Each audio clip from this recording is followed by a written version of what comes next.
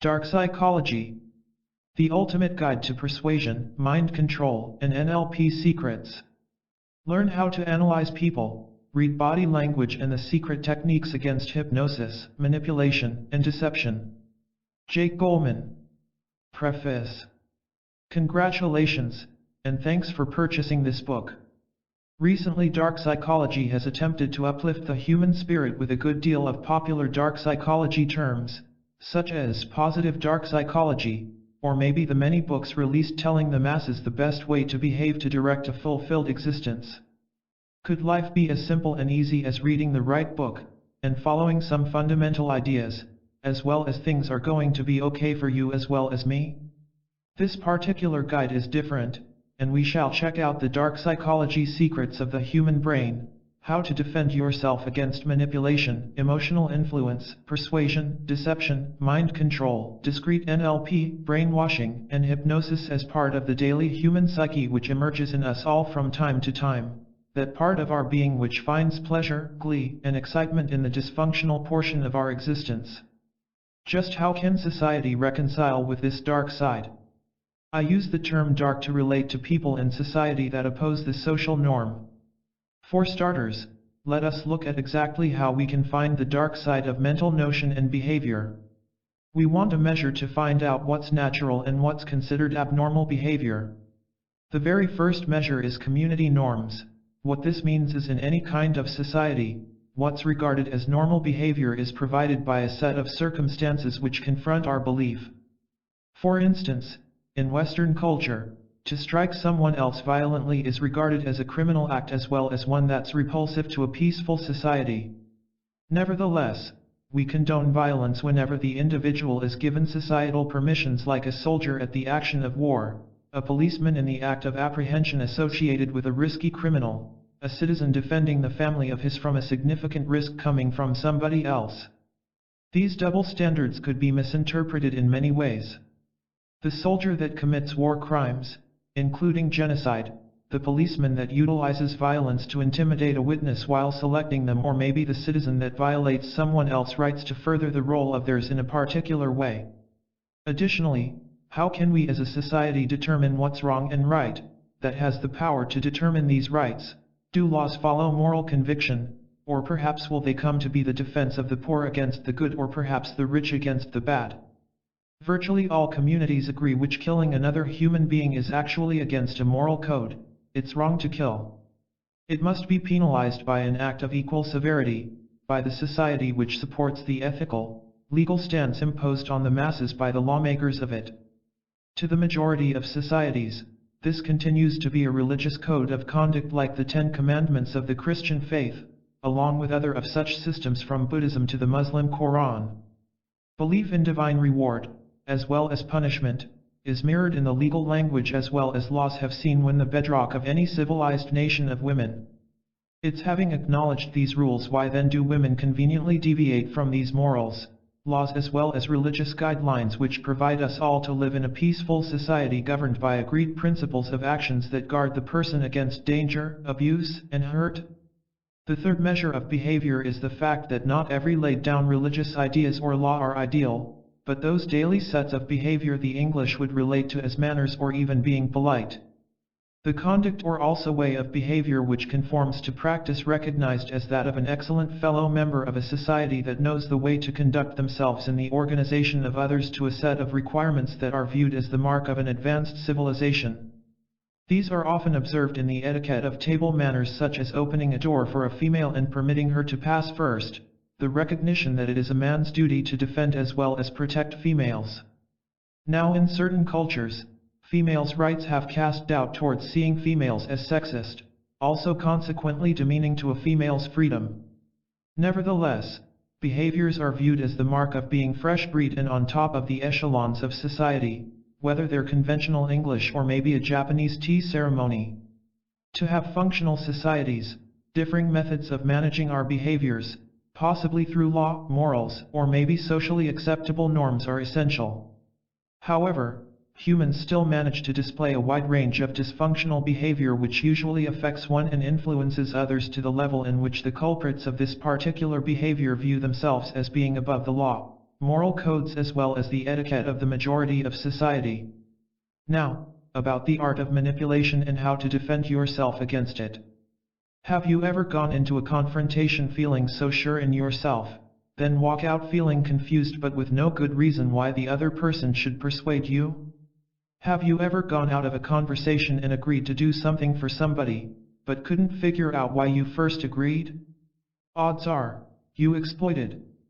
Whether you were playing on your emotions or using persuasive words, you were brought to believe in or act on something you initially were not entirely agreeable with. Before you started the conversation, you could be totally convinced and so sure of yourself, but midway, you found yourself losing words, confused, frazzled, and disoriented. Manipulation may feel like you are being manipulated, and leave your abilities in doubt. Being continually manipulated will leave you angry, demoralized, and sad and wonder how you have not seen this coming. Nevertheless, could you have prevented it, if you knew how to analyze the signs that indicate that somebody might not be good?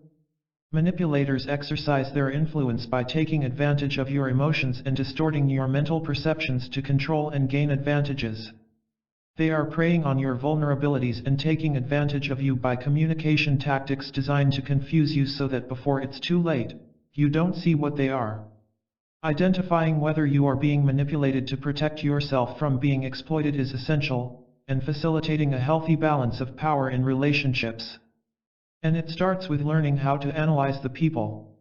Another way of telling if you are being fooled is through body language. The sturdy, non-speakable, and subtle signs that speak volumes when you know what to look for. Through observing the transmitted movements, postures, and facial expressions, one can recognize and understand the full meaning of what someone is trying to say or not. Learning how to evaluate someone will produce some exciting discoveries, and more importantly, open your eyes to the signs that you can be taking advantage of so that you can take action to avoid or entirely stop the advances. There are fantastic tips and detailed chapters that can help you manage dark psychology traits and also defend yourself against manipulators. Can I be a victim of manipulation? You could be if you missed out on the signs that were signaling when someone was trying to take advantage of you. There's a lot of reasons people try to manipulate others. People exploit most of the time to get the most out of this relationship. Whether it's through wordplay, body language, or pulling emotional heartstrings, manipulators work to control and force others to do things for them. The act of deception can sometimes happen right in front of us, and we don't even know it. Why? For what? Because we miss the signs, signals, and signs of the body language that indicate that this person may have more than the eye can meet. We've all been guilty of manipulation in one way or another. And we were the target of the underhanded tactics of a manipulator. But what if there has been a way of analyzing the intentions of a person based on body language? Many things create manipulation. Convincing words, body language, and tone of voice are all channels for deceptive messages to be transmitted or communicated. But does manipulation do harm? Or is it the case that a little harmless persuasion is not going to hurt anyone? Why is manipulation wrong, and what if it is manipulated for the good of the one? How to examine people can guide you through what manipulation means, and delve into the human mind's dark psychology. Learn how to analyze and figure out body language quickly and quickly give yourself the upper hand. Call someone's bluff and evaluate better the relationships and circumstances you are in, and most importantly, learn to separate manipulation from persuasion. Looking for a better understanding of the human mind's dark psychology, and how to identify the subtle signals of body language around you. This book has all the answers you're looking for. If you are ready, then let's get started. Introduction. It is hard to think of psychology as dark. Most people want to believe they are good people, which means they wouldn't have a dark side to their minds. They aspire to bring good into the world, they forget their darkest feelings and conceal their dark secrets. Unfortunately, we can't just put those dark feelings aside for too long. It's similar to bottling up negative emotions, pushing your dark thoughts deep into your mind. Eventually, both explode. You can find yourself losing control when you erupt with emotions in the form of crying, yelling, or having a mental breakdown. It's more subtle when the dark side explodes. Most people don't even know they were letting loose their dark side. Some people are still aware of their dark side and are using techniques such as deception to satisfy their dark needs. A person doing this could be deemed narcissistic. Have we got a dark side? No matter how hard we try to deny it, or how much we try to conceal it, there's a dark side we all have. Sometimes, you know your dark side and let it come out in the clothes you wear, the makeup you put on, how you treat people, or how you isolate yourself from society. Often, with what you say or do, you don't know the dark side is coming out. You should know that it does not mean you are a terrible person just because you have a dark side. It doesn't mean you want to hurt somebody or you don't think that people are evil. There are plenty of social and cultural myths about having a dark side entails. Most of these stereotypes come from people categorized as bad by people who commit crimes, narcissists, Satanists, and others. There are positive aspects that can come from the dark side of a person. They might find, for example, that they love horror movies, which give them lots of adrenaline. It is something that helps them stay motivated and relaxed throughout their day. Seeing the dark side brighten during Halloween is always enjoyable. Those who have a dark side and love this trip will make some of the best haunted houses, or labyrinths you'll be going through. It's also good to have a dark side when you like being afraid. Your dark side becomes an issue if you wish to physically, mentally, or emotionally harm someone. If you try to manipulate their minds through coercive means to better your life, it becomes a problem. You don't care what it does to them, because other people don't generally care about you.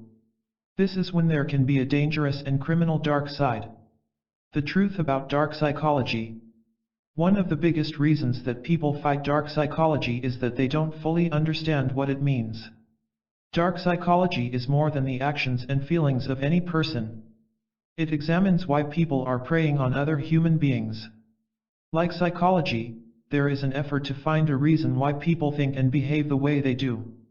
For dark psychology, the main distinction being that it focuses on whether a person would deliberately hurt another human or animal.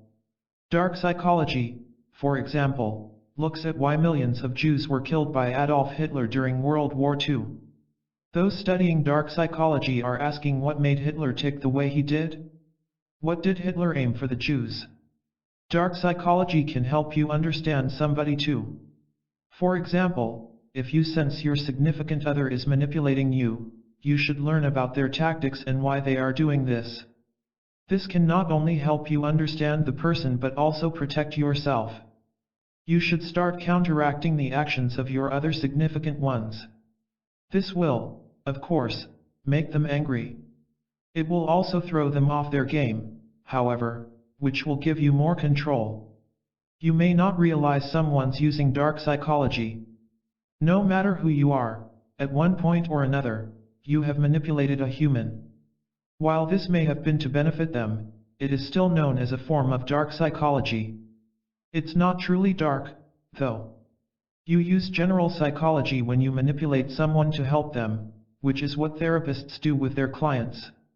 Even though some of the tactics might be dark, this is not considered by many to be a significant form of dark psychology. Before you start looking into the dark psychology, it is always important to distinguish between bad and good psychology.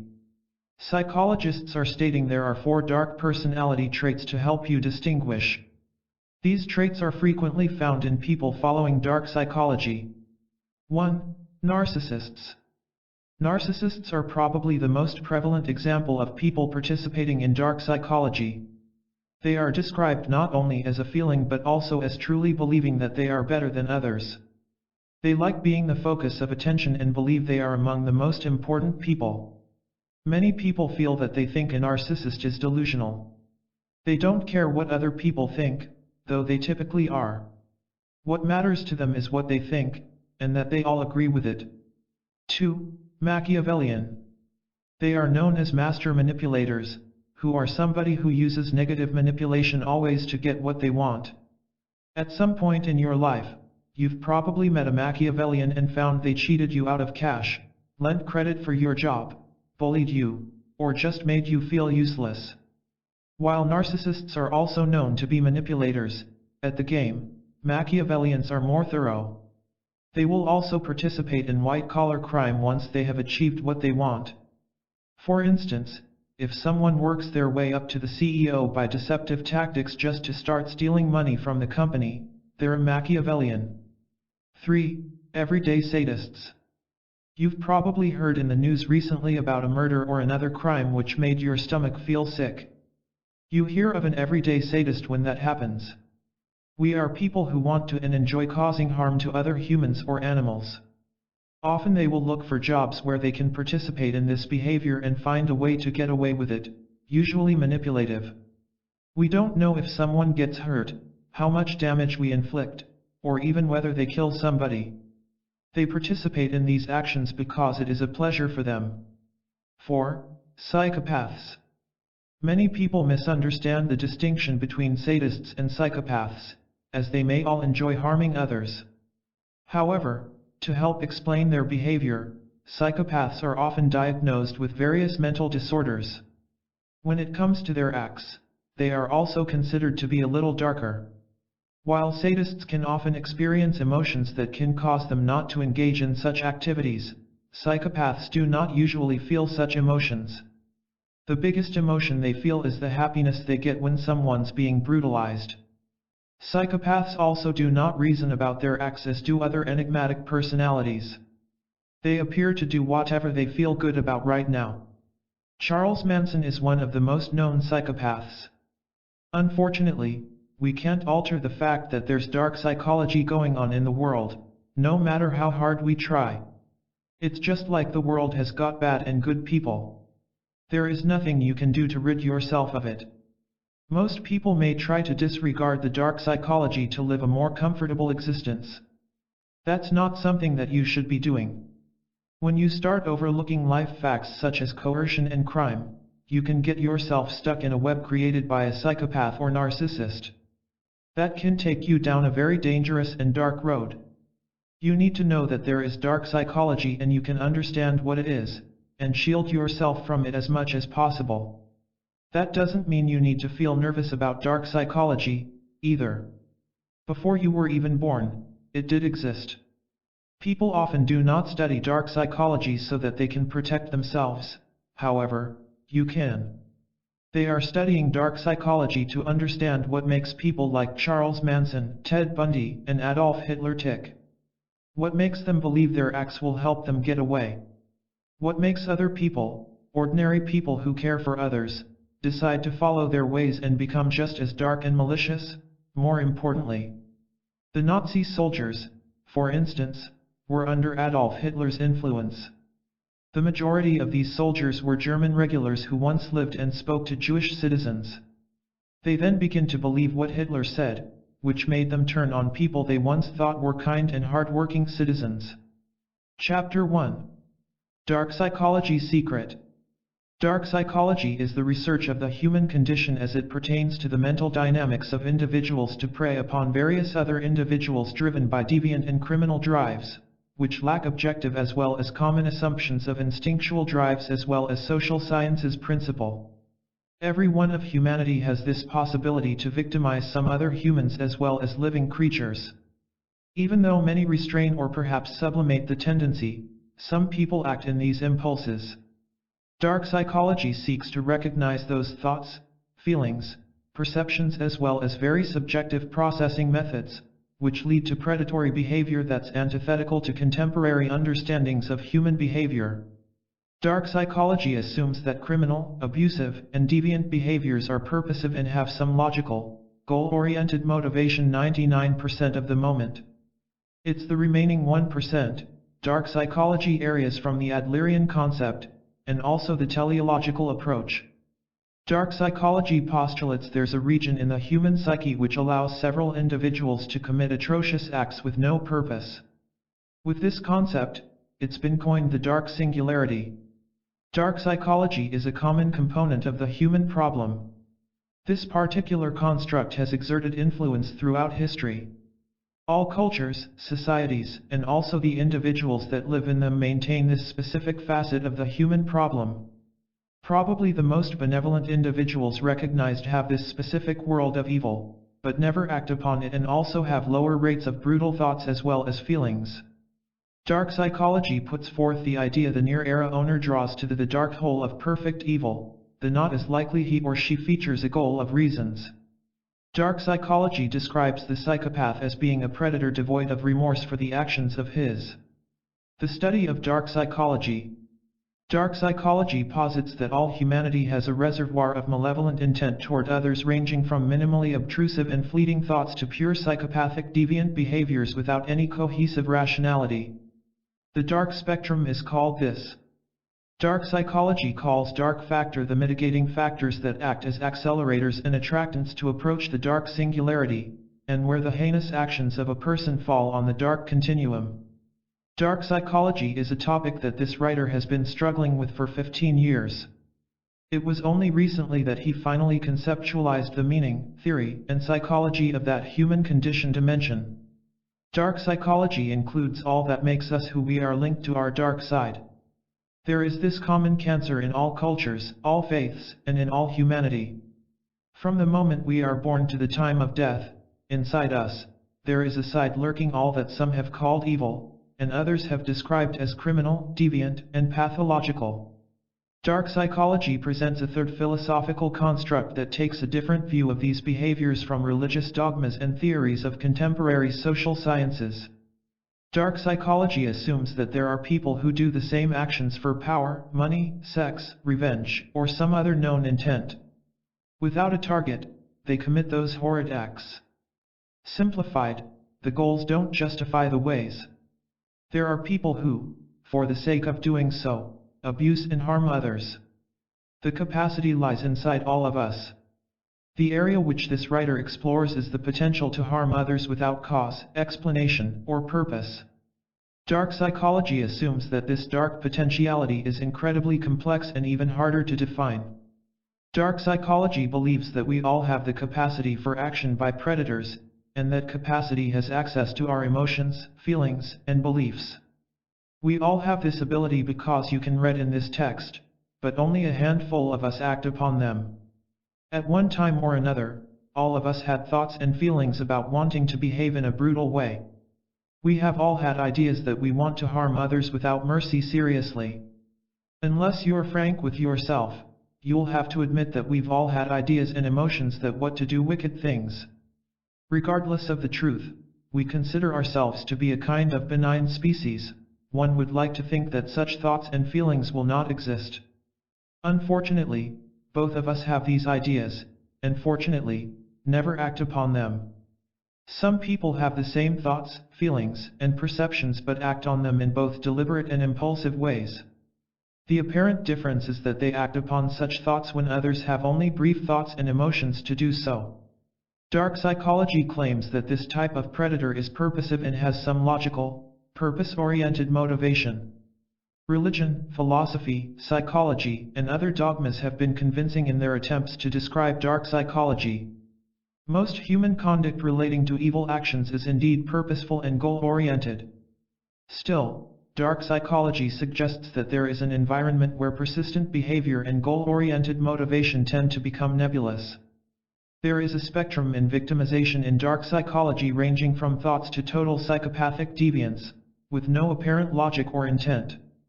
This spectrum, dark spectrum, allows the dark psychology theory to be conceptualized.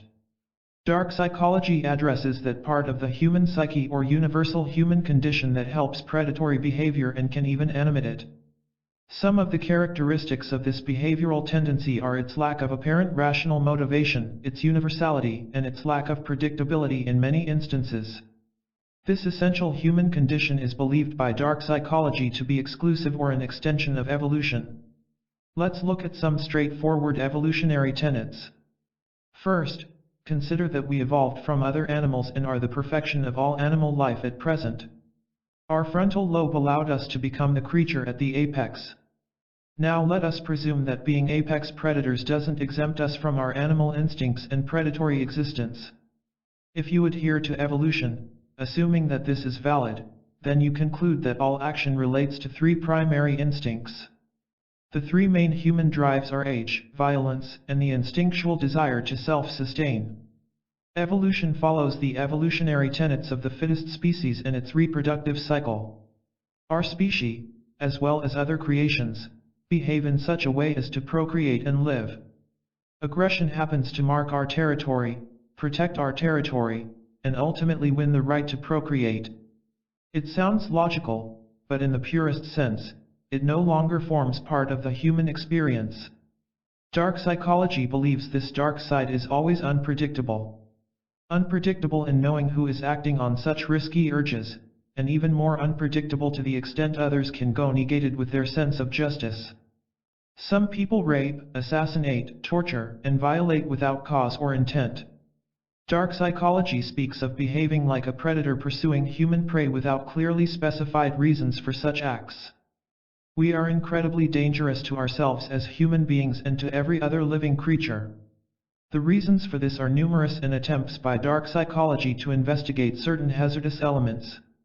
The more readers can imagine dark psychology, the more prepared they are to have their chances of human predators being victimized. It is necessary to have at least a minimum understanding of the dark psychology before continuing. As you continue expanding this construct through future manuscripts, this writer will go into detail on the most important concepts. 6 concepts are then required to understand dark psychology fully and as follows. 1. Dark psychology is a part of the human experience as a whole. This construct has exerted historical influence. All cultures, societies, and the people that reside in them preserve this facet of the human condition. Known to the most benevolent people, they have this realm of evil, but never act upon it and have lower rates of violent feelings and thoughts.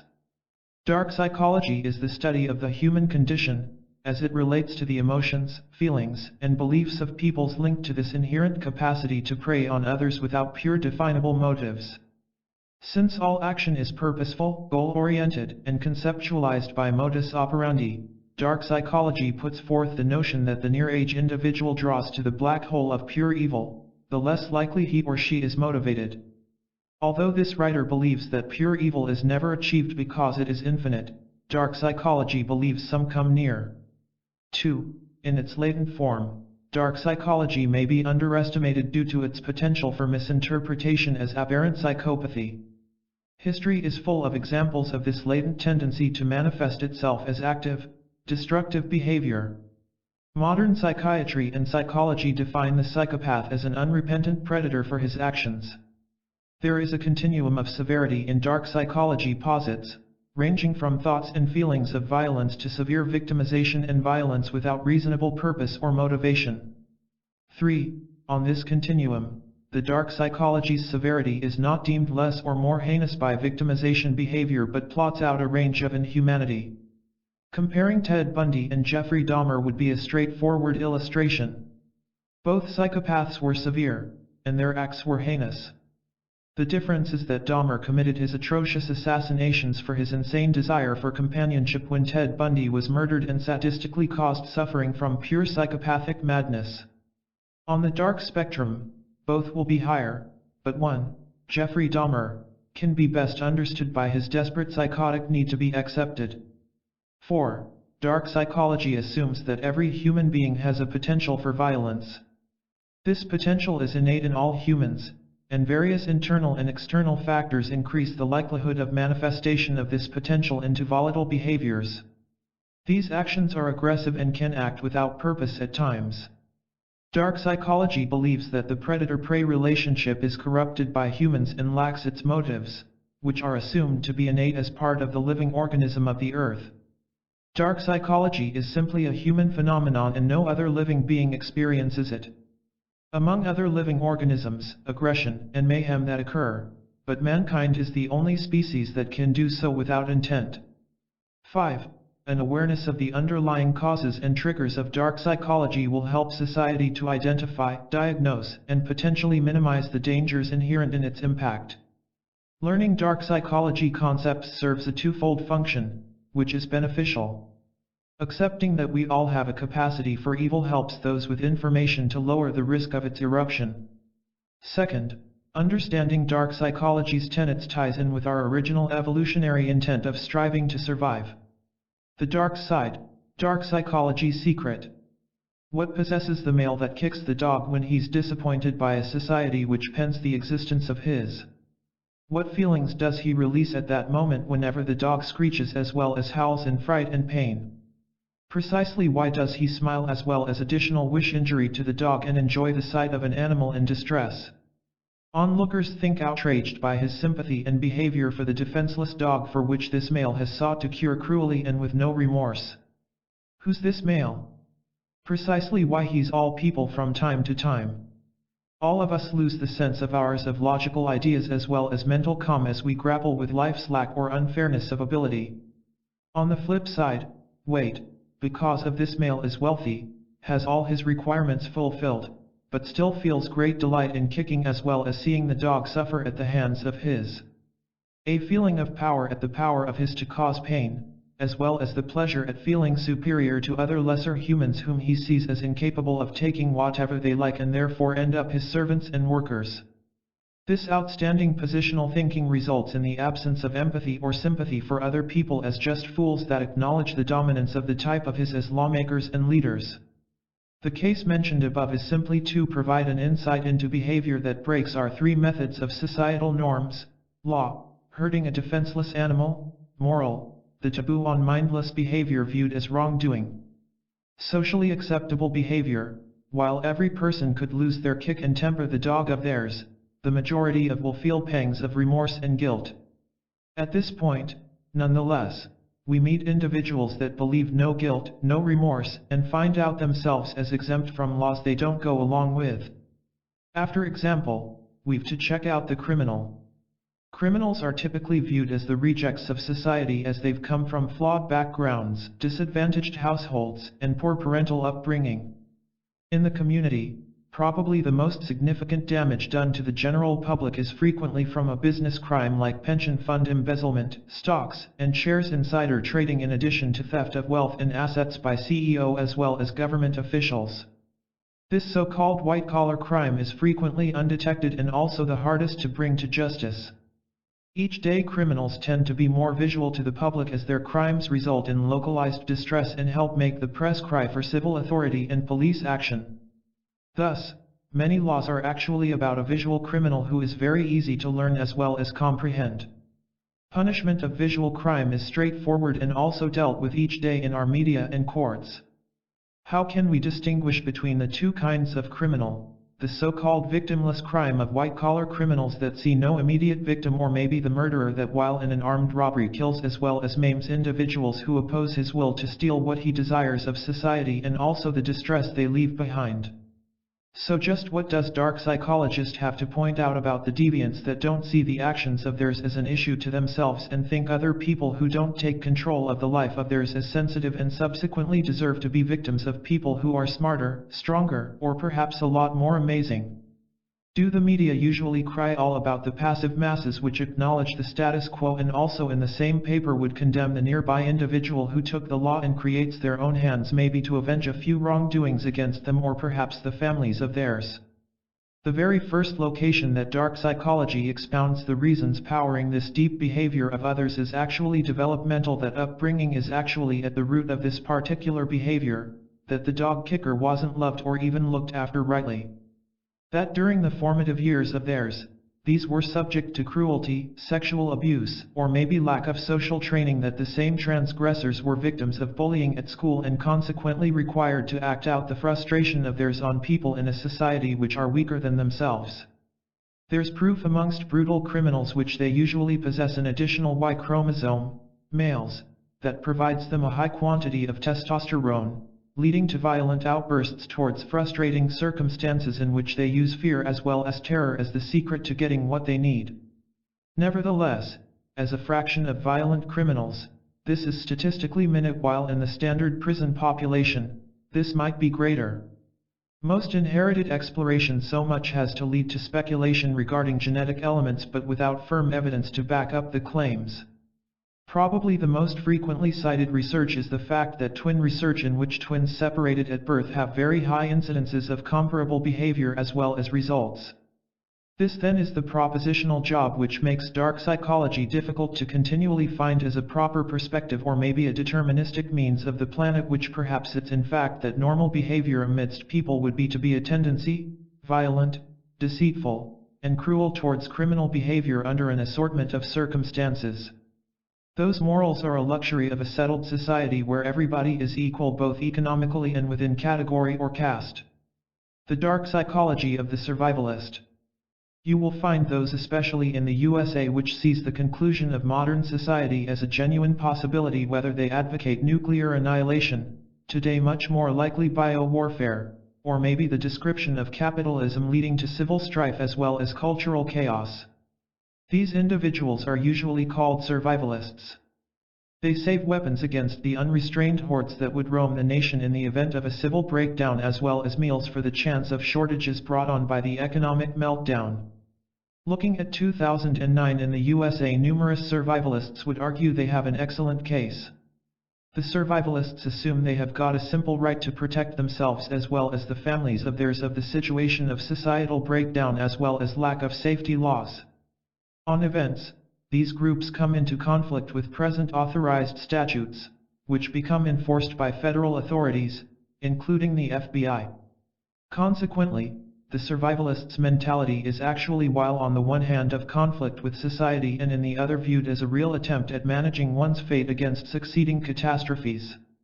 After all, insurance companies survive only on that premise by itself, and ironically will be the first never to endure an economic breakdown of capitalism, as seen by the failure of many banks between 2008 and 2009 across the globe. Today the most favored films at the box office are disaster movies, those where flood, sun flares, biowarfare, other catastrophes, and alien invasion result in the interpersonal breakdown of society. The heroes of the films are usually the ingenious survivalists that, through violence, protect the kin of theirs from all comers. Precisely why does the public find these individuals as appealing, as heroes, and still the actual survivalists are vilified as public enemies of the status quo? Judging by the good results of these films, everyday individuals recognize that the description of modern society is something which could happen, or perhaps is whether the reality is inevitable, so that they seem to these films as a kind of optimism for another future which can come around by the demise of the daily world of theirs. Dark psychology as evolution. For human history, all individuals began as survivalists, as hunter-gatherers roaming the land, searching for readily available animals for warmth and food. As time goes by, we come across these societies settle into agricultural settlements that create leaders, laws, and rules, moral code. As they create as well as expand, these settled societies create a religion, music, and art to compensate for a small presence within the constrictions of the real society they've created. From these beginnings, land and rightly start to become essential. The possession of products plus chattels becomes crucial to development. As time goes by, these settlements become cities, towns, and villages, which ultimately create nations with boundaries. Survival becomes right now the team and not the person, as was humans' instincts from the outset of time. Nevertheless, eventually, these societies fade as well as crumble away. Most people fail as they develop into empires that dominate the poor with an addition of their religions and laws. Nevertheless, something history teaches us all is the fact that societies do disappear for all kinds of reasons. Greek, Roman, Egyptian in the ancient world, as well as British, French, Japanese, and German empires in the contemporary world. Most of those societies had the one thing in typical: they didn't envisage the demise of theirs. Nowadays, an American and European couldn't picture the fall of the USA or the EEC, however. These latest contemporary empires have the Achilles heel of theirs, capitalism. Even though Karl Marx discovered the evils of capitalism and its eventual disaster, he couldn't have seen just how it gripped the contemporary world to such a place that wars over gas and oil would rule the 21st century. The majority of the failures could be attributed to mismanagement, though it was a loss of confidence in the monetary system by ordinary people who caused a rush on failure and funds to service crippling debt through little return and high interest rates on investments. When individuals panic, they go into survival mode, they take care of themselves initially. Dark psychology of fear. Exactly why the mental perception of any risk causes organism effect. The solution is actually in human anatomy, more precisely, in the causes of pain appearing. Is mental pain much like an actual one? Exactly how pain occurs. With physical pain, all is pretty sharp. We don't take into account natural motor reflexes that are carried out under the command of the spinal cord. Exactly how mental pain takes place. The organism of ours has some element as self-regulation of all the physiological processes, quite merely, brain responses on the shift in the chemical processes in the body. Most likely, under the influence of feelings of the organism happens some sort of change, for instance, in blood composition, then it's transmitted to the brain, and once again the resulting impulse from the human brain is actually transmitted to one of the organs, and hence pain takes place. Allow it to call the mental root cause of the soreness. At this point, we ought to comprehend precisely how emotions impact the shape of the organism. It's essential to recognize the complex business both of the central nervous system and mentality. For that purpose, there's a demand for a specialist. For instance, if you worry about the darkness, you are afflicted by heartache, woodiness for blossom, the distress of the throat. You feel as someone stops the breath of yours. Right here, you worry, not darkness itself but a factor that could stand in the darkness. It's based on received info about it throughout the daily life of yours. You worry that something can play the devil along with you. A bit of kid never fears darkness until he was told what could be in it. Allow it to call mindful fear.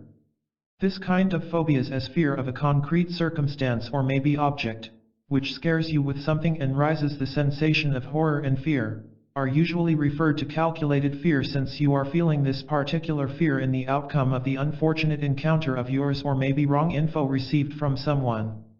What are the dynamics of this fear? Just how does this fear happen? Which food do I think? Lack of confidence, embarrassment, dejection, inactivity, anxiety, blame, injury, consternation, pressure, panic. You believe issues in the blossom of yours. Breathing difficulty. Cold sweat. These physical and psychological sensations in the body of yours.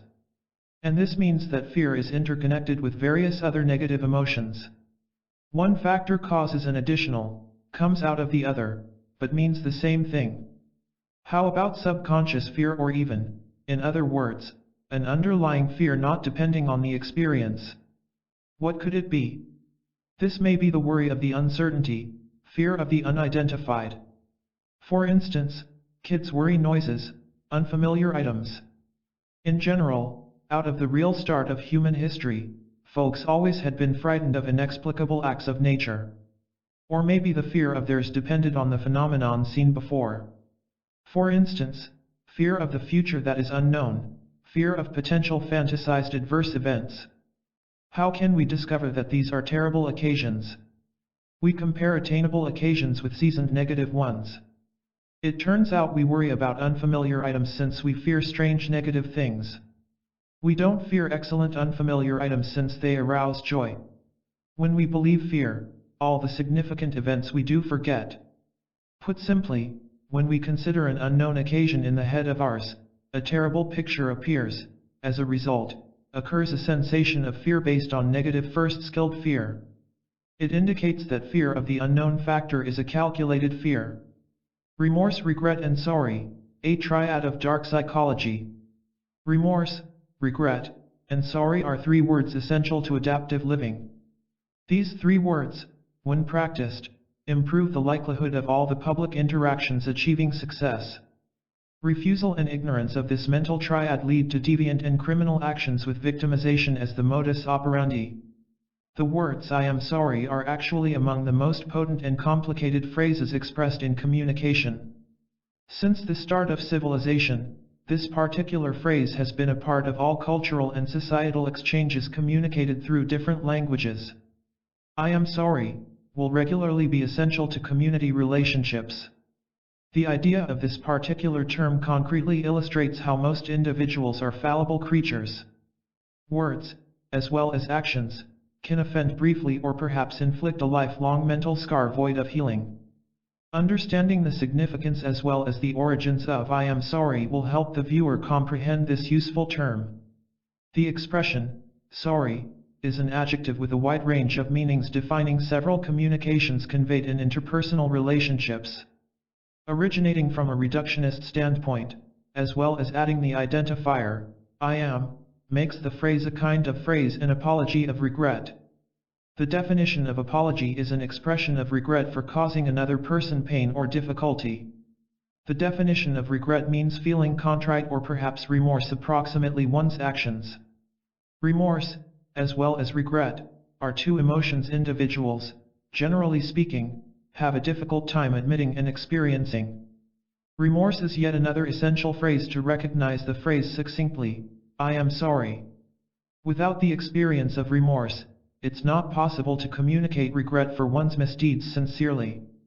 Remorse is described as a feeling of sincere regret as well as guilt for leading to someone's damage. Based on the damage committed, the severity of remorse can range from subtle to terrible.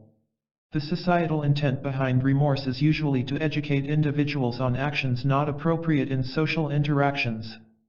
Without having the experience of remorse, individuals cannot find out to change their actions, leading to a far more conducive way of life.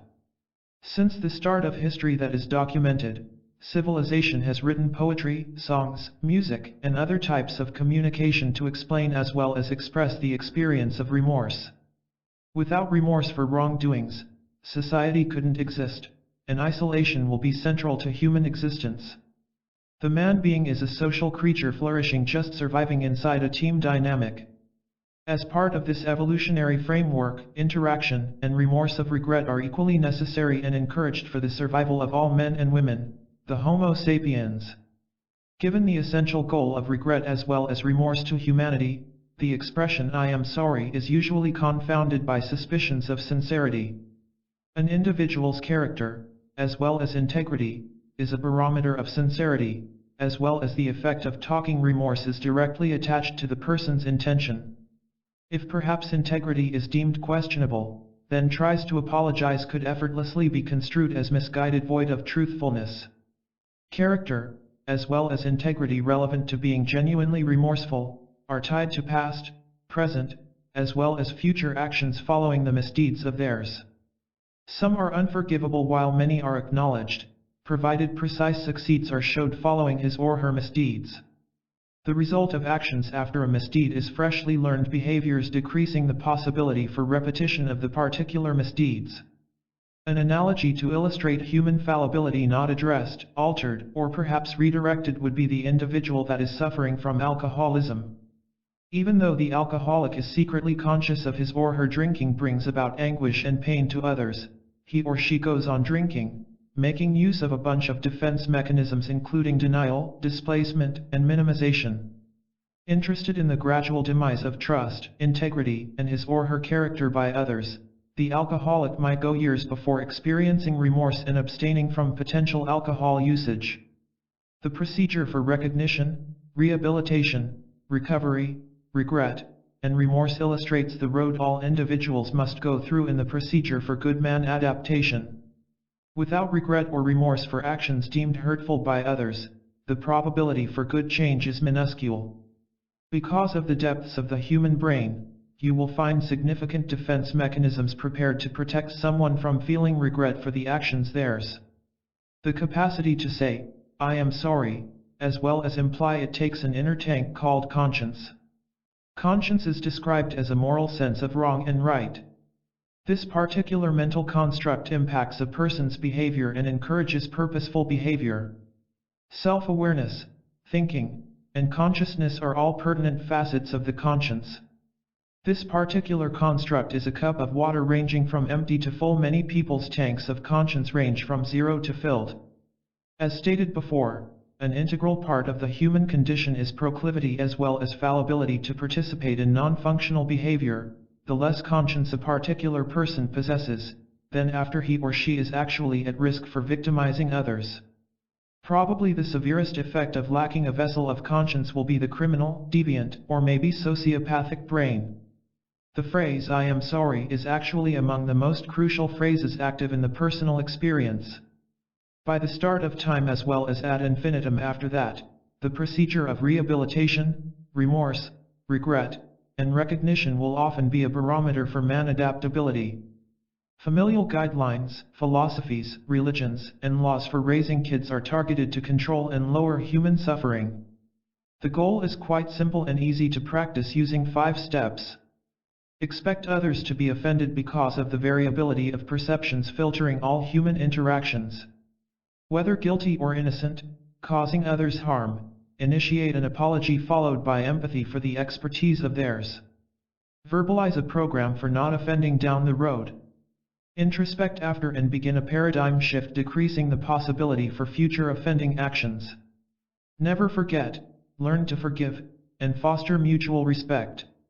What if you need out? The bottom line is that using any of those negative tactics of dark psychology in a relationship is a form of abuse. Suppose you are being manipulated or psychologically influenced to the extent where you have to find a way out of the relationship physically, emotionally, or psychologically.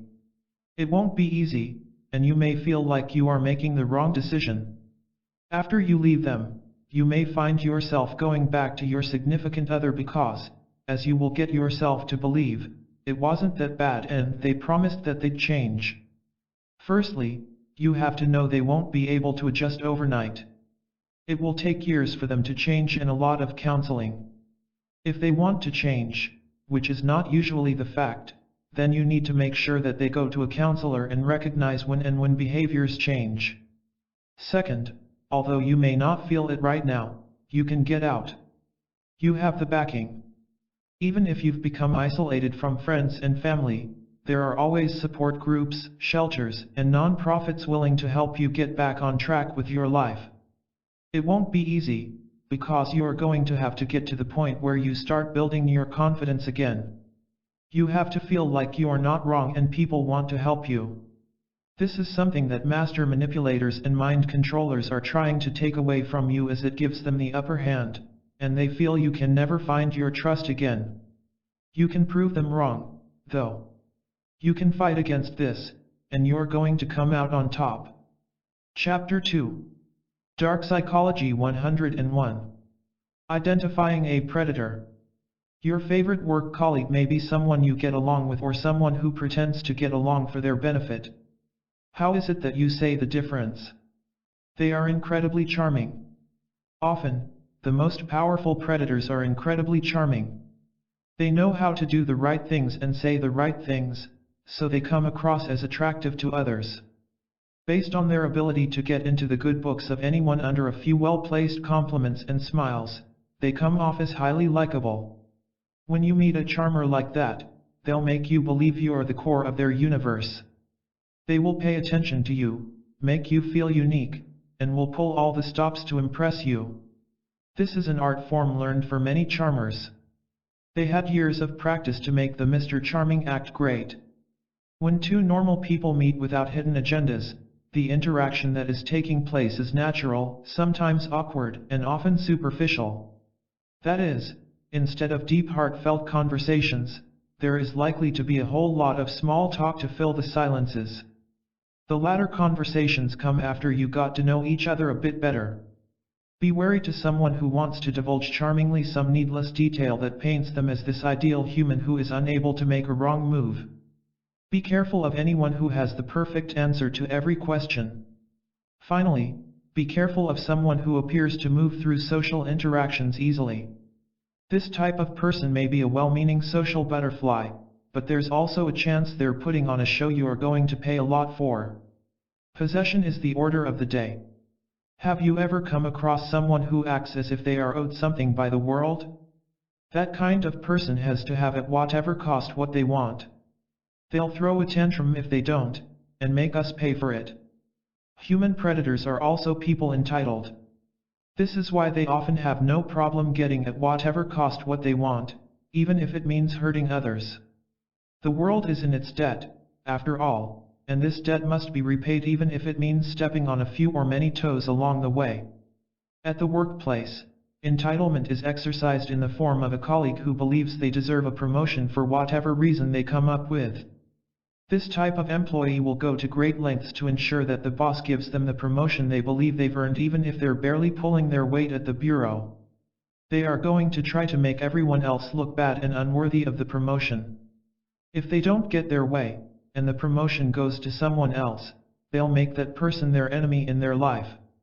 How could that person take their promotion off after all? It'll never happen to this entitled employee that they'll probably have to work harder to raise ranks. They enjoy managing. Most people like to have some control over certain aspects of their life. Wanting to be able to call the shots is normal, within reasonable bounds. The issue begins when a single person thinks they need to call the shots in their lives and the lives of others. Most manipulators are freaks of science. Some of them have subtle ways to express that control, while others can't be bothered to make it less obvious. If in your life you've got a control freak, you probably already know it. Power freaks are also impossible to ignore due to their tendency to get interested in just about anything and everything. Control freaks at the workplace have a very difficult time delegating to others, even when they need to. They want to run every show because they know it's theirs to reap the reward. The inability to admit when they are wrong is another sign of a control freak. Human beings are prone to error, and accepting you are wrong requires a certain level of grace. This is something of a grace that most freaks of control lack. One reason people who love being in control find it difficult to admit error is because they see it as an admission to being weak, which contradicts their idealized self-image that they are better than anyone else. If you are ever involved in a control freak debate, don't expect to win. They always win in any battle that involves a control freak. If they don't win, the winner will become the newest enemy to be defeated, whatever may come. Control freaks tend to nitpick anything and everyone else, measuring them by the superior expectations they set for themselves. A control freak will have an opinion under the sun about anything, even if that opinion is uncalled for or even unsolicited. Their criticism is harsh and frequently makes others feel worse. This is a way for them to take control. If you make someone feel insecure and low, you have a greater chance of getting them to meet your demands, whatever they may be. Control freak is not, as you might have guessed, the official psychological term for those individuals. Rather, this is a term used in informal circles to describe whoever has an obsessive desire to get others to comply with it or to control others. While the need for manipulative power over others motivates this unnatural need for control, there are several root causes for this sort of behavior. Freaks of control also have personality disorders, which cause them to act as they do. A personality disorder is characterized as a behavior pattern that deviates from what is considered natural behavior.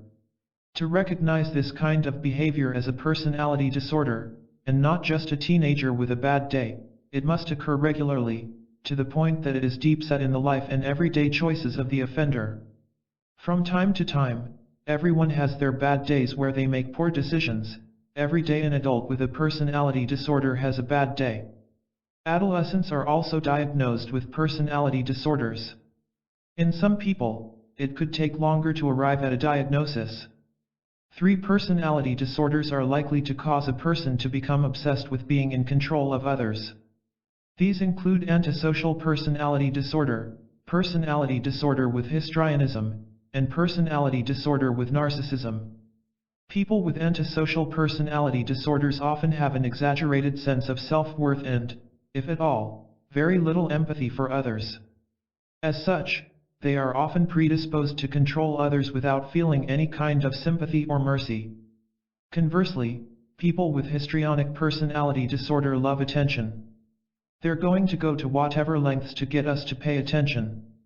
They have to be in full control of the show even if it means lying to get this kind of attention about everything in their lives. Attention is the means to and the result of their control over others. In short, it's a song they can dance to forever. Narcissists love control because they believe that they are better than anyone else and that they have the right to control that. There's just no way a narcissist can get your way. If you're engaging with a narcissist, whether at work or in a personal relationship, the only answer that you'll ever be able to say is yes.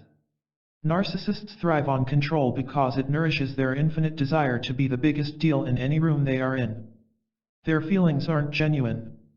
Have you ever met someone who seemed very sweet and generous, but you were told by your instincts not to trust them? It's probably because your sixth sense could detect that it wasn't all that kindness and generosity. While the heart and mind can be fooled, the sixth sense is almost always able to pick out the truth from the lies. Human predators know that relationships are beneficial to certain emotions and behaviors. They know children are well liked, and they take generosity to mean a person is good at heart. Predators won't care much about kindness but will go to great lengths to paint the image of perfection they require. They'll show up with home-baked cookies for community gatherings. They will get the biggest check at charity events. They always get the brightest, warmest smiles. On the surface they will be the image of friendliness and hospitality in the neighborhood. That's why when they want to unveil their other hand, they still catch people unaware, the one that isn't as sweet and not as compassionate. Take a pinch of salt with you when dealing with someone who is going to great lengths to show they are a very good guy. Beware of what your gut is saying about this guy. You may be fooled by your ears and eyes, but the inner voice of reason will always have your back. They like being the victims. One of the easiest ways to divert attention from your misdeeds is to turn the spotlight on the wrongdoings of another person. Human predators perfected the art of the victim game. It allows them sufficient time to victimize another person while distracting everyone else. A person playing the victim will never make an apology for anything they do. If they are late, it's because someone else sent the invitation to the wrong meeting. If they lied, it is because their partner aren't paying enough attention to them. If they hit another person, it is because they were made so mad by that person that it drove them to violence. It is always a story or something else. The truth of the matter is the predator, never being the victim. They cannot also be the victim. After all, their lives and those of others have been orchestrated to suit their interests. But predators are also mindful that people want to feel bad for victims.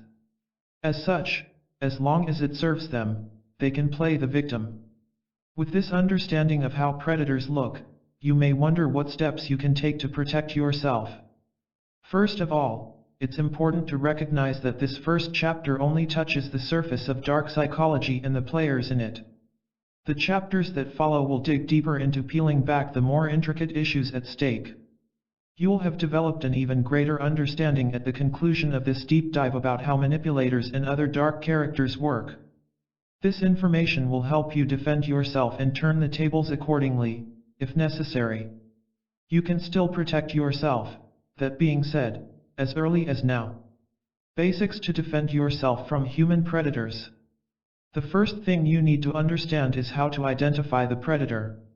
Two psychologists would later invent a name for this concept by the names of Paulhus and Williams in 2002, the dark triad.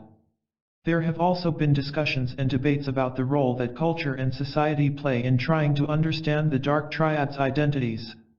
To put it plainly, behavioral scientists, psychologists, and scholars were keen to understand whether the dark triad persons were born or bred. Are we born evil and cynical, or are we becoming so because of the things we grow up to be exposed to? It has been noted that the dark triad has a significant genetic component to it according to numerous works done. The predator uses to conceal from you their real self. This, in the form of excessive gifts or forced affection, could be fake kindness and generosity. Watch out for anyone who finds himself too perfect. A wise person once said you should think twice if the deal is too good. If a person is found to be perfect and flawless, it is probably because they wear a mask. Once that mask comes off, you're going to be in a lot of trouble. Second, know yourself in and out, so that you will never be blinded by another person. Everyone has spots that are vulnerable. If you do not know where your blind spots are, human predators will be open season. Predators are like sharks, one drop of blood, and they're like white on rice all over you. Get to know where you are bleeding from and keep this knowledge hidden far away inside of you until you are 100% certain that this information can be trusted to a person. The third way of protecting yourself from predators is to use the time to your advantage. According to World Bank statistics, the average life expectancy in the US in 2018 was 78, while that figure in Canada was 80. That means you have a very good chance of living past the age of 70 if you live in either of those places. So why is everybody so hurried about? Unfortunately, we're living in a world where everyone is in a rush to do something or go somewhere. In the midst of all this hurry, predators are preying on the desperate ones to catch up. If you hurry through things, you'll look back and think about all the mistakes you've made that you should have prevented. Use the time to your advantage when it comes to knowing someone, or understanding an investment. Predators like to inculcate fear in their prey by making them think they run out of time. You just don't run out of time. Time is with you. Use these wisely. If you pause to reflect every time you are faced with a decision, you'll find yourself making far better choices and avoiding the numerous traps that the predators around you have laid for you. Chapter 3. A deep dive into the dark triad. There is a phenomenon in the field of psychology, which is called the dark triad. The mysterious triad is a collection of three characteristics of personality, namely narcissism, Machiavellianism, and psychopathy. This set of three is called dark due to the typical malignant behaviors associated with those traits. The dark triad's dramatic contrast is the light triad, which is a topic and discussion for another book in itself. While the three traits stated on the dark triad in their own studies are distinct, it is shown that they often overlap in reality. What this means is that with blurred boundaries, a person who scores highly on the dark triad test will likely have all these traits present. It might be hard to tell, for example, where narcissism stops and where psychopathy begins. Discussions about the dark triad concept were initially begun in 1998 by three psychology experts who argued that narcissism, Machiavellianism, and psychopathy occurred overlappingly in normal samples. Two psychologists would later invent a name for this concept by the names of Paulhus and Williams in 2002, the dark triad. There have also been discussions and debates about the role that culture and society play in trying to understand the dark triad's identities. To put it plainly, behavioral scientists, psychologists, and scholars were keen to understand whether the dark triad persons were born or bred. Are we born evil and cynical, or are we becoming so because of the things we grow up to be exposed to? It has been stated that the dark triad has a significant genetic component to it according to numerous works done. That is, some born with a predisposition to the dark traits of the triad. However, in terms of heritability, narcissism and psychopathy rank higher than Machiavellianism. That is when compared to a parent who ranks high on the Machiavellian scale, a psychopathic parent is more likely to transfer the trait to their offsprings. The dark triadic traits have been shown to be well represented in top-level management in the news, which may not be very pleasant to anyone who is employed. As the components of the dark triad are unpackaged in the parts below, it should become clear why this representation could be so. After all, very few CEOs, if any, arrived by playing nice to where they are. The dark triad to unravel, narcissism. A story is told in Greek mythology about a young man named Narcissus. Narcissus was a hunter renowned for his striking, good looks. Narcissus did not have the time of day for them despite the adoration he received from his admirers and even pushed some to take their own lives to prove their love.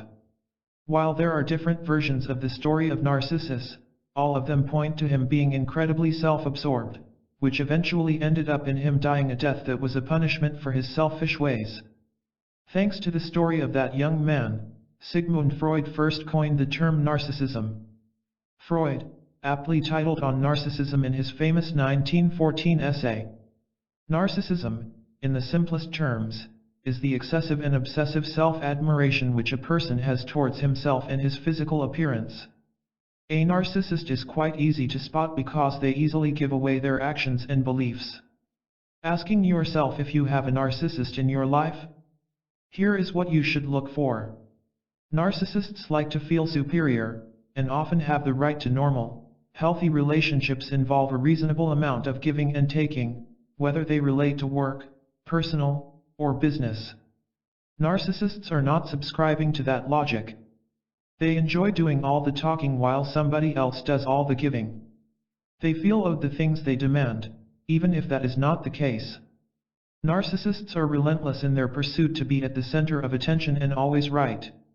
A narcissist would never take responsibility for the job for everything that goes wrong inside a team. Whenever a problem arises, the narcissist will deflect the blame from itself and place it on a different party. They believe themselves, after all, to be superior and unable to commit wrongdoing. If you're a narcissist dating, they're going to try and do it all about themselves. You have to eat whatever they want, do the things they want, and hang on to your life to make them happy. They're going to have no trouble doing all the things that ordinary people would frown upon because they're really doing you a favor in their minds by dating you. If you find these signs of extreme self-centeredness in an individual, you'll probably be dealing with a narcissist. Narcissists are often perfectionists. Faults and imperfections are a normal part of life for many. If a party isn't going exactly as expected, most people have no trouble sitting back and enjoying it all the same. For narcissists, that is not so. If anything isn't ideal for a narcissist, then it doesn't count. Narcissists seek perfection in everything they do because they believe they are flawless and therefore deserve the only perfection. If you're dating a narcissist, they're going to ask you for perfection as well as your dress, the way you speak, the kind of friends you have, the neighborhood you stay in, and just about everything. It'll be an ever-ending conquest you'll most likely lose. Seeing that perfection is often so difficult to get through in daily life, narcissists often end up miserable and frustrated. Narcissists have an unflagging desire for dominance. When called upon, it is important always to be ready to take charge. This is a hallmark of great leaders. It helps to have a healthy sense of control over diverse aspects of your own life. You can't drift through life here and there with no sense of purpose or direction, after all. However, for narcissists, the need for control is more visceral. They have to be in control whatever may happen. Remember their considerable need for perfection? Well, narcissists feel they need to be in control so they can attain this perfection. They actually cannot have faith that other lesser beings will be in charge, because then they will screw up everything. A narcissistic partner will want to dictate what kind of friends you can have, whether or not you should have a job, whether or not your friends can come to your home, and just about every detail in your life. You may find that, at the beginning of a relationship with a narcissist, you mistake this need for control for undying love and devotion. But you will begin to feel mistrusted and suffocated later on, and that will mark the beginning of the end. Narcissists in the workplace love to manage every aspect of the work of their employees. A narcissistic supervisor won't give his juniors any room to breathe and will do all they can to make sure he's the one calling all the shots. Narcissists don't sense boundaries. Your boundaries are those guidelines you have set to determine how your personal interactions are going to proceed. Boundaries establish what is acceptable in your life and not acceptable. Boundaries are second nature to many. Most people, for example, will not take insults while they lie down. It's simply not acceptable to disrespect them in this way. Normal people are capable of recognizing limits in their daily lives. On the other hand, the narcissists have no time for such frivolities. A narcissist will have no problem intruding into your personal space because they believe they are entitled to be present. Because they believe these rules do not apply to them, they get a high from flouting social norms and rules, and nobody can do anything about it since they are superior to everyone else anyway. How do others control narcissists? Now that you can recognize a narcissist, you are likely wondering what the narcissist is doing to control you in your life. A narcissist's traits discussed in the previous section seem to be fairly easy to notice. How hard can it be to remember, after all, that someone is trying to manipulate you? The response is, it can be very difficult, particularly when this person disguises their acts as just looking for you. Most narcissists are usually very smart and can blend in their daily lives without calling attention to themselves. They can also be very talented and imaginative, and the beauty that attracts you to them will generally be that. When you're out there looking for a narcissist-shaped monster, you might not be looking for that talented and super creative friend who's always having a solution to everything. And yet, she might be the one narcissist in your life who only cares about winning irrespective of who gets hurt along the way. Narcissists are also very keen liars, in addition to using their aforementioned characteristics to the best of their ability. Narcissists quickly master the art of deception in its various forms in a bid to be the star of the series. Deception is the way the narcissist throws you off reality, so they stay in control. In any case, they also live in a changed reality where they are perfect, and everybody else is inferior to them. Hence, deception is also a way for them to loop you into this endless narrative where they are the principal character. The dark triad to unpack: Machiavellianism. Niccolò Machiavelli, sometimes referred to as the founder of modern political science, was a Renaissance-era Italian who wore lots of hats. Machiavelli was amongst others a politician, historian, humanist, poet, author, and diplomat. Machiavelli composed his most famous book, The Prince, in 1513. Machiavelli, in this book, described and endorsed the use of unscrupulous means for gaining and maintaining political power. The term Machiavellianism arose from this work and its endorsements, which was used to refer to the kind of political leaders and tactics Machiavelli described in his book. This term was later borrowed from psychology experts to describe a personality trait characterized by a lack of emotion and a desire to achieve at the expense of others, be it through deceit, manipulation, or the flouting of common rules of decency and morality. A person who exhibits Machiavellianism is, in the simplest terms, willing to do just about anything if it means winning. Machiavelli is the reason why the ending phrase explains the means that exist.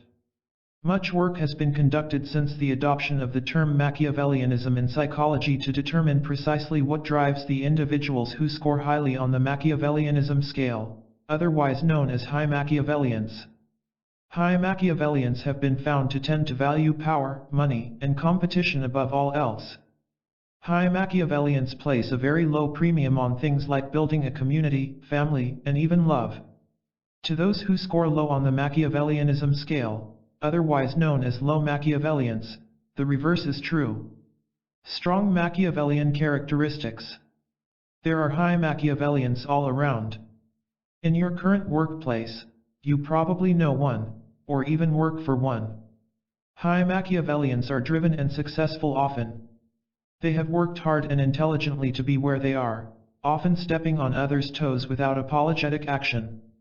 If you know someone who is very successful and that everyone around you seems to fear, then you will probably be dealing with a high Machiavellian. So, what exactly distinguishes an individual who scores highly on the scale of Machiavellianism?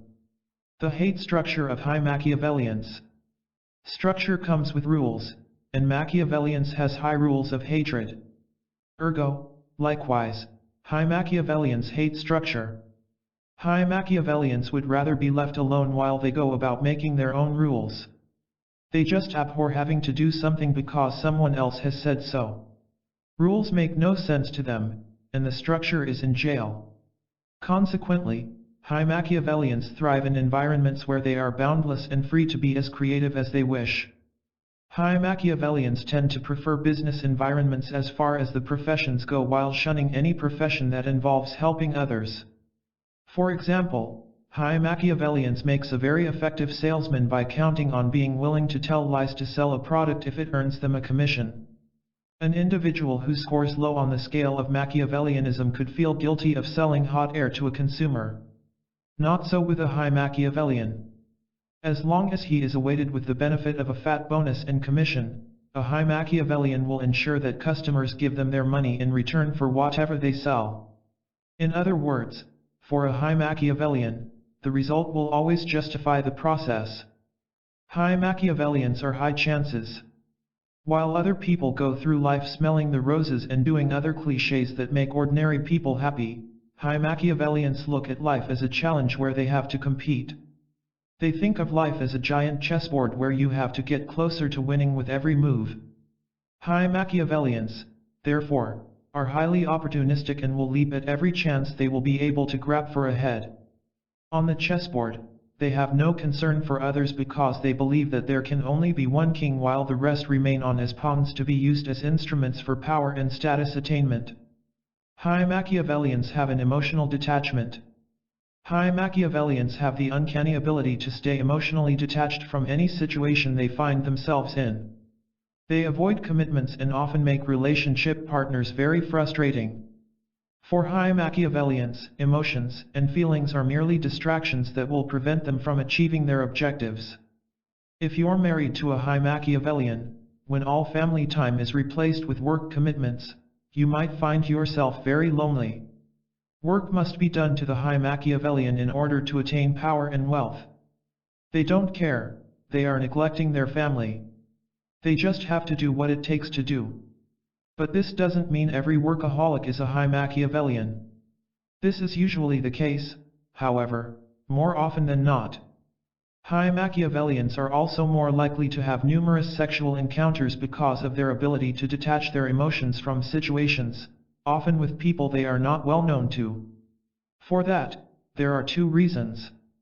Oscar Wilde once said this: everything that's really about sex in human life, except sex. Sex is about might. No one is better at this than a high Machiavellian who has persuaded yet another conquest to join him in bed. The second explanation for the multiple sexual partners is the emotional detachment capacity, which allows a high Machiavellian to hop from person to person without having any kind of commitment to anyone. High Machiavellians are short of empathy. Empathy is described as being able to share one's feelings with another. Seeing that high Machiavellians are not emotionally attuned to individuals or situations, it goes without saying that they are not exactly in the best position for being empathic. This lack of empathy also works to their advantage, in that they can easily hurt others to get ahead without blinking. After all, if you cannot feel anybody's pain, in the first place, you really have no problem causing them pain. High Machiavellians are good co-workers but not good friends. You want to get the teammate who will help you win the top prize in a sport or a debate. Due to their competitiveness and willingness to use any means to get ahead, high Machiavellians make very good teammates in competitive scenarios. The same cannot be said in relation to personal relationships. While a lot of people are going to rush to team up with a high Machiavellian, not too many are going to be willing to date them or be best friends. This is just because they are not making very good friends. A high Machiavellian will throw you to the drop of a hat under the bus, even if you're friends for years. High Machiavellians then again don't really make friends, they just collect pawns and instruments for later use. Small Machiavellians are also uncanny. High Machiavellians seldom place their hearts on their hands, thinking they're playing a game. They are difficult to figure out and are often found aloof. Most people often have no problem mixing and sharing their own bits of information with others. This is frivolous and unnecessary, a high find for Machiavellian. Because of their emotional detachment, they have a hard time bonding and sharing with others. Also, since they believe that life is a game that needs to be played and won, they fear disclosing any information that could cause them to lose. As such, they tend to keep people at a distance, rather than let them in. Strong Machiavellians also tend to be hated rather than respected and therefore do not have much room for hand-holding and other friendship-reserved niceties. The dark triad of psychology. Psychopathy is a feature of personality marked mainly by a lack of empathy toward others. Psychopaths never show empathy for others, and will never feel guilt even though other people have been injured. There are numerous views about psychopathy, but most of them seem to agree on the three main features that distinguish a psychopath from any other normal individual. These three traits include boldness, lack of inhibition, and meanness that any other person would find uncomfortable. Psychopaths are fearless and bold and are not afraid to venture into unfamiliar territory even when they may be in danger. Although these conditions usually stress most people, psychopaths can cope with these circumstances as if performing their everyday tasks. Psychopaths often have a high degree of self-confidence and social assertiveness that allows them to interact with people without the shyness or anxiety that others may have. Sometimes, when a horrific crime is committed, you may learn about the specifics of the crime and shudder while thinking to yourself, how could a person live with himself after doing so? It's business as usual for a psychopath to kill someone and then grab a sunny side up at their favorite cafe. This is not to say that all psychopaths have killed somebody. Some psychopaths then made their lack of guilt and vulnerability to certain crimes and transgressions. Psychopaths exhibit poor control of the impulse because they cannot control their urges. If a regular person has an impulse of some kind, they are always able to get it under control and speak out of that state themselves. For instance, if you're dealing with an annoying colleague who just won't be shutting up about their upcoming bridal shower, you'll probably be able to fight the urge to punch them in their face. On the other hand, a psychopath will often be overcome by impulse and will react without thinking twice about the cost of their decision. Psychopaths are prone to snapping in a simple way. Often one gets hurt when they snap.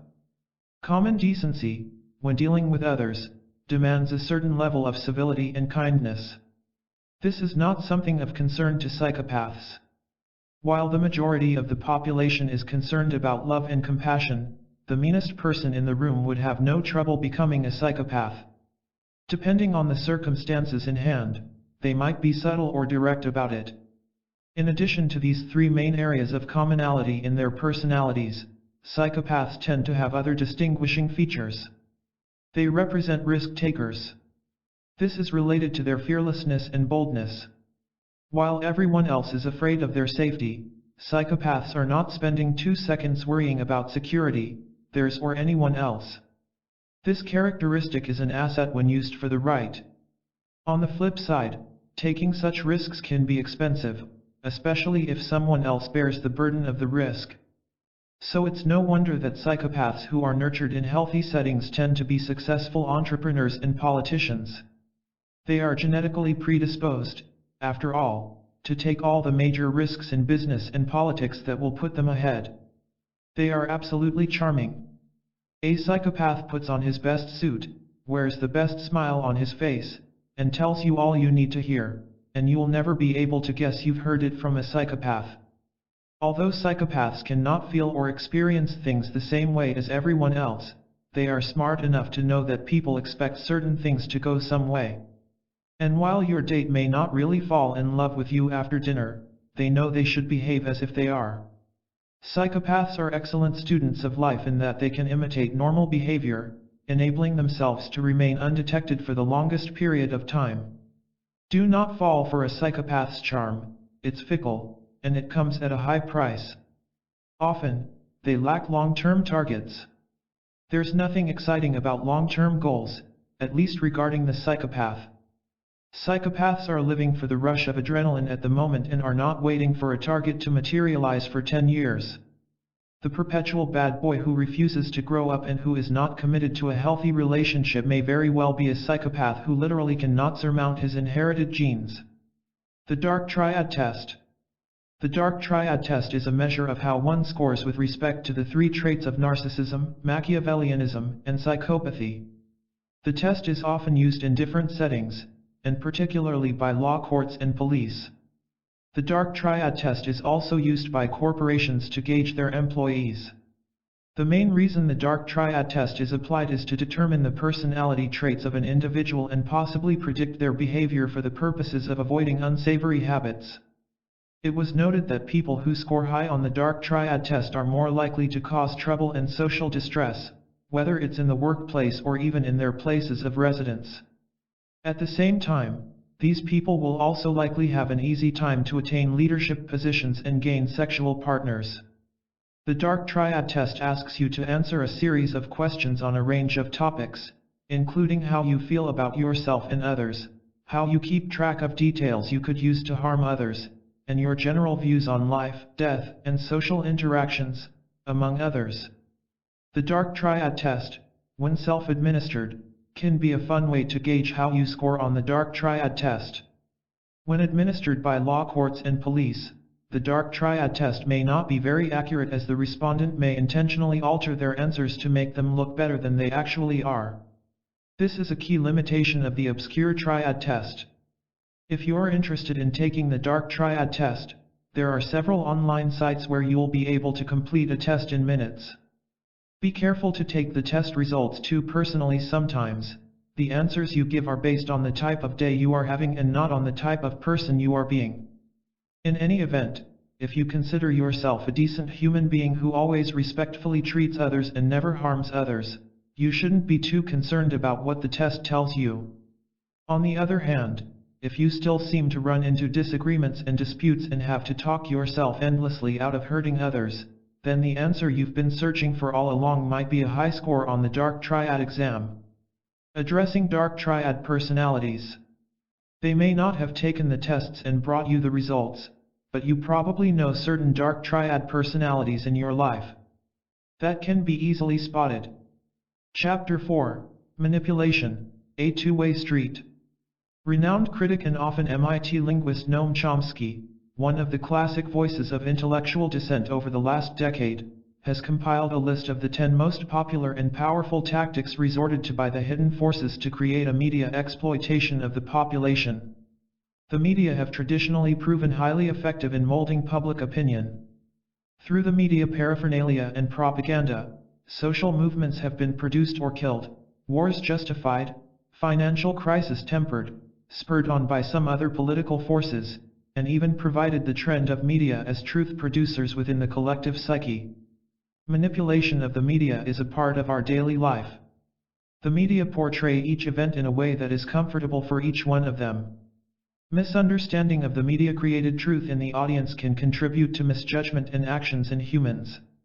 Not only do media have a social function, but they are also instruments for regulating public temperature.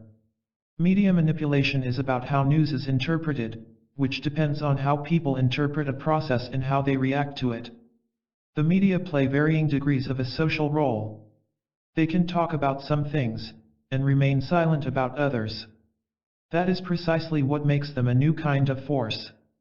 In closed and oppressive countries, media seek to convince the public that we must unconditionally embrace all of the government's political and social acts. And they are a part of the bodies of state control. Though the media are a conduit between the authorities and the people in open and democratic societies, they will provide the institutions with a two-way flow of knowledge to society and vice versa. Media rivalry leads to a distinction between news and facts, also called the manipulation of media. But how to identify the most effective approaches to recognize such psychosocial techniques that we definitely engage in? Fortunately, Chomsky was given the task of synthesizing and revealing these methods, which are much more obvious and complex but obviously all equally successful and demeaning from a certain viewpoint. Encouraging insanity, encouraging a sense of shame, encouraging diversion, or setting up imaginary problems, and then, somehow, overcoming them is only a couple of these. There are tactics designed to direct whole populations. In many places, Sylvain Timsit is named. A quest elsewhere ends with the interdisciplinary French-speaking journal Les Cahiers Psychologie Politique, and Noam Chomsky is mistakenly identified as the author. I don't know whether the tactics were or weren't initially intended satirically. It's more critical that the methods appear fairly straightforward, logical, and empirically measurable with a little regular distance. Many persons may accept that their limited collection of themes and abbreviated knowledge bombardment not only depend on mass media.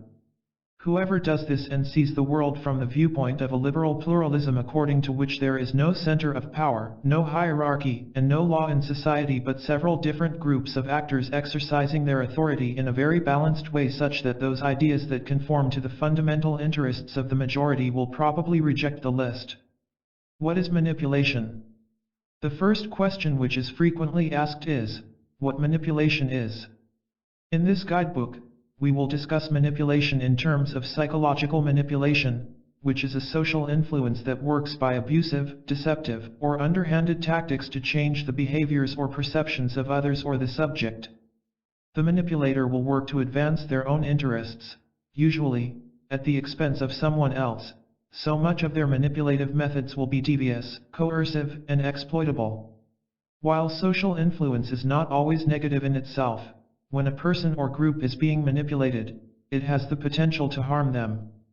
Social influence is usually perceived as something harmless, as in the case of a doctor working to persuade their patients to start adopting healthy habits. It extends to any social power that is capable of respecting those involved's right to choose and is not unduly oppressive. On the other hand, if someone wants to get their own way and uses people against their own will, then the social impact can be negative and is generally looked down in. Psychological or emotional manipulation is viewed as a means of coercion and persuasion. This form of mind control can include many components, such as bullying and brainwashing. This will mostly be seen by people as being abusive or deceptive in nature. Those who decide to employ manipulation will do so to try to control those around them.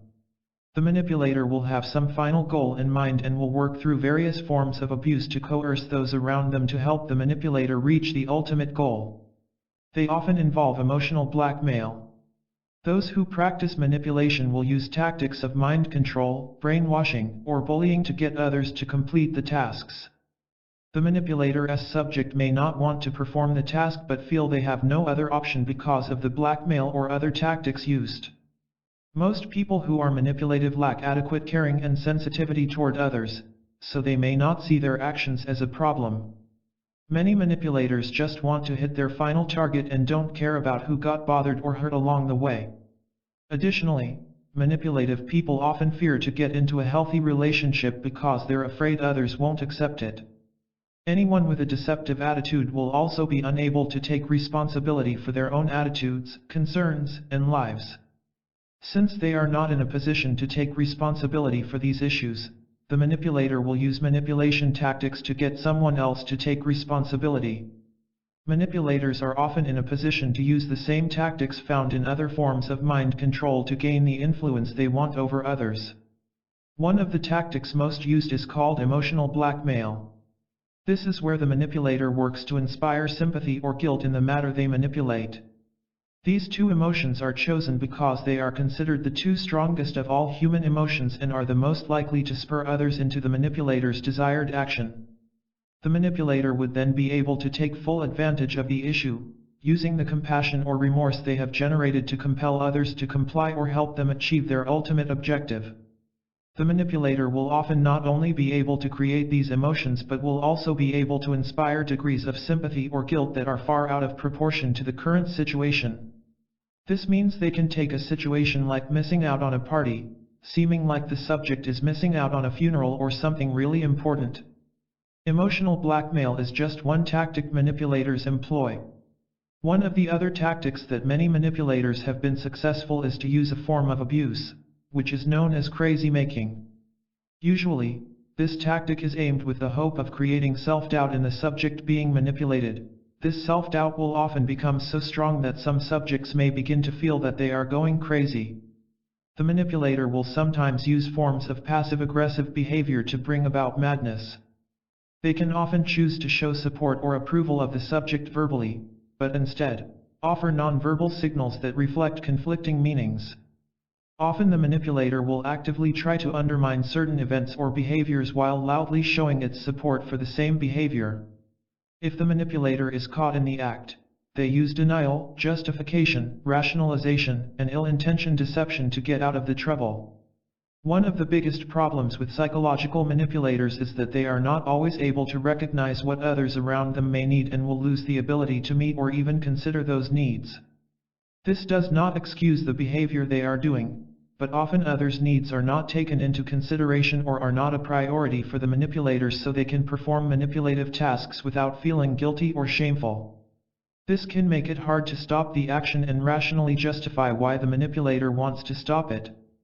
Furthermore, the manipulator may find it difficult for them to form meaningful and long-lasting friendships and relationships because they will always feel used to the people they are with and will have difficulty trusting the manipulator.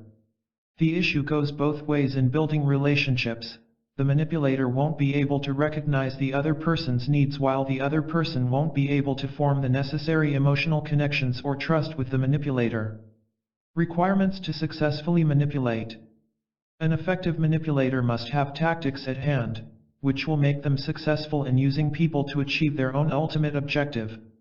While there are several theories about what makes a successful manipulator, we'll look at the 3 requirements that George K. Simon, a successful author of psychology, has set out. The manipulator, Simon says, will need to 1.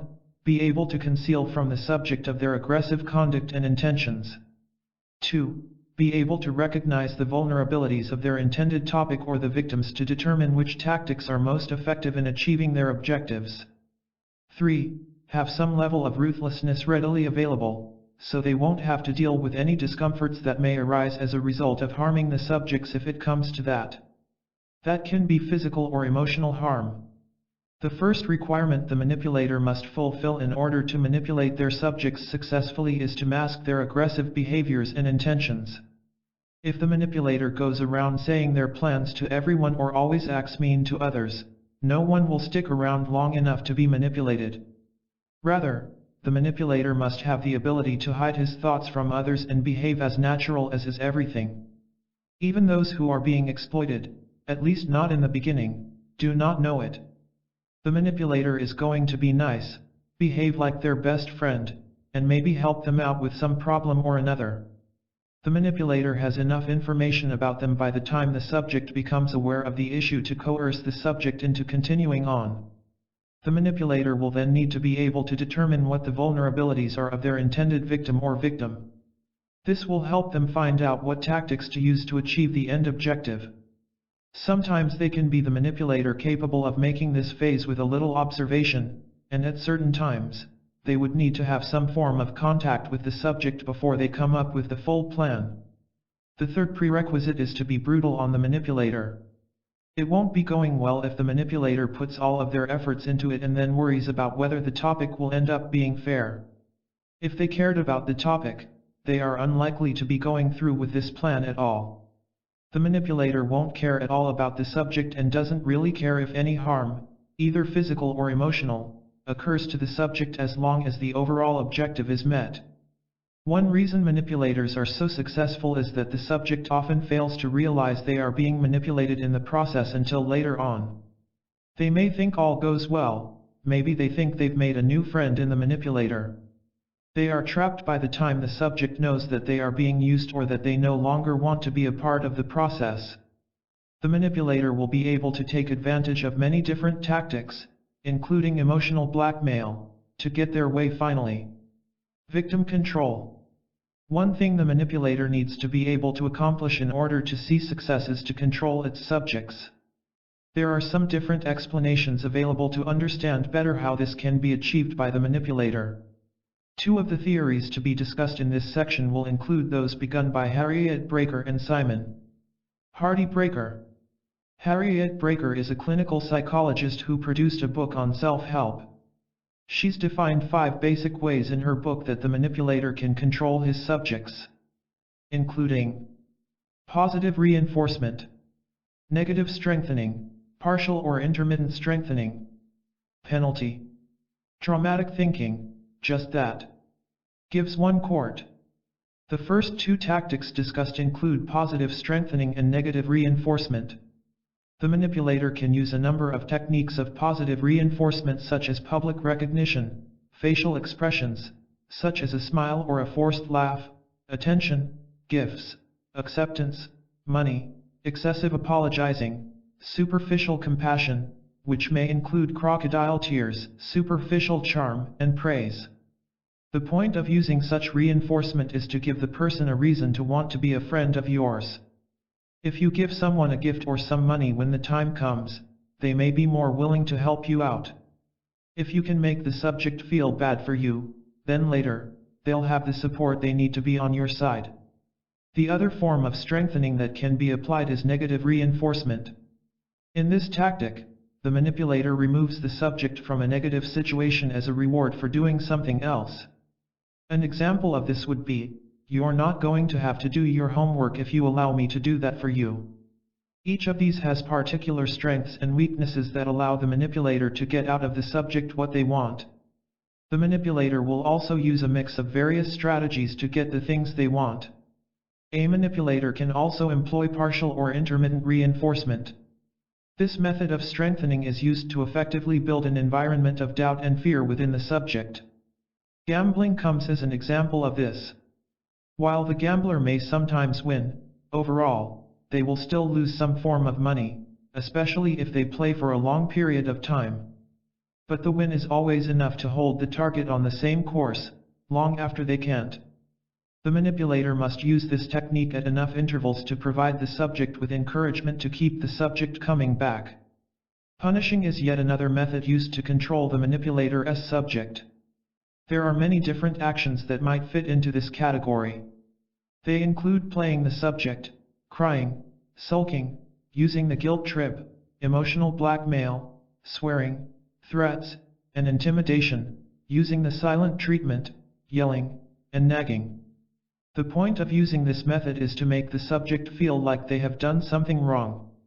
The subject will feel bad and want to make things right, with the manipulator falling right back in. Finally, the last method Breaker mentions in her work are the one trial, traumatic learning. This is where the manipulator explodes in the hopes of conditioning or training the subject in not wanting to contradict, confront, or upset the manipulator for the slightest things. Some of the tactics that could be used in this method include explosive anger, verbal abuse, and other behaviors that are intimidating and used to establish superiority and dominance over the subject matter.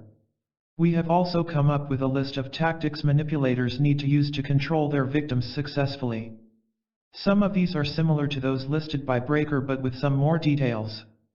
It will encompass lying. Manipulators lying to their subjects really are wonderful. Often the subjects will find it hard to tell when they're being lied to at the time. When the subject discovers the obvious lie, it is usually too late to do anything about it. The only way the subject can ensure that their chances of being lied to are to look out for different styles of personality who are experts in the art of deception and lying. In order to get their way, the manipulator will lie about something, and for the most part, their targets will have no idea that it will happen until it is too late to do something about it. Omission lying. This one is similar with a few minor variations to the approach mentioned above. Omission lying is a bit more subtle, because the manipulator will tell some of the truth, but will withhold some of the key issues that should have been disclosed. This can also be called propaganda. The manipulator might say they need to borrow some money to get gas to buy groceries when they need the money to pick up some drugs or other illicit substances in reality.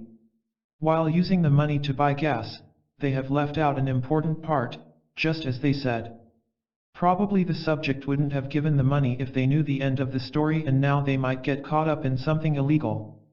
Deception. Manipulators are denial experts. None of them will admit they did anything wrong, even when all the evidence points to them. They will always deny something and often make it look like the subject is the one at fault. Rationalization. This is when the manipulator uses an excuse to make them look good. They might say they did the act just because they wanted to support the subject. This tactic is related to the spinning technique. 2. Minimization. This is a mixture of rationalization and tactics of denial. The manipulator will tell everyone their behavior is not really as irresponsible or harmful as the subject was thinking. An example of this would be when the manipulator says an insult or taunt they've performed just a joke, and the subject should be. Don't take them that seriously. Selective attention or inattention. The manipulator works during this tactic to avoid paying attention to anything that distracts them from their ultimate goal. They are trying to trivialize it and make it look not as important to them as it really isn't. A case in point would be when the manipulator says, "I don't want to listen to this." Diversion. Not only are the manipulators good at lying to their subjects, but they are also experts in avoiding clear answers to questions asked. If somebody asks them a question they don't like or just want to know if they're lying to them, the manipulator will try to push the conversation in a different direction. The manipulator will often briefly give the question a vague answer before moving the conversation to another topic. Evasion. This tactic, with a few differences, is very similar to diversion. The manipulator will answer the questions given to them in this tactic, but they will use weasel words, vague answers, ramble, and provide irrelevant answers to the question. When they do, they'll leave the subject with more questions than answers. Intimidation. The manipulator will always try to keep the victim on the defensive to make sure they stay on the same team all the way through. This is often done by employing veiled, implied, indirect or subtle threats to the subject. Guilt trip. Manipulators like using the guilt trip as a form of bullying to get the subject to do what they want. The manipulator will try to make the subject feel guilty in some way, such as saying the subject has it too easy, is too egotistical, or just doesn't care enough about the manipulator. That's it. This will lead the victim to start feeling sorry for the manipulator. The subject will then be kept in a position of submissiveness, anxiety, or self-doubt, making it easier for the manipulator to use them still. Shaming. The manipulator's whole aim is to make the subject feel bad or have sympathy for them so that the subject continues to go along with the scheme. One way the manipulator can do this is by making use of put-downs and sarcasm to the shame of it. This technique makes the subject feel indignant. Most of the shaming tactics used are going to be very subtle and would include things like subtle sarcasm, rhetorical comments, unpleasant voice tone, or a fierce look. Playing as a victim, the manipulator wants to look like they are the victim, no matter what, even if they are the ones in control. When the manipulator behaves like the victim of their circumstances or someone else's actions, they may elicit compassion, sympathy, and pity. Most people won't be able to stand by and watch as someone is suffering, and the manipulator will find it easy to get those same people to work with. Vilifying the subject. This is one of the most powerful tactics that can be used since it puts the subject on the defense role almost instantly while at the same time, they are concealing hostile motives from the manipulators. The manipulator will try to turn things around, so the target appears to be the victim and the one who caused all the trouble. Then the subject will want to find ways to change this outlook and get back on the manipulator's side, making it easy to use. Manipulators often hide their own agendas by making it look like the work they do is for some noble cause. They said only the mean thing about your outfit because the principal wants to start sprucing up the school look, and they wanted to help out.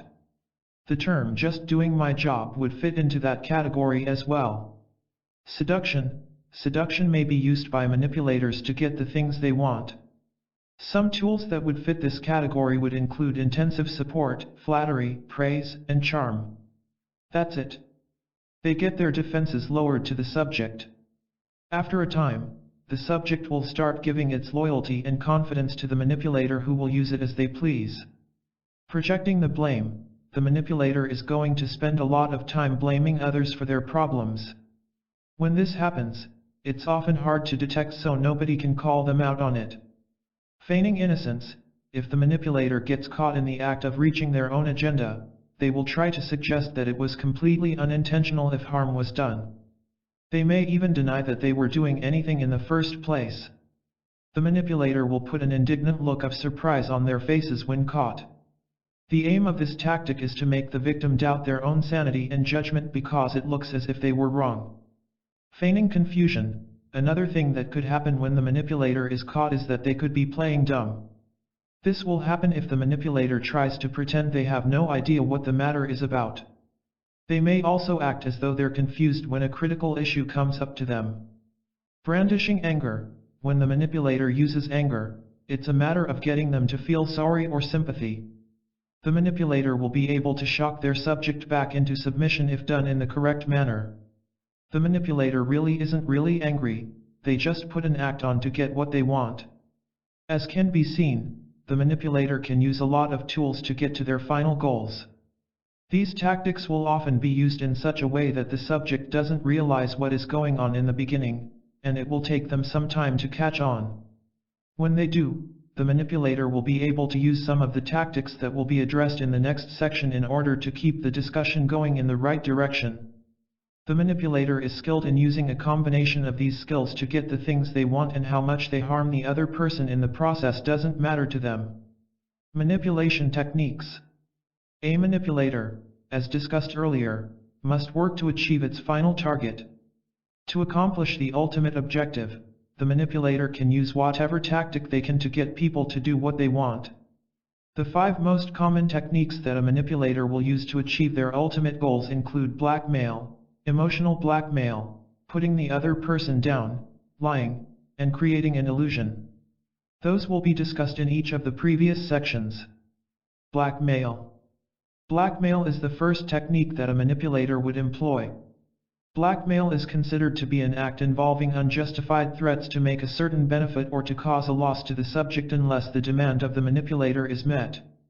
It can also be described as the act of intimidation involving threats of criminal action, threats of taking property or money from the subject, or threats of causing physical harm to the subject. The word blackmail has a long history. It was originally a term that meant payments that the settlers rendered to the area that bordered Scotland to the chieftains in charge. This payment was made to shield the settlers from the marauders and robbers who were going into England. It has since changed to mean something else and is an offense in the United States in some instances.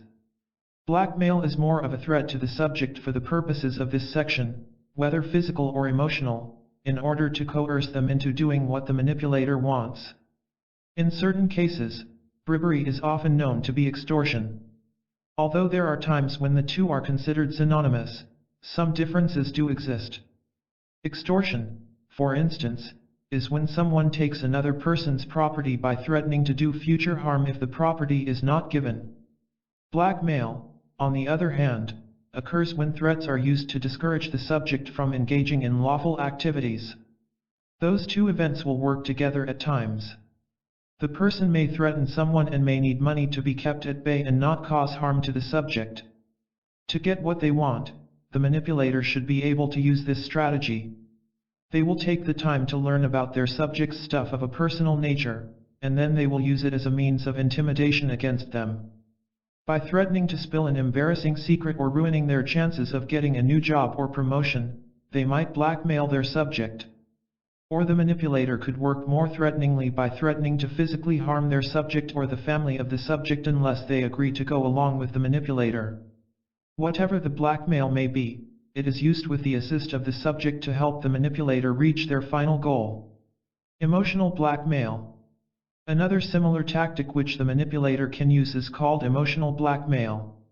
The manipulator will seek to inspire sympathy or guilt in its subject during this technique. These two emotions are the strongest for humans to feel, and they will often be enough to spur the subject into the manipulator's desired action. The manipulator will take advantage of this fact to get the thing they want. They will use the sympathy or guilt they inspire to coerce the subject into cooperating or assisting with them. Often the degree of sympathy or guilt is blown out of proportion, which makes the subject even more likely to help out in the situation. The point of using this sort of blackmail is playing more on the subject's emotions. The target has a threat to contend with in daily blackmail, often involving physical damage to themselves or someone they love. The manipulator will work with emotional blackmail to inspire emotions that are strong enough to spur the subject to action. While the subject might think they are helping out of their own free will, the manipulator has worked to ensure they are assisting and bringing out the emotions whenever needed. Putting the other person down. The manipulator has other options available if they want to get their subject to assist in achieving the final goal. One technique that has quite a bit of success is when the manipulator can put his subject down. In typical situations, if the manipulator uses communication skills to get their subject down, they may run a high risk of making the subject feel as though they have been subjected to a personal assault. If the subject feels like they're being targeted, they'll be bristling and not able to assist the manipulator in the way they want.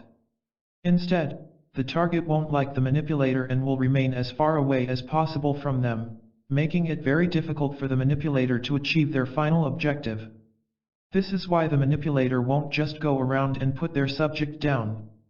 They need to be more discreet about the process and find a way of doing it without raising red flags or making the subject feel like they're being attacked. One way you can do this is through humor. Humor can lower barriers, which might otherwise appear as humor is funny and makes people feel good.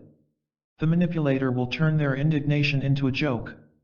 Although the put-down has turned into a joke, it will work just as effectively as if the joke was not present without leaving the visible scars on the subject. The manipulator will often direct their put-down in the third-person form. It helps them hide what they mean more effectively, which offers a convenient way to refute damage if it comes back to haunt them later. For instance, they could start their put-down with "certain people think." If the target would still assume that the remarks were made about them, then the manipulator might end it with a throwaway line that might involve something like "present company except, of course." The idea of the put-down is to make the subject feel less than the manipulator, somehow.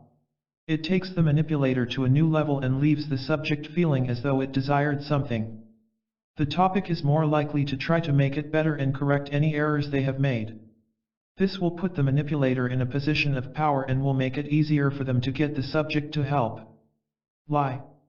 No matter what the manipulator's end objective is, lying is something they are an expert at and are going to do all the time to get what they want. There are several different types of lies that the manipulator can use to help them attain their final goals. One is that they are telling full lies, and others are omitting parts of the truth from their subjects.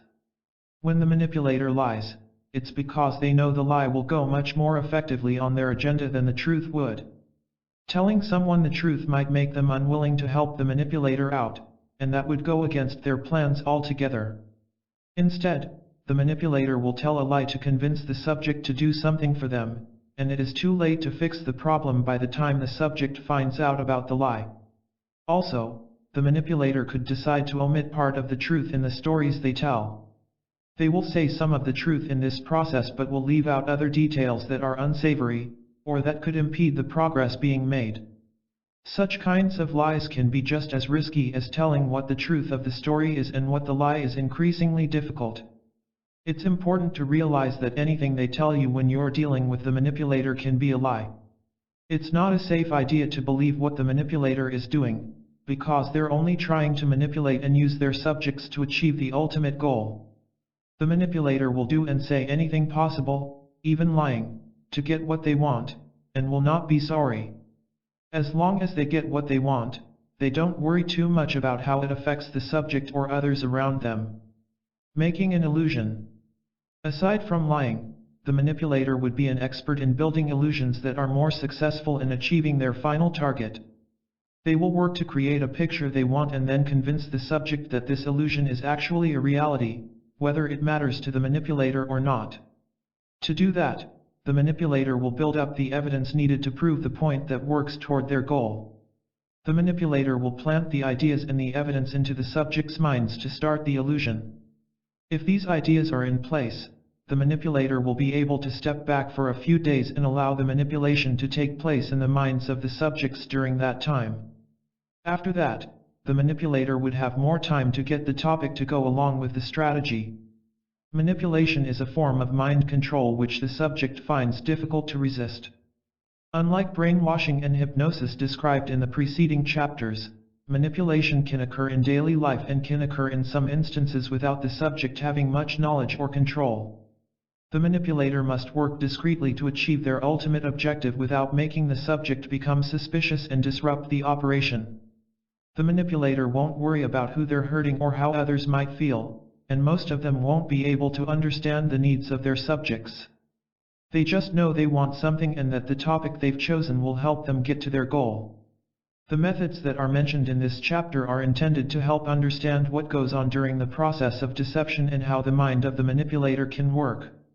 It is also best to try to steer clear of someone who may be a manipulator so that you are able to prevent this kind of mind control. Diversion technique. The diversion technique is an integral aspect of social regulation, which is to deflect public attention from issues and critical improvements determined by the political and economic elites. Through the flooding method, endless distractions, and trivial details, the mind gets more docile and less important. The diversion strategy is also necessary to avoid mass interest in science, economics, psychology, neurobiology, and cybernetics. Here the keyword is insignificance. Focus is an incredibly scarce tool. If a democratic society should be structured for the relatively little benefit because most people will be watching, then the majority must be concerned with these issues so that they do not interfere with particular interests. Under the word bread and circuses, Juvenal of the Roman Republic attested to such a state of diversion. Whoever values the choice of topics in TV, radio, newspaper, and fellow person conversations should inquire about the relevance of particular topics to one's life or fellow person life by reflecting on the conditions of long-term happiness in existence and then investigate whether the relationship of working time or energy expenditure to life importance can show some form of inversion of events. In order to make those themes dramatic, there are exclusive deals in the store, tables of favorite teams, love affairs of the famous, neighboring child's name intrigue, medium fat advantages compared to regular margarine and so on versus the abolition of civil rights, slavery, and attempted mass murder and secret wars by Western models, war anchoring, sexism and precariousness in normative terms. The process of forced question, reaction, and solution. This approach is often called problem-reaction-solution. They establish a problem, a situation that will trigger a reaction in the audience so that this is the standard of the steps that you will embrace. For example, let us escalate urban crime, or organize bloody attacks to increase public acceptance of laws and policies that damage their freedom. Or, create an economic downturn, so that the public may recognize the annulment of civil rights and the elimination of public services as a necessary evil. When social issues are concocted in order to stimulate a particular need for ideology in the population, a solution in the political direction desired from the outset is made possible. A serious crime is committed, especially when people's living conditions worsen. Neoliberal proponents are highly creative, as seen in the example of government finance that was gradually undermined as public debt skyrocketed, and the requisite fear was generated with the help of the media and business lobbies to offer fake solutions in the form of debt breaks. These inevitably lead to follow-up problems, financing bottlenecks, economic inflation, more increase in government debts, that revitalize the old familiar idea of privatization as a subsequent remedy and broaden the sphere of control for massively concentrated private capital. This includes privatizing, deregulating, and slashing state spending. Resistance to the revenue side of the state cuts comes from the beneficiaries of patronage and subsidies. Hence the emaciation or thinning would possibly begin with tax cuts on the revenue side to help the dictate of the empty treasury. This makes the explosion of state deficits as shown by practice. This sort of tactic can be seen in the ongoing euro crisis. Economic recession is forced to cause mass unemployment by social cuts. Dismantling the structure of collective bargaining fuels wage cuts, which lead to corollary issues. Naomi Klein gave many examples of the cycle in her book The Shock Doctrine. Whoever sees the knowledge advantage of the elites over their diverse populations, particularly when the mass media acts as a fourth hand under resource scarcity and capital connection factors and under a consensus mindset, does not need much imagination to understand how quickly disasters, catastrophes, and other problems can be exacerbated and manipulated in many areas. Rating of improvements. Gradually apply enough pressure, drop by drop, for a few consecutive years to make an unreasonable measure appropriate.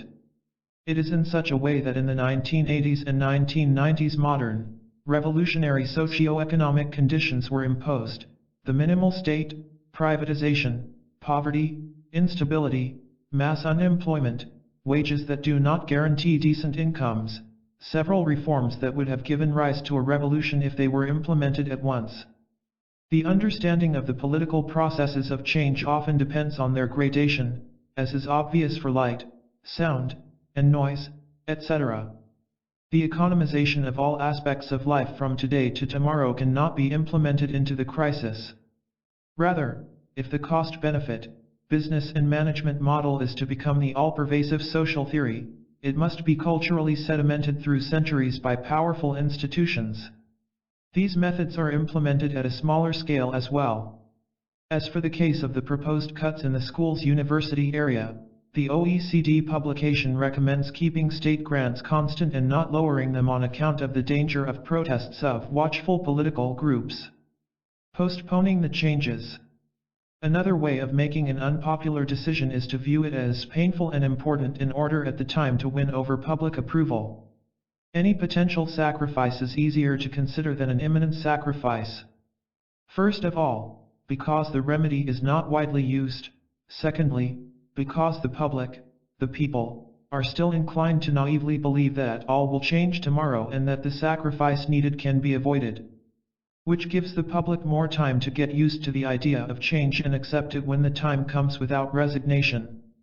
If the expected worsening of conditions is on the agenda for a large part of the population, the supposed reasons for this should be set out early.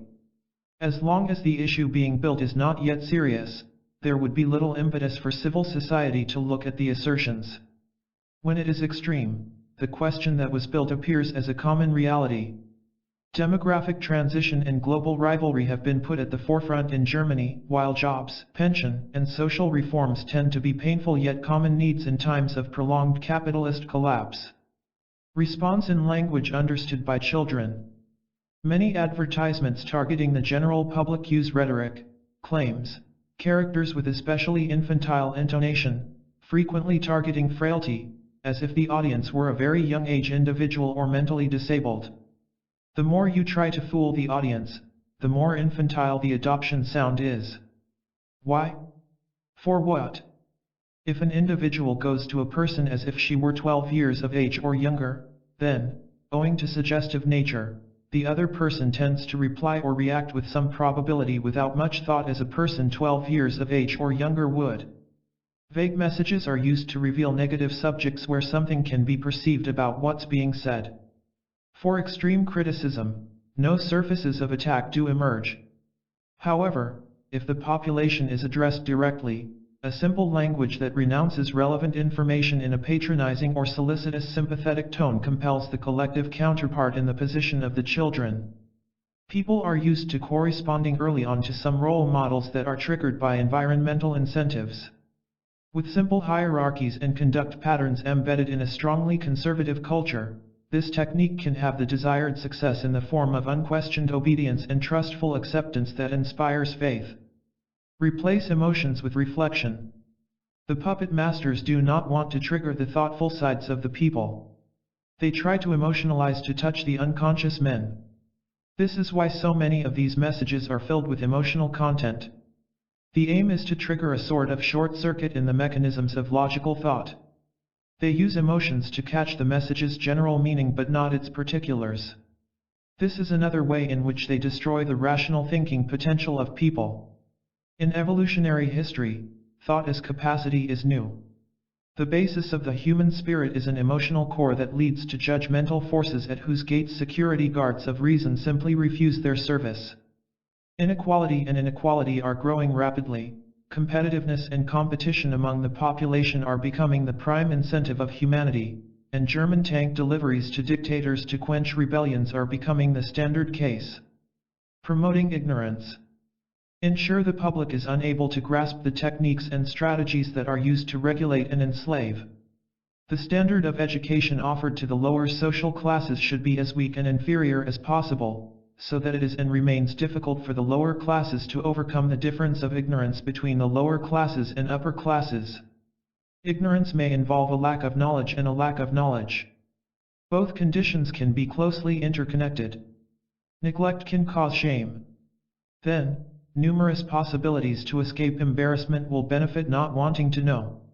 One can completely stay away from the milieux and themes of political power and keep the shameful awareness of one's lack of information out of the spotlight, or one can deny the importance of knowledge and leap out of the way in phrases like "nothing can change anyway," "nothing can be done," and "the world runs that way," which are appropriate like curtains wherever the relaxed atmosphere would otherwise be. There are patterns of human activity exploited by the state and capitalist power to the detriment of the majority of the population. There is a significant gap between the importance of information and expertise in economic relations. What's money, then? Within a national economy, what is the role of wages and productivity? What are the conditions for the distribution, and how did they develop? Who owns what, and for what? Why is there mass unemployment within a society, and how does it affect the pecking order or balance of power? Strangely enough, these topics are rarely discussed in school, and commercial television or even in a non-controversial or fragmentary manner, although the concepts associated with them still have the last function to explain incisive macro-social shifts. That costs jobs. We can no longer afford this welfare state. We need structural changes, and we need to increase productivity, are heard. Comprehensive information here should be a political requirement, at least if democracy at the ballot box should not be limited to the Blind Voter Act.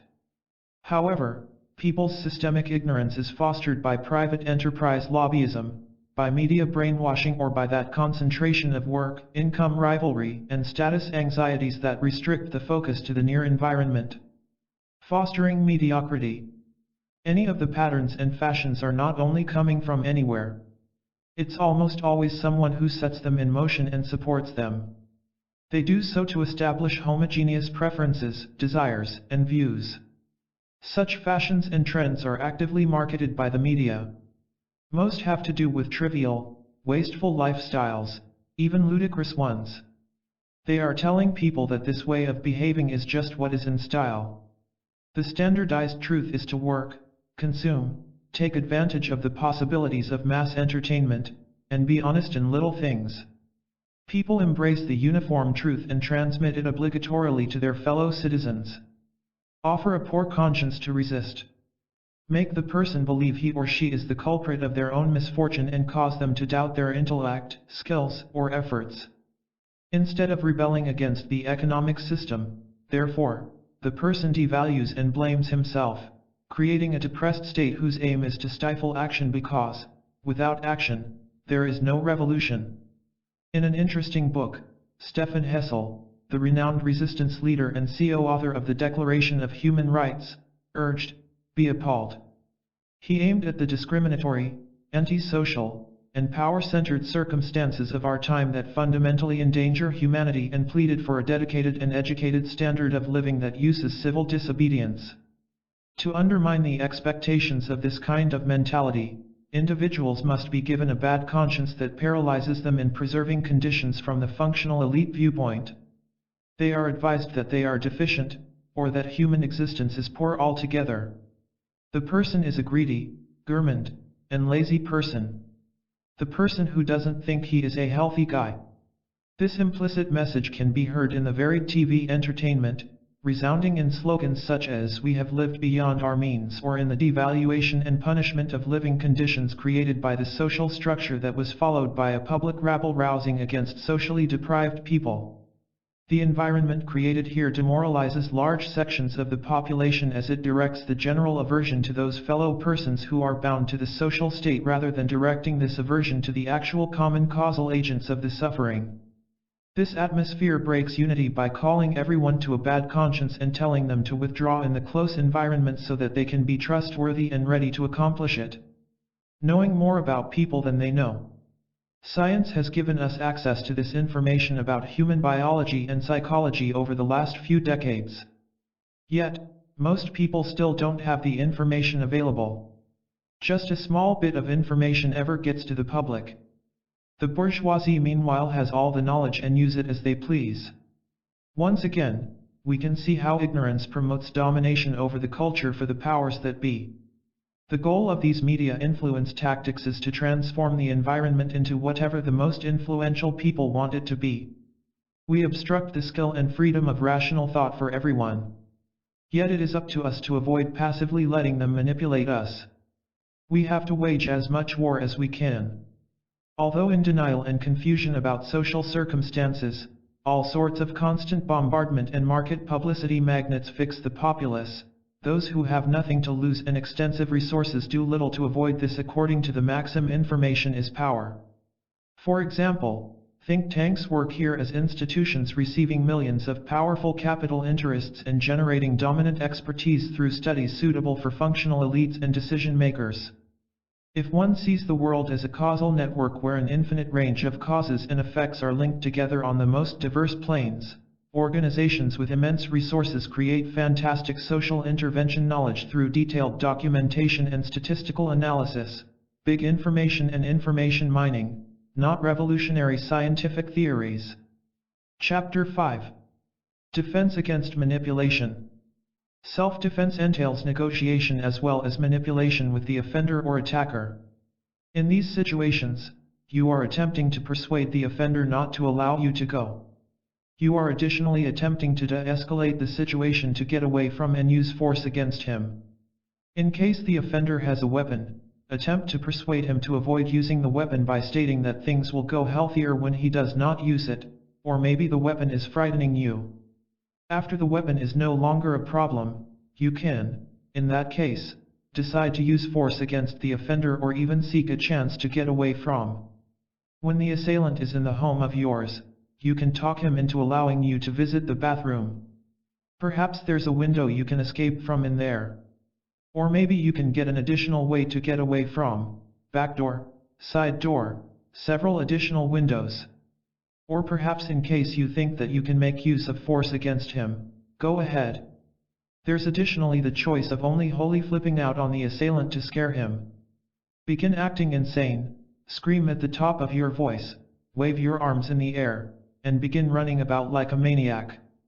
The assailant may be freaked out by the behavior of yours, and he may only get the heck out of there.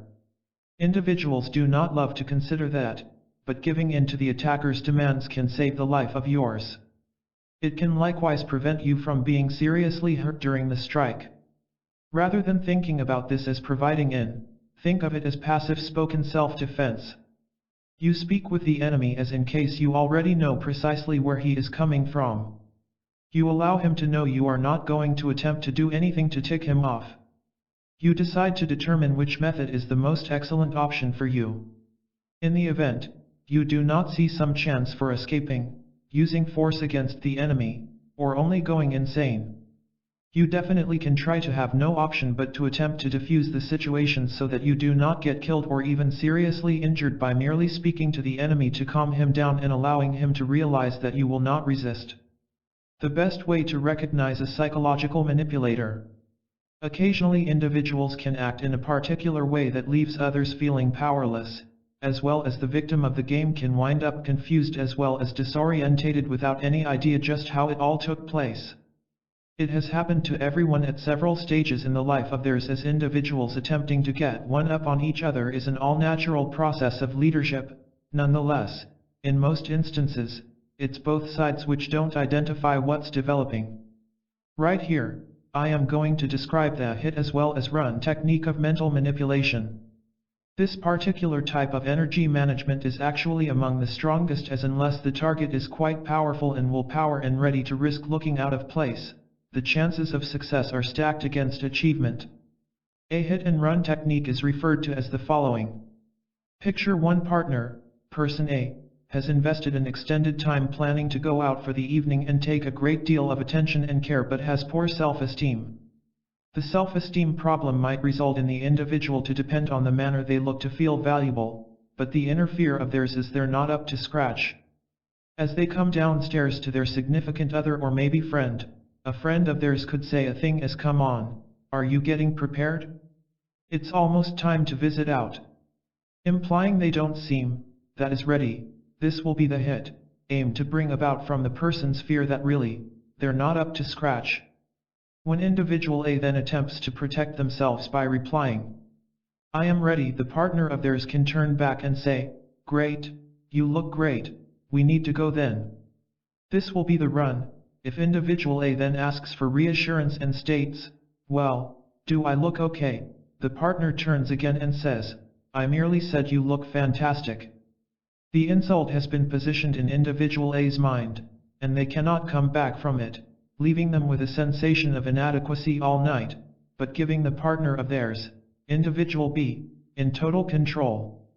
The sole energy an individual has against this is recognizing it and genuinely ask themselves in case the attacker truly intended to cause pain. In case they did it, it might be an extreme situation and then be damaging to be near them based on in case they are going to change or even choose to. When dealing with or perhaps near a manipulator, the sole power is recognition. It's ill-advised to ward off them in case they can bring about fear in you as to when you're in fear. The essential innovative concept of yours will evaporate, and choices can be tough. Understand yourself. Know the enemy of yours. Know the game of yours. Self-defense techniques. In a self-defense situation, you can disable or even limit the assailant by adjusting the joints of theirs. The little joints in the toes, as well as hands, are vulnerable since they're not so powerful individually. A significantly smaller defender can inflict immense pain as well as leverage. With this publication, I am going to explain how you can adjust these joints. If you've previously bent or maybe jammed a finger or perhaps thumb backward or even to the side, you comprehend precisely how vulnerable an individual finger could be, and just how much pain may be involved. Professional athletes should continuously be conscious of maintaining the toes together to stay away from injuries.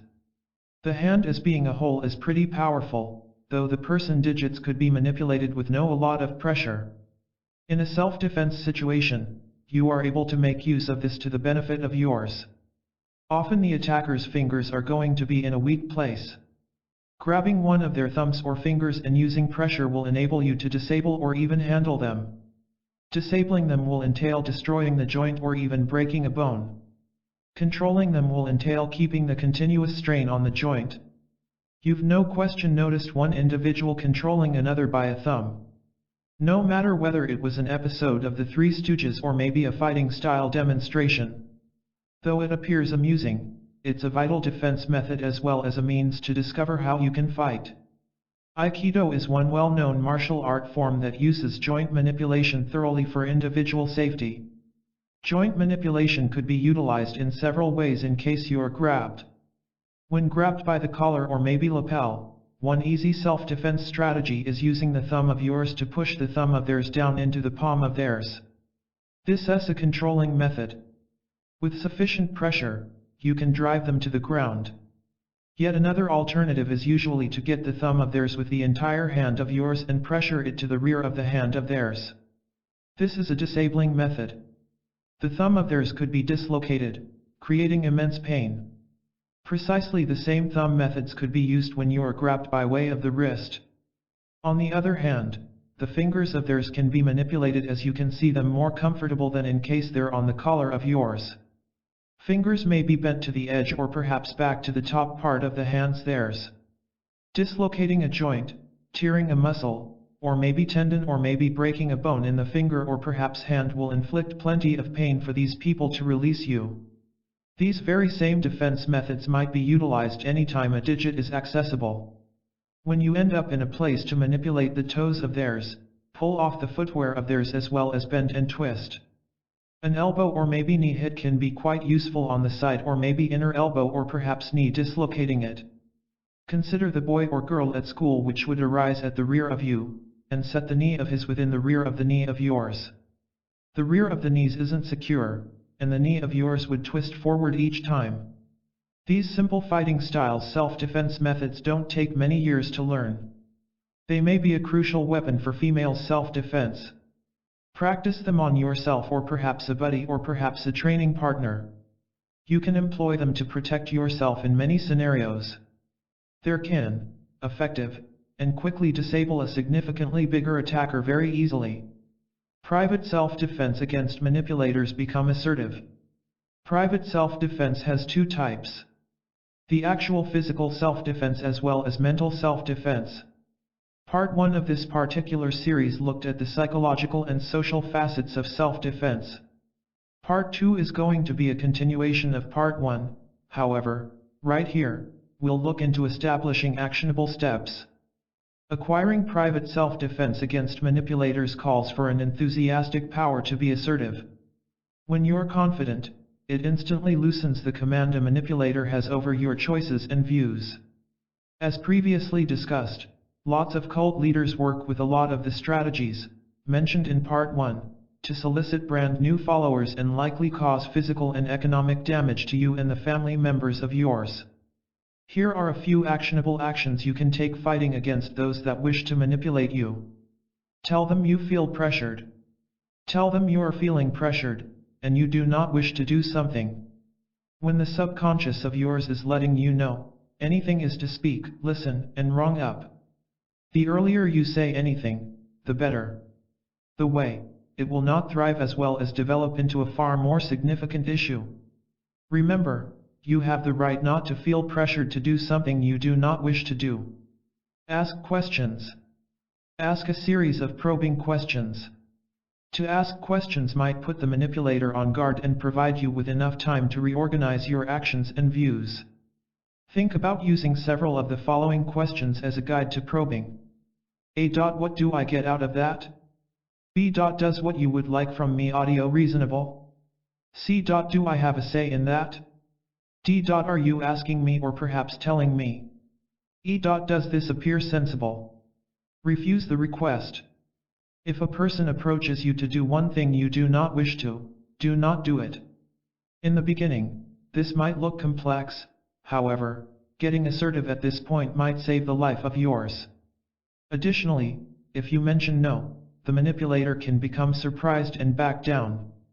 When somebody does not get the idea which you are not interested, say no and walk away. You have the right emotions, thoughts, and behavior right to give no reasons or maybe excuses for justifying the behavior of yours. You have the right to change the head of yours and supply no explanation. You have the right to say no with no feeling guilty. Confront the individual. Confront the manipulator in a private setting.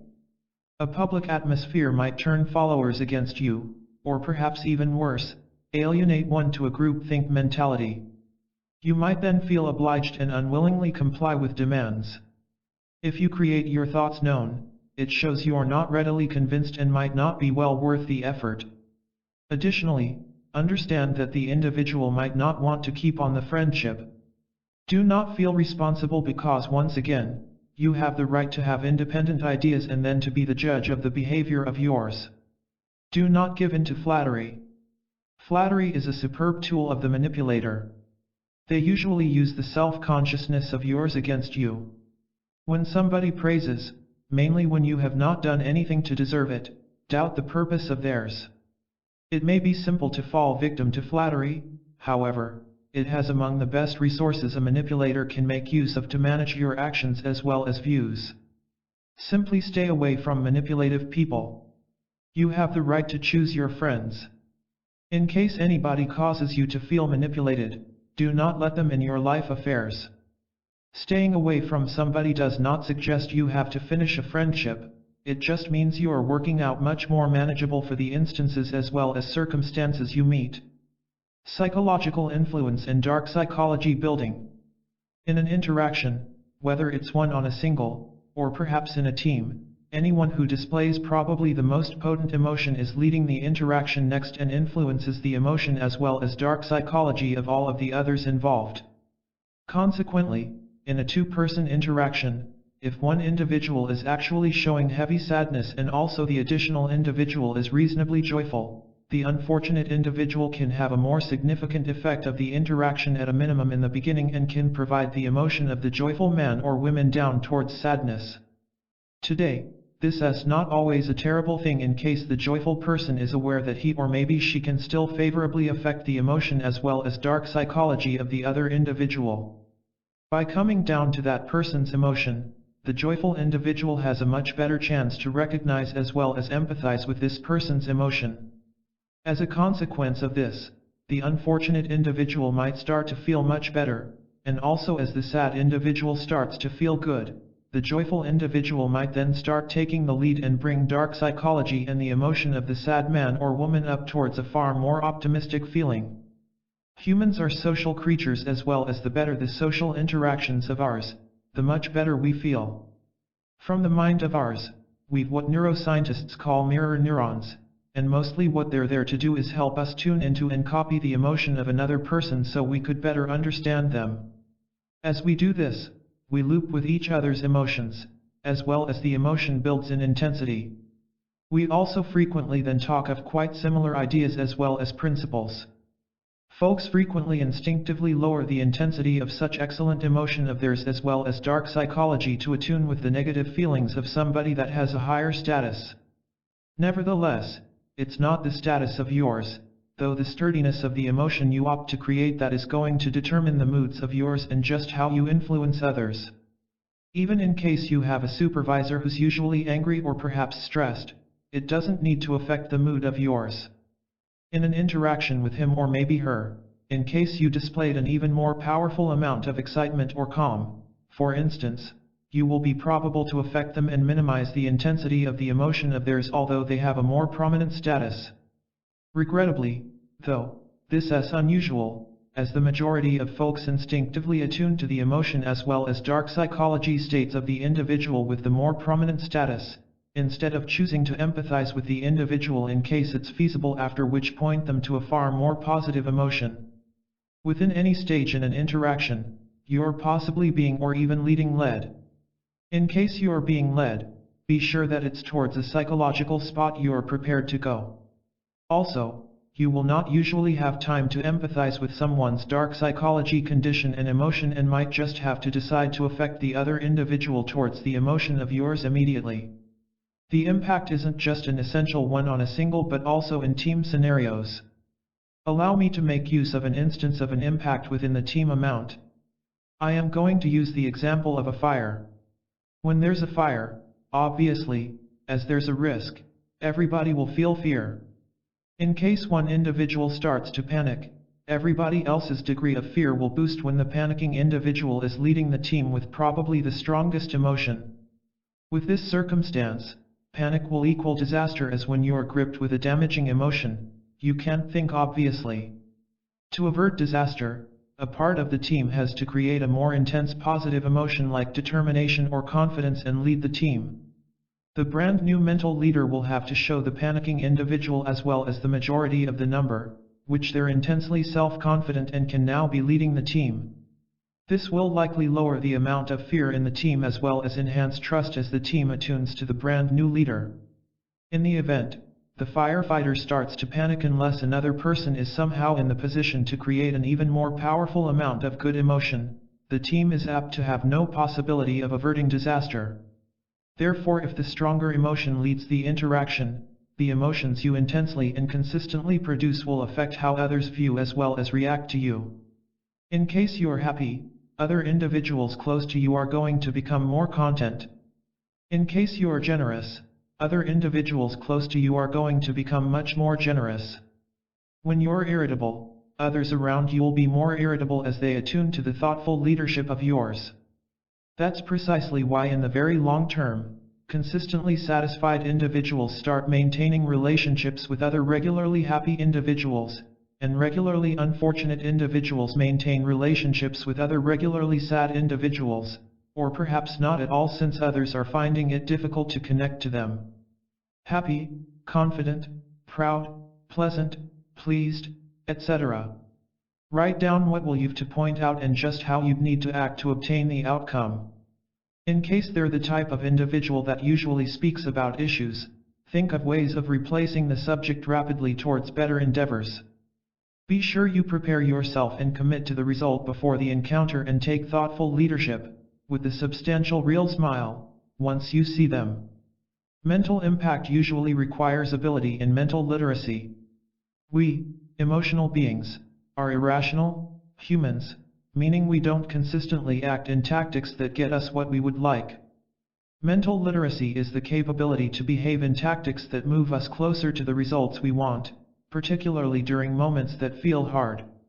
Emotional literacy means we can feel soreness without soothing it with an exercise that will get us less of what we would like. Knowing intellectually which logical activity is essential doesn't always imply we can deploy or perhaps enact it regularly. An individual can find out precisely the current influence as well as the psychological IQ resources of the planet. Nevertheless, when psychologically caused by something, that very same visitor will act in tactics that mess with the outcomes of theirs. Whenever we awarded incentives based on thank you cards received, we discovered that the individual with the most because of your cards usually had the most money collected. Precisely why did individuals pay us far more as well as take the children of theirs in to meet the bill collector of theirs? Simply because we gave that individual a feeling they didn't get enough of somewhere else. What's that feeling? Exactly how individuals think about themselves near an influencer dictates compliance or perhaps commitment. So long as an individual uses someone else's experiences small, they are going to reduce influence as well as determination. Below are ways to raise mental literacy as well as impact in communication. Stop calming individuals down if an individual is upset, match, or even exceed the concern of theirs for the issue. With much more emotional parity, somebody upset starts to feel heard. Be interested instead of remedial. We quite often attempt to correct another person's discomfort instead of listening. If the son of mine throws a container of water on the floor and states, "I hate school," the initial reaction of mine is telling him, "School is great for you." If I ask him the reason he hates school, I will help him resolve the actual issue. Feel empathy, then ask. Remember a moment whenever you experienced the same manner, and feel empathy first. Chapter 6. Hypnosis, the art of self-hypnosis. We need support in today's ever-changing world to get rid of the routines and ease our fears. We should shift to conventional methods, doctors, government departments, and counter-medicine. We will converse with therapists and psychologists. We can go it alone, too. However, sometimes when nothing we do seems to be helping our situation, we need a little support outside of the box. It's time to talk about self-hypnosis. Where all other approaches have let us down, it can work. Self-hypnosis is a hypnosis connection. It merely substitutes the client for a hypnotherapist or other trained person. In other words, the client is the hypnotist too. Self-hypnosis, such as hypnosis, is a method of self-discovery and awareness. It is a way by which everyone can have access to the subconscious mind. You do so deliberately to alter the existing thinking pattern maintained by the subconscious. You are beginning to lay the foundations for progress in doing so. The self-hypnosis intent differs according to the needs of the person. The fundamental purpose of this technique is to help a person reach deep into his or her subconscious. You should retrain it to focus on and accept what you want to achieve in doing so. Some traditional self-hypnosis uses include stopping smoking, supporting the diet, strengthening your general self-image, to help you surmount any doubts, halt issues like procrastination, help you overcome a phobia, to help you memorize faster. Stage hypnosis. Stage hypnosis doesn't mean hypnotherapy. Hypnosis on stage is just the use of hypnosis for entertainment purposes. In these shows, it is the art of the hypnotist to persuade the audience that hypnosis is a mystical and mysterious force. The more magic and mystery the show exhibits, the stronger. Knowing that what the viewer sees isn't a real and mystical show of the powers of hypnosis. Like a good show of magic, it's more happening than what you see or are told.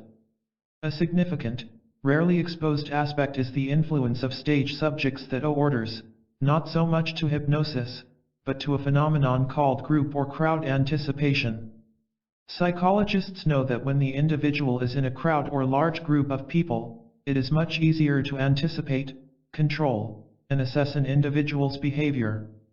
There's a strong force called stage conformity, which significantly enhances the magical powers of the stage hypnotist. The stage subject, decide to go along with the hypnotist by stage conformity, not because of the hypnosis but because they don't want to let the audience down. They follow the hypnotist's instructions to unimaginable ends, but not because they are in hypnosis, and have no choice, but because they want to impress the audience and escape personal humiliation as a result of a crowd caused by failing to do what they expect. It doesn't matter if they end up doing awkward things, like quacking like a duck, that is not the point. The better and louder they quack, the more insane they become, the more the mind control of hypnosis comes off.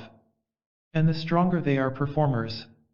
Instead of resisting the entertainer's orders, the audience would appreciate, support, and accept them more if they go with series. Stage conformity can also be more substantial than the hypnosis effect. I can testify to what the feeling is like, having been a stage subject on 2 separate occasions. Does hypnosis play a role in the theater? Yeah, but more only to a certain degree. Hypnosis helps to help concentrate the mind in stage shows. Using hypnosis to concentrate and clear the mind for the time sets aside the multitude of conscious, frequently random, thoughts. A robust and concentrated mind is a compelling thing, once again. This, combined with stage conformity, does not make the job of the hypnotist quite difficult. You'll find that they can focus a lot of their energies on simply entertaining and animating the show. The more they can persuade the viewer hypnosis, the more engaging the performance becomes in mind control. And that's what's being presented, it's not what's happening. Hypnosis is an extremely fun, physically stimulating, and calming activity. It's like taking a relaxed mental rest. It is easy to want to go along with the show as a stage subject because you feel that not doing so would end the fun experience of hypnosis in which you are.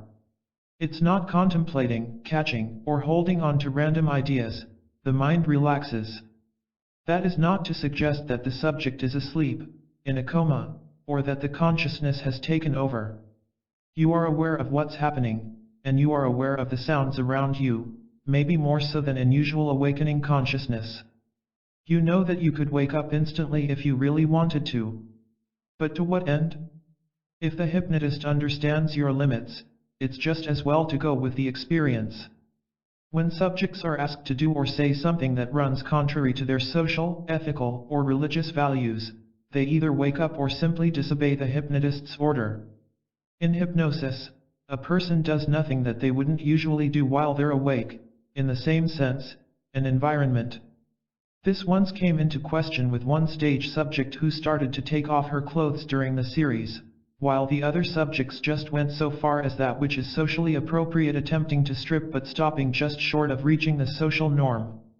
The hypnotist himself was very shocked and realized that the woman, which he did, had to stop. It wasn't until he figured out after the series that her profession was a stripper's. The majority of hypnotherapists do not advocate or support hypnosis on the stage. There is a clear split between hypnotizers and hypnotherapists on stage. The explanation of why a stage hypnosis display works are understandable by presenting hypnosis as an unconscious state of sleep that lends itself to the mental power. This is an example of hypnosis. It serves to reinforce the unfounded, the commonly held idea that hypnosis is weird, and abnormal, which it is not. You don't fall unconscious, and you're not in a trance, you're not in control of your mind. Hypnotherapists tend to use hypnosis as a tool to help people lead a happier, safer, and more fulfilling life.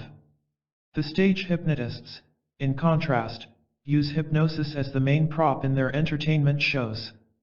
It is clear why there is a break. Given the apparent similarities between the stage hypnotist and hypnotherapist, through administering hypnosis, the stage hypnotist unintentionally represents a portion of humanity.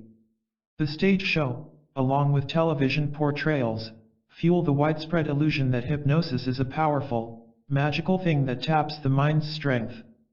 Putting the pieces together doesn't take long. Anything else I've done, why not use hypnosis as a last resort? It's weird, I don't know how it works, the fear of the unknown, but I don't mind. It could just fit.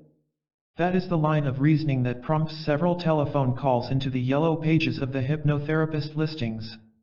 In an ideal world, kids in school will be taught what hypnosis is and how it works. The importance and advantages of hypnosis would be recognized, and a more popular role in society would be for it. That, however, is not today's world. When it comes to educating the public about hypnosis, hypnotherapists have their job cut for them. The long-term aim of the field would be mass education.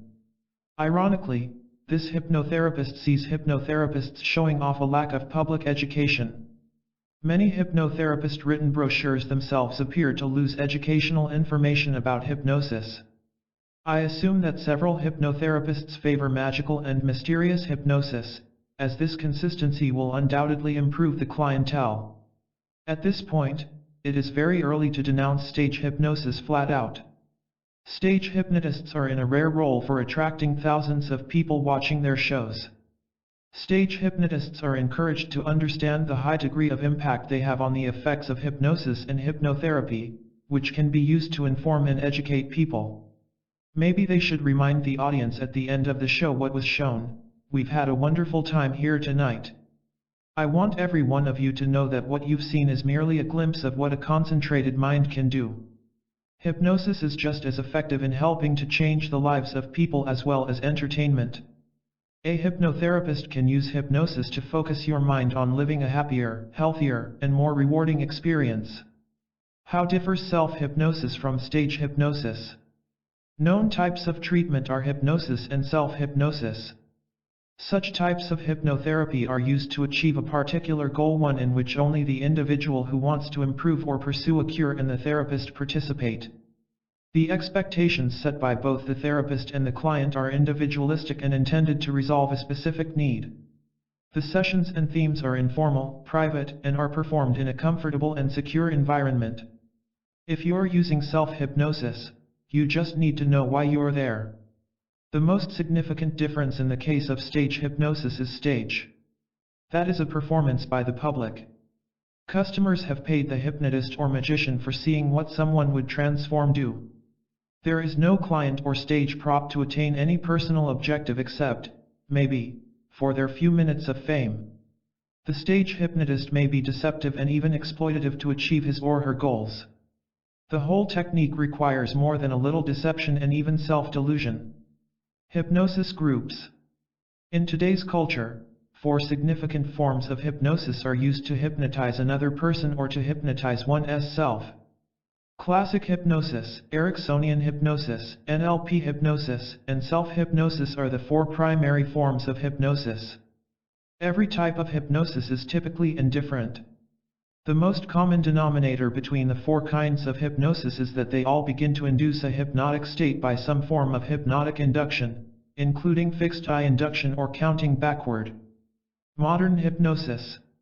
Traditional hypnosis is the most common type of hypnosis and is most commonly practiced in the belief that with a little guidance and preparation, anyone can do it.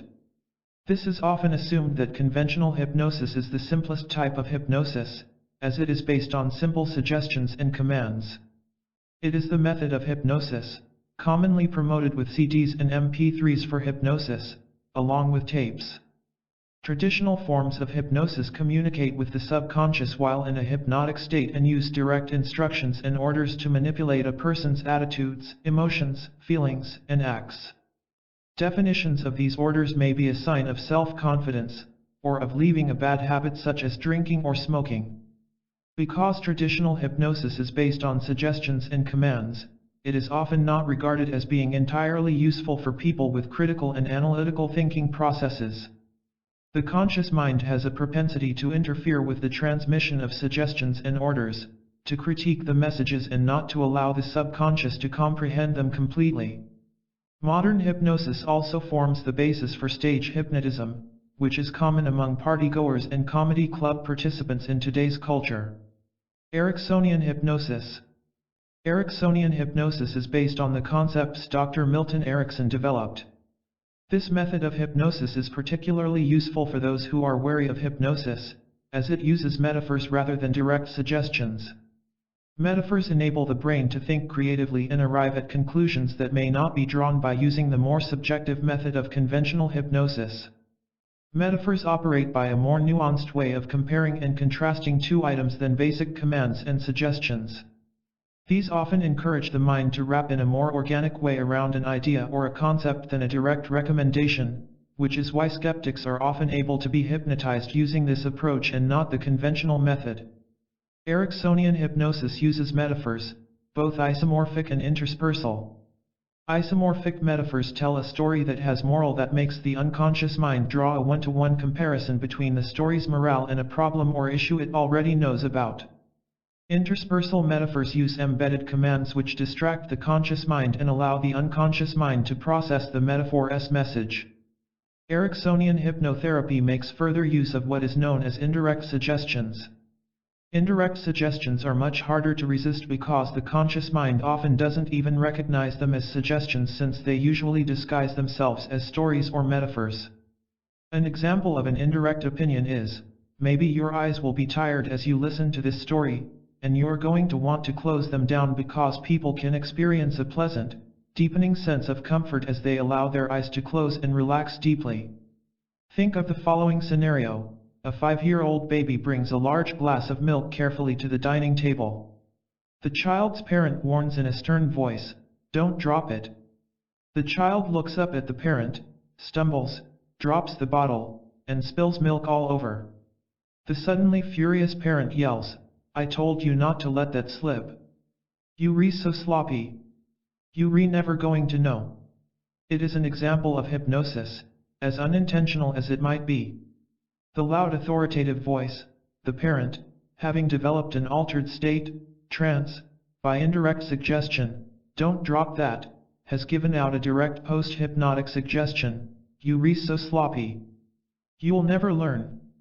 Post-hypnotic, even if the kid, and children always do, follow the idea, he or she will often see him or herself as clumsy.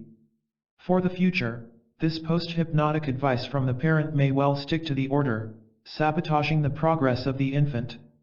It's believed that Ericksonian is an effective strategy as well as high quality to crossing many people's conscious minds. It utilizes accounts called metaphors to take advantage of the subconscious mind.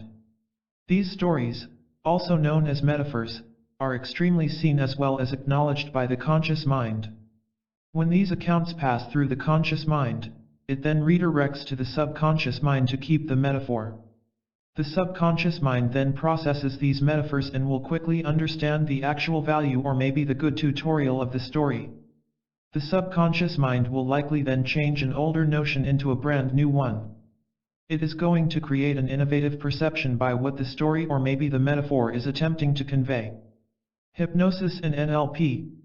To obtain impressive results, NLP hypnosis incorporates neurolinguistic programming, NLP, with hypnosis. NLP is a type of psychotherapy that links psychological processes to behavioral behaviors. Basically, it relates what we do to the way we feel. Hypnosis is a method of consciously interacting with the subconscious, frequently bypassing the conscious mind. This ensures that the hypnotized person is extraordinarily suggestible and responsive to suggestions and alteration of thought.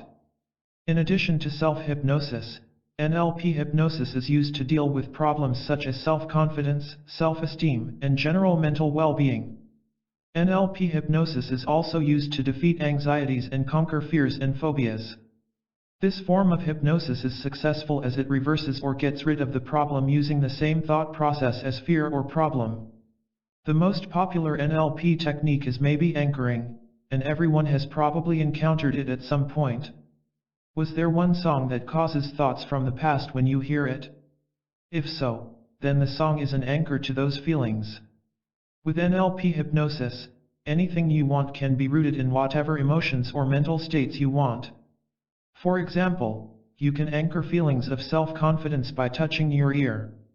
You can just touch your ear and trigger those feelings of self-confidence and power if you feel nervous about something or are experiencing stage fright.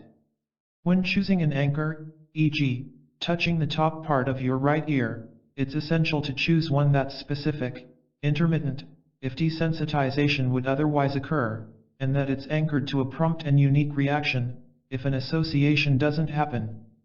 The flash is one more sophisticated technique for NLP hypnosis. It is used to dismantle a conditioned response, that is, to remove a link between two behaviors.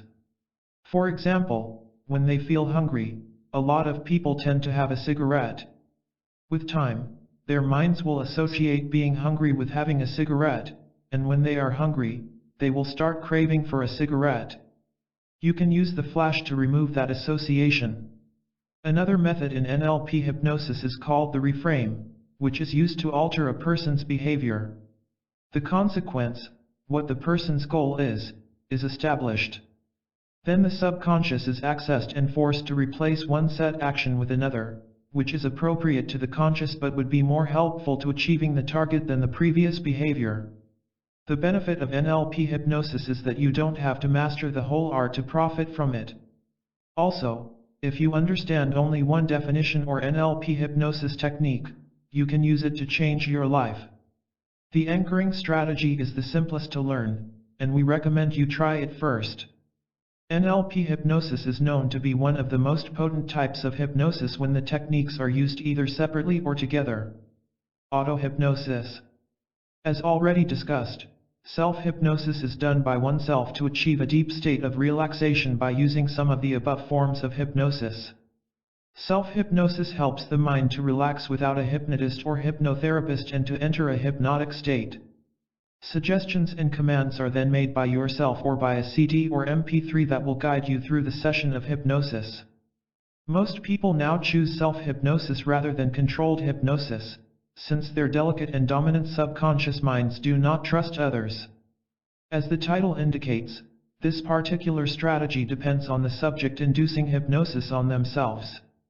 This is accomplished by the topic studying a set of methods, or even by listening to a recording. Many self-hypnosis is presented as hypnotherapy, and it is akin to severe relaxation and meditation. Hypnosis, as well as self-hypnosis, are incredibly similar. The crucial difference would be that the topic is focusing on the recommendations of theirs instead of that of another person. It's a commonly held the view that all hypnosis is the truth is self-hypnosis. This is since the hypnotist might give the ideas, though it's the evaluation as well as interpretation of the ideas in the subject matter very own mind that heralds the outcomes. The hypnotist is just the car that assists the topic into a trance, though it's the topic that processes the info. No matter, the outcome is the same. Self-hypnosis may be used in a remarkably similar method to hypnotherapy, and it is good at overcoming mental issues, phobias, addictions, and stress. It's frequently utilized to advertise a state of deep rest simply. Subliminal message. When you try to make a change but don't seem to get results, there are limiting beliefs that block you, and you have to eliminate them and instill new ones. This cycle can only come about through the subconscious mind. Subliminal messages are the most powerful, most comfortable, useful, and friendly technique dealing with the subconscious mind directly. Subliminal messages have been thoroughly and from time to time studied and are known to be the best way to make significant changes. Anyone can perform this procedure, and its efficiency, results, and ease of use make it highly accessible and the most studied. Subliminal messages have become widespread among millions from a little-known technique that was used by the elite. Although it's recommended to listen to subliminal messages before or during sleep, when the mind is in a receptive state, there are other efficient ways to use subliminals during the day. Can the subconscious mind absorb the subliminal messages and be programmed while we are awake? Absolutely. During waking time, the brain functions with beta waves, but new information can still reach the subconscious mind. New information gets to the subconscious all the time. The only difference is that we can communicate with the subconscious mind easily during alpha and theta waves production. During the day, we don't have to communicate deliberately with the subconscious, we can simply let it absorb the subliminal messages automatically. In addition to subliminal flashes, another highly effective way to use subliminal messages during the day is to play MP3 subliminal meditations in the background. You can cook, clean the house, take a relaxing bath, or watch your favorite TV show. Enjoy subliminal sleep messages. During sleep, subliminal messages will help you make positive improvements and stick with them for the long term. You can convert your 6 to 8 hours of sleep time into a personal growth seminar with minimal effort. Through opening your brain to subliminal messages, you can effectively spend 1/3 of your day to change the problems you deal with, and program your subconscious mind to get rid of harmful patterns of thought. Subliminal signals will drive you ahead more than ever. You may use subliminal messages in this way as do the most productive people. When you read the daily news online, you can gradually gain confidence. You will develop fantastic social skills and quickly learn to make new friends when checking out your favorite pie recipes. When checking your email box, you can program yourself to feel happy.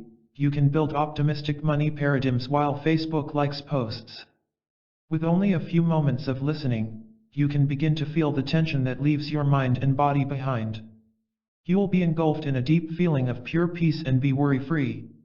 Besides all the beautiful goals you can achieve through the use of subliminal messages, you can also improve your sleep and wake up with a positive spirit, energetic, fresh, and lively. Here at the Vortex Success Audio Library, you can find life-changing subliminal messages. Watch the computer screen for the subliminal flashes. As you know, audio but even visually can relay subliminal messages. The subliminal visual signals will surface on your computer screen as rapid flashes. By using this subliminal messaging process, you can only spend a few minutes a day. The subliminal messages carry positive affirmations and are regularly exposed to them, creating a new neural network in your brain. The essence of this all is that you can be the person that you want to be. The subliminal affirmations will become your reality, and then you will let yourself become the healthy person that you have always wanted to be. For those subliminal messages in the form of flashes, the affirmations can be quickly expressed and made real. Setting the subliminal messages on your PC is simple: watching this video, scrolling down, and pressing the live demo button to see how it's done. Hypnosis Explained: Debunking the Myths. Hypnosis is a straightforward and easy to explain mental phenomenon. However, frequently, it's wrongly portrayed as some kind of phony mysticism or dark magic. This particular absence of a good representation leaves numerous to throw hypnotic wisdom separate as pure fantasy or maybe hogwash. Along with individuals who are hypnotized we usually think of as gullible or weak-minded, though not any of this is real. I am hoping to take a brief couple of minutes of the time of yours to debunk several of these misconceptions surrounding hypnosis and ideally leave you with a more precise knowledge of what these phenomena are actually about. Just before I move with debunking these myths, allow me to first create a fast definition of what I think hypnosis is actually. Hypnosis is a set of suitable interaction methods, often through the usage of indirect or direct suggestions, for shaping one's beliefs, perceptions, feelings, and behaviors. Despite this broad-sounding characterization, this is what hypnosis is actually in a nutshell. Today let us get going. Hypnosis is the state of consciousness. Hypnosis isn't at all associated with any particular state of consciousness. The main reason individuals confuse hypnosis as a state of consciousness is the fact that we quite often connect the strategies of hypnosis as leading to a half-awake and half-sleep state. We picture individuals lying on leather sofas with their eyes shut and their understanding facing inwards to their subconscious. Though the reality of the material is hypnosis may be utilized to increase understanding only as effectively as it may be used to contract to understand.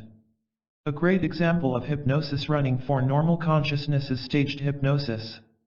If a participant clucks like a chicken or maybe acts out a scene in Saving Private Ryan, it's not that the person is unconscious and being pulled by his or perhaps the strings of her such as a stuffed puppet. They're only in a situation in which they're comfortable acting out behaviors they usually would not do in front of a crowd. They're not being controlled by the hypnotist, they're simply being communicated to quite efficiently. The participant's free is going to is still intact all over the entire session. A participant can provide his or maybe the person of her outside of hypnosis every time they choose, but why would they when they're having a lot of fun playing pretend? All hypnosis is actually playing pretend. During stage hypnosis, participants are aware they're not a chicken or perhaps they're not really in the films. They understand they're acting.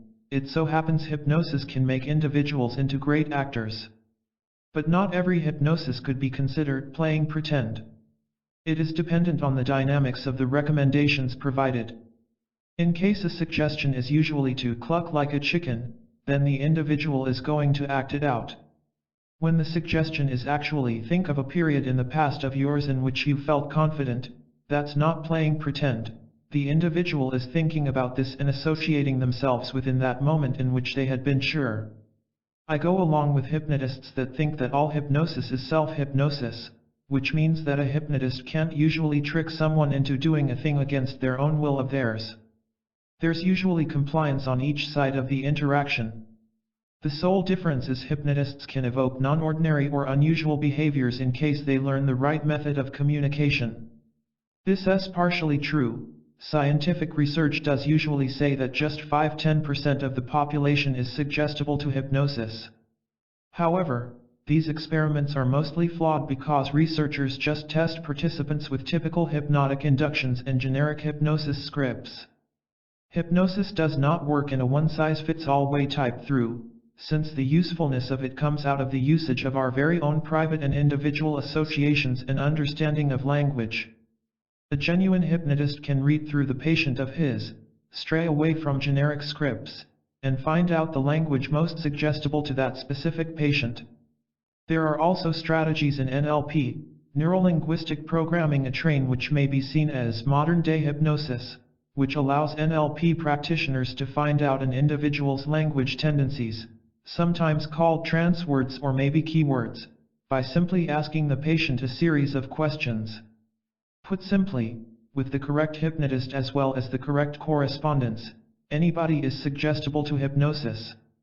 Hypnosis is much like meditation.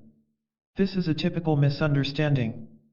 Once again, hypnosis is a set of communication strategies. At the same time, meditation is a far more distinct procedure which is a lot more linked with one's state of mindfulness or consciousness. One can, nonetheless, use hypnosis strategies to help a meditative process.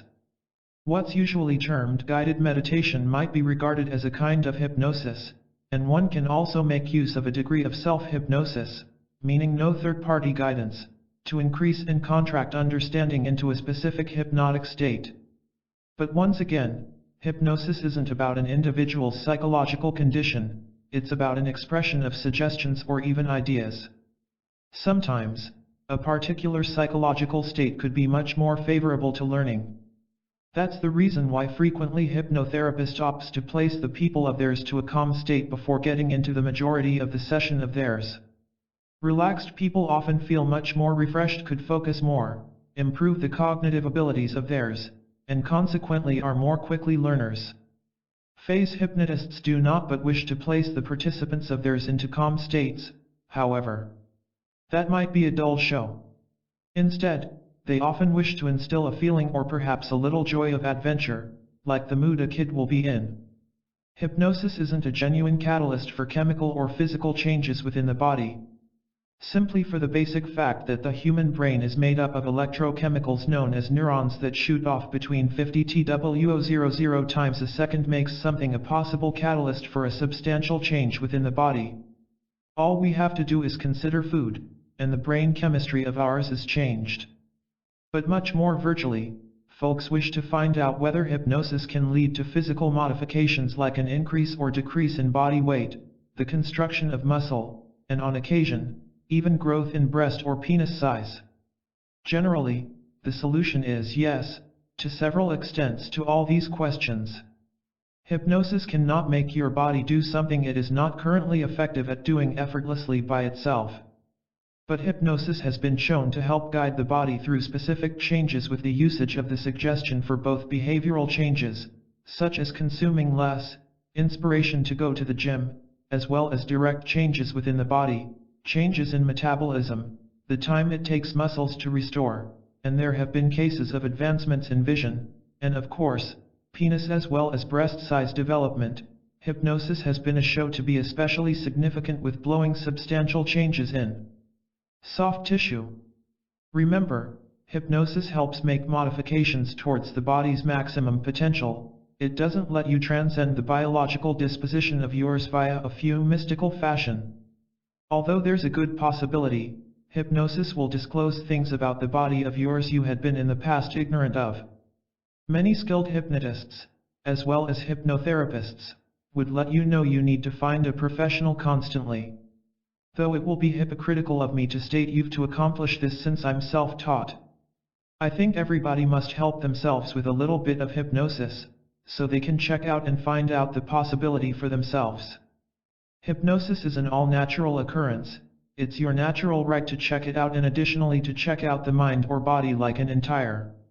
You will find loads of videos, podcasts, and books to help you started with doing hypnosis. Play around with so many as you would like, get a sense for the distinction of methods, and start to find out the basic concepts of what constitutes a hypnotist adaptable as well as useful. I'd suggest you start with learning self-hypnosis methods. Nothing too sophisticated. Only training inducing yourself throughout hypnotic suggestion into a state of relaxation or maybe a light trance. You can additionally practice by analyzing generic scripts to a buddy or maybe a loved one and having them read through several for you too. They are not the very best items of the planet, but that generally makes them comfortable and harmless to learn with. Do not take the first of the studies of yours way too seriously. Simply get a sense for the various phases of a hypnosis session, inductions, scripts, exactly how to rightly come out of a session. Hypnosis generally evokes an enjoyable experience, but at times things go awry. Be acquainted with the way to end sessions fast in case you end up steering down a terrible route.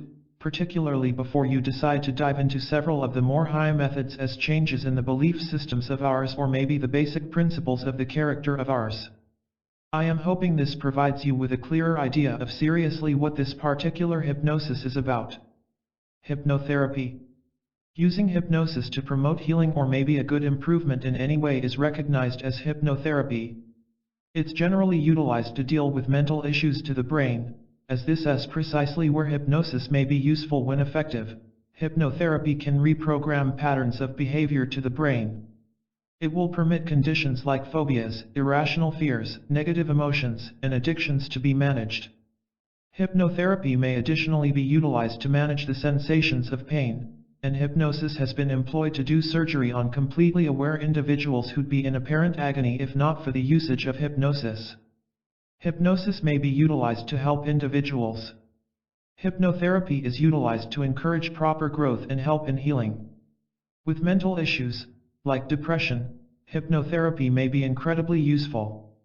Phobias, addictions, and even all manner of irrational feelings could be selectively reprogrammed, and influence started on negative emotions.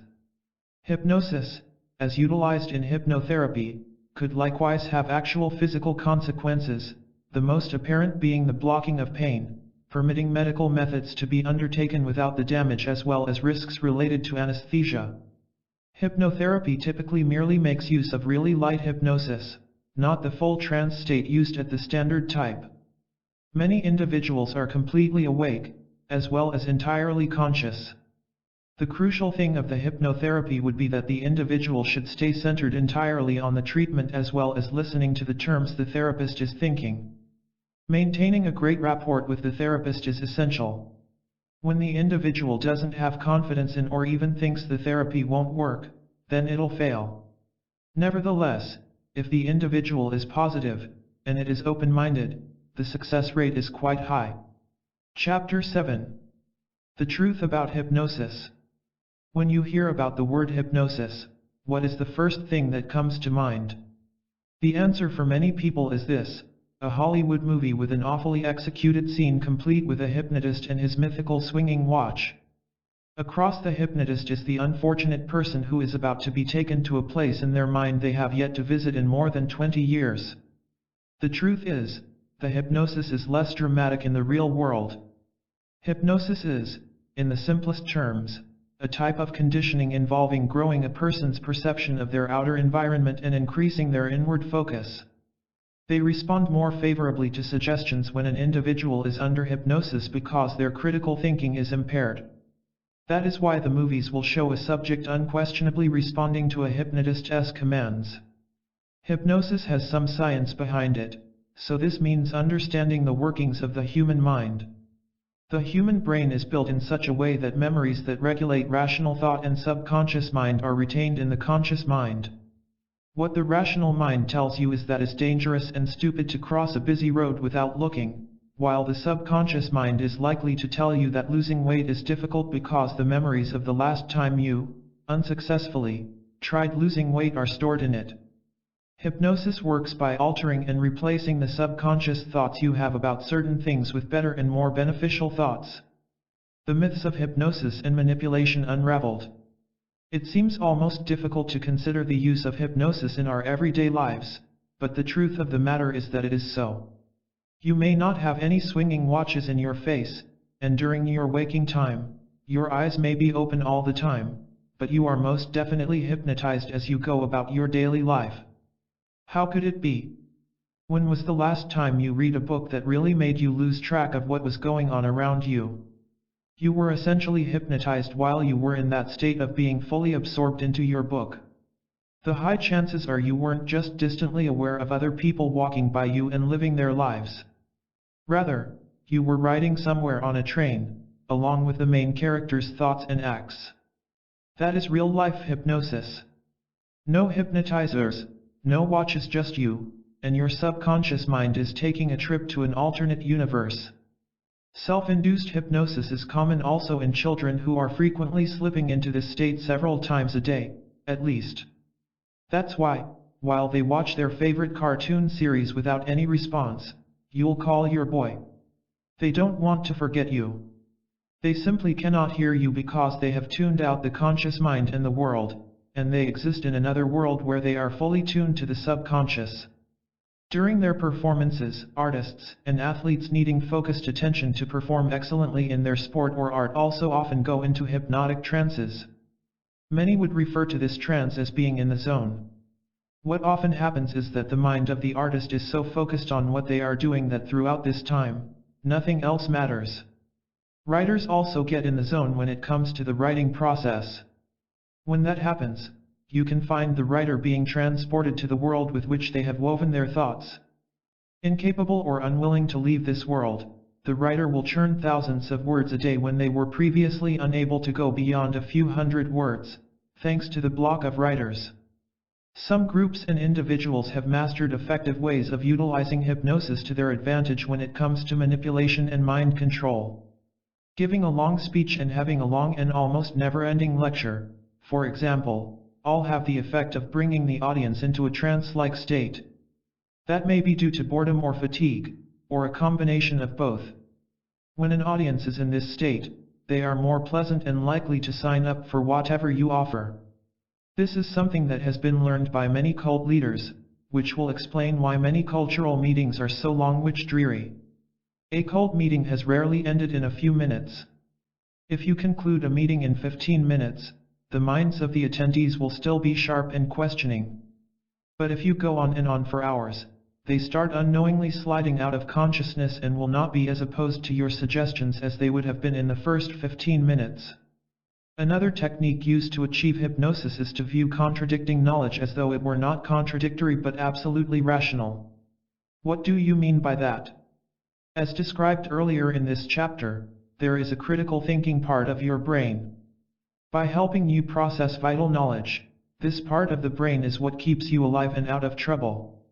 If this part of the brain is bombarded with contradictory information without sufficient time being given to process it, it shuts down.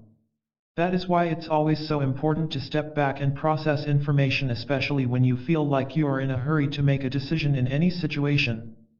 If your rational thought has been bypassed, you are likely to follow any suggestions offered to you even if they may not be agreed by a normal thinking person in harmony with their mind's logical pieces. How to hypnotize someone without knowing them.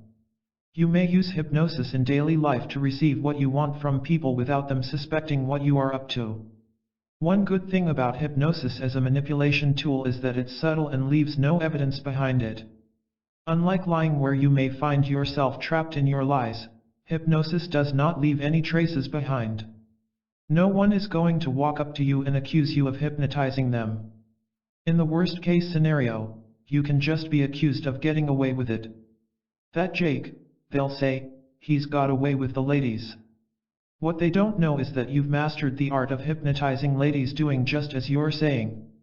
The first step to successfully hypnotize a person is to establish a connection with that person.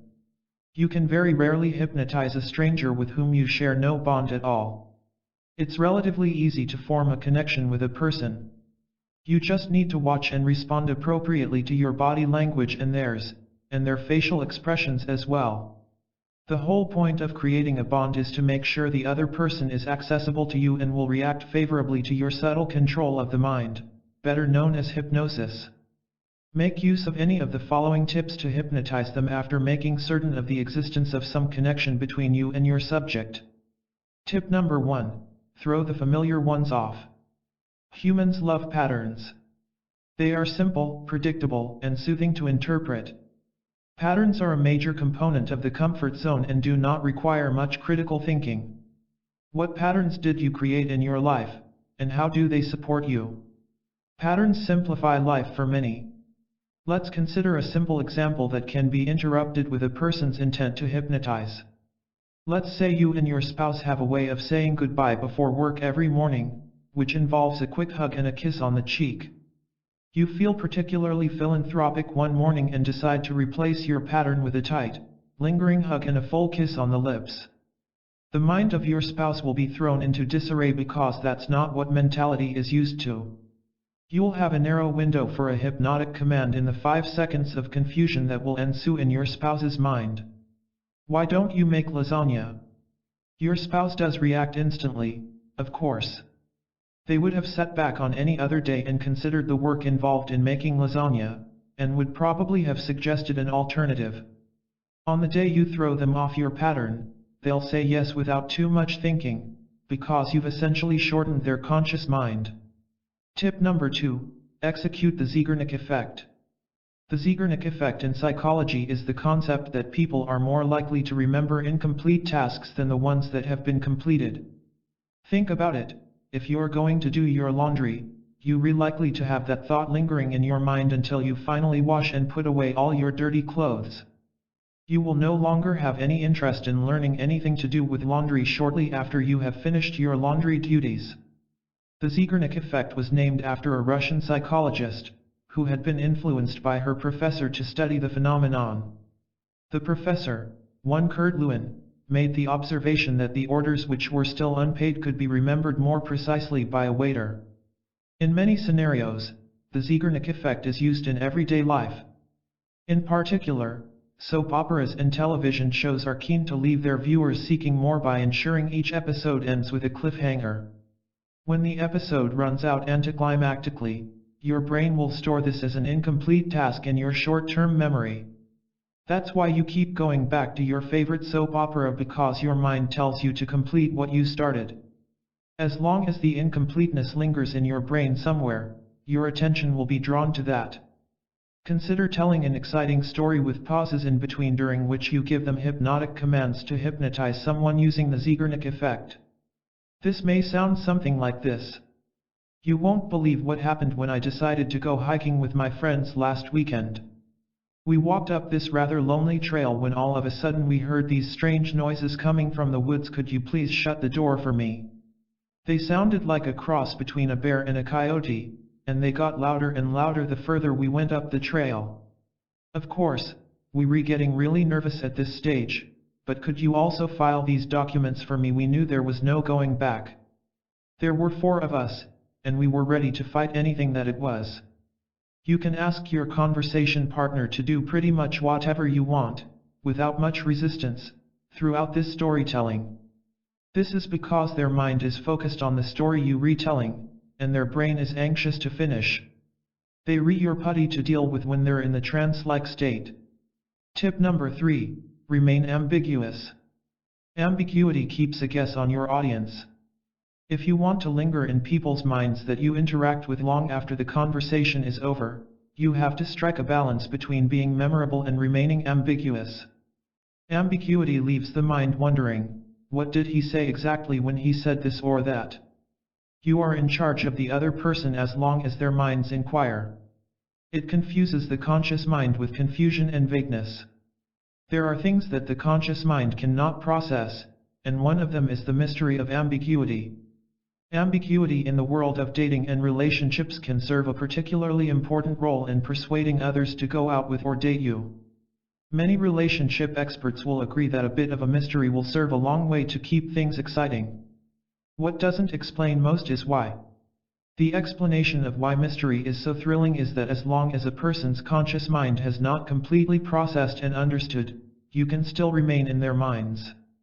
While always making sure you are vague and enigmatic about 1 or 2 things, you will hypnotize your friend or lover into doing whatever you want them to do.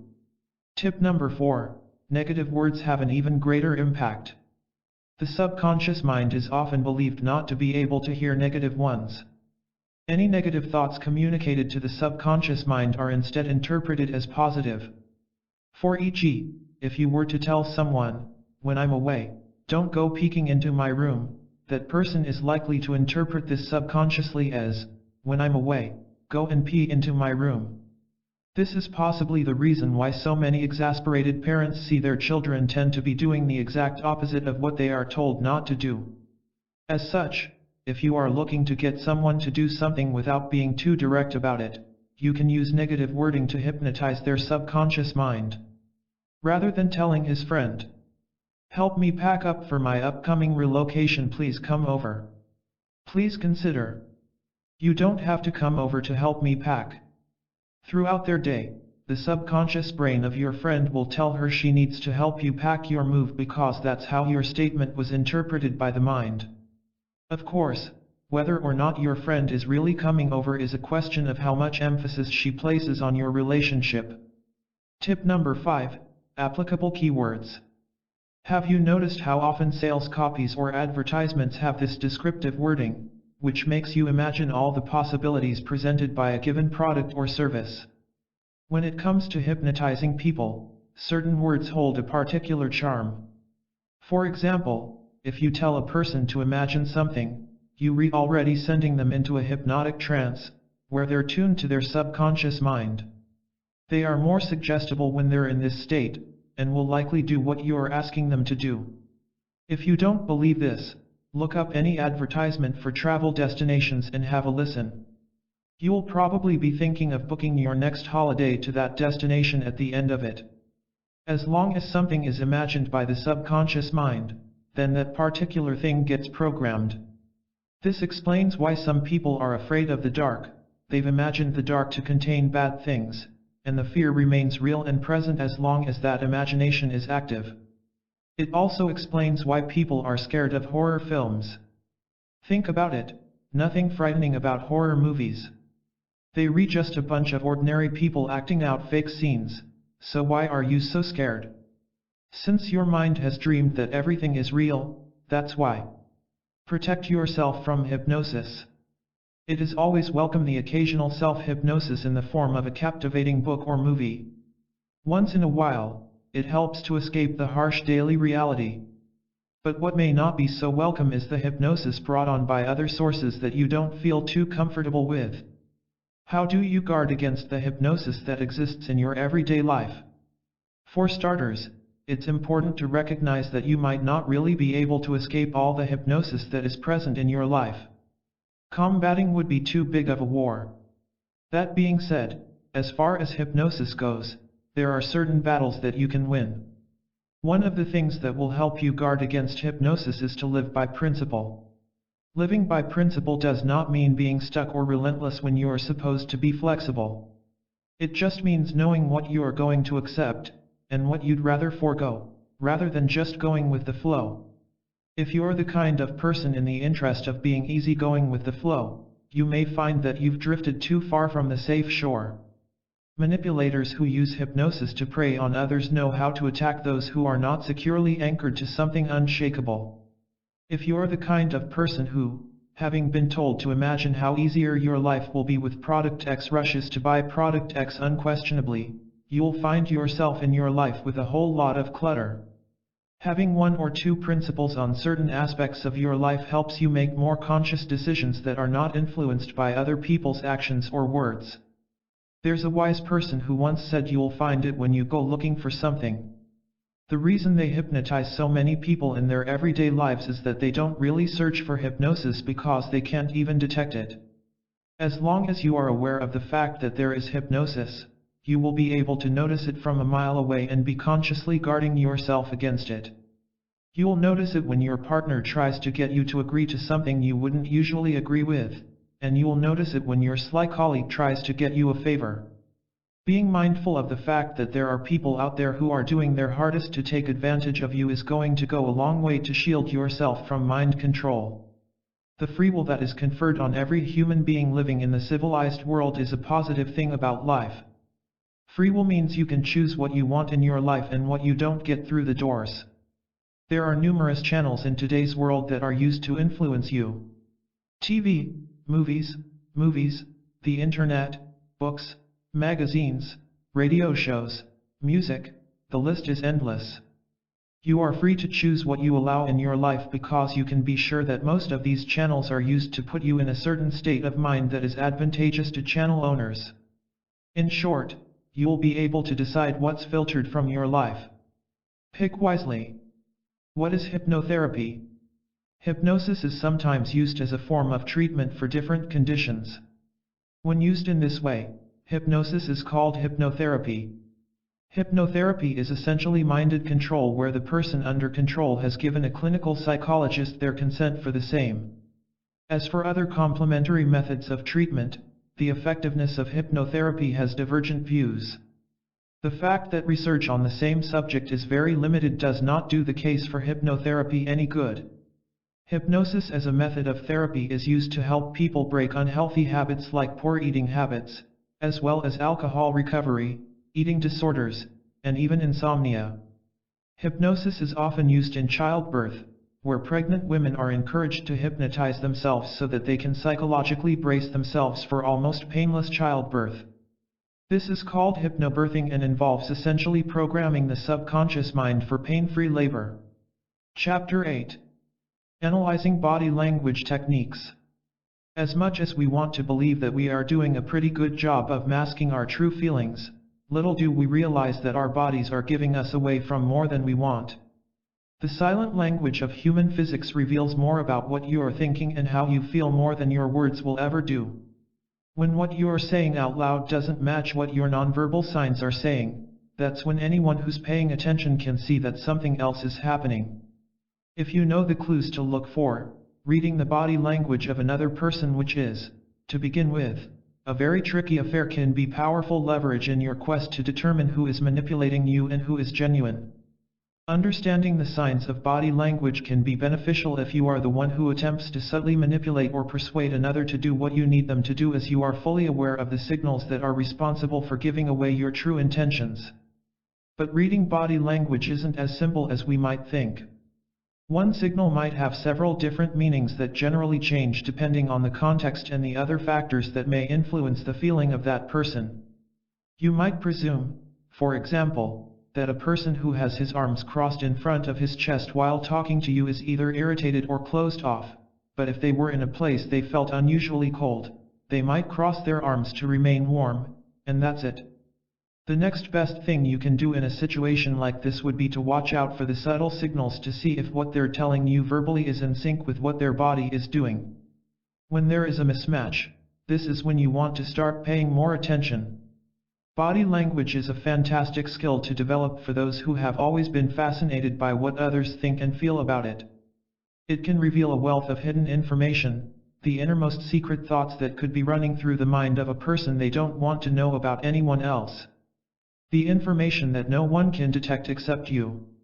Almost like a secret communication line between just you and the person you are watching.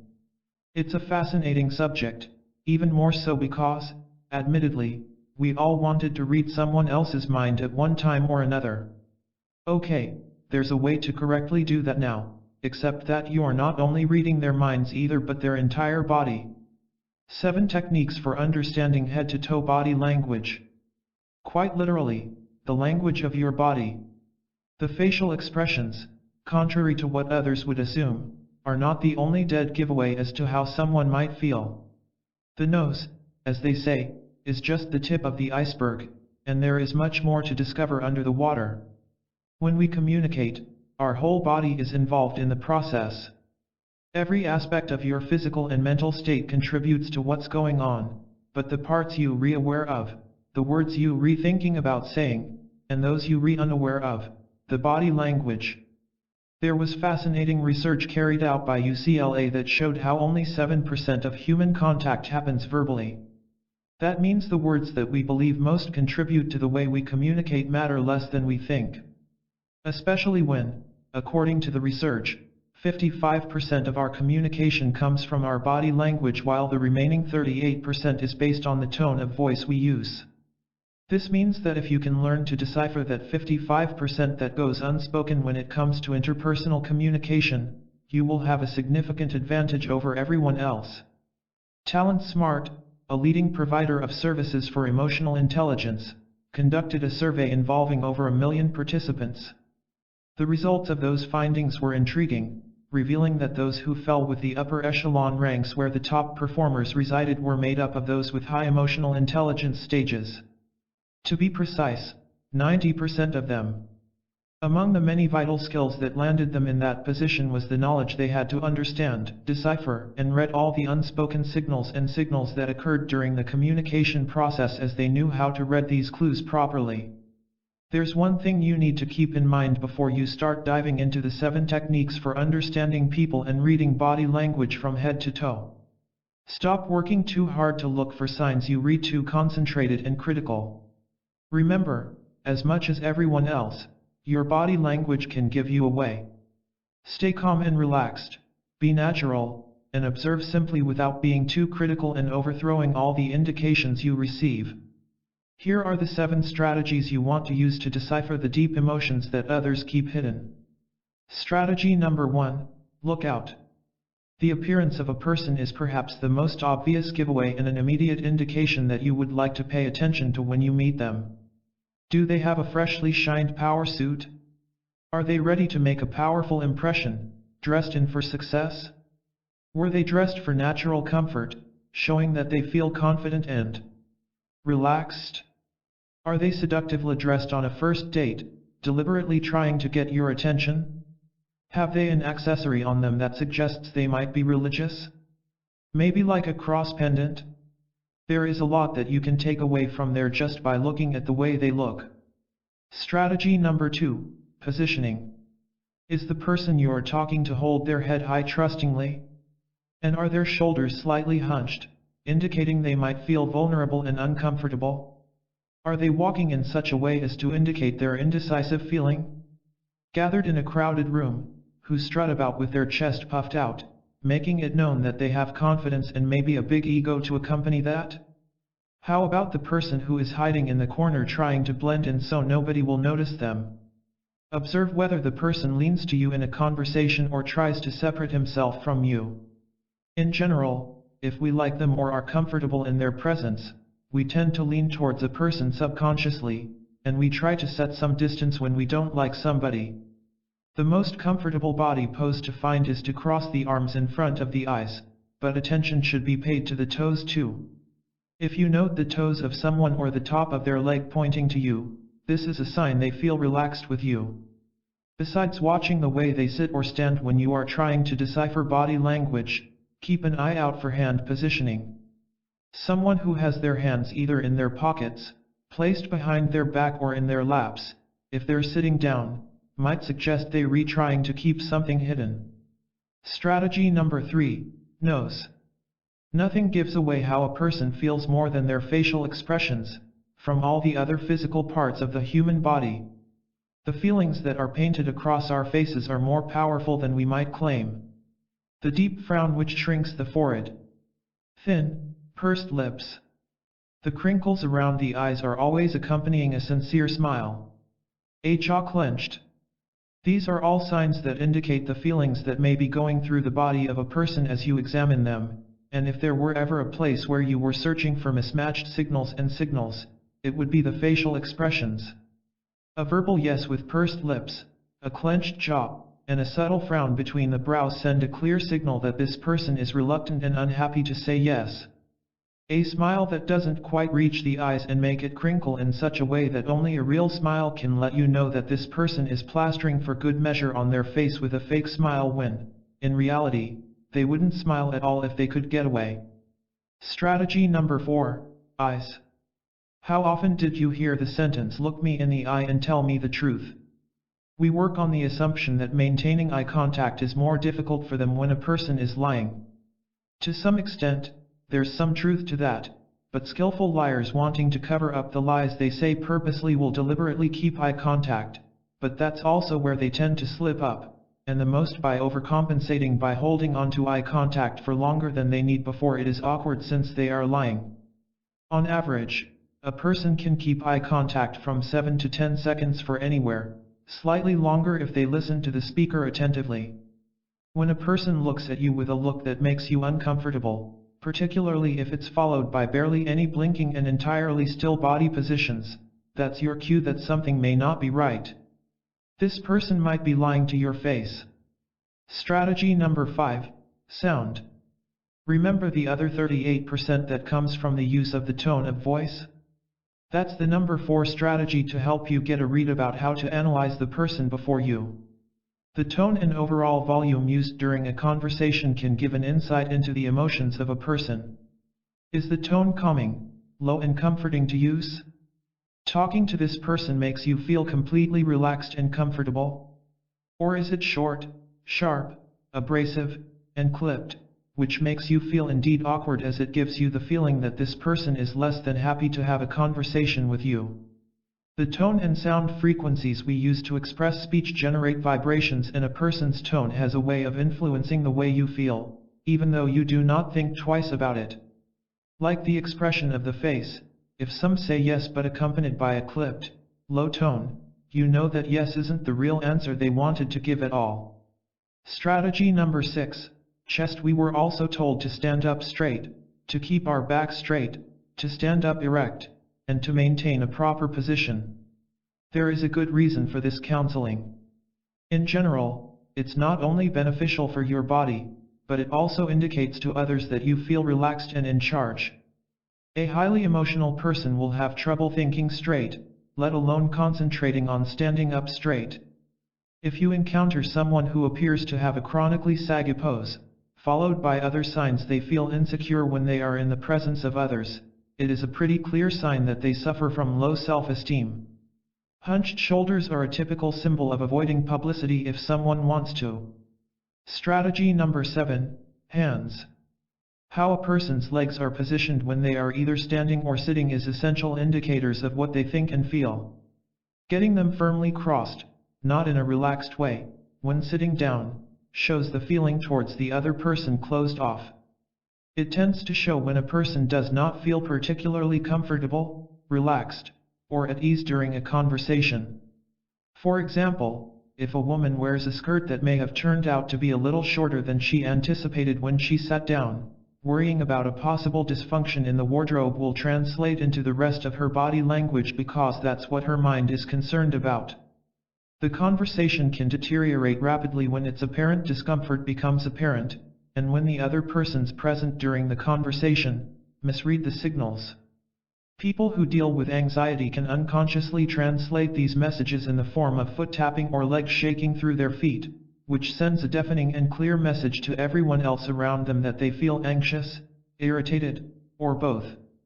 Because the legs of a person are the most supportive limbs we have, it's pretty hard not to notice when there is excessive movement. Including using your eyes to search for all the hints you read trying to find. There's something else you need to focus on when it comes to reading the body language correctly: the insight. Just when you are trying to listen to your brain, listen to your gut feeling and what it is trying to tell you. There's more to understanding than just relying on logic alone.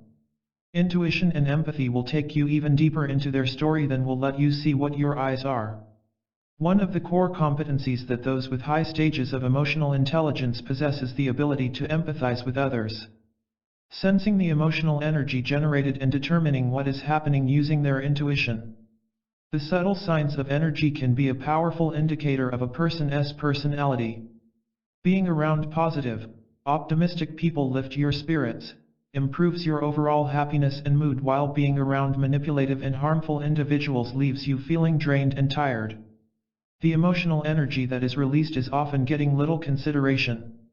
Still, it is actually among the measures that you might use to get a read on what the personality of someone could be. If you've ever been around anyone who just seems to have a dark cloud hanging over them no matter where they're going or what they're doing, that may be the indication you need to know that person is someone that has a robust negative outlook, or that they may be deceptive. Other body language indicators. There is a myriad of ways to gauge body language, extending beyond the main 7 strategies mentioned above. People are complex creatures with exciting personalities, and, like a good book, with every turn of the page, it becomes more interesting, especially when more clues are unraveled along the way you look deeper. Other indicators of body language to look out for when you try to analyze someone are: handshake. Nothing like a secure, efficient, firm handshake to let you know when somebody feels relaxed and secure. But what if the reverse was the handshake?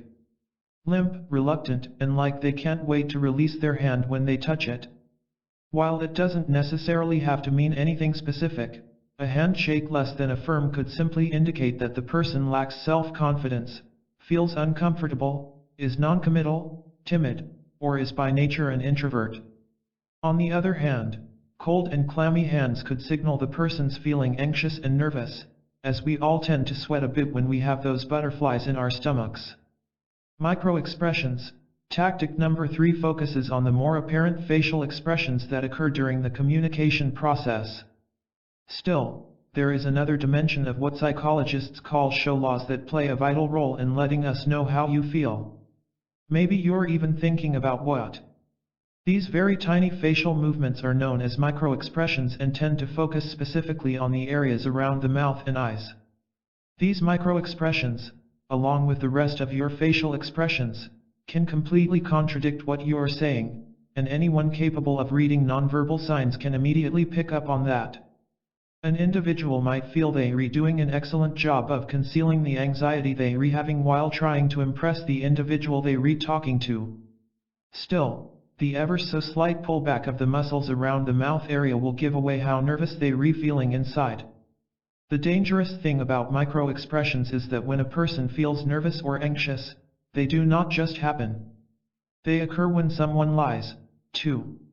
It's not so easy to hide a little white lie when your little facial muscles are giving you away. Raising eyebrows. There are only 3 main reasons, and emotions, to raise somebody's eyebrows. They feel either surprised, frightened, or worried. Try raising your eyebrows the next time you are in a relaxed and casual conversation with a friend, and see if it's easy to do. At best, you could come off looking strange. When someone talks to you and the conversation doesn't involve a topic that would either cause fear, surprise, or worry as they raise their eyebrows, keep up your antennas as something else could happen under the surface. The chin and the neck. Yes, even your chin and neck have their secret language that they're trying to tell the rest of the world. At the same time, you're unaware of it unless you make a conscious effort to focus on those 2 areas and what they're doing when you're having a conversation. If your chin juts out, usually or subconsciously, in front of you, others might get the impression you are either somewhat stubborn or obstinate. Just the way you hold your neck around someone helps them to know how you feel inside. Shy introverts who are uncomfortable in a large group of people tend to tuck their chin underneath so their eyes fixed on the floor or avoid eye contact, while those who are confident and upright tend to have their necks straight up and hold high. The arm cross. We all know that the meaning has a part to play in the arms crossing, but if you cross your arms during a meeting, for example, the indication you send is that you feel close to what the other person says. Even if they have a smile on their face, and they engage in the conversation as pleasantly as they do. How they feel when their arms are crossed in front of them is that they feel emotional, physically, and mentally closed to whomever they speak and what they're being told. This gesture is made so unintentionally most of the time, that it makes it the most revealing indicator of all. When Gerard Nierenberg and Henry Calero recorded more than 2,000 negotiations as part of their research for their book How to Read a Person Like a Book, not one of those negotiations resulted in a deal if one, or both, parties had their legs or arms crossed during the negotiation. Excessive nodding. At the risk of looking like a bobblehead, the only reason someone might be nodding excessively when you talk to them is if they were either concerned about what you thought of them, or if they are worried you might doubt their ability to keep up with your instructions. Employees sometimes do this when the boss gives off a string of instructions, and they try to do so. Firmly clenched jaw. The only moment when someone's jaw is firmly clenched during a conversation is when they feel anxious. When you note that the words they say that make it sound like they're all right with an idea but their jaws are clenched when they're saying it, that's the signal you need that tells you they're not as happy with the idea as they're leading you to believe it. The feet. Another part of your body that could trouble you by sending mixed messages. When you tap your toes, someone may get the idea that either you are feeling nervous or you are in a rush to bring the talk to a close. Tapping your toes when you are trying to get someone else's attention is a way to get them to notice you without interrupting a conversation they might have. Toe tapping is a way to indicate when you are pressed for time without writing it out specifically because you don't want to sound rude. There's a reason people tap their toes. Still, it doesn't necessarily mean it's the best method of communication, mainly because either way, you'll be viewed as disrespectful when you regularly tap on someone else. Imagine the feeling of having someone tap their toes at you. Indicators of body language. How to analyze people based on their words, their manuscripts, their environment, and their emotions. How effectively you can deal with the people around you will depend heavily on your readability. You can tailor and adapt the messages you communicate to ensure that they are received in the best possible way when you develop the ability to understand others and the way they feel. That's what effective communication is all about at the end of the day, and the reason so many people struggle with communication is that they haven't mastered the skills they need to analyze the people they are dealing with at a deeper stage. Analyzing words. One significant aspect to look at is the body language. Another is by the words they use. The eyes, and the rest of the language of the body, may be the windows in the soul, but the words used are the gateway to the mind. The words that are spoken are chosen consciously and carefully, which then makes it a good representation of what is happening in the thoughts of a person. By listening to and understanding what someone else is trying to say, whether they're taking it or writing it out, we form bonds and connections. For certain situations, the words that are spoken are a direct reflection of the person's character, so if you know what to listen to, you will increase the chance of knowing their temperament, mode of thinking, and even behavioral patterns. The reading of minds is not magic. It's a talent and one learned by those who taught themselves to search for all the right signs, one of which is to research the word usage that is being used. Take this simple example when a friend of yours tells you they have been awarded another recognition at the office. Here's another keyword, which is a sign they want you to know. This isn't the first time they earn honors and recognition. By deciphering the meaning behind the words, you then know that in this case, an acceptable answer would be to give them congratulatory praise for their successes, which is what they secretly wanted when they told you the news. If you know the right words to look out for, you could even catch someone in a lie. However, considering the context, you need to be careful and remember that verbal indications are not always 100% foolproof. The general indicators you'd be looking for may tip you as to whether someone is lying include. Repeat the question with you again. For the time being, they could be playing to make up a credible story. When they add qualifiers such as "to the best of my knowledge" to their sentences. Avoiding the use of the word "I" to avoid involvement could indicate that they are not entirely honest. Using the present tense to speak about events that have already occurred. Some people use more formal language when they tell a lie. When anyone omits so many of their contractions, it may be a warning to keep an eye out for. Some liars, especially if they're guilty of doing something wrong, may turn to the use of softer words to cushion the deed done. For example, rather than using the word steal, what they might say is borrow instead. Captain Jack Sparrow has infamously opted to say borrowed without permission in the Caribbean Pirates movie to avoid revealing outwardly that he had stolen a ship. Another way to analyze when a person's words have something to hide is by paying attention to the tone of voice and the speed at which they speak. Underneath the surface could be the indicators that give away something more. Speaking too quickly, which signals they may feel nervous or anxious. Too slowly speaking, which might indicate that they feel down, depressed, or not in the right mood to have an engaging conversation. Sighing is a sign of sorrow or frustration, even tiredness, at times. A sudden change in the tone and pitch of the voice indicates a lie trying to remain hidden. A repeated tone of voice may be indicative of insincerity. Men have known in a romantic relationship to change the tone of their voice to signal when they are interested in a woman. Study of their manuscript. Analysis of a person's handwriting is referred to as graphology, and the way we craft our words and letters can indicate more than 5,000 types of personality traits, according to the science of this subject. Graphologist Kathy McKnight, when she introduces them to this field, has her students write the sentence "She sells seashells by the seashore," and she gets them to write it out in the cursive format. There is a reason why she specifies cursive writing, and that's because it gives a better opportunity for graphologists to analyze the personality of an individual. Everybody has their unique writing style, which is just as distinctive as their personalities.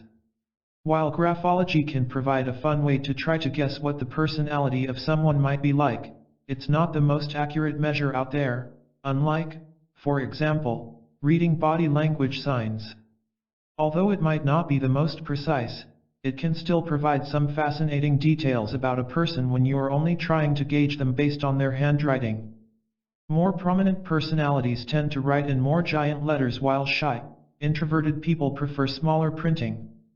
As for the ones writing in between, okay, average size handwriting is also an indicator that you have a better capacity to concentrate on the tasks you are doing.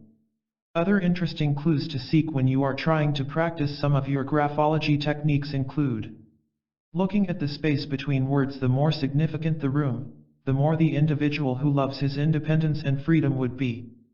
Those who prefer writing letters and squeeze words closer together generally prefer other people's company. If you have written your sentences in such a way that the words seem to be crammed together completely, an analysis of that type of handwriting might suggest that your personality tends to be more intrusive. Writing slants. If your handwriting appears to slant to the right, you may be someone who wants to meet new people.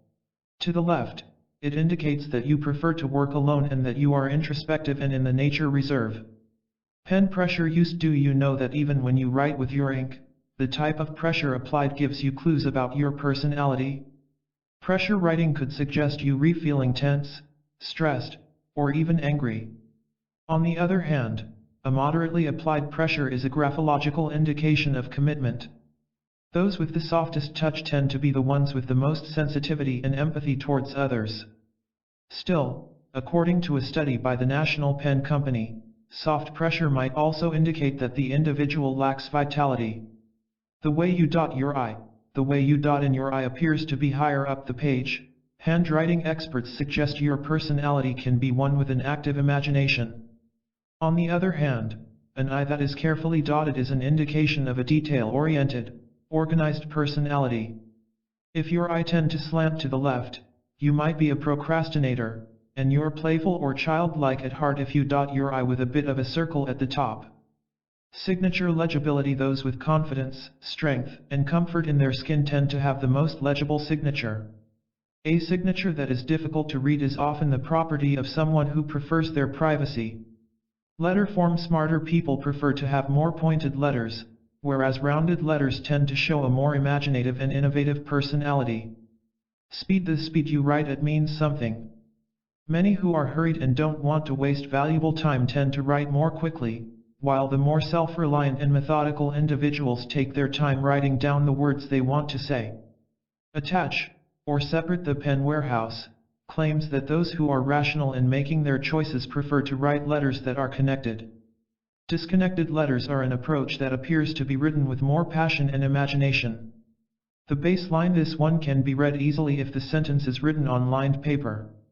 Watch the angle of the sentences.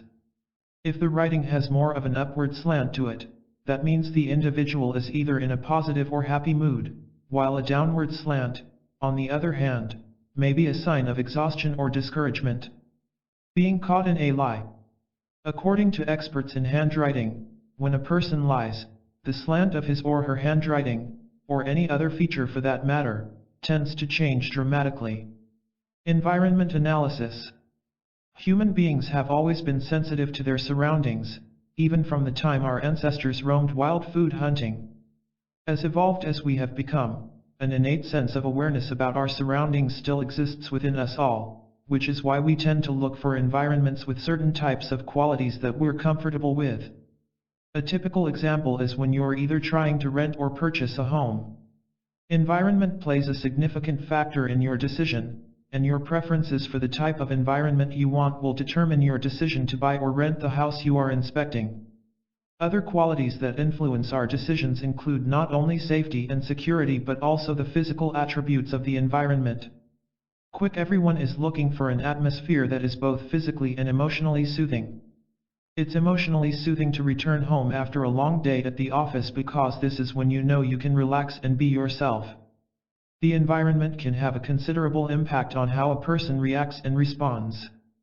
Put a person in an environment they are not comfortable in, and sometimes their reactions are nearly immediate, depending on the circumstances. For example, a claustrophobic person would immediately begin showing signs of discomfort, anxiety, fear, and wanting to escape. Feeling caught up is a smaller, confined space. Other ways for the environment to play a role in determining a person's response include to encourage or discourage interactions. An encouraging, warm, and inviting space will make you feel more relaxed and comfortable enough to have an open chat. motivate and influence your behavior. Everywhere you look, an office supply room that is dusty and crowded with stuff will make you want to dump your items and leave as soon as possible. On the other side, a compact supply room, ordered, clean, tidy, and spacious lets you stay quickly enough and spend time putting away your things. Influence on mood. An environment that is crowded, noisy, and full of distractions can make you feel restless and agitated, somewhere you're not likely to want to carry on a conversation because you don't like it. It's negatively affecting your mood. Because the nature of the environment can have a significant impact on a person's way of thinking, feeling, and responding, where you analyze their body language will be an important consideration factor. You may not get an accurate reading of the body language if your subject is uncomfortable, not with the topic being discussed but with the surroundings in which they find themselves. Analyzing feelings. Developing the empathy needed to understand and be sufficiently tuned to the emotional state of another can provide you with vital intelligence to help you navigate the relationship successfully. Those who have mastered the art of emotional intelligence have developed their empathic abilities and have turned that ability into knowledge that they can use in a social situation to give them the upper hand. Here's what you need to keep in mind when trying to analyze somebody's emotions. Open mind. You've got to keep your mind open and be a blank slate. Getting preconceived ideas or bias can only cloud your judgment, and can contribute to misreading the situation. Think big picture instead of focusing on every single gesture in the body language. Think of the larger picture and do a comprehensive body scan instead, putting together all your information before drawing any conclusions. The benefit of doubt. Seek to give someone the benefit of the doubt before making any conclusions about the feelings they experience. Remember also to observe the context and the environment, as this may affect their emotional state. If you are still uncertain about the signals that you are receiving based on their facial and body signs, consider asking them if all is right. Factors to evaluate. How to tell people when they are insecure. In a business deal or any kind of negotiation for that matter, swooping in to win the deal depends not only on your negotiating skills and the talking points you've prepared but on your ability to analyze when that person is insecure or indecisive so you can make your move and secure your win. It can be advantageous to be able to spot insecurities in a negotiation because everything you need to do from there to secure the odds in your favor is to say the right things that resonate with your subject enough to convince them to jump the fence and come over to your side. Here are signs you want to keep an eye on that might give you some indication that the person feels indecisive or insecure about their choices. The concerns and worries still crowd. They don't seem to be settled with the decision they are currently leaning toward. They keep asking the same question repeatedly, almost as if they are having difficulty accepting the answers given. They reject your initial suggestion, but then return and circle again. They challenge you to think several times, or just what you think they should be doing. They may apologize for being indecisive and not yet in a position to make a decision. They are afraid to offend you or make you angry at their decision. They express concern that they do not know what the right thing is to do. They worry if their decision will reflect poorly on them. They feel uncomfortable thinking that they are being ganged up and pressured to make a decision. They can become aggressive if they feel threatened. They will attempt to impress you but seem nervous about it, and the insecurity shows through the tone of their voice. They worry they don't have the support they need. They are too preoccupied with what others might think. They are inclined to strive for perfection, or to be a perfectionist. Chapter 9. The Art of Persuasion. Merriam-Webster defines persuasion as the ability to convince, while persuading is further characterized as moving to a belief, position, or course of action through argument, entreaty, or expostulation. To persuade someone to do something is to ask someone to do something in lesser words. Persuasion is an art form that someone trying to get people to do something will learn. It's an amazing tool to have, especially if you are constantly surrounded by people that every now and then need a bit of prodding. On the other hand, deception is defined as the act of causing someone to believe that something which is false or invalid is actually true and valid. Deception is a form of self-manipulation and also an instrument through which you can achieve your goals of persuasion. So far as persuasion goes, this is probably where things get blurred. Debates have been going on for the longest time about the thin line between coercion and persuasion. There are groups that are fully persuaded of the malevolence of persuasion, while others claim that persuasion is a perfectly harmless way for people to get what they want. Manipulation theme in itself is a gray area for many people. Morality is subjective, depending on the metrics in which different societies and cultures placed in place. The question of whether manipulation is correct or wrong is one that should be individually answered. That being said, some technological variations exist between persuasion and manipulation. Manipulation always has a strong self-interest, while persuasion may be done for a whole community's greater good. Consider the case of an activist who is persuading people to plant trees for the environmental good.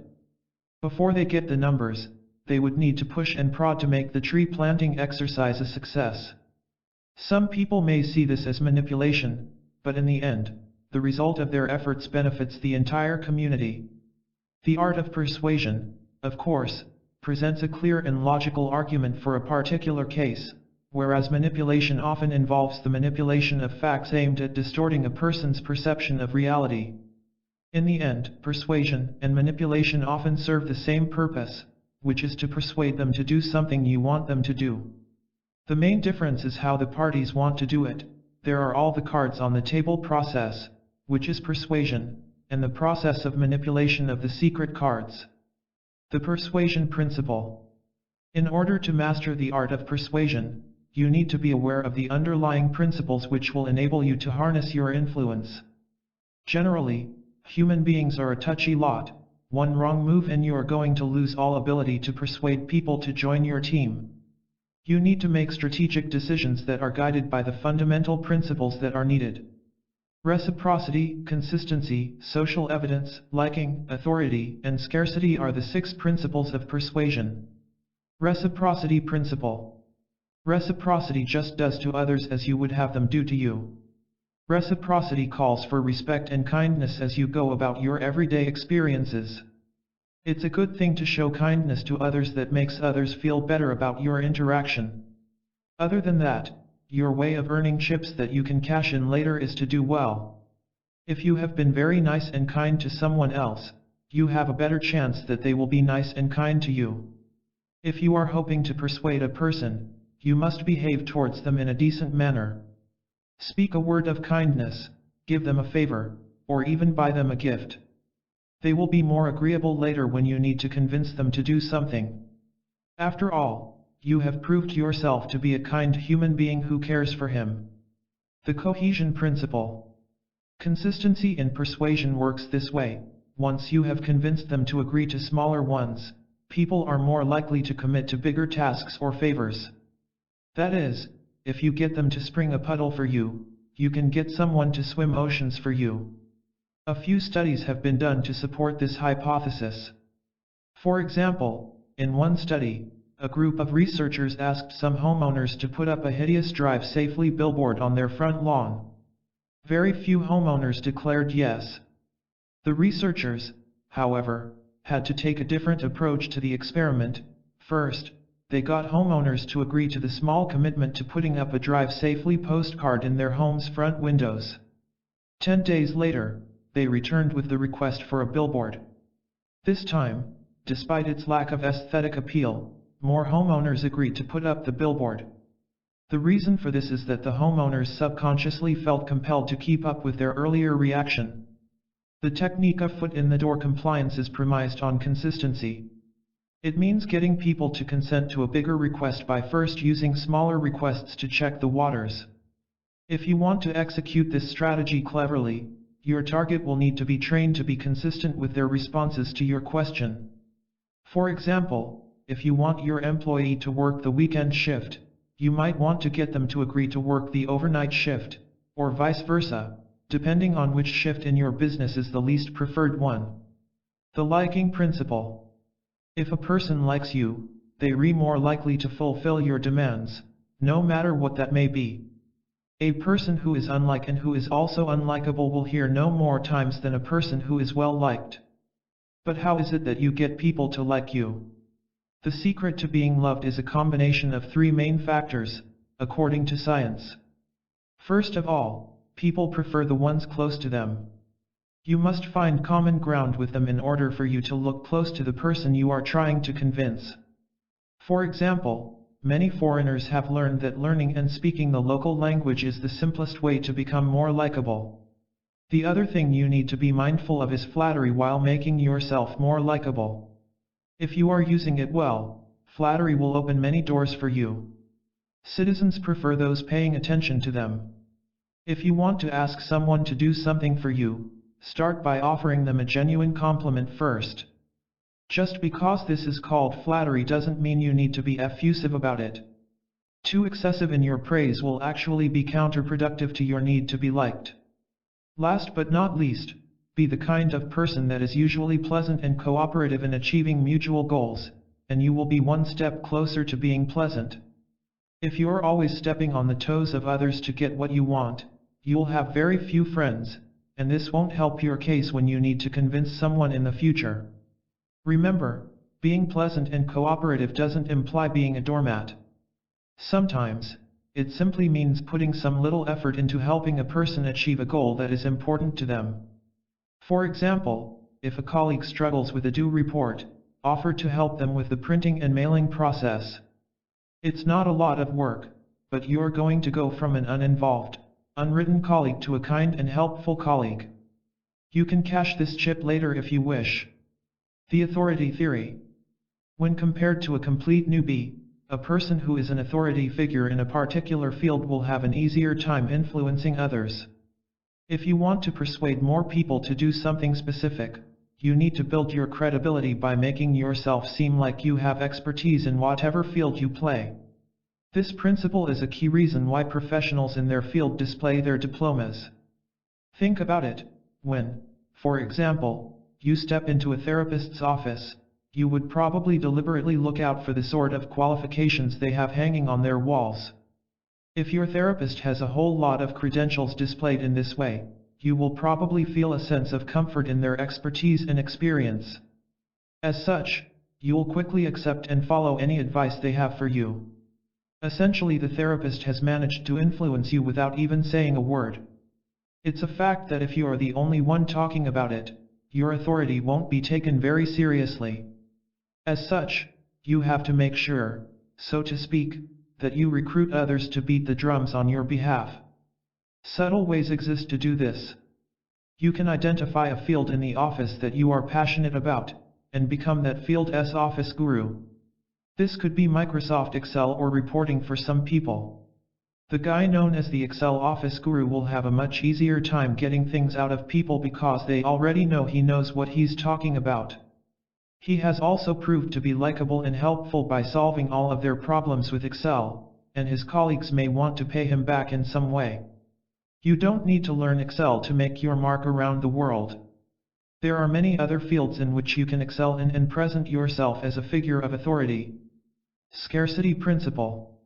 The laws of demand and supply are simple and straightforward in economics. When supply is low, and demand is high, prices rise. To translate this, the value of scarcity builds. If you are a business person who wants to persuade people to purchase your product or service, it helps to highlight the fact that the product is on offer for only a limited time. Furthermore, let the customers know that if they do not access this product on time, they will lose significantly. If the marketing message is packaged in this way, more people will be rushing to beat the time limit on your product. It is important to become a scarce product yourself in the business and personal relations world. If you're not there for others whenever they need you, you'll easily lose your worth. If you want to maintain your aura of mystery and power around you, you must learn the art of being inaccessible and unavailable. When you actually appear, your word will be respected more than a person's word that continuously appears and speaks out of all importance and meaning. The consensus theory. People look at others who are similar to them in everyday interactions for clues as to what to do or say. An individual who is a good influencer knows that buying into their idea is all it takes is one individual, and the whole crowd does. There are different ways you can apply the consensus principle to your benefit. For example, in an office setting, you can get a section of staff to agree to a cause and champion that causes their colleagues to do so. These colleagues are more likely to be convinced of the worthy cause because their peers have said so. If you've ever purchased anything from Amazon, you might have seen that it includes a section showing the other items purchased by customers who ordered the product you just purchased. Why do you think this is so, and how does that segment affect you as a buyer? More often than not, you'll probably consider buying those other items because they were bought by these customers who obviously have similar tastes and needs to yours. Originally you may not have planned to buy the additional items, but just the fact that it was done by others will make you think you also need to. That is, in effect, the principle of consensus. Insight tips for daily use. If you are looking to influence people, simply understanding the principles underlying persuasion isn't enough. You also need to master the simple yet effective ways you can use those principles in everyday life. If you're a convincing guy, you'll have a much simpler time in life, and your desired goals can always be accomplished without having to jump through the hoops. Some of the tips to be more convincing can be quickly applied, while others may take a bit of practice. Tip number 1. Seem confident. Trust does not come to us all, naturally. Some people seem to be confident more easily, while others are struggling quite a bit. Whether or not you are naturally confident, you need to ensure that you always appear assured to others. If you're nervous about how you look at a specific topic or your skills, nobody else needs to know that. Do not provide a platform for your insecurities to shine on. Instead, fake it until you make it. In this country, there are people who don't know a lot of things and yet have managed to get hundreds of people to help them in their ideas. Rationale? They reflect the epitome of confidence. They step into the rooms as if they were their own. They speak authoritatively even when they're unsure what they're talking about. Trust means you know what you are talking about. People encourage people who know what they're talking about to believe themselves. Tip number 2. Be careful in approach. Even when they allow themselves to be persuaded to do something, most people like to think that doing something was their idea in the first place. No one wants to believe that they have allowed a certain idea to be shoved down their throats. You have to be discreet in your approach to persuasion for performance. Consider starting with an anecdote rather than introducing a certain topic in full on. If you are looking to get someone to buy into an investment, start by mentioning how you and your friends went on a cruise last weekend after receiving your investment X payout. Don't even try to sell them that investment. Instead, get the other person to think about how they might have gone for the cruise too if they had invested in the investment vehicle. In short, entice people with your ideas without being too obvious. Tip number 3. Be flexible in your procedures. The persuasive techniques aren't set in stone.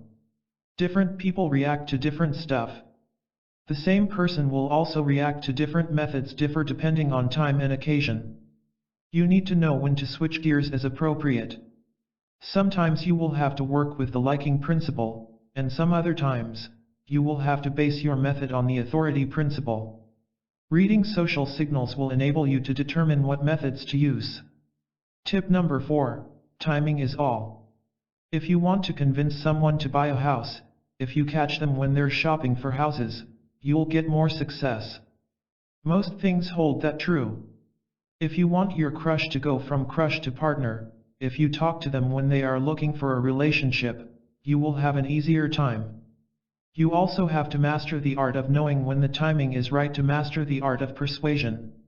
If not, you'll fall into the trap of harassing people to come to terms with things they're not interested in. No one likes a person who constantly plagues them into doing things, particularly in the strangest times. Tip number 5. Interestingness is a plus. Most persuasive people don't get boring. No one pays a lot of attention to boring people. To converse with boring people is not fun. They're not engaging, and definitely, they're not memorable. If you want to win convincingly, you have to be an interesting person. The good news is that there are lots of interesting ways to be. You just have to recognize and emphasize something special about yourself for the world to see. It could be a talent or a hobby you're very good at. Maybe it's also your sense of humor or the way you dress. Maybe you'd even want to share your unique worldview with your audience. Whatever you're opting for, make sure it helps people remember you long after the conversation is over. Tip number 6. Listen more than you speak. You may imagine that being persuasive involves doing a ton of talking, yet this couldn't possibly be more off base. So as to impact individuals, you should prepare yourself to be a persuasive speaker. Listening abilities fill two needs. In the first place, insofar as individuals are talking and you are listening, then it implies you are gathering critical information that you can use furthering your potential benefit. Second, individuals like a decent audience. Why? Since individuals love discussing themselves. Keep your mouth shut and your ears open, and you will be well en route to expanding your amiability remainder. In the event that you don't accept this as significant with regards to affecting others, allude to the standard of preferring as examined in the past area. Sorts of deception and how to get better at all of them. Trickery comes in different structures, which are all expected to lose a subject reality. Toward the start of this section, we characterized duplicity as the demonstration of making somebody think something that isn't substantial or valid. In this area, we will investigate the various courses through which you can trick somebody, how to show signs of improvement at these strategies, and how to ensure yourself against misdirection in your regular daily existence. Untruths. Untruths are the most famous type of trickiness. They are utilized each day during casual discussion, gatherings, seeing someone, in exchanges, when you need to escape an ungainly circumstance, and in pretty much any sort of discussion or situation. An untruth is essentially an explanation that is the direct inverse of reality.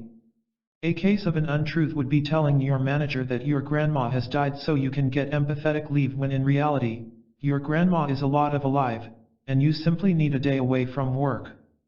Untruths are anything but difficult to advise, you simply need to discover the differentiation of reality and tell it. Prevarications. A prevarication alludes to the utilization of a specific word or expression to change the importance of a sentence so as to move the expected message purposely. Evasions are not really utilized in regular discussions, albeit some shrewd individuals may figure out how to mesh them into their beguiling web. Prevarications are basically wit. They fall under the more extended term of the deception, which is characterized as flawed thinking, which is expected to cause a contention to appear to be better than it really is. Instances of evasions incorporate the accompanying. Dating my beau is a genuine cerebral pain. Anti-inflammatory medicine can cause cerebral pains to leave, so perhaps I should take ibuprofen to make my beau leave. I reserve an option to free discourse. Hence, it is directly for me to state what is at the forefront of my thoughts consistently. Prevarications are regularly an extraordinary wellspring of clever jokes that you can tell at each chance. For instance, two barbarians were eating a comedian, and one gone to the next and stated, "Does this taste interesting to you?" All joking aside, however, prevarications are not really your greatest concern with regards to misleading. Best case scenario, quibbles will acquire you some giggling in your life, even under the least favorable conditions. You are probably going to wind up confounded, however, just for 2 or 3 minutes before you make sense of what's happening.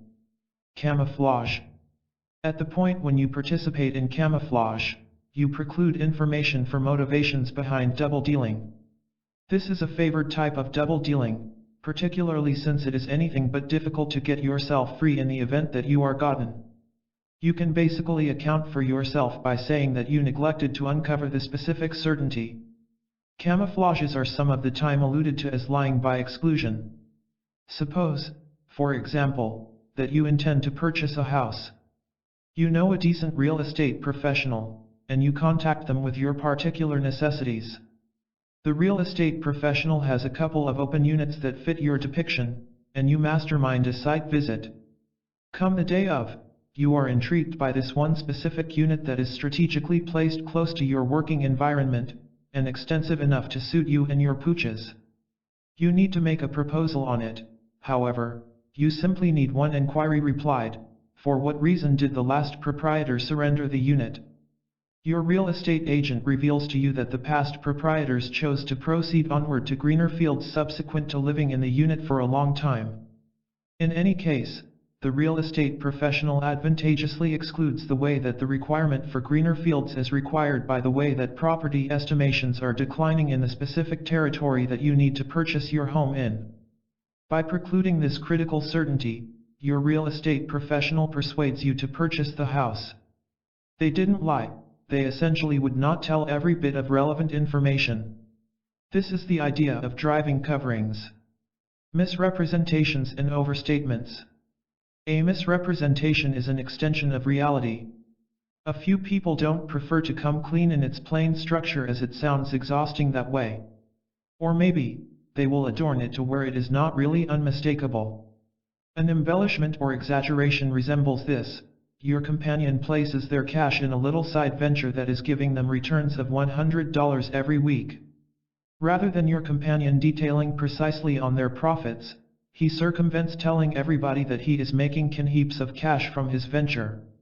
Contingent upon the economy you live in, $100 might be a few cups of espresso and a pleasant supper or a fourth of the month's lease, however it barely the getaway paying, prepared to resign fortune that your companion needs to cause it to appear. Truly, he is bringing in cash, yet truly, he is additionally extending the truth, perhaps to make you desirous. Underrepresentations. Underrepresentations are the direct inverse of exaggerations. Underrepresentations are likewise alluded to as the minimization of truth and include making light of a fact with the goal that it doesn't appear as awful as it really may be. Underrepresentations are regularly utilized by individuals who are trying to claim ignorance about something or the individuals who need to support in any case, a silly choice that they have made. Abusers may likewise make light of reality when gone up against by or about their casualties with the goal that they can shed off some obligation regarding their maltreatment. Suppose, for instance, that a couple who have been hitched for a long time commonly consent to have the spouse run the funds of the family unit. Sure about his better half's marketing prudence and money-related insight, the believing spouse contributes perseveringly to their speculation kitty and lets the husband do all the contributions. Sadly, the spouse makes a couple of awful ventures that crash all their cash, leaving them with only a couple of months' checks. Detecting that something is not right, the spouse requests an update whereupon the man expresses that things are bad. Actually, the spouse has come clean, things are for sure not great. What he has additionally done isn't expressed precisely how terrible things are. In the event that he was straightforward, he would have expressed that things are horrible and that they are near the precarious edge of money-related hardship. For this situation, double-dealing by the type of modest representation of the truth has happened, and the spouse gets the opportunity to abstain from resting on the lounge chair for in any event one more night until the heaping charges ruin his disguise. Since you know the various sorts of double-dealing, you should be considering how you can ace the craft of trickiness. First off, recognize that duplicity isn't actually a pleasant thing, to the extent profound quality and morals go. You truly would prefer not to base every one of your connections and communications on trickery, since then you'd be detracting from the individuals around you and from yourself too. Certifiable connections that depend on trustworthiness and realness have a superior shot at withstanding the trial of time. That being stated, it is additionally important to recognize that life doesn't generally happen clearly. Now and again, there are different hues in the middle of that call for us to be inventive. On occasion, you may need to utilize double-dealing to get to where you should be. In such occurrences, you should be cautious about how you bundle your double-dealing. Something you should be cautious about is your nonverbal communication. You may have the most intricate falsehood illustrated in your mind and convey it precisely as you had rehearsed before the mirror and still come up short at misdirection. Why? Since your nonverbal communication parted with you. There are sure body flags that will part with a liar. These incorporate the powerlessness to keep in touch, squirming, and in any event, stammering. A few people have been known to contact their noses at whatever point they lie. Watch out for this indication of lying and ensure you avoid them while you are turning your huge stories. The second thing you should be cautious about while being efficient with the fact of the matter is the purpose behind the duplicity. Trickery merits the difficulty just if it makes you something you need or some place you truly should be. Other than that, misleading is only a misuse of everyone's time. In the event that you start lying for the purpose, everyone is going to consider you an obsessive liar who can never be trusted. This will demolish any validity you may have fabricated, and you will never again be in a situation to control or impact individuals. Never stir up your accounts. This is the surest method of getting captured. If you should beguile somebody, ensure that you have the whole story spread out in the event that you need to respond to any examining questions. You would prefer not to get trapped in an inadequate story that has a bigger number of openings than an angler's net. Most unpracticed liars particularly become involved with their snare of falsehoods since they can't recall what they said to who and when. If you should keep a scratch pad to follow your falsehoods, kindly do. It may very well spare you the shame of being trapped in lies. Chapter 10. The Ultimate Guide to Enhance Your Persuasion Techniques. Persuasive abilities may be learned from failure. Probably the most crucial component of the understanding malfunction is actually by defining it. Malfunction is identified by giving up on the persuasive course of action or merely winging it without a game plan. Failure could additionally be identified by not making it while you did all you are claimed to do but do everything later to figure out why the persuasion wasn't made. In either case, you determine failure. Effective methods call for framework and scripting to the process of yours. The dread of failure has stopped a lot more people before they've also started than other motives. It is the same reason that individuals continue operating in a task that they hate year after year. Often, entrepreneurs are going to say the most significant thing that took place to them is they had been fired or even lost a task which caused them to do for a brand new feature. You are going to battle failure in both definitions so long as you focus on the powerful capabilities of yours. So just what does this have to do with persuasion results?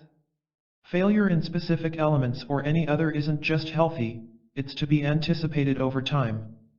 The very best individuals in many industries, near just 70%, would mean they fail 30% of the time, or perhaps did they?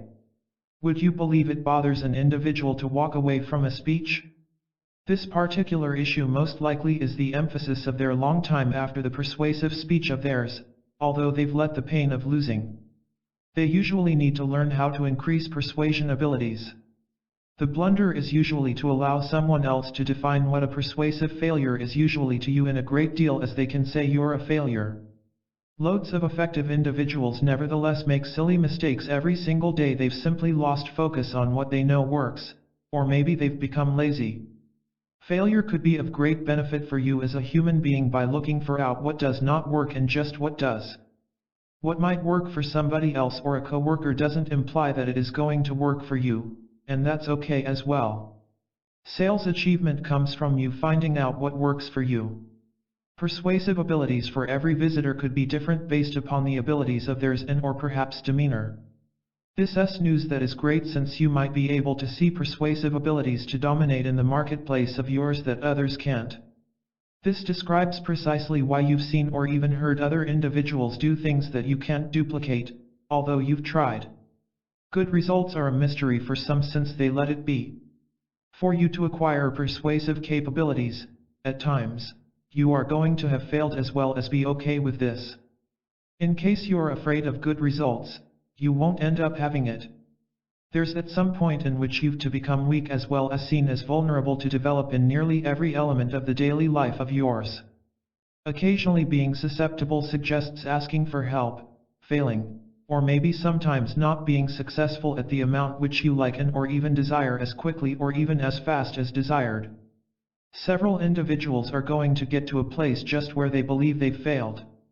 This is absurd also because, as a person, there will often be a task that doesn't go through. Persuasion is an ever-changing, as well as by not knowing that regardless of how many successful methods or maybe persuasive abilities, you'll fail. The industry of yours, in case it hasn't changed, however, it'll quickly. That's precisely how business's evolution is an element of every occupation or even sector. Dark psychology of persuasion. Each day living creates a lot of things to be associated with persuasion. A lot of businesses would like the product of theirs to become the ideal seller in the industry, even though the service provider additionally requires the society to find out they can be found to supply assistance for these people that need the assistance. For this, after that, persuasion is necessary to make others stick to the concept, including purchasing services and products they provide. The idea of persuasion is such a pervasive part in the life of ours that the dark psychology of persuasion gives a comprehensive method including the aim of persuading a person to internalize the concept and hence adopt that brand new concept or maybe attitude as the primary belief in the life of theirs. The very first thing to do in the methods brought by the dark psychology persuasion is creating a desire. The demand is attractive to the fundamental demand of man: food, shelter, love, self-esteem, and self-actualization. You can create ideas with these fundamental things. Whatever it was always related to the way you can produce through an easy concept. In that way, your goals are going to be far more focused. The next in the dark psychology persuasion is creating an appeal to social demand. The example of the strategy is perhaps a TV producer would like the product of theirs to be purchased. Chances are they create the offering that in case you've some television type, you are going to be in a position to be similar to a famous person, by making some celebrity as the ad icon. The use of loaded text, as well as pictures, is additionally mostly utilized to ensure that individuals will be deception to get the offering. 3 Modes of Persuasion by Aristotle. Virtually everyone heard of Aristotle. He is one of the most well-known classical periods of Greek philosophers. While best known as the father of Western philosophy, he also developed 3 modes of persuasion: ethos, pathos, and logos. Ethos, pathos and logos persuasion modes. Aristotle. Ethos. Ethos is better defined as the personal character or ethical nature of the speaker. According to Aristotle, these qualities would include empathy, ability, and good intention. Together, they make the speaker trustworthy, which is the main objective of the speaker because they want to get the audience to listen. There are many ways the speaker can use styles, such as language, grammar, clothes, and achievements. The speaker needs to use the best terminology for the audience. They need to use the best vocabulary and talk at a level where their audience will understand it.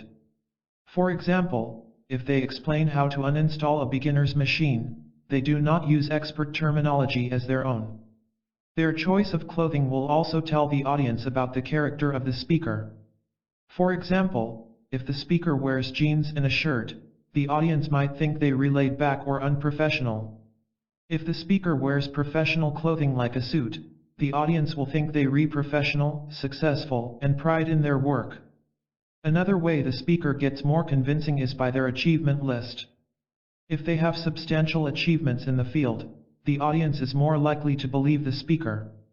The audience will pay attention to the facial expressions, gestures, tone of voice, and body movement of the speaker in general. If, for example, a speaker does not move around the stage and does not make eye contact, they will look less engaged.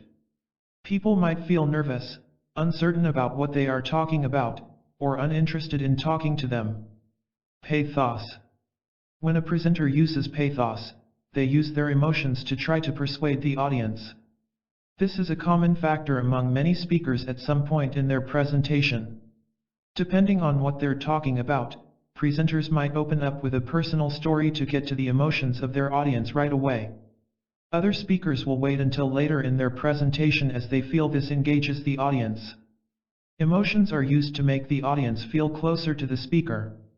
They feel sympathetic because they understand what the speaker has been through. Another common emotion from speakers is to make their audience feel angry. Of course, this isn't about the speaker, but about someone else or a company. Emotional tone, language, and meanings are the key features that effectively allow speakers to reach an audience through pathos.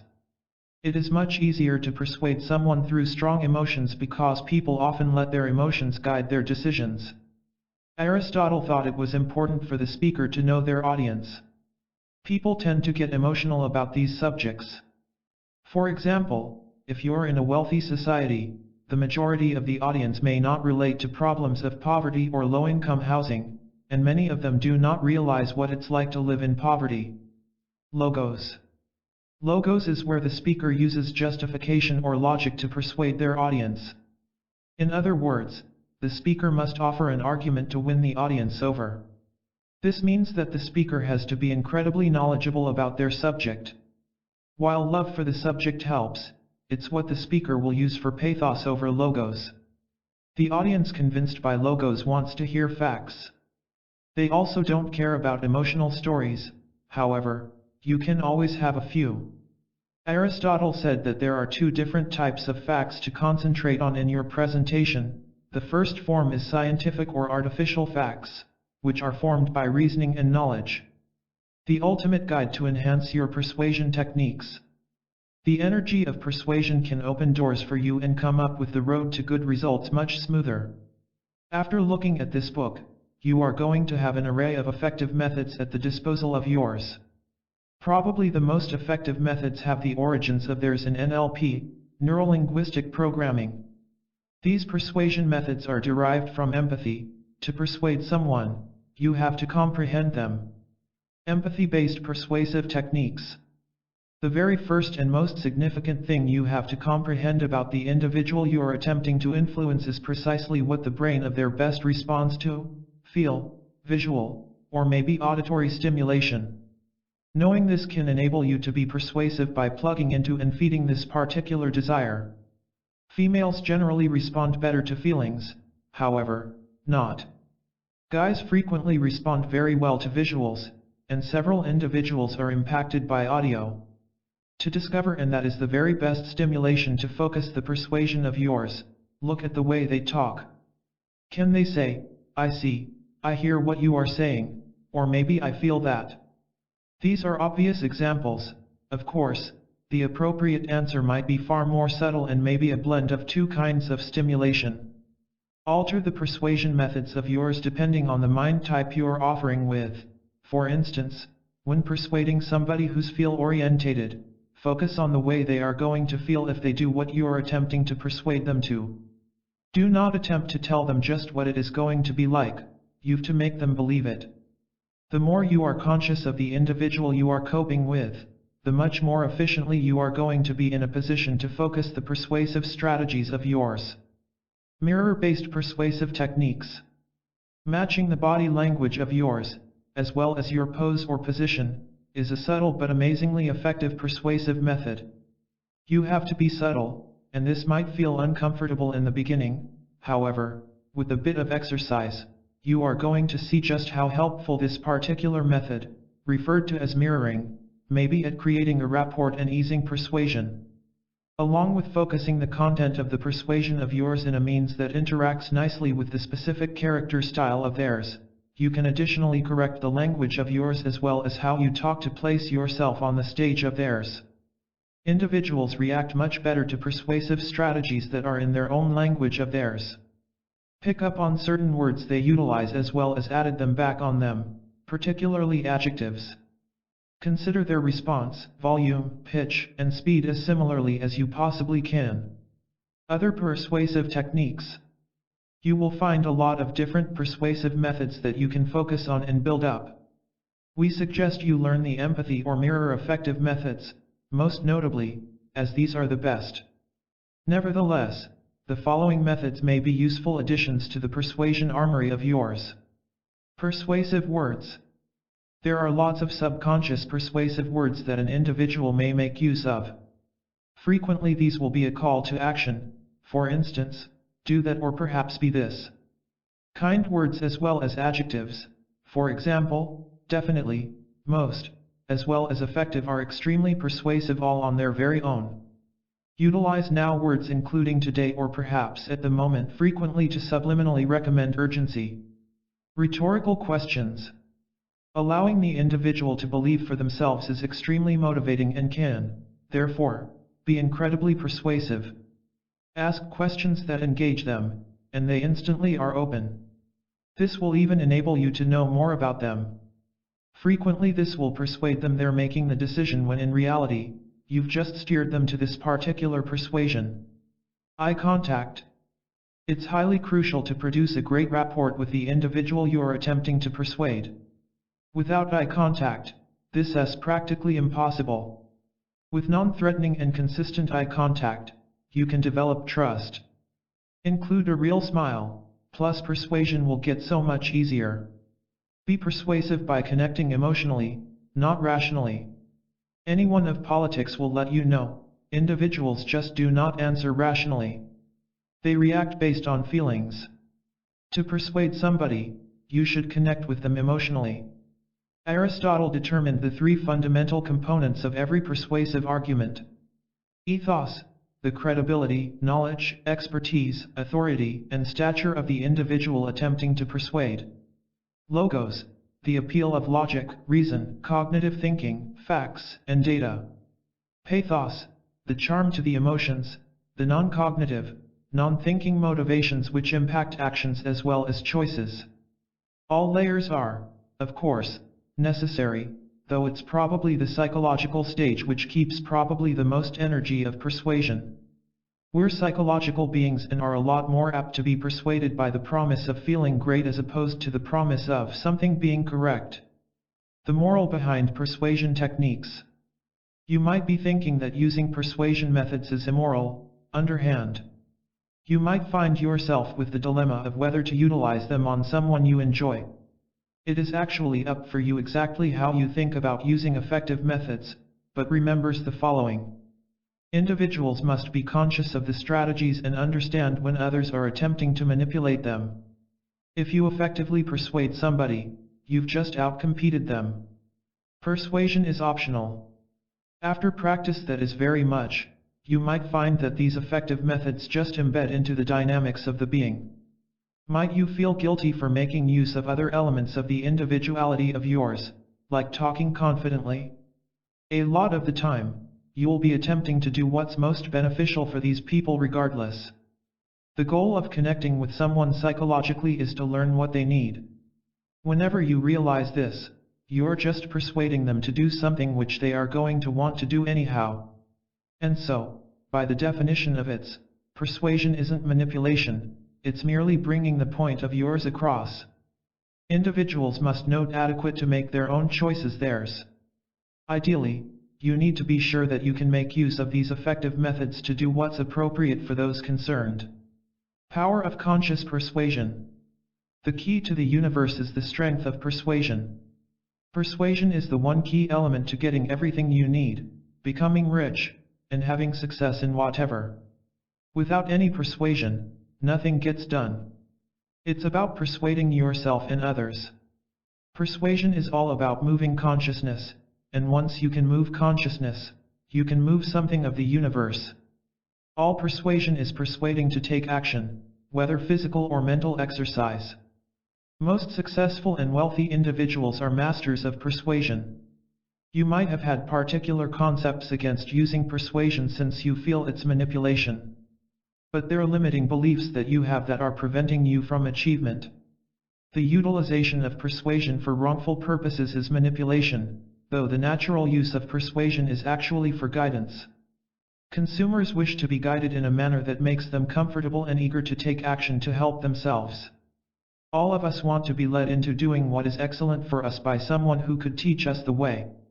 Understand that notion generates reality. Persuasion is all about changing the perception of individuals to change the reality of theirs. It's about helping others to see things in a diverse way that they did not see before. To make use of persuasion, you initially need to persuade yourself about the usage of persuasion. You've to change the perception of yours of persuasion. If you are able to shift your beliefs and perception about truth to those who are successful and wealthy, you are able to utilize the strength of persuasion the manner they put it to use. Probably the most powerful as well as important individuals on the planet are the persuaders. They have the potential to shift people's perception, choices, and beliefs about things. In the event that you would like to alter the planet, you've to alter the consciousness of individuals.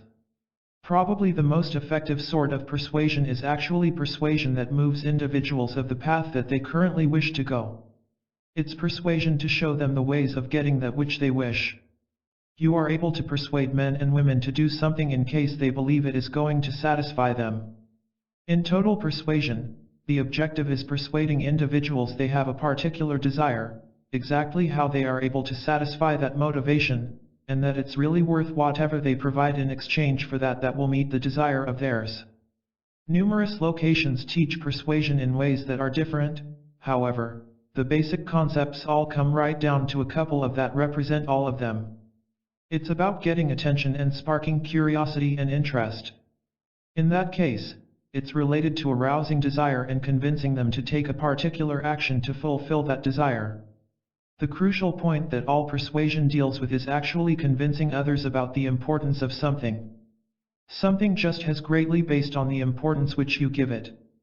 Who's saying that a specific product is definitely worth a specific amount of cash? The fact is that everything in the universe is totally free. All of the items in life obtain the worth of theirs from the perception of individuals. The perception of worth is able to differ from one individual to yet another. You are able to develop some worth in anything merely by the way you cause others to perceive it. Nothing in the universe is actually of any use to any being except by the consciousness that the being has towards it. All drugs, medications wouldn't do the job to heal whether an individual thinks that they wouldn't heal, and the consciousness of theirs isn't in harmony for healing but illness. For an individual that has the consciousness as well as trust for healing, actually, a placebo would procure the outcome of healing. Nobody is able to get pleasure from anything until they have the consciousness to get satisfaction from that thing. It's persuasion that makes the world go round. When individuals aren't persuaded to do anything, there'd be no movement of energy. There'd be no buying or even selling. When materials aren't being moved around, things can't be placed into the hands of those who could place them to use more effectively. The economy comes to a standstill when cash isn't flowing.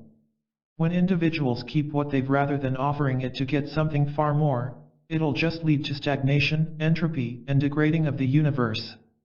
That's why the entrepreneurs, as well as sales promoters, are actually doing society a huge service.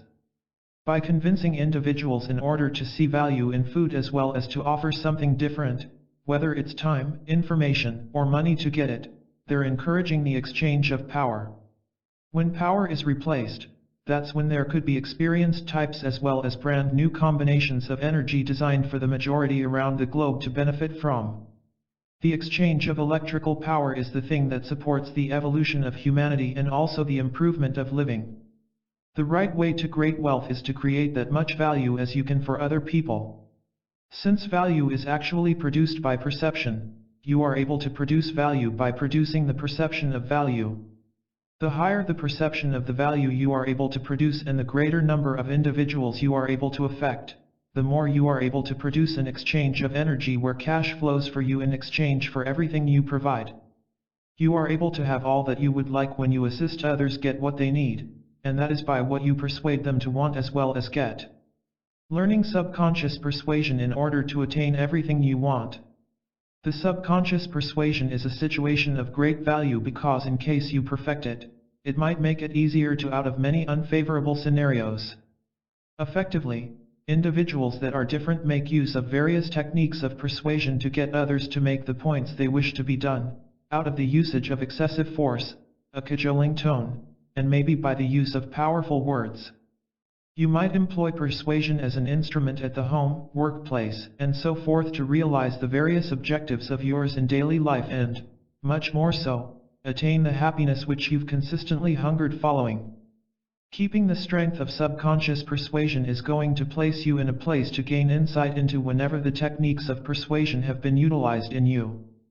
The thing you ought to understand about the strength of persuasion is the fact that primarily since you use your internalized capability of persuasion and that of reading through other people's gestures and minds. These items help make the entire process like a breeze, with results that are a fantastic guarantee.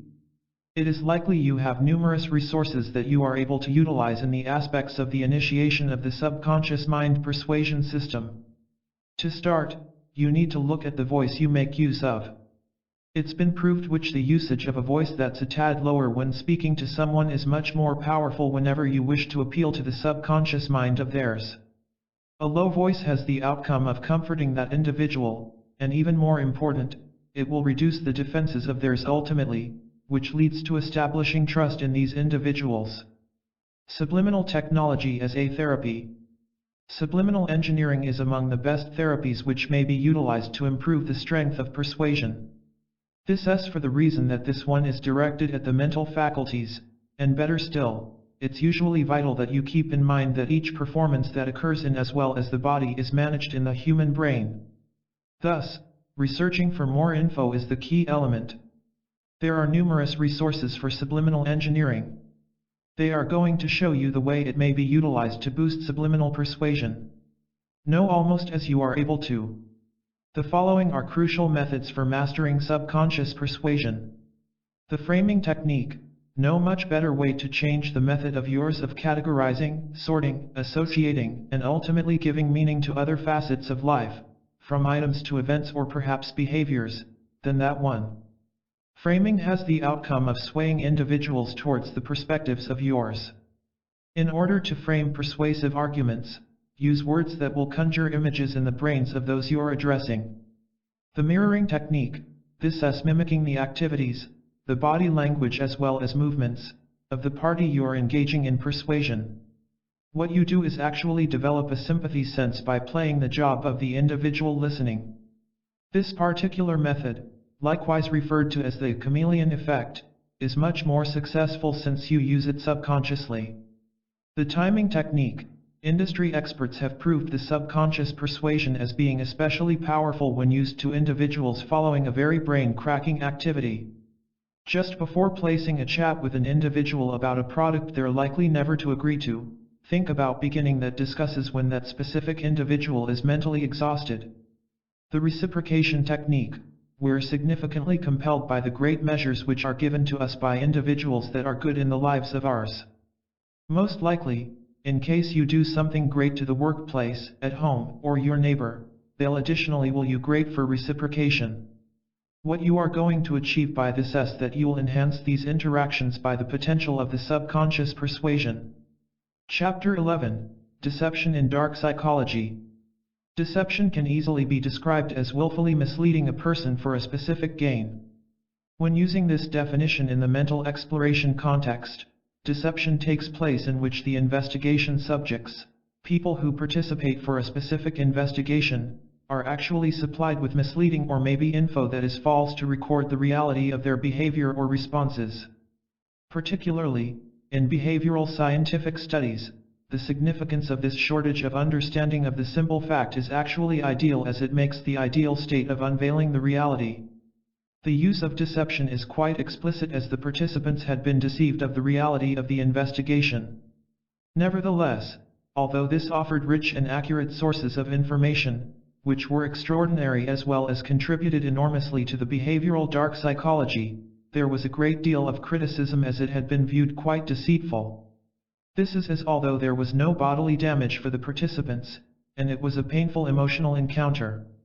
Deception is actually accepted under certain conditions. Firstly, deception has to be worn when there's not one other option for getting info that is accurate. Secondly, it shouldn't damage the subjects possibly physically or mentally, and finally, after the truth has been discovered, this procedure is described as debriefing, the place that the researcher uncovers the true goal of the research, and also the participants maintain for withdrawal. The researcher has to respect his or maybe the choice of her. Drawbacks in deceiving participants.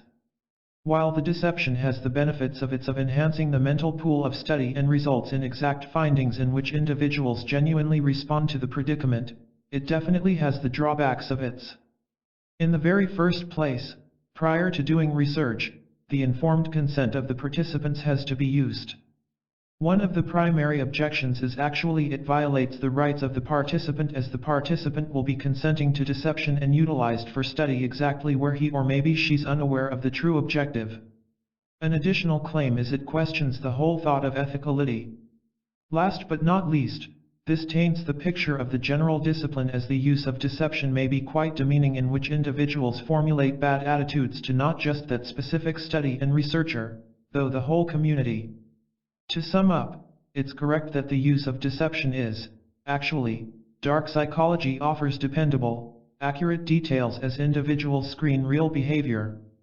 Nevertheless, deception must just be used at mandatory circumstances, as it's a number of disadvantages to the researcher, the participants, as well as mental study community in particular. In order to decrease the dilemma of ethicality, the participants have to be debriefed as early as you possibly can of the true nature of the investigation as well as the goals of its. Advantages and disadvantages of deception in dark psychology. The advantages and disadvantages of deception in the mental present an incredibly complicated topic. On the outside, we're enticed to reject the notion of deception in mental investigation outright.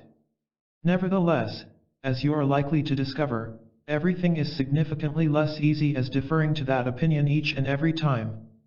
With regard to the idea of investigation, there's no question that ethics is actually among the important ingredients there's.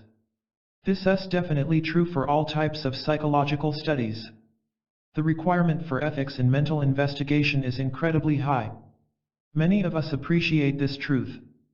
Nevertheless, there are actually likely to be times in which ethics, as we understand the idea in broad terms, is actually going to be subject to a specific amount of manipulation. In terms of psychological research, this particular manipulation is actually crucial to a particular degree. Without a doubt, with regards to sociological or psychological experiments, there are likely to be circumstances in which you don't want the topic to find out everything. For the experiment to become meaningful and effective, you are likely to need to keep things that are certain from the patient at specific times during the experiment.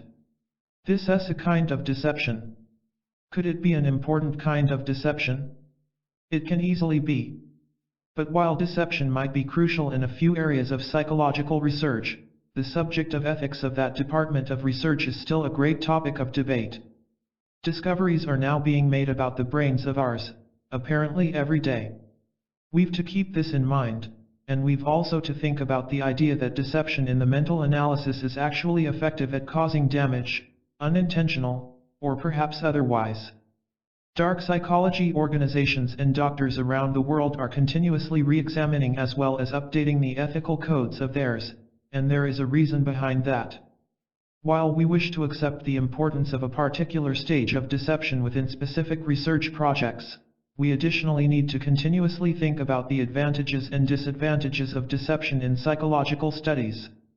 As you are able to imagine, weighing the advantages and disadvantages of deception in the sociological or psychological study may surely make for complex considerations. The pros of deception in dark psychology. Deception is recommended with no less than several of the mental tests being conducted. A specific amount of deception is crucial to producing the type of results that can make the whole endeavor important. Accuracy, as well as validity, are actually cornerstones to any mental research challenge. Lacking deception on no less than some stage, it's tough to envision particular experiments reaching great pH stages of both validities as well as accuracy. The intentions are good. Although this might not seem like a lot of a pro, it is crucial to know that deception in the mental analysis isn't an inherently evil idea. While generally there are almost certainly examples of deception being used to evil extremes, the truth of the issue is the fact that for the majority of part, the motives behind the usage of deception are excellent. The ends can actually justify the means sometimes. If perhaps you think about the great history of breakthroughs attained by way of a mental research project, you are discussing substantial gains in the drive of ours to completely understand as well as foster the human brain. The deception continues to be a part of a lot of those experiments. At times, which deception runs to a stage, which makes numerous folks uneasy. Nevertheless, think about breakthroughs. Carry out the ends justify the means? Many folks feel they do. The ethics of psychological research actually are never complacent. This means that the idea of values as they exclusively apply to deception in the mental analysis isn't fixed or perhaps incapable of evolution. Since the idea of deception in the mental analysis is such a vulnerable, complicated subject, it's a thing that associations and researchers alike are continuously working to look at as well as enhance. To put it simply, in case you compare the ethics inside mental study to the ethics practiced in mental investigation 50 or perhaps TWO0 years back, you are going to notice a marked impact. A lack of deception can sometimes ruin everything.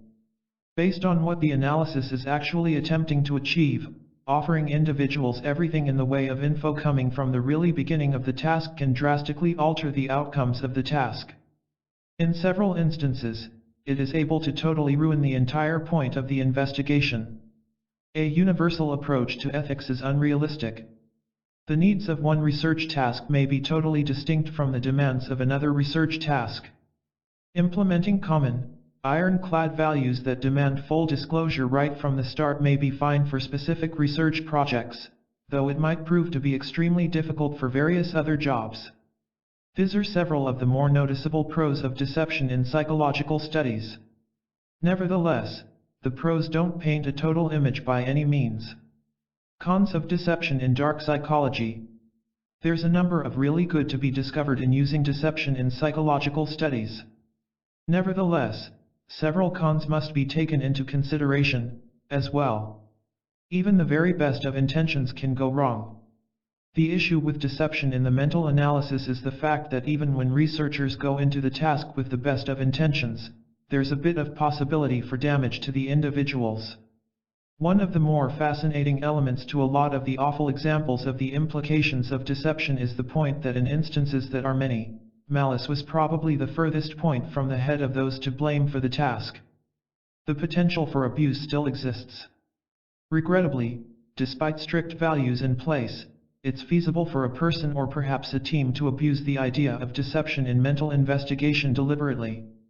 Even under the very best of circumstances, there's also a threat opportunity with practically all research projects that utilize some type of deception. You will find mental chances to think about, along with community risks and other things. The possible risk factor is able to change in seriousness from one project to the subsequent, but there's no getting around the reality that the threat potential is present in practically all mental research projects. Does knowledge truly develop a bias? A number of people think that just in the most severe circumstances would full disclosure develop a bias that might harm the validity of the study. The morality of the entire concept is very complex. There's basically no getting around the reality that we're discussing an extremely complicated moral idea. For many, it's absolutely impossible to come to a good solution, making a number of keen on eliminating deception coming from the research project type entirely. Ways in order to detect deception. Lots of people think they understand how to identify deception. They depend on nonverbal cues or maybe actions that frequently speak louder compared to words. In fact, you will find body language signals which could help identify whether an individual is telling the actual story or perhaps not. It's frequently thought that you are able to see whether the individual is trustworthy or perhaps not by looking at the eyes of his. In case he appears straight in the eye, he's presumed truthful. Nevertheless, there have been situations in which nonverbal cues by itself have failed to identify deception. Based on research, lying is actually a skill. It's a thing that may be discovered. A lot of love, biking, swimming, and driving.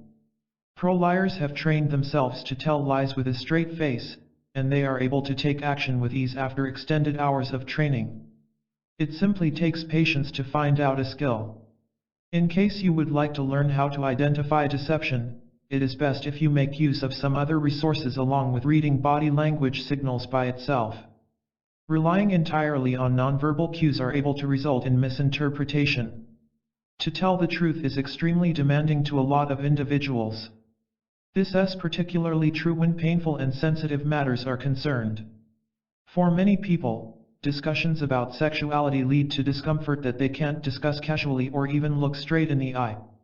With misleading nonverbal cues, individuals are likely to overestimate the capability of theirs regarding how to identify deception, which they turn out to be deceived themselves.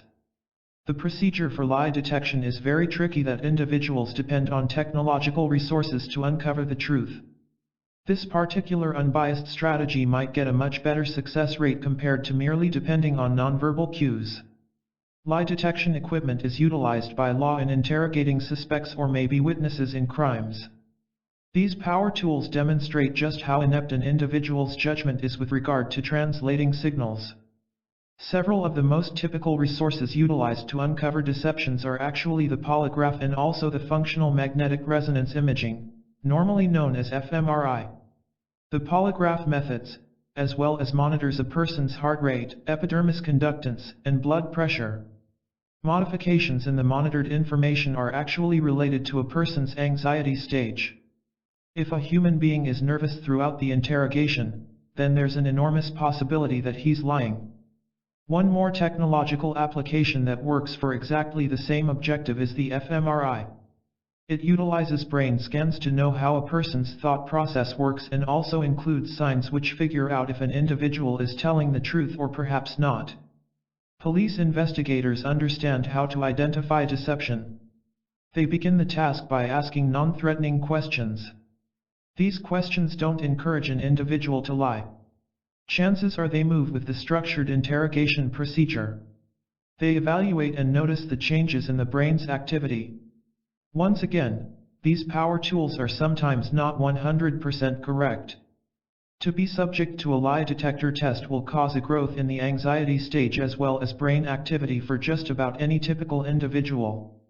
This might result in a misinterpretation of information resulting in the realization that the individual is lying even in case he's telling the truth. He's merely self-conscious or perhaps might be apprehensive about the machine. It can swing each way. Pro-liars can conceal the feelings of theirs of anxiety, while some individuals become stressed out by telling the truth. Nevertheless, individuals shouldn't wring the hands of theirs and give up on these resources. They appear to forget that the majority of people whom they're offering aren't skilled liars, and only a few individuals are available to deceive them. Operating from such a bad mindset is only able to attract much more of these undesirable persons in the expertise of theirs. Let us be thankful that science has come up with those tools that could assist in knowing as well as understanding how you can identify deception. Power and control in human deception.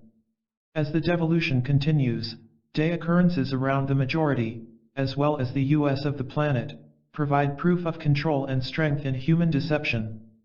A continuing process of man-regression of the imbalance of social equity, the few that adjust the materials manage to exert impact on those of lesser means. Lately, a prominent company magazine noted for reporting on power and wealth within the business, as well as government sectors, reported that 50% of earthly wealth. The continued decline of sensible materiality doesn't paint an optimistic photo. Appropriately, there are actually associated indicators that not much more than 100,000 folks have a net worth more than $50 million. By unbelievable contrast, at the bottom part of this human energy pyramid, is 70% that have under $10,000. From there, the revenue disparity gets gloomy, as poorer individuals encounter income losses, and richer ones show income increases. An additional study found in a UK news service that under 400 of probably the richest individuals possess greater than 50% of probably the poorest individuals. While generally there are actually noble instances of charitable giving by a couple of on top of the echelons of wealth, recent studies are likely to show a decreasing trend. Several analysts recommend that poorer persons, by comparison to the wealthy according to a fraction of income, are actually providing much more in benevolent efforts. Needless to say, there are actually arguments on each side of income inequality problems. What exactly are the implications for humankind? Apart from the abject realities, the probabilities for continued community degradation don't provide an optimistic future for the human race. Rather, the decline of the species invites eventual extinction. For all those in power, on top of the echelons of wealth, the oligarchies foster collusive gambits that possess a lot of faceted expressions. By the illusions of contemporary education of the halls of academia to the blathering campaigning of career politicians, the superficiality of societal discourse slides into the regressive oblivion for which extinction looms near. Running a business, higher education, public service along with other human interactivity, the darkinishing worth of fearlessly enlightened leadership suffer a similar fate. Leaders are disappearing, along with a self-centered feeling of anti-thinking that perpetrates divisiveness.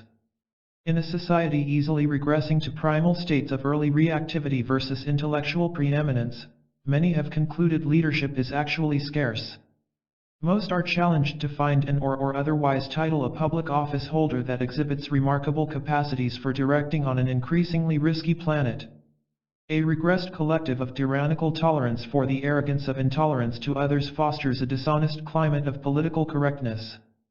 Nowadays, for example, it doesn't take much to unnerve or maybe usually terrorize a town, a state, a city, or perhaps the whole state. In the aftermath of a horrific event, multitudes effortlessly clamor for government assures of shielding subservience. A lone gunman, a terrorist with a bomb, or maybe a disgruntled worker is able to have many citizens ready to sacrifice liberty for an impression of individual security. Handy scapegoats are too simple to conjure. For anti-thinking, steeped in the misconception as well as the magic of foolish conjecture and idle thinking, the numerous acquiesce to the numbing cerebral maladies of mass-market deception. Societies get what they need by consequence of piggish selfishness as well as slothful work. For the majority, instead of a greater sense of skeptical inquiry, sanctioned by a logical program of methodical studies, as well as the integrity of critical thinking, sincere discourse, as well as enlightenment, requires excessive responsibility. In many cases, there's a quick appeal to alleged authority, as in merchandise promotions, the political campaign advertisement, as well as the questionable academic experiment, etc. So-called public interest surveys, whatever the subject matter, don't say a lot, prove small and resolve nothing. At exactly the same moment, ghosts, goblins, and small green males become scapegoats for man immaturity. Meanwhile, some are actually gauging the likelihood of finality and concentrating on two dynamics, which can result in a worldwide disaster. One of those is actually a mass pandemic, as well as the other is actually source depletion, which invites natural catastrophes. For the former, also by the contrivance of nature or maybe human manipulation, the social collapse might occur by means of terrible killer diseases. For which, today, physiological immunity is actually starting to be much more of a task for disease control mechanisms. Failure to anticipate, recognize, plan, and implement effective methods prior to calamity hastens the worst-case scenarios. While conjecture alleges catastrophes that can befall humans, a major component is still the gambit of control as well as strength in human deception. Deep psychological mind tricks, crossing the line between persuasion and deception. Psychological mind tricks might be made up of strategic persuasive communication strategies to create a person doubt his values as well as beliefs. This could mislead a person to believe that what's right is actually wrong, and what's wrong is actually right. Mental brain techniques could seem crazy, though it really works. This will entail crafty persuasion as well as communication skills, which will inevitably affect someone's choices and views. Furthermore, the feeling of touch additionally plays a crucial role in this particular persuasion method. Many people are currently making use of mental mind tricks and making obvious changes in the life of theirs, using them to the benefit of theirs. Unconsciously, you might not realize that a particular individual has already played mind tricks on you, and also you wake up uncertain of the activities which have just happened. Mental mind tricks in business. These are quite typical to salespersons that make use of these persuasion strategies to persuade customers to buy their services or products. This is getting one to think that what they're promoting is ideal for you. What they do is the fact that they are going to tell you things about the item, the way you are able to gain from it, the reason it's perfect for you, and just how you are able to cut costs by purchasing it. These intense exaggerations that could actually result in deceiving the potential purchasers of theirs. Example, you're searching for an automobile to purchase, after which you meet with a salesman letting you know you are able to bring down the gas price of yours by 50% in case you buy the automobile. Though the simple truth is, you will not. He is going to try to persuade you by providing exclusive offers just provided to you, though he's already provided the identical offer to prior purchasers. Challenging tactics of mind control. Many advertisings make use of mental mind tricks to generate the audience of theirs to get the services and products being offered.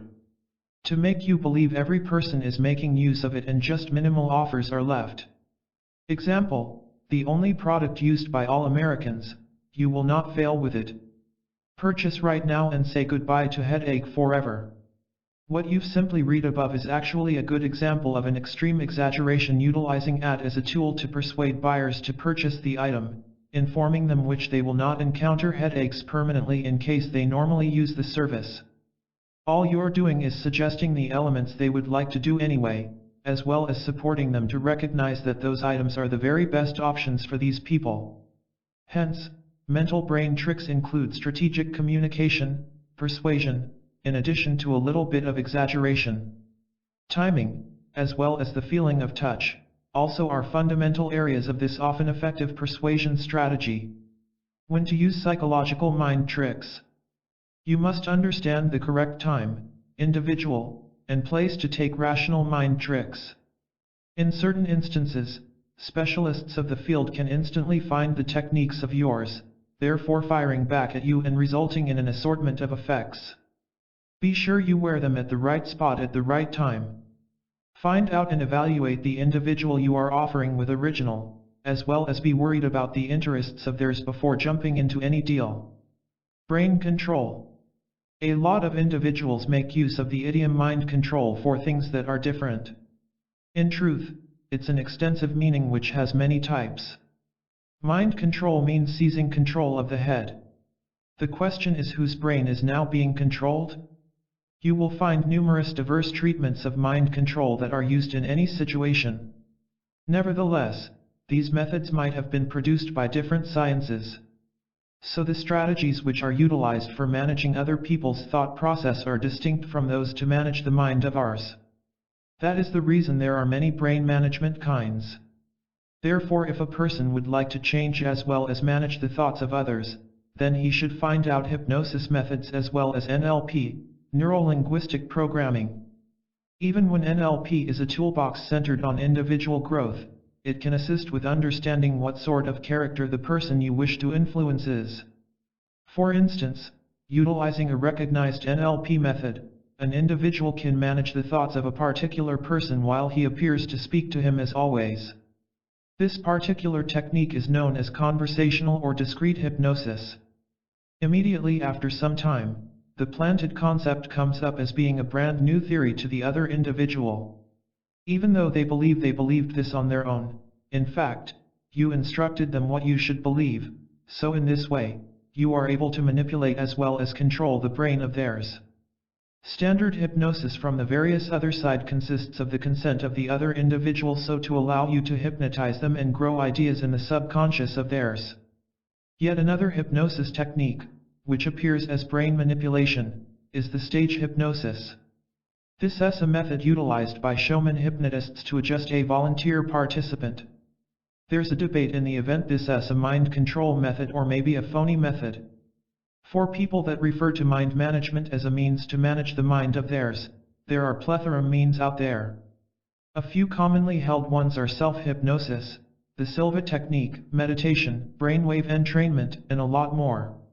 Within the brainwave entrainment, management features a different sense as opposed to the very first two. In self-hypnosis, one tries to induce the head of theirs into hypnosis.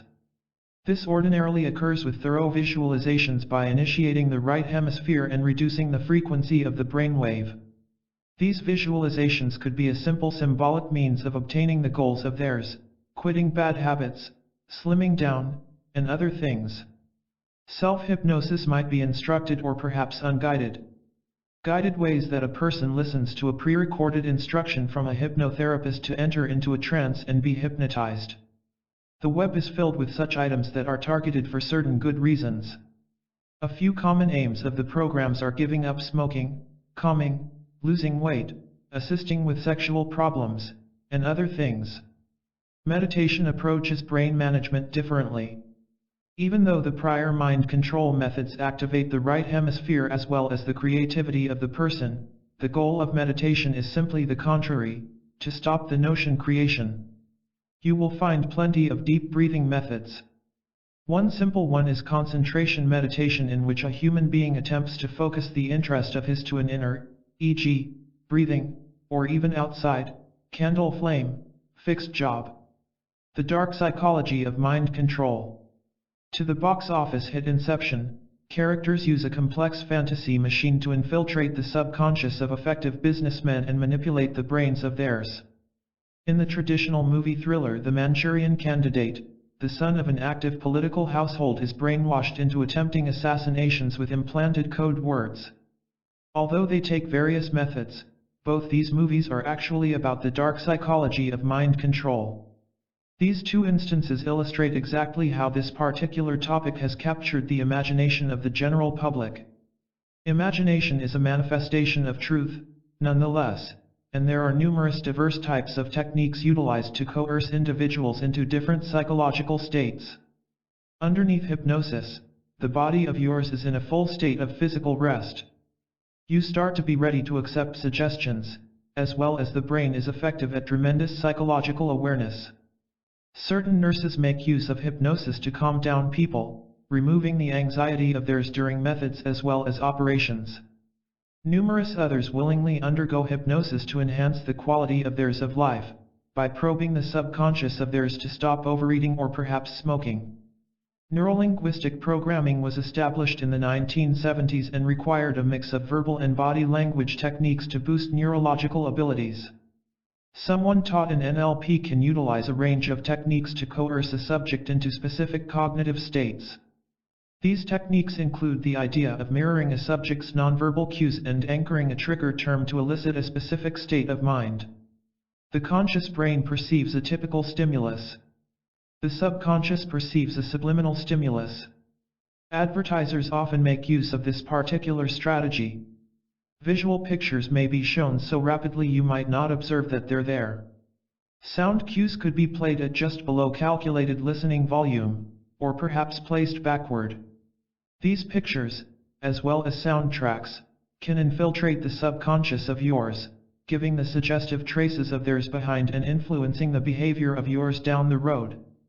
The dark psychology of mind control features an amazing history and likely frightening implications.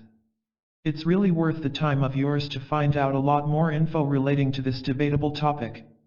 It's the mind of yours, all things considered. Gaining mind control to enhance the life of yours. Mind control isn't a procedure of making a private lose control over their behavior as well as views.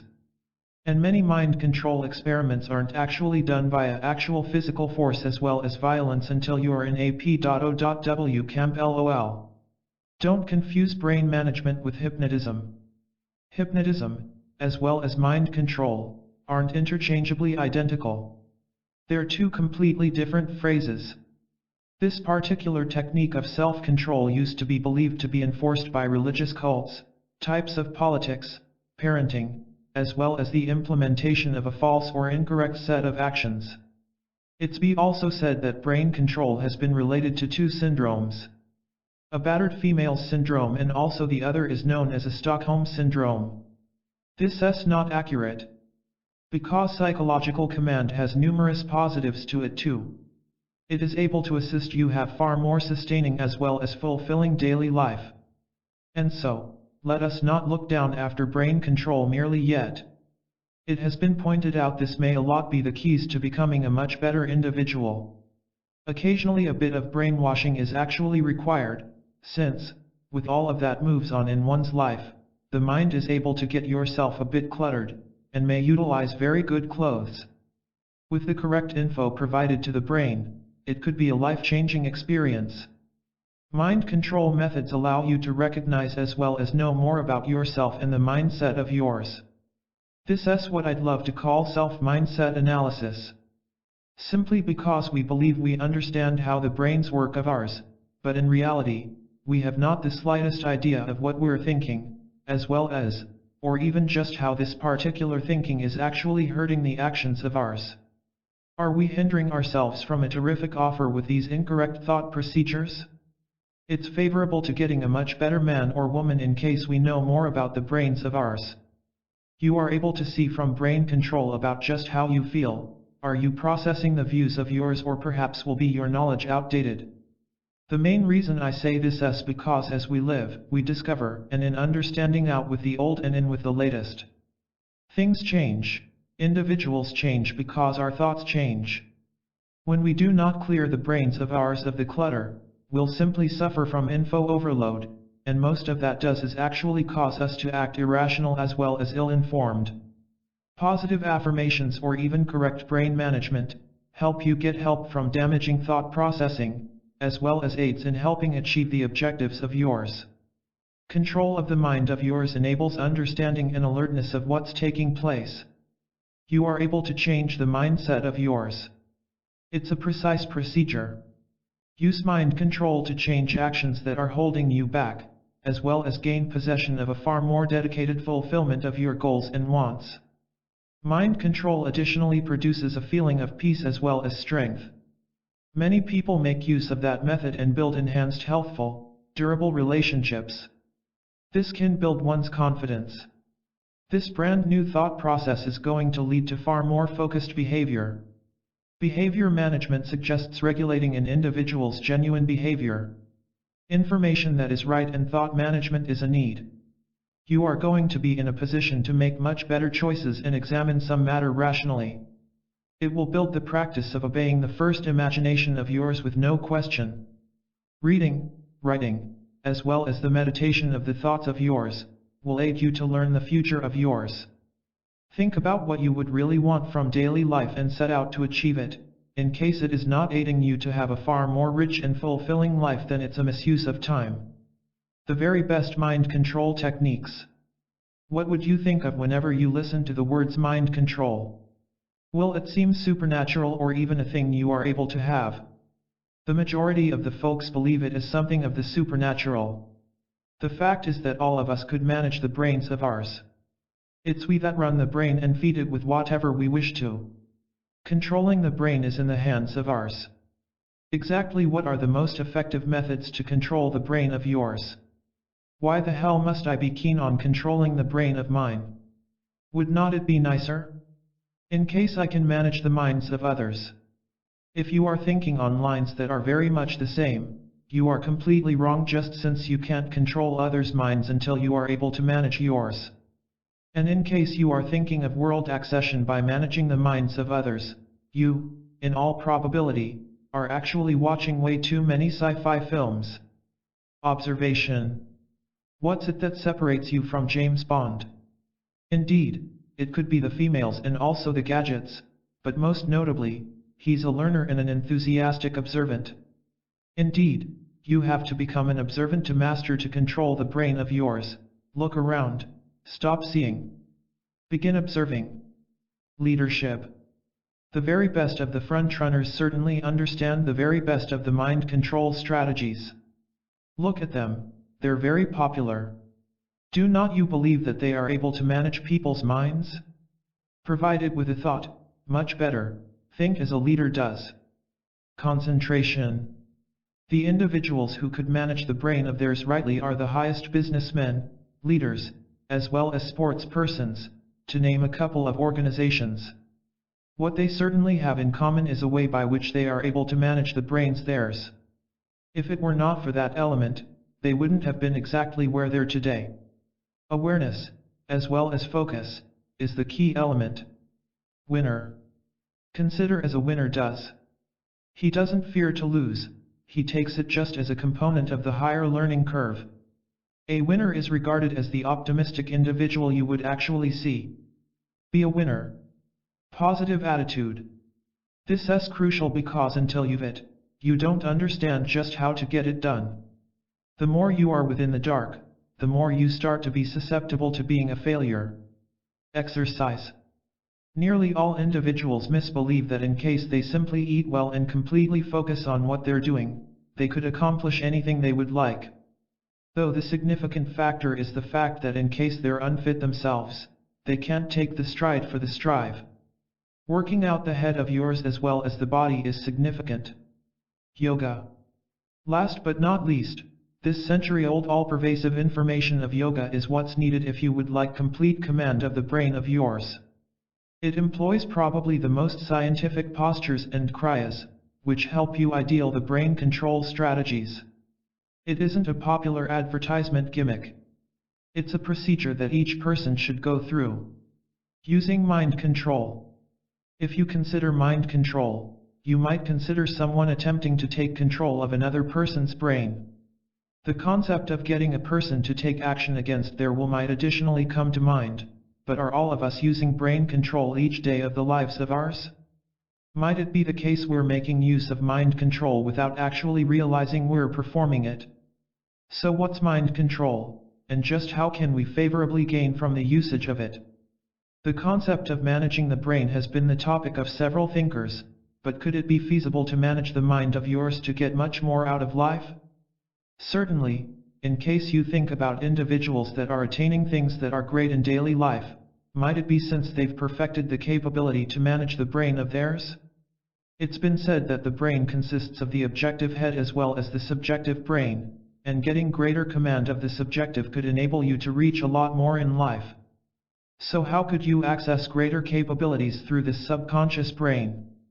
Finding out how the subconscious mind works. The subconscious is actually believed to be the element of the head which deals with such things as the moving of the blood, the beating of the center as well as items that you don't purposely think about. It's been said it doesn't make conscious choices but just functions on the info that's been transferred to it by the conscious mind. It's likewise been claimed that the individuals that are inclined to attain things that are amazing in life can pass the desires of theirs to the subconscious mind. When it gets the motivation, it starts giving chores that enable you to attain the wants. The objections of the objective mind. Any desire which goes to the subconscious mind has to work through the unbiased mind first. Of course, if the objective thought process doesn't recognize the concept, then it won't be transferred to it. For instance, in case you mention an affirmation that I'm a millionaire, though you're not presently a millionaire, then the aim of yours might not recognize that thought, and hence won't pass the concept to your subjective or perhaps subconscious. And so to get the subconscious of yours to perform the brand new things which you want to do, you have to get the concept straight to you bypass and subconscious the independent brain of yours. How are you able to bypass the objective mind of yours?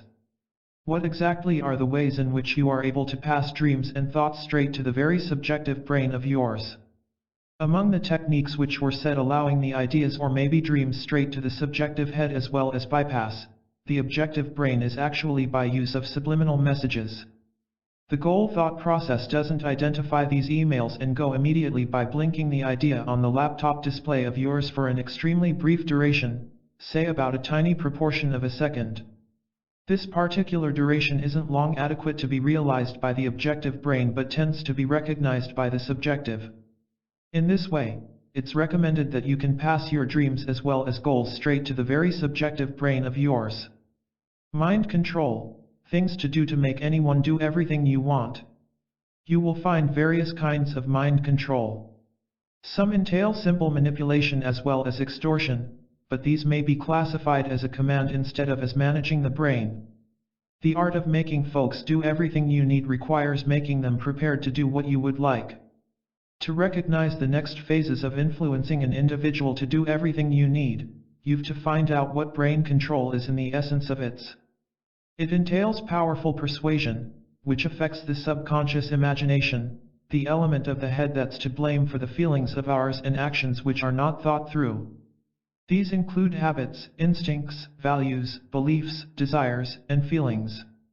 By mapping an activity into the subconscious and exploiting the functions of it, you are going to be in a position to make anyone do everything you like as well as enjoy it. Here's how you can do the step-by-step. Get the individual to listen to you. Precisely why would anyone listen to what you've to say, let alone do everything you tell him? For an individual to listen to you, you've to become important for him to in a way. You can be a person he wants and trusts or even sees as an authority. You can perform all these roles, provided you find out and learn the various mind control methods for the purpose.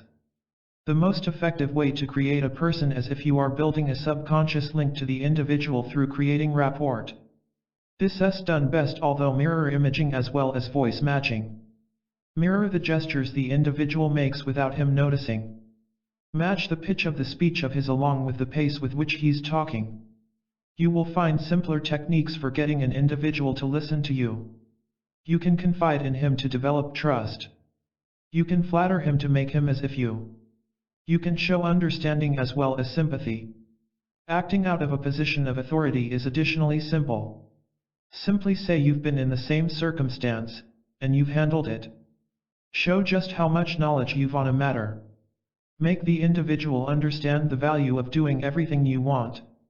This is the answer to exercising mind control. Think about the scenario this way. The idea you would like the individual to do will provide him a lot of advantages. The process of yours is explaining the advantages to him. This is the mindset you need to have for highly effective persuasion. The next thing is to determine the actual help the individual is going to get from doing everything you would like. These need to be unique. They've corresponding to the person's values, desires as well as beliefs. The most effective way to make the individual understand the values he'll receive would be to make him see them and experience them in the subconscious mind of his. You've to work with the creativity of his for the purpose. The easiest brain control strategy is simply to make use of the good old word imagine. You can conveniently say, imagine what it is going to be like to enjoy these benefits. You then can say, wouldn't you would like this? This is how you can get them. Give the individual confidence to do everything you want. Usually, the trouble with mind control comes out of the reality that the individual believes he's incapable of doing everything you would like. He might lack trust since he feels poor, scared, insecure, or anxious, although by completing step 2, you've by now inspired him. The most effective way to make the individual sure to do what you would like would be to make him think in the power of his to get it done. This typically involves replacing a belief or perhaps quite replacing it with a brand new one. You will find a variety of mind control methods for replacing beliefs. One of them requires replacing the thinking pattern. For example, you can say, how would you think when you are going for a stroll at the park? You then can finish the pattern by stating, feeling calm and confident is the thing that you are aiming for. You can likewise make use of a good anchor to come up with the individual self-confidence. Simply ask him when he's felt confident as well as the many and make him picture the situation to elicit self-assurance. And now, you understand the way to do mind control in 3 simple steps. Continue knowing more to improve the abilities of yours and turn into a master professional. NLP, Neuro-Linguistic Programming. NLP has methods that have grown to be worldwide popular and profitable, and in case you discover them and make use of them correctly, it is going to break you free of the chains that are presently tying you down. NLP is a useful issue that calls for face-to-face interaction as well as ability practice. You can enhance the knowledge of yours of it by delving into these pages or perhaps the lots of books readily available. Still, in case you want to produce the skills for yourself, you are going to want to attend a face-to-deal with NLP professional program. Anything you want to do, please read on. You will find extensive assistance as well as support from you on this sizable guide. Discreet NLP, also called conversational hypnosis, is the capability to hypnotize others and speak with the subconscious brain of theirs without them knowing they've been hypnotized. Discreet NLP is a remarkable instrument that enables you to entice others for you and mix them to go by you and go out of the way of theirs to please you. With Discreet NLP, you can secretly sway visitors to purchase from you, persuade them to do things for you, as well as stay in command of interactions. It is an amazing tool that could change the life of yours in a day that is basic daily interactions. With the thorough use of exact body language and vocabulary, you are going to enter the subject's subconscious mind bypassing the crucial conscious mind. You will substantially affect the behavior of theirs. Given that the topic isn't conscious of being affected by hypnosis, they believe they came up with the thought themselves. Discreet NLP provides you with the crucial to growing recommendations, bringing the subject matter to a hypnotic state, and talking with the subconscious mind of theirs. When you enter the subconscious mind of theirs, you can conversationally make influence and recommendations their beliefs and views. Individuals will be engrossed with what you've to point out as well as be drawn to you, such as a magnet. You can make use of the strength of suggestion on people without them realizing it, and they are going to believe it had been the inspiration of theirs. By changing the tone of yours of voice and the body language of yours, you can make recommendations to virtually anybody, and they are going to do something you wish them to, as long as it does not go against their ethics or maybe morals. Discreet NLP is an incredible power when three remarkable disciplines are used collectively. Each person by itself is extremely efficient by itself, however, when you mix all three into Discreet NLP, the benefits will astonish you. Those three disciplines are hypnosis, NLP, neurological linguistic programming, as well as mentalism. Hypnosis is the ability to hypnotize individuals and talking with their subconscious mind to change the conduct of theirs, beliefs, or perhaps ideas. Neurological linguistic programming is the art of discussion or perhaps dialogue. NLP shows you exactly how to produce a good rapport with individuals and then simply encourage them to need to please you. Mentalism shows you exactly how to produce false realities. With these bogus realities, subjects are going to believe all that you tell them. If you discover as well as perform these three disciplines to the type of Discreet NLP, you've inside you an ability to alter not simply the life of yours but additionally the life of those around you. As soon as you're talking with the subconscious mind of theirs, you can utilize the strength of suggestion to make the life of yours much better, though you are able to additionally utilize it to make the lives of theirs better. Fast induction, putting somebody in a trance state, could be created via seemingly typical discussion. After that, inside that conversation, you can make recommendations and set ideas into the subconscious mind of theirs. You can change your behavior. Discreet NLP is merely one type of hypnosis. It's a discipline that provides you the benefit by getting total command with the life of yours, which means you are able to achieve greatness. You do not need to be a magician, psychic, or perhaps gifted in any way to perfect Discreet NLP. Once you've created the important abilities to achieve success at discreetly hypnotizing individuals, you are going to be on a route to gaining all you might wish or perhaps need in daily life, not simply for yourself but additionally for the family. To distract the conscious mind. Hypnotism is everything around us. A lot of it is hidden or perhaps discreet. Frequently we think of hypnosis as phase hypnosis, as just occurring whenever we go to a show. Though the simple truth is that hypnosis is just the distracting of the conscious mind to ensure that the subconscious brain is actually running. This is what's meant by the trance state. Possibly you're driving down the freeway, along with everyone of a sudden recognizes you're 2 exits past the places you intended to get off. Or maybe you're out running as well as break through the wall to that runner's high. You get to that time in which you are not actively alert to what is taking place.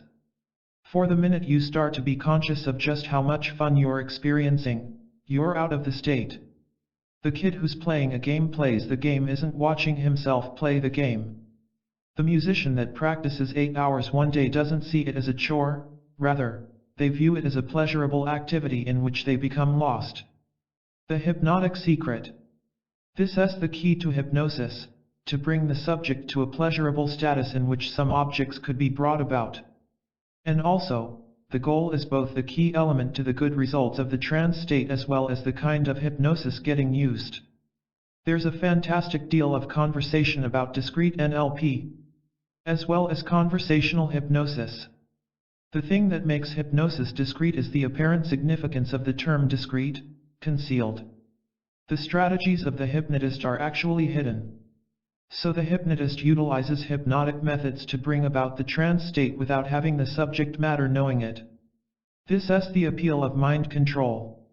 It's the drive to manage another to get these to take action you need.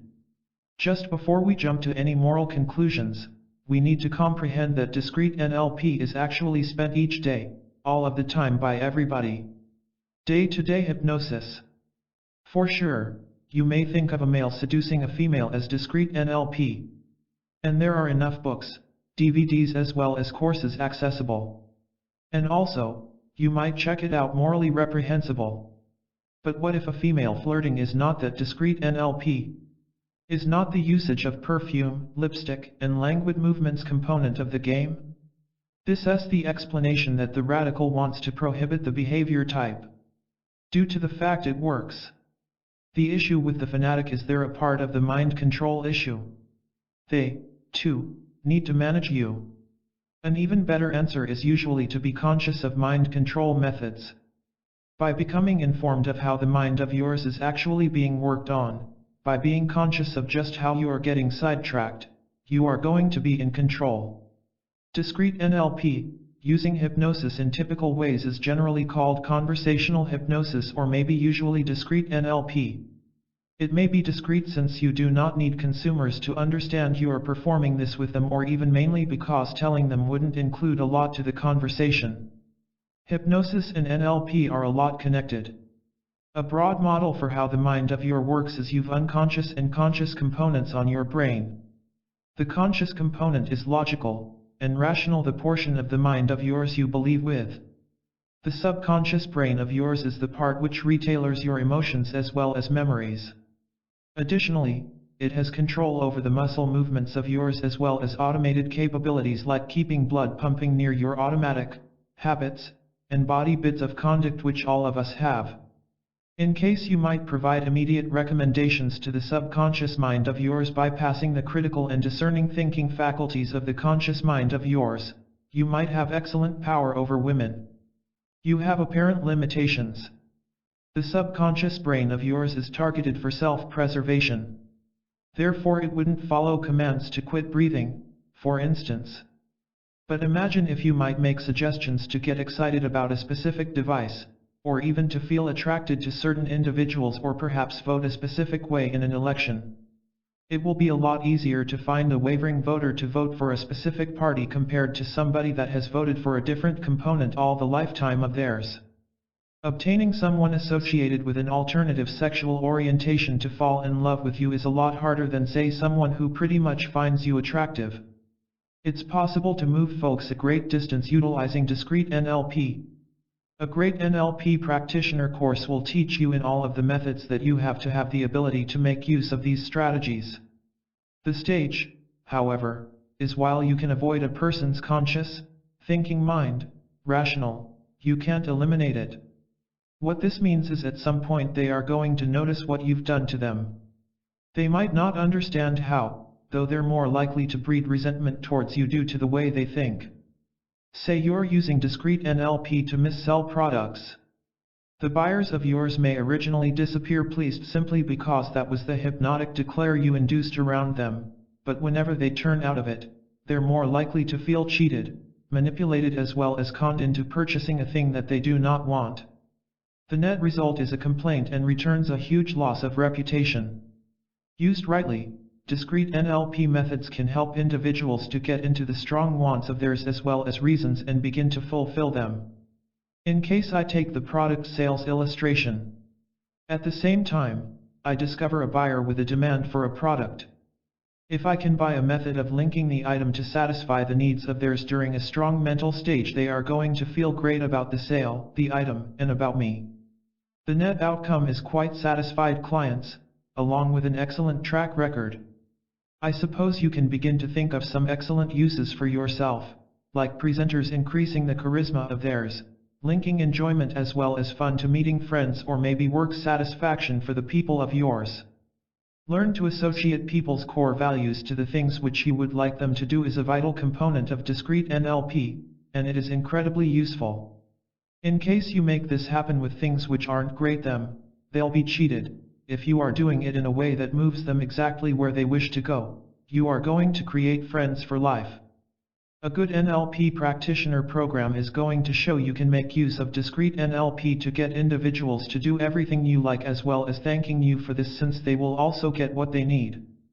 Brainwashing and dark psychology. Brainwashing is a phrase often utilized at the popular media to relate to a phenomenon known among psychologists as coercive persuasion. The phrase describes a set of techniques utilized to forcibly change someone's belief system to ensure that they are going to adhere to a brand new range of responsibilities and beliefs. In the public mind, The phrase usually has been related to the change of abandonment and perspective of values and family usually seen in members of religious cults. Several of the methods discussed below, nonetheless, also have been typical resources of the interrogation of uncooperative prisoners across human history. Main elements of coercive persuasion. Application of physical or maybe emotional stress. Physical stress would include things like deprivation of exercise, light, food, or sleep. Mental stress would include things like isolation without any stimulation, continuously repeated chanting, or perhaps sleep deprivation to the use of keying in a trance-like state. Attribution of all the person's problems to an easy reason that is repeated again and again. This particular method worked nicely for the Nazis, though it works just as well for today's economic self-help gurus as well as fringe religious organizations. Creation of a brand new identity. This often features a title change as well as exclusive garments, like the methods of the Hare Krishna movement, who all dress identically and feature distinct haircuts. This makes team club membership much more crucial compared to a specific identity, therefore rendering members simpler to manage. Entrapment, also referred to as the foot in the door method. The member agrees to a couple of little changes but then involves start to increase steadily. After the needs start to be unreasonable, it is way too late, and cognitive dissonance is cut back by continuing to go together with the needs. Access to info is severely controlled. The team might call for a severing of pre-existing community ties, which includes connections to family. Uncertainties about the team or maybe its leader are mocked, together with attempts at thinking that is critical. Any distress brought on by this is linked to an absence of adequate confidence of the team or maybe the leader of its. Brainwashing techniques. You'll find ways of brainwashing you that are very repetitious and discreet valuable. You most likely are receiving brainwashing without the knowledge of yours today. These methods are the main reason you're obese, smoke, have pain, can't sleep, together with most of the shortcomings of yours. You've been getting communications your whole life, which has caused one to question your perceptions, beliefs, and thoughts. This occurs all of the time, and it's become a simple practice of human interaction. These patterns of interaction frequently are accustomed to the gain of another party. Nevertheless, recognizing these strategies in motion, you can quit them before they hurt you more. Many of these strategies are very successful that the recipient willingly re-evaluates whatever they see. Nevertheless, these methods may additionally be extremely forceful, symbolically demanding the recipient changes the belief of theirs. Questioning brainwashing. One of those discrete brainwashing methods takes place in the format of questioning. Repeated questioning organized in a precarious pattern is going to cause the topic to evaluate things about which they weren't considering.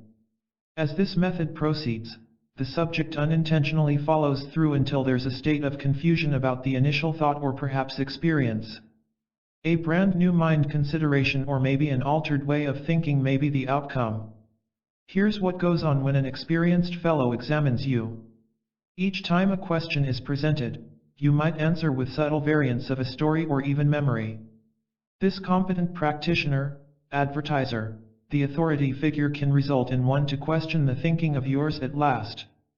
The longer this procedure, the more it's repeated, the less you identify the pattern, the better the outcome.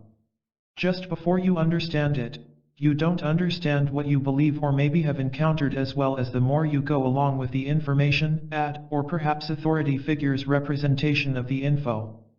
You've only been brainwashed. Pay attention and recognize the brainwashing.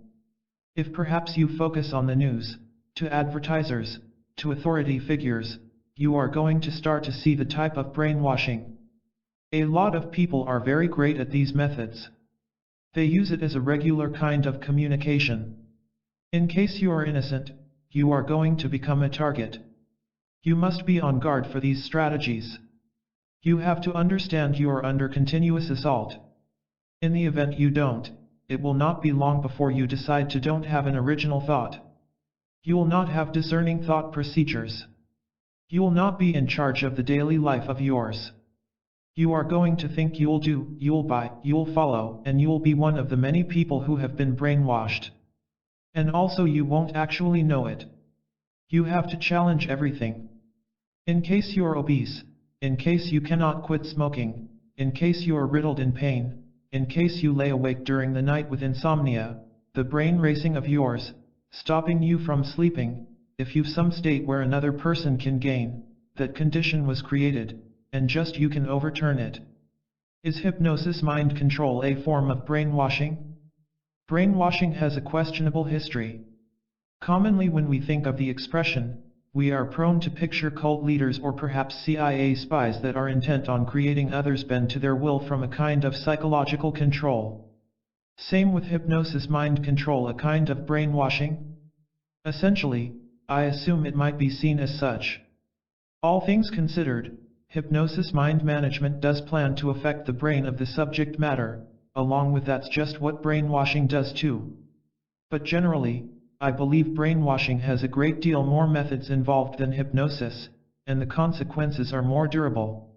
While several of the government agencies of ours are generally accused of practicing brainwashing, and perhaps they do, there is no question which its cults which are so known for doing this particular type of mind control.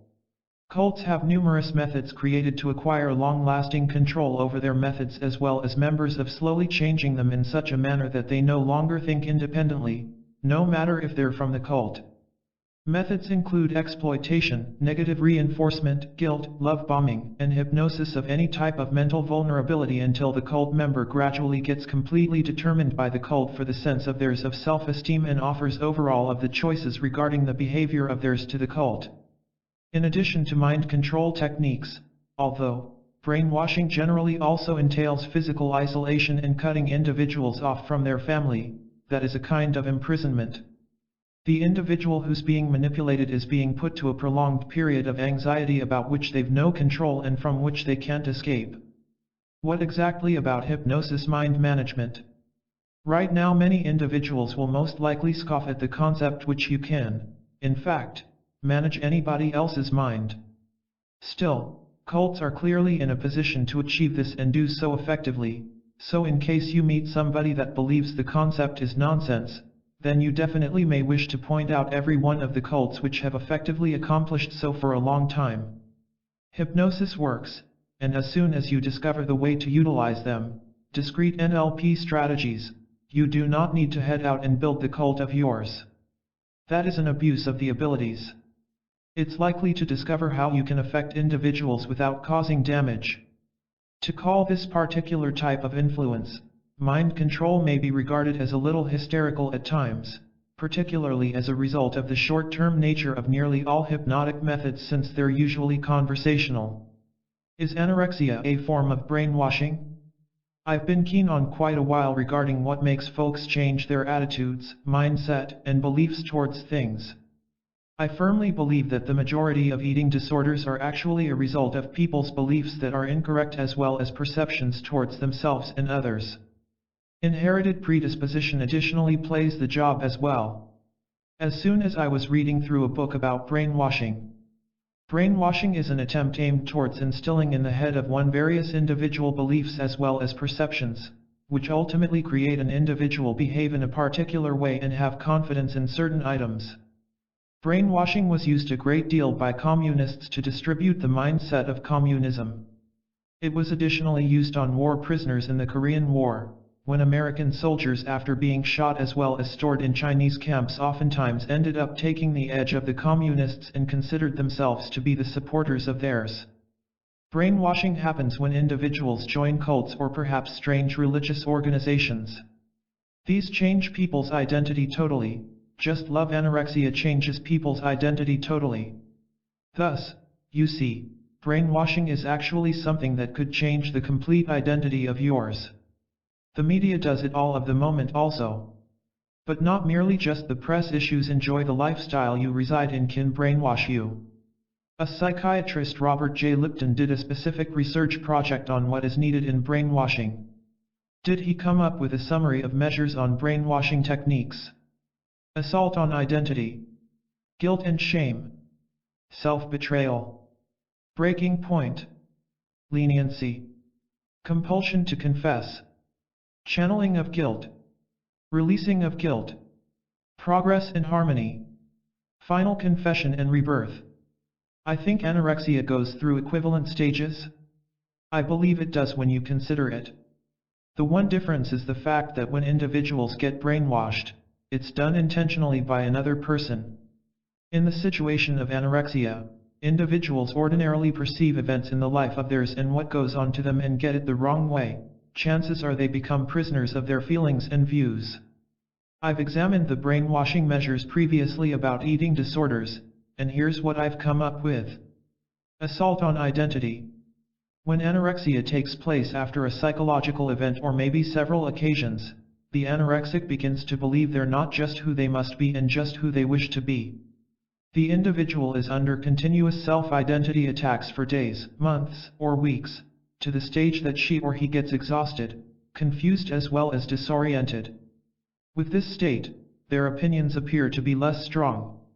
They look around for an alternative for the identity theirs. Guilt and shame. You are actually terrible, the strategy you are. They believe that the body of theirs is actually disgusting. They feel embarrassed about their own body of theirs. If the improvement of anorexia coincides with the time of puberty, ideas of being embarrassed by their own body are related to thoughts of disgust about intimacy and sex, which may have remarkable effects. Associations of shame, as well as guilt regarding intimacy, are able to wind up to be a lifelong sentence for a lot of sufferers until massive neuroplastic modifications are instigated later. Eating could additionally be connected with guilt, and this is a significant reason why anorexia turns into bulimia at a later on phase of the illness for several sufferers. Individuals start to feel a deep feeling of shame, that all they do is wrong. A lot of scientists have found that feelings of guilt are firmly connected with the improvement of eating disorders, especially bulimia as well as binge eating. Self-betrayal. This is once the anorexia begins to tell her or him, agree with me, you're bad. And when the individual is confused as well as drowning in guilt, these ideas force them to withdraw from her or his family, peers, and friends that are usually eating and enjoying life theirs. This particular betrayal of her, the trust of his in themselves and folks close to them raises the shame as well as the loss of identity that the individual is today experiencing. Breaking point. The sufferer is continually asking her or himself, who am I, exactly where am I, and what am I claimed to do? At this stage, the individual has her or his identity in crisis, experiencing massive shame and guilt. Furthermore, the individual might go through a nervous breakdown. This might entail uncontrollable sobbing, common disorientation, and severe depression and withdrawal. Not every person has the same severity of symptoms, though many individuals do have this actual reaction. Leniency. The anorexia then tells the sufferer, follow me, I will help you. Anorexics frequently think that the anorexia of theirs is the sole way of life they can follow. Exhibiting anorexic behavior, such as starving, purging, which takes them momentary relief of the thoughts of theirs, although short-lived. Then again, it demands increasingly more interest until the individual gets 100% ingested by the distorted anorexic thoughts of theirs and feelings. Channeling of guilt.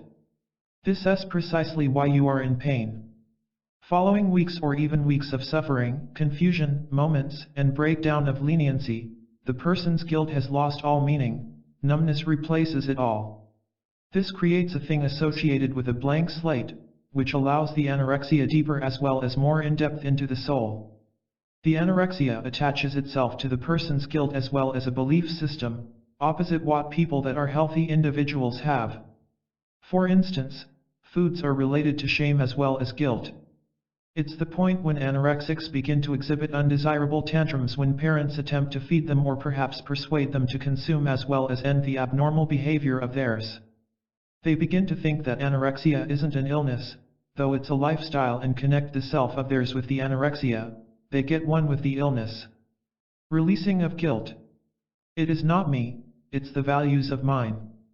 With her or his complete confessions, the individual has finished his or her mental rejection of the former identity of theirs. The sufferer had slowly given up all their before enjoyable tasks, left their university or office, preferably the faculty of theirs. All this is only for the benefit of doing the lifestyle anorexia offers. Individuals begin joining pro-anorexia groups, forums, searching for justification, etc. Progress in harmony. In the event you like, you can decide well, say the Thinspiration buddies of theirs. These Thinspiration buddies present a brand new belief system as the road to good. At this particular point, the anorexia stops hurting, offering the sufferer physical comfort as well as psychological calm in conjunction with the new belief system of theirs. Individuals get a team spirit attitude with friends of theirs that apply the same dangerous way of living. Final confession and rebirth. The brain of theirs equals the anorexia, which directs them I pick kind. Sound will be the anorexia. The individual doesn't question the righteousness of her or his decision to be anorexic. Around this point, separating themselves from the anorexia appears to be impossible. Many people continue doing this lethal way of living. Thousands of them die as a consequence of this sooner than later on. Some may live longer, however, they ultimately die from serious complications or even commit suicide due to their starving as well as the reality they cannot handle daily life and cannot evaluate issues logically. This is how the anorexic brain gets programmed, brainwashed, to become the manner they're suffering from severe anorexia. Many eating disorder sufferers go through similar stages, but frequently, these stages occur otherwise for every sufferer, and it's tough to distinguish between them. The goal of this particular publication is showing you what the brainwashing procedure is about as well as this what goes on in prisoner and cults of war camps is akin to what goes on in individuals with anorexia. Additionally, I wish to mention the phenomenon of anorexia is primarily in the reasonably small. Individuals of the past did not have anorexia to the identical stage we've nowadays.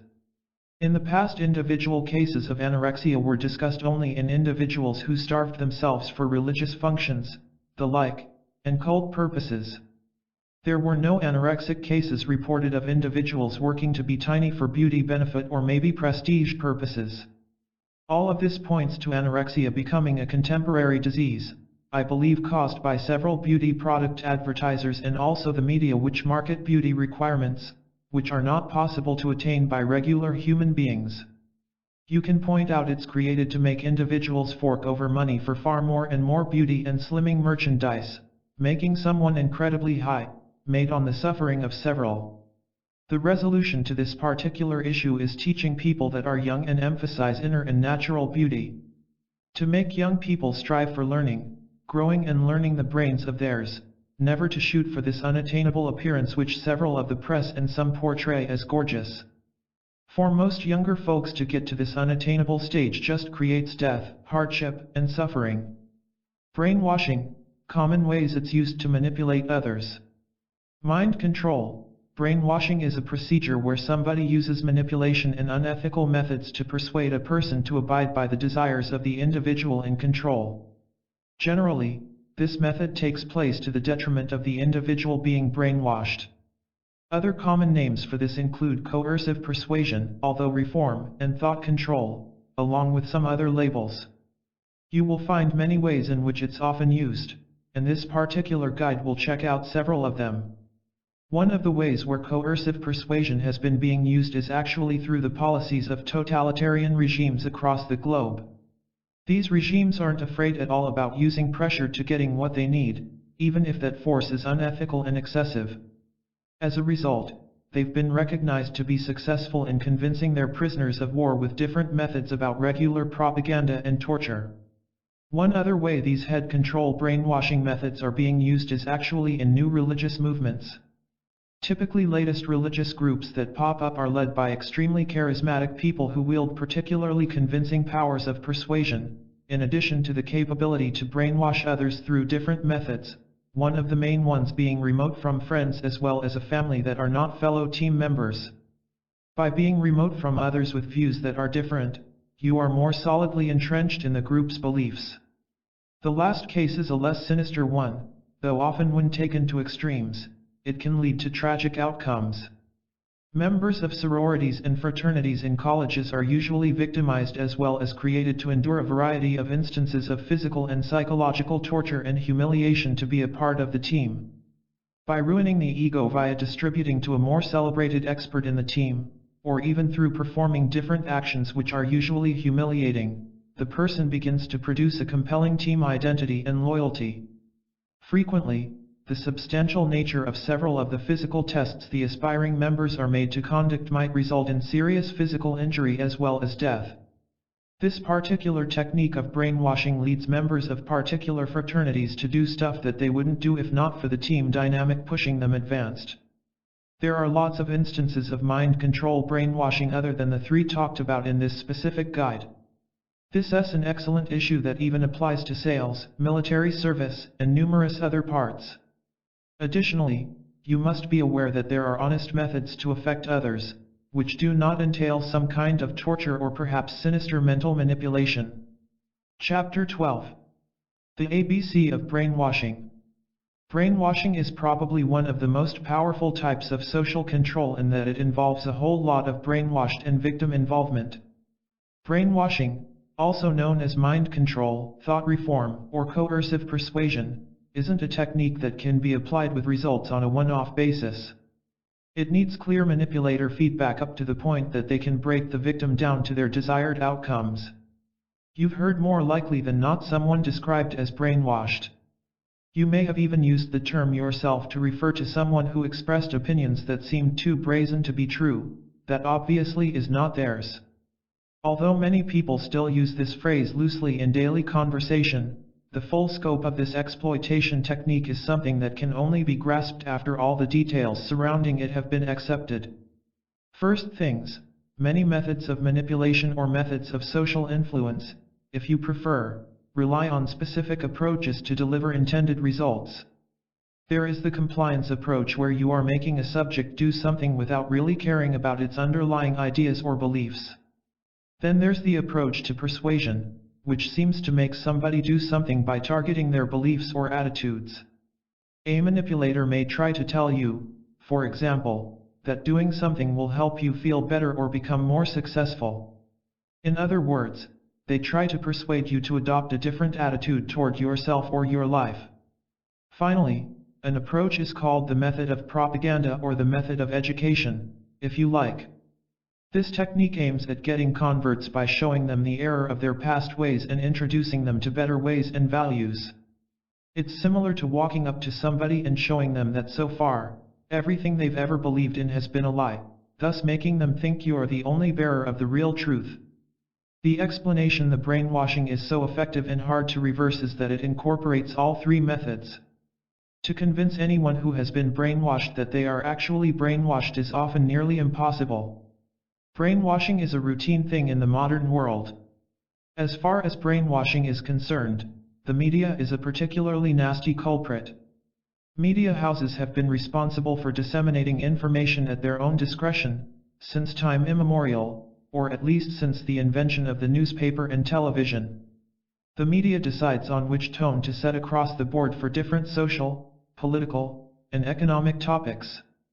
TV shows, TV personalities, marketing departments, and glossy fashion magazines have defined time and time again, which standards of beauty are acceptable and which ones are not. As a result, a large segment of society is left with the feeling of not being beautiful or worthy enough because the media have said so. As far as brainwashing is concerned, the politicians and religious leaders are two other major culprits. Most politicians are selfing and will do everything in the world of politics to get ahead. They mastered the art of brainwashing masses of people to get behind them, because the more brainwashed supporters they have, the more likely they are to advance. Brainwashed supporters also aren't asking their leaders for much accountability. It is through brainwashing that a whole lot of political leaders have succeeded in mobilizing their followers to commit senseless crimes that would not be committed by a sane person of normal thinking and conscience. On the other side, religious leaders who brainwash their followers are keen to surround themselves with people who can be manipulated easily and who believe in the same values as the leaders themselves. Think about it, if you were yourself a selfing pseudo-religious figure, you would want to have a submissive congregation that did as it was said. The last thing you would want is an outspoken crowd of people who question every single sermon you give. That is something that has been noted by many questionable religious leaders, much to the detriment of their followers. Perhaps some of the greatest reminders of the effects of brainwashing on religious spheres are the multiple mass suicides that have occurred as congregants at the instruction of their religious leaders seek to reach for the afterlife. One example of this is the mass suicide of the religious group Heaven's Gate followers. Heaven's Gate Party, led by Marshall Applewhite, believed their deaths would help them get into a spaceship that would carry them to the other planet. A man who believed himself to be the representative of Christ on earth carried this belief on through years of brainwashing. In addition to the Gate of Heaven, there were several other incidences where groups of people were forced to end their lives because of one religious belief or another. Even when congregants are not persuaded to take their own lives, some religious leaders can brainwash their followers in other ways, which are often harmful. Maybe one of the questions to come to mind when you learn about these events in history is this: how can a person be so gullible and confident to the degree that they follow him so blindly? The answer is simple: brainwashing strips you of your identity and makes you unquestionably conform to the will of others. In reality, breaking down the identity of your victim and bringing them into question everything they have ever known about themselves is the very first step of brainwash. The 10 steps of washing the brain. As noted earlier, brainwashing isn't an experience of one day. Often, it takes years of consistency and hard work to brainwash a person completely. It is no wonder then that some members of cults will take years to create a follow-up before eventually making their mark in the world, although infamously.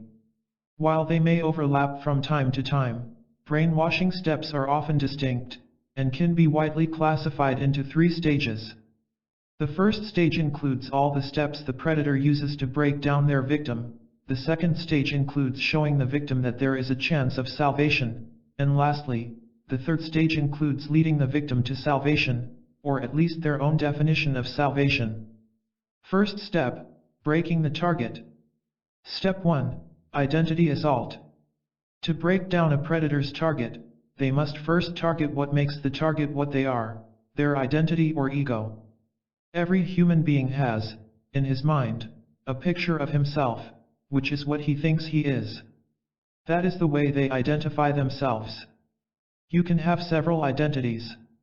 You could be a mother and a career woman. You could be a clever businessman and a dad.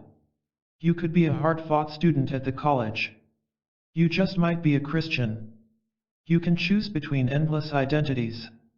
That identity is your answer to the statement, "Tell me about yourself a little bit." Take a moment and think about your personal identity. What or who are you? Suppose one day you woke up and somebody told you that you are not what you think you are. How did you manage to say that? If this were mentioned in passing, you would probably brush it off and move on with your life. Or maybe you'd think about it for a few minutes or hours, and maybe get frustrated for a bit, but eventually, move on. Now imagine someone came to your house every minute of the day to tell you that you are not the guy you think you are. How did it make you feel? If that persisted over weeks or even months, then at the end of it all, you would probably be out of your mind. You will be disoriented and left to wonder where to draw the line between fiction and fact. If you'd thought of yourself as a good writer before, you'd start to doubt it. If you thought you were your children's biological father, you might start questioning him. If you grew up believing you were a true Christian, reading regular conflicting reports would make you start believing you might not be. The first step of the brainwashing cycle is where all of the dirty work starts to take root. A person whose ugly seed of doubt has been planted in them is vulnerable to exploitation. As people, we want to believe the best of ourselves. They also want to make people believe in us to the full. Sure, there are people who don't care about recognition and acceptance of anyone else. It is important, and we will all fight for it. But at the end of the day, the person who goes to bed believing he is the worst of the worst, thanks to other people's feedback, sleeps more restlessly. Having high self-esteem and a good sense of self, of course, protects you from the predators trying to prey on you, but that's a topic for another post. The outcome of brainwashing's first step is a full-blown identity crisis which the perpetrator will prey on for the purposes of the second step. Step 2. Guilt tripping. Guilt, as it has been called, may be a futile emotion, but it is also a very strong emotion. Guilt can make you, as a person, promise things outside of your scope. Guilt will have you stay up at night, asking why you are such a horrible human being when you are actually not. The human predators around us are continuously harnessing the power of culpability. This is how the second stage of brainwashing works. The brainwasher has already convinced its victim that they are not what they have always thought to be. Hence, the victim is in a state of confusion as they seek to answer for themselves the question of identity. That is, if they aren't a decent guy, who are they then? The predator swoops in at this point and begins to take them for the entire guilt trip of their lives. When you're unsure who you are, it can be very easy to believe any lie you are being fed up with about yourself. A brainwasher will make statements convincing their victim that they are essentially a bad person, irrespective of the context this adjective is being used. A brainwasher, for example, might try to convince a young mom that they're a bad person and a bad mom because they've agreed to vaccinate their children or prefer the breast to the bottle. A predator will take every opportunity to remind the victim that they are lacking in a particular field or in all areas of their lives, and that the only way to redemption is to listen to and accept what the predator has to offer. In their attack on the victim, the predator is merciless because the ultimate goal is to break the victim down to the point where they are helpless and completely free from their authentic self-image and identity. Steps 3 and 4, Self-trafficking and breaking point. Most people themselves are fiercely loyal. They're going to defend themselves and their actions and fight to hear their voices. Particularly those people who are incapable of standing up for others also will stand up for themselves. A person having been brainwashed is the complete opposite. Brainwashed people have no trouble rejecting themselves and everything else attached to them after being continuously bombarded by messages of being the opposite of what they once considered themselves to be. These include their friends, belief system, relatives, and any other associations they may have that connect them to their old identity, which has been evaluated by the brainwasher and found seriously lacking. There are certain reasons why a person who has been brainwashed can easily find himself in this step and cannot fight back. For starters, they've already been through the first 2 steps and come out in confusion and remorse, feeling disoriented and sinking. Most often, they don't have the energy to fight back. Bear in mind that there is often a chance of physical harm if enforcement is not reached, and the target will be too scared to question all the messages that the abuser receives from them. Around the same time, there is a tendency for culprits to want to make up for their sins. For some people, especially those broken down by brainwashing, making up involves cutting ties with everything related to its sinful history. What is sadly always the case is that the survivor is still left in an even worse situation after their friends, relative, and belief system have been disowned. They've felt the embarrassment and remorse until they broaden. They are, after all, a traitor now, and the fact that they could not be loyal to their circle is sufficient proof that they are as bad a person as the predator had supposed. It is obvious that brainwashing is psychological warfare aimed at tearing a person down to the point where they are incapable of thinking in a coherent way. It's all-consuming and exhausting, and victims often struggle to get out of their predator's jaws, especially if they do it through the other stages of the brainwashing process. Second stage, Dangling the salvation carrot. Step 5, The olive branch. After the first 3 steps of brainwashing mentioned above, a victim of brainwashing often feels so awful about themselves that they try to redeem themselves at whatever cost. The survivor is also in poor mental condition and has low self-esteem. They have lost their old sense of identity and will clutch up on any straws offered to feel something again. At this stage, a victim is likely to experience a nervous breakdown, and this is the signal for the predator to swoop in and give redemption. The manipulator usually extends an olive branch after breaking down their target for a sustained period of time so that the target can fall into the trap of believing there is some light at the end of the tunnel. An olive branch at this point could be anything from a kind word to a gift, or perhaps even some form of physical affection. This olive branch helps to show the goal that if they are on the good side of the manipulator, there is certain leniency to gain. The manipulator is, after all, a fair guy who wishes them the best. That is at least what they have heard since the start of brainwashing. Step 6, Forced confession. Consider this. You have been subjected for a period of time to extreme psychological torment by a person. You have lost your sense of identity and feel confused and indignant. You're nearing a nervous breakdown, or you've already undergone one and can't make any aspect of your life head or tails. After denouncing your social circle, you have lived in solitary confinement and can't remember the last time you had a proper meal. Then, one day, this person shows up at your door with a steaming coffee pot and freshly baked muffins. They just say they want to talk. You are letting them into your house. You just can't believe it. This is the only kindness you've been receiving for the longest time. What do you think your former abuser will be reacting to this unexpected kindness? You'll feel a sense of indebtedness more often than not. Human beings like being kind enough to reciprocate for kindness.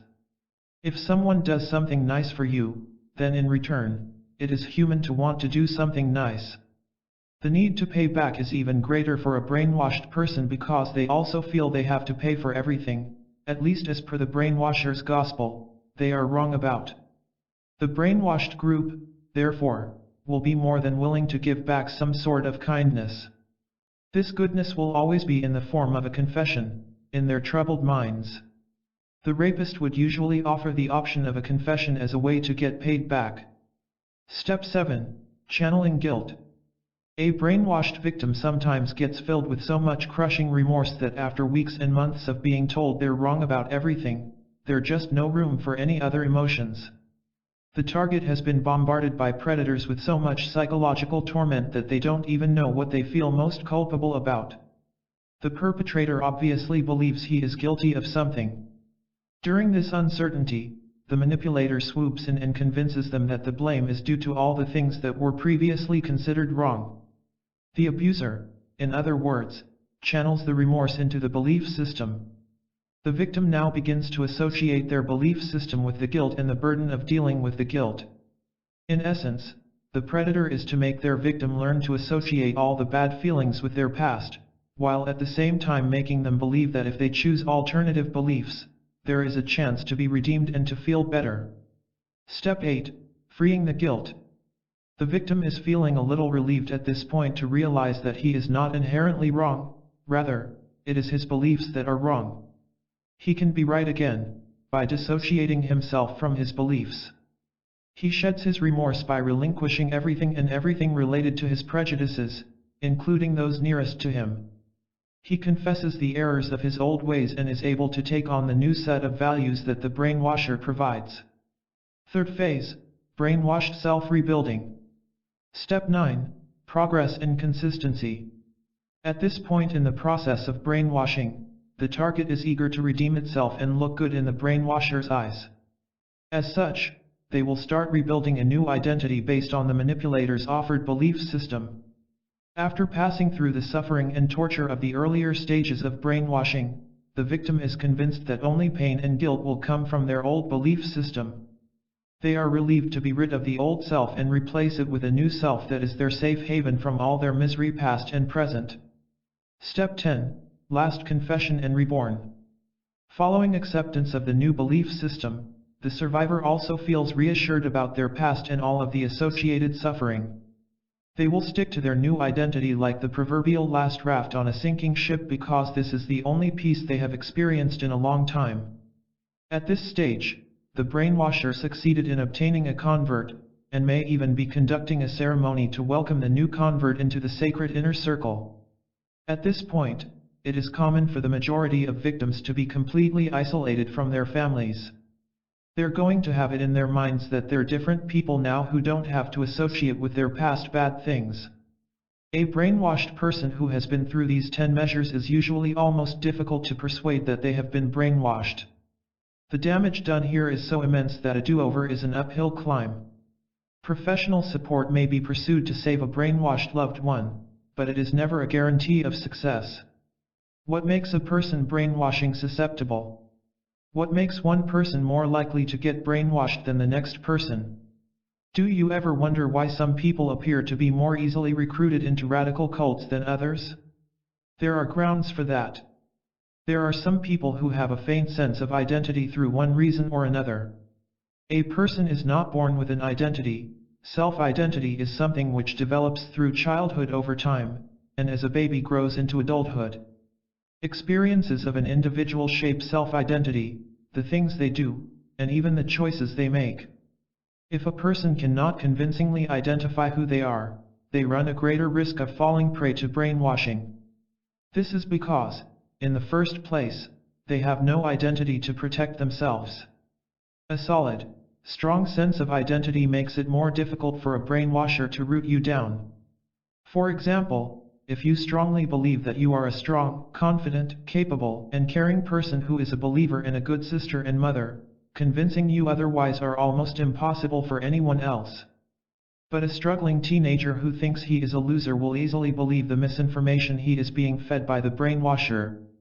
He already has extremely poor self-esteem, after all, and is most likely seeking a way out of his self-imposed psychological prison. The absence of a support system is another factor that makes an individual more susceptible to brainwashing.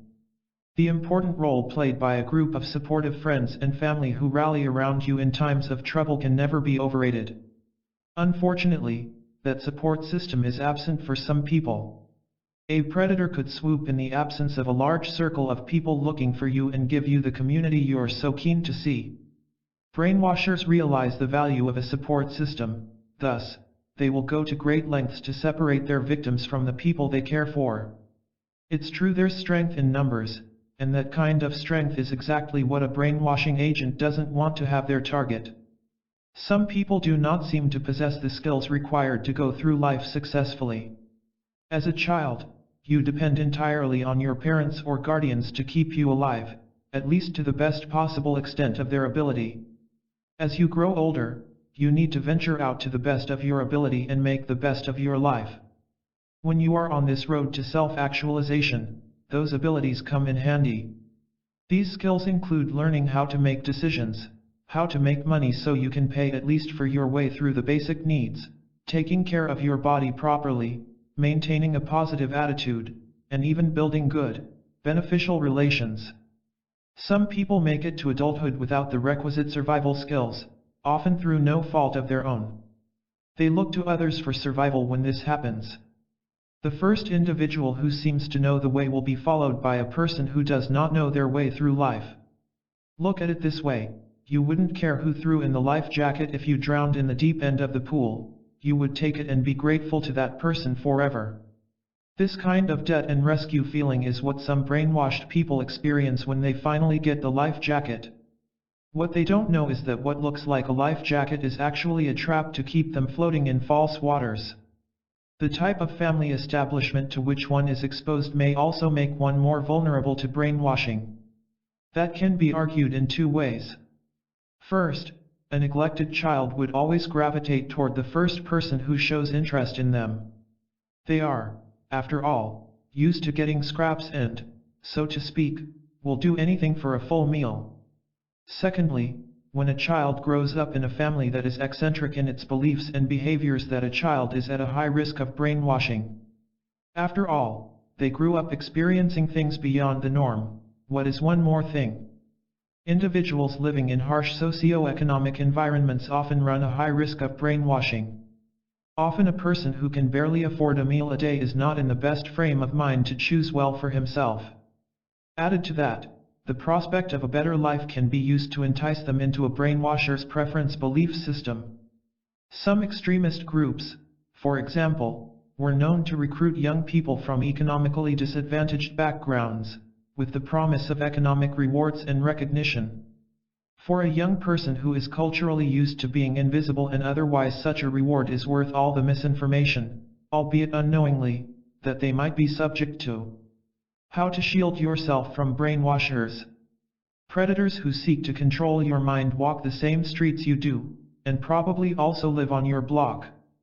While some brainwashing attempts may be obvious and easy to detect, others are subtler. As such, the process can be sucked in while unaware. The important thing is to stay alert to any signs of abuse and manipulation and always second-guess whatever you come across. In short, go through life with the proverbial pinch of salt in order to season all the information that you share. In addition to having a good dose of cynicism, there are other ways you can support yourself. Hold the vulnerabilities warning. Always note that the mind is prone to making errors in the way it handles information, however smart you can consider yourself to be. Occasionally, your mind may get sloppy and make you vulnerable to external forces controlling you. Also, remember to watch out for the people that matter in your life that are particularly vulnerable based on how their minds work. For example, the elderly and the very young are ripe candidates for brainwashing due to the inexperience-induced naivete and out of touch with modern brainwashing scams. Beware of spun stories. A person can dress up truth to the extent it turns into a blatant lie. This is particularly culpable to the media. There's a wise person who said the news is when a man bites a dog and not a man bites a dog. In a bid to show the man biting the dog, news outlets are always looking to make what they report sensational. A media company could conduct a quick poll of 10 men living in Indiana and then report it as a survey of Midwest American men. It's hardly a representative sample, but this way, it packs a bigger punch. Always be mindful of the elements of exaggeration and ask for references to be cited for any story you come across in the media, whenever possible. Don't trust the hype. Have you ever found that many things that get the most attention are overrated? Numerous marketing gurus have mastered the art of dismissing their products and services as the best on the market when they are not, in fact. Before you think that all the hype created about a person or product takes a moment to consider why that entity requires so much advertising if it is as good as it claims to be. There is no need to announce a thing of value because people will naturally flock to it. The world today is particularly invested in the hype, especially since information, false and otherwise, has become so much easier to disseminate. A person just needs to write an article or create a video that will go viral. Before you know it, there's an individual at the other end of the world who believes that a particular individual or product is the solution to all of their issues. Watch out for group thinking. Groupthink is, in the simplest terms, the uncanny ability of otherwise intelligent people to make dumb decisions just for the sake of consensus. Groupthink is a trapdoor for people who don't like to stand out in crowds or be the voice of dissent. Brainwashers are especially pleased with the existence of group thinking because they don't like their targets to question them more often than not. Groupthink is why hundreds of followers of a questionable religious figure are going to make decisions that do not seem to everyone else normal. Whenever you are in a room with others, where you have to make a decision, don't be afraid to be the voice of reason that the room needs so desperately. You could only save yourself from being brainwashed and a few others. Choose temporality over trends. Which phone are you on? What happened to your last phone?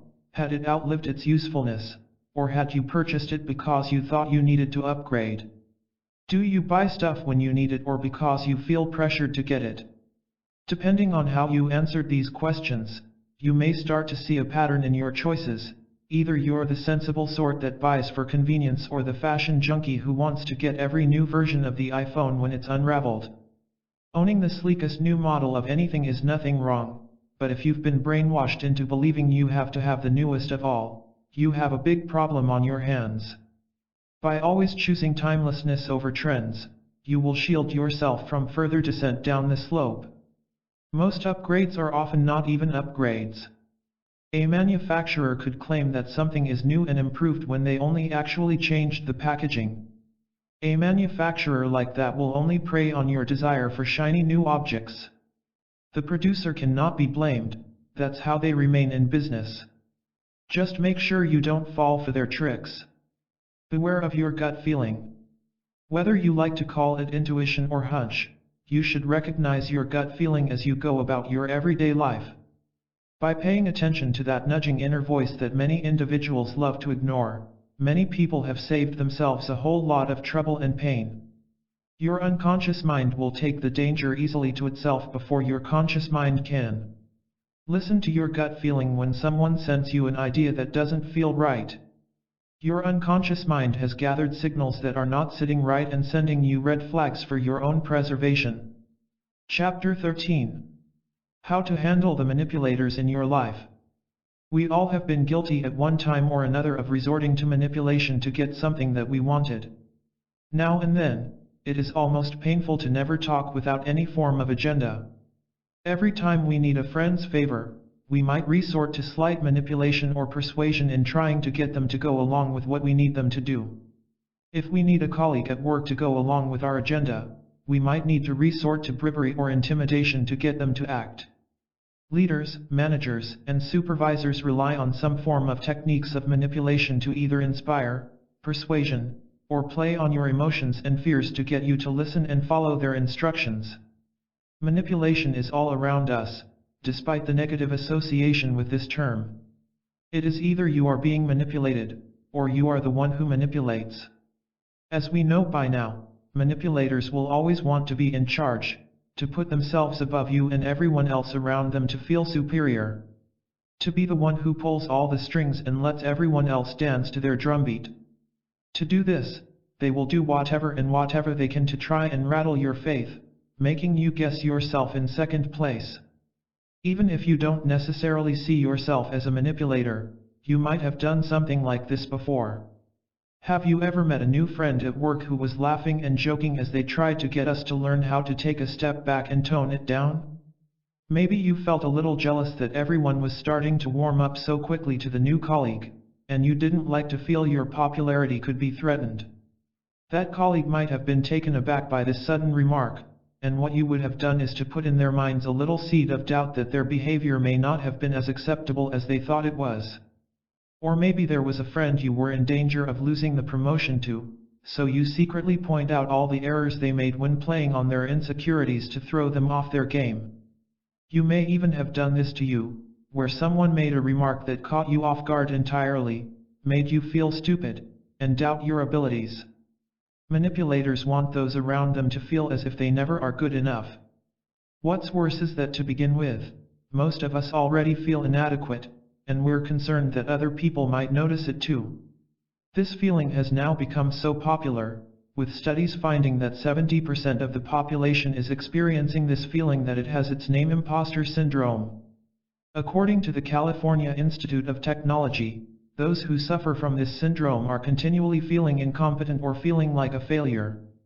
Many who live with imposter syndrome tend to feel self-doubt and believe they are intellectual frauds, no matter how much evidence there is to suggest their success. Another research found that people who regularly experienced this syndrome were often poorly performing, although they were able to do better, and were usually much more nervous than those who treated imposter syndrome less often. Sufferers with imposter syndrome also experienced a higher, more significant loss of self-esteem after what they perceived as a failure. This sensation often hits them harder than anyone else, and several studies have shown a strong correlation between imposter syndrome and feelings of shame, humiliation, and self-sabotage. Individuals with the imposter syndrome are just the kind of people that manipulators want the most to try. When they can tap into this psychological fear, you become easy targets for them to prey on, and they will make your insecurities worse by continually questioning your actions in a way that makes you doubt your self-worth.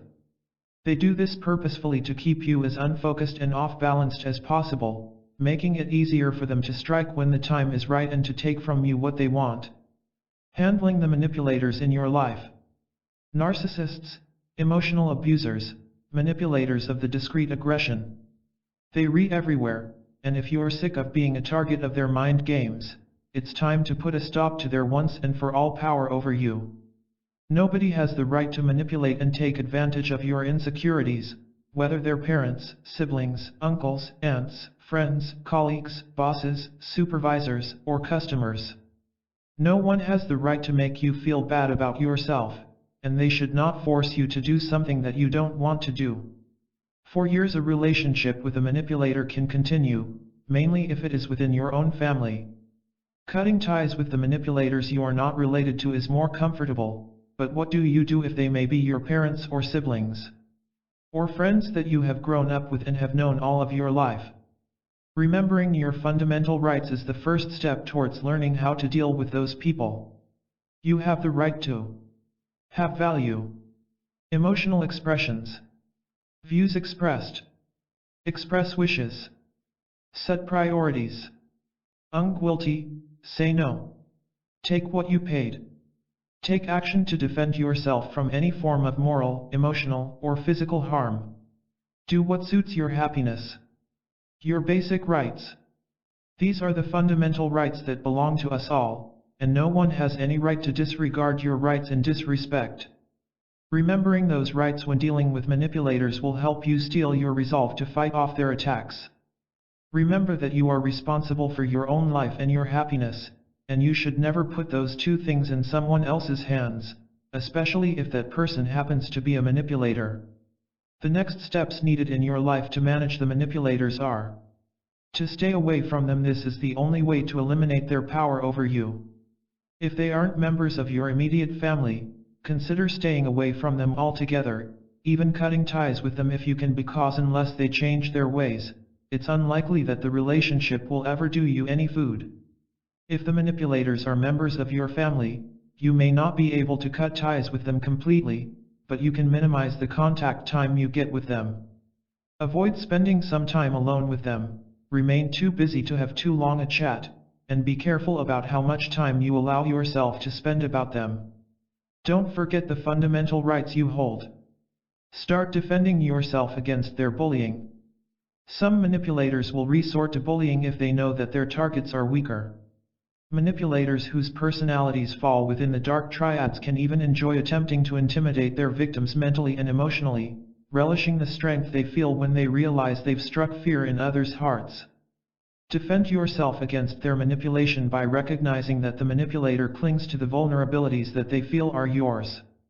If you give in and play their game to what they want, you reinforce their belief that they are right. When you choose to stand up for yourself and instead confront them, they tend to retreat, as most manipulators tend to be cowardly under all that bravado. They will never put themselves in a position that allows others to see their true colors. Not to let you pressure them. Even if you feel pressured to make a decision, do not let them know. Be firm, stand firm, and say firmly, "I'm going to need some time to think about it." Whenever you begin to feel the pressure in you, take a deep breath, and remember that no one has the right to force you to do something you don't want to do. If you want to, you have every right to say no, and you need not feel guilty about it. People's pleasurers often struggle with this step because they have a strong desire to avoid upsetting anyone, even if they know full well that they are being exploited. Yet you have to stand your ground and let the manipulator know once and for all that they can't press and drive you around like your thoughts aren't counted for something. Learn how to say no. It's not the world's most comfortable feeling to say no, but as guilty as you feel, your happiness and your needs will come first. You owe nothing to the manipulator, and they have no right to expect you to bend to their will, though that is precisely what they intend. When you learn to say no, you don't deliberately annoy others, you love yourself, and you set your limits. Knowing to say no is how you stand up for yourself. Knowing that you won't be bullied around and saying no is within your rights if it doesn't fit with your happiness anymore. To point out the consequences when you see that the manipulator puts you in a situation where you feel verbally and emotionally abused, let the manipulator know that you are aware of that by pointing out the possible consequences of what they are trying to do. Putting yourself one step ahead of them by letting them know that you are completely away from the consequences will take them by surprise, and signal that you are not someone to be messed with. You'll force them to reevaluate their strategies and think twice about trying to take advantage of you in the future when they know you don't get misled so easily.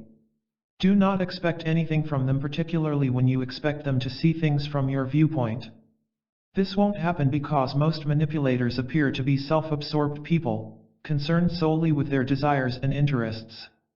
They care little about other people's feelings or opinions, and they certainly won't go out of their way to try and see things from your perspective. We lack empathy and can never see past their interests, and if you expect them to change their tune, you only setting yourself up for disappointment. Never expect them to change their ways, persuade them to change their ways, or even attempt to fix them, because that's not going to happen 99.9% of the time. Just because they want to mend their ways should a manipulator alter, not because someone else has asked them to. Diffuse and exit. When you find yourself in a confrontational situation with a manipulator, there are only two goals to consider. The situation needs to be diffused and then exit.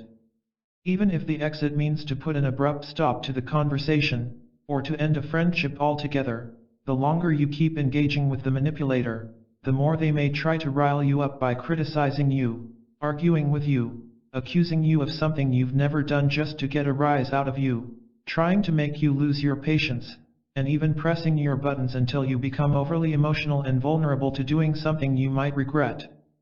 Accept your skills. Dealing with a manipulator requires a certain degree of emotional intelligence to be able to fend them off successfully.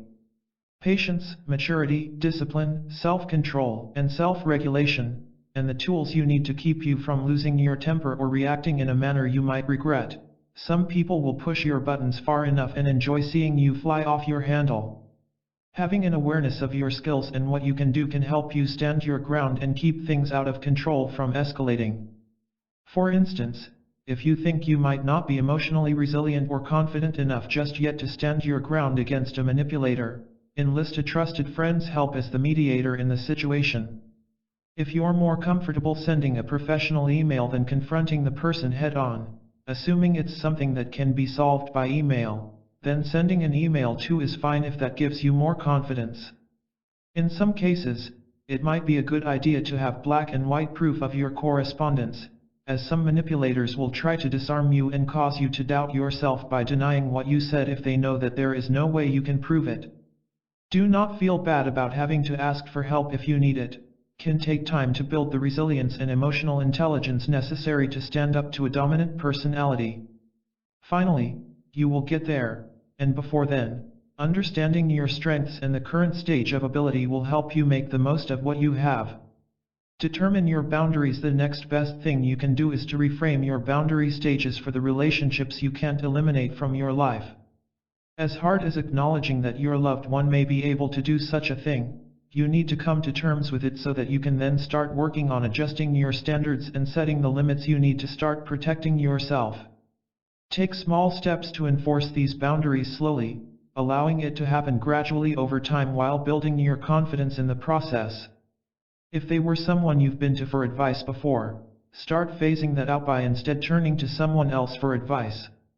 If they were someone you've been to for validation before, stop actively seeking it out or ask them for their opinion. They may still be providing it because they are so used to doing it, and when they do, just thank them and leave it at that. You no longer have to take their counsel, let it be a case of getting in one ear and out the other. If you want to avoid a confrontation or have to deal with the manipulator demanding why you set boundaries against them, be subtle about setting your boundaries by doing so in smaller steps. How to invalidate a conversation you won't deal with. You are validating the other person when you sit down there listening to a conversation. You don't necessarily want to be a part of it. You tell them it is important enough to demand your time and attention. That they're important enough for you to see, hear, understand, and care about them. It's refreshing when it's someone you care for, but if the conversation takes place with a manipulator, then the last thing you want to do is to endorse them. Invalidation is considered a form of emotional abuse, and how subtle and even unintentional this type of abuse can be is what's dangerous about it. Manipulators are regularly using invalidation to their targets by denying their emotions and feelings, making them feel frustrated in the process. This is what you are going to do with a manipulator now. Not to invalidate the conversation to abuse them mentally, but to invalidate the conversation so that they have no control over you. Let's get a bit of clarity about what invalidate means here. Whenever you invalidate a person, what you're doing is basically making them feel like you either don't understand them and their feelings, or you simply don't care about them anyway. It is the same kind of tactics that a manipulator is trying to use on you. Invalidating a conversation can occur in several subtle ways, including being coercive. Manipulators who use coercive invalidation are those who are sure, in fact very sure, that theirs is the best way to do things. They would have no trouble butting themselves in, attempting to interfere and forcing others to see the error of their ways. They might even tell you outright that this is how things should be done, according to their way, of course, and it can be seen controlling invalidation in several everyday scenarios, including parenting. Here's what invalidation controls might look like. Manipulator: this is not the way you do it because I told you that it was incorrect. The best way to solve this problem is to solve it my way. How to invalidate them: I respect that, but I am confident that my solution will work just as well, so anyway, I will go ahead with it. Nothing drives a manipulator up the wall to see you go against what they want, especially as they expect you to listen anyway because they said that to you. Being inattentive, not paying attention to the conversation, makes the speaker feel like they don't matter, you guess it. Feel like what they've got to suggest isn't enough to make your time worth it. An example of how you could use this technique against a manipulator is here.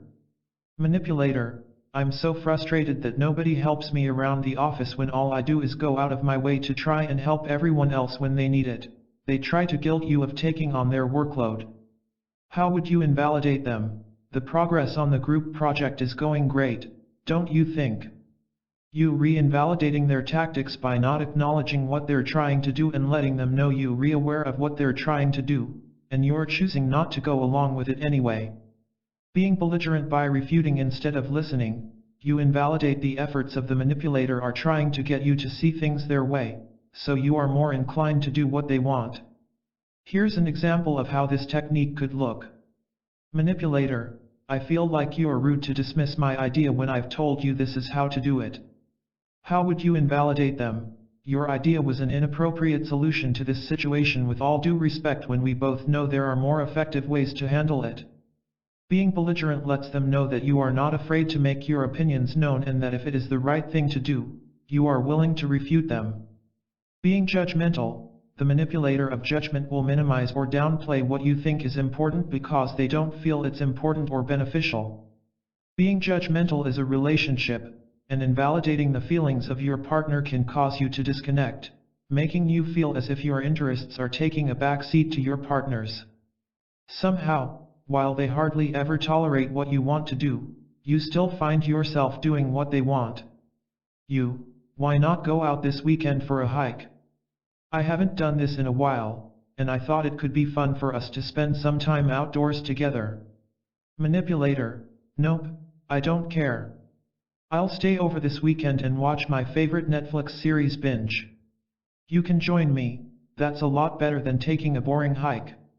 You almost ever spend time watching my guilt trip favorite series with me. How to invalidate them: that's okay, then I'll go for a hike. See you later. They will fully expect you to feel guilty enough to do what they want to do, and they will be frustrated at your invalidation of their manipulative tactics when you do exactly the opposite. Being emotional: a classic manipulative move is to invalidate the emotions of someone else because it is less important than yours. If you've ever dealt with someone who feels entitled to disagree with you or tell you what the appropriate way of reacting should be, that person might be a manipulator. I feel down that I didn't get the promotion that I was hoping for. Manipulator: why are you that sad? You ought to be happy you even got a job. As usual, you're overreacting, and you need to get over it. How to invalidate them: because I worked hard for it and my efforts and commitment, I deserve to be remembered. I have a right to be upset about it, I was looking forward to this. By standing up for yourself, and recognizing that your feelings matter, you take control of the manipulator away. Instead of allowing them to invalidate your thoughts and emotions, you take a stand for yourself and invalidate their views by letting them know just as much about how you feel as about how they feel. Practical tips to keep manipulation at bay every day. Toxic relationships are never easy to deal with, even more so when the relationship that drags you down is almost impossible to completely cut ties. It can be harder for others to embrace the fact that you have been a victim of abuse and open their eyes to how harmful this toxic person has been to their lives, as hard as it is to break ties with the one who manipulates you. It can initially be challenging to decide whether or not you are being taken advantage of. Still, if the same pattern of actions appears to happen over and over again, it is a sure sign that manipulation is taking place. To let go of individual relationships can be heartbreaking. We hurt more than most, and even though we know we shouldn't, we continue to find excuses to hang on to it. If you're struggling to let go, ask yourself this one easy question: does this person know they're profiting from you? The answer will most of the time be yes, they knew it, and they did it anyway because they chose to. It can be difficult to pry yourself away from the hands of the manipulator, but it can be achieved if you take the appropriate measures to defend yourself. As with the practical tips below, you could use to keep your mind and emotions safe every day. Keeping close connections you can trust. Keeping close contact with family and friends you can trust will keep the mind control efforts of the manipulator on you to a minimum. The family and friends you can trust can give you the support you need and strengthen your self-confidence, so the manipulator has no room to plant their seeds of doubt or shake your faith. Speak to your friends and family. Another reason the manipulator never allows you to detach from those you love and trust is that you can still trust them to have your best heart interest. Those who love you, in a non-manipulative fashion, will always look to your safety. If you're ever unsure if you are subjected to manipulation, though you may have your suspicions, talk to them about what's going on and see how they're reacting. Their immediate response, if it is shock and anger, should serve the wake-up call you need something that may not be entirely correct. Choosing not to tolerate your moods. Relationship manipulators sometimes sulk or resort to temperatures to get things done. If you allow them, the only one that takes an emotional toll on this kind of conduct is you. Choose not to tolerate it by walking away from the situation every time they resort to such behavior. Explain why you should not put up with this, and if they fail to change their ways, it might be time to doubt whether there is any need to hold on to this relationship for a long time. Ignore them. It is the best practical advice that you can find on your own. Ignore them because your time, effort, and emotions are not worth wasting on. Ignore them when they are trying to give you advice. Ignore them as they try and tell you what to do. Just go ahead and do what you wanted to do anyway. Manipulators can never be trusted, and they are always going to try to get you to do their dirty work. When you seek to hold them to account, they are going to refuse all accountability. They flip-flop, go back and forth, and change their minds as often as they change clothes. Ignore them and forget everything they say. This is the only thing you can do. Don't try to correct them. When you do, you just sink deeper into their trap. Remember, they're trying to confuse you enough so you can't see what they're up to when you're an emotional wreck, and whenever you are trying to fix the situation, it's too easy for them to twist you around their little finger. These little traps are often set to see how you respond so they can figure out your triggers and use them to their advantage. Do not communicate, do not answer, and do not seek to correct them. It is a never-winning game. Don't doubt yourself. The manipulator needs you to do just that. Why is that exactly what you shouldn't be doing? You know yourself better than anyone else might ever have, and you shouldn't have to depend on affirmation from someone to let you know you're good enough just the way you're. What separates the successful individuals from all the others is the fact that they don't base their self-worth on the opinions of someone else. We depend on their judgment, and that's perfect if we make mistakes along the way. They are learning from it and coming back up again.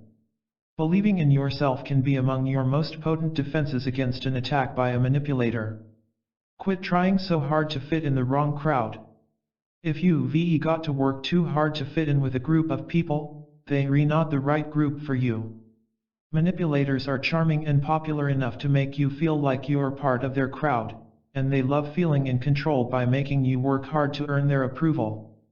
They know that keeping you in this state enables them to get away with more favor because you are going to be more than willing to do what they just want to feel accepted. Don't let yourself be subjected to their manipulative ways any longer unless they can accept you for who you are. Don't worry, there are plenty of other people who will. Each time you've had to work so hard to feel welcomed, that means you're working hard for the wrong people.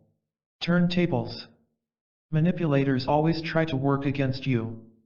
They are going to be buddies with your neighbors, then try to turn them against you. They will persuade you to do most of the work, and then take equivalent or more credit behind your back. They will entice you with the same reward and watch as you try to chase it all the time.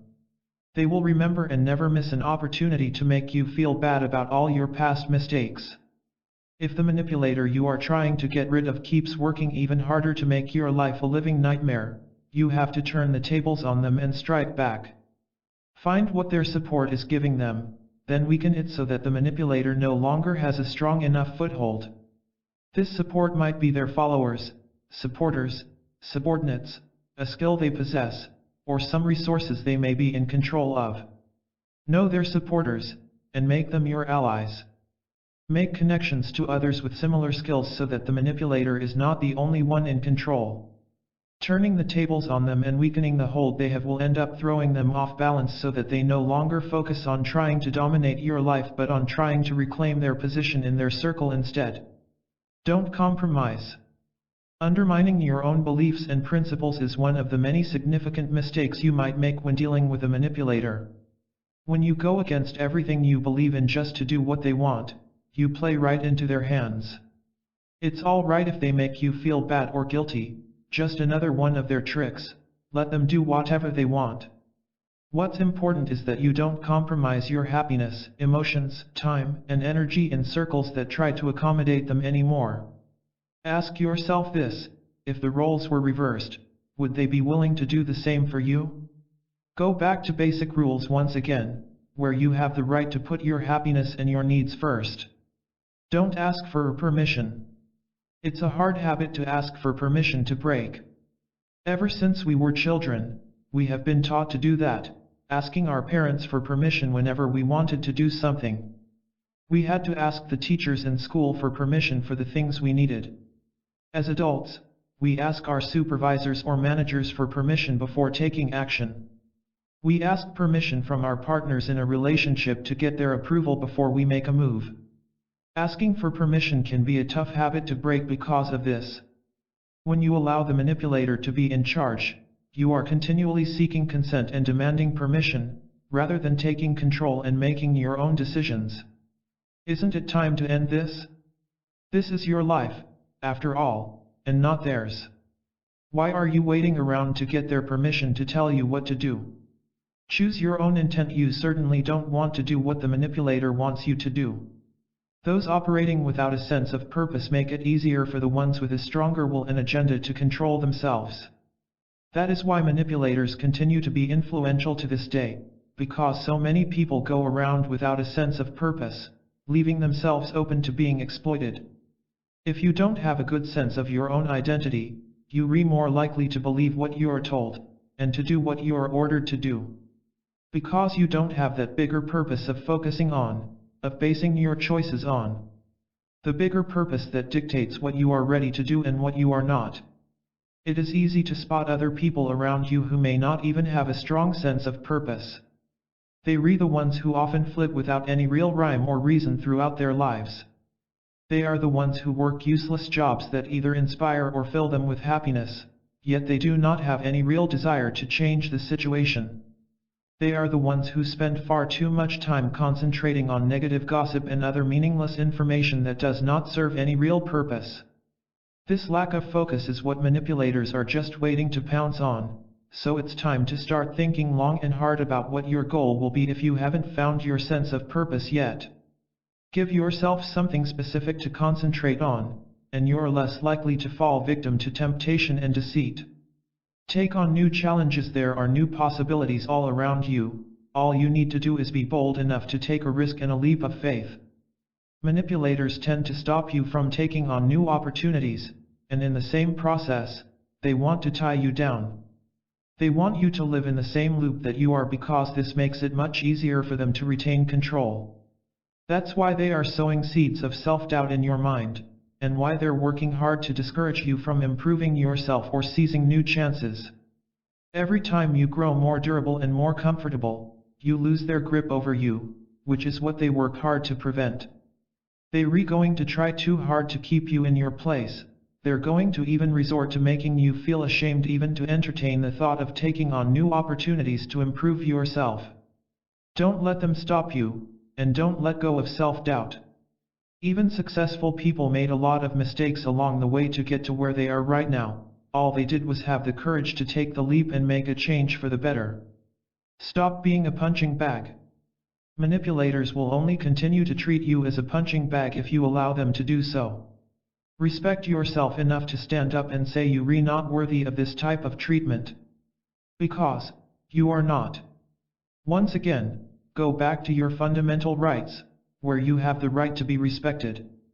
Anytime someone takes advantage of you, they don't appreciate you. The choice of whether or not to stand up to it rests entirely in your hands. People are going to try to use you, abuse you, and take advantage of you, but you have a choice of saying no to it all. Nobody has any power to manipulate you unless you allow them to. Stop being a punching bag, start taking responsibility for your decisions, and remember that there's no reason to feel guilty about standing up to someone who doesn't treat you fairly. Manipulators will always seek to do whatever they can to undermine your faith and weaken you enough for them to take control over you. They will claim to be concerned about you, or that they just have the best interest in mind. Funny, because they try to get you to do things that favor them more most of the time. They will convince you they want to help, when the truth is, they will be the only person they want to help, and if they have to step on their toes to do so, they will. They can be hard to get rid of once you bring them into your life, but it can be done now that you know how. The final key is never to stop working to build your self-confidence. The healthier you are, the less control they have over you. Chapter 14.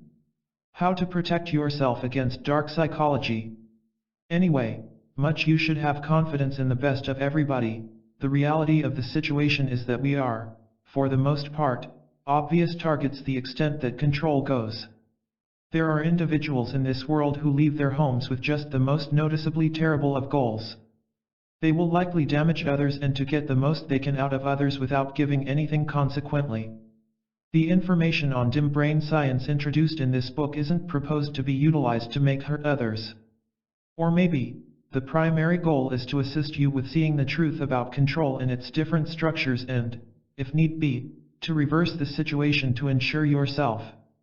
In the event that you can control a controller before they outdo you, at that point, that is a success for you and the remainder of humankind.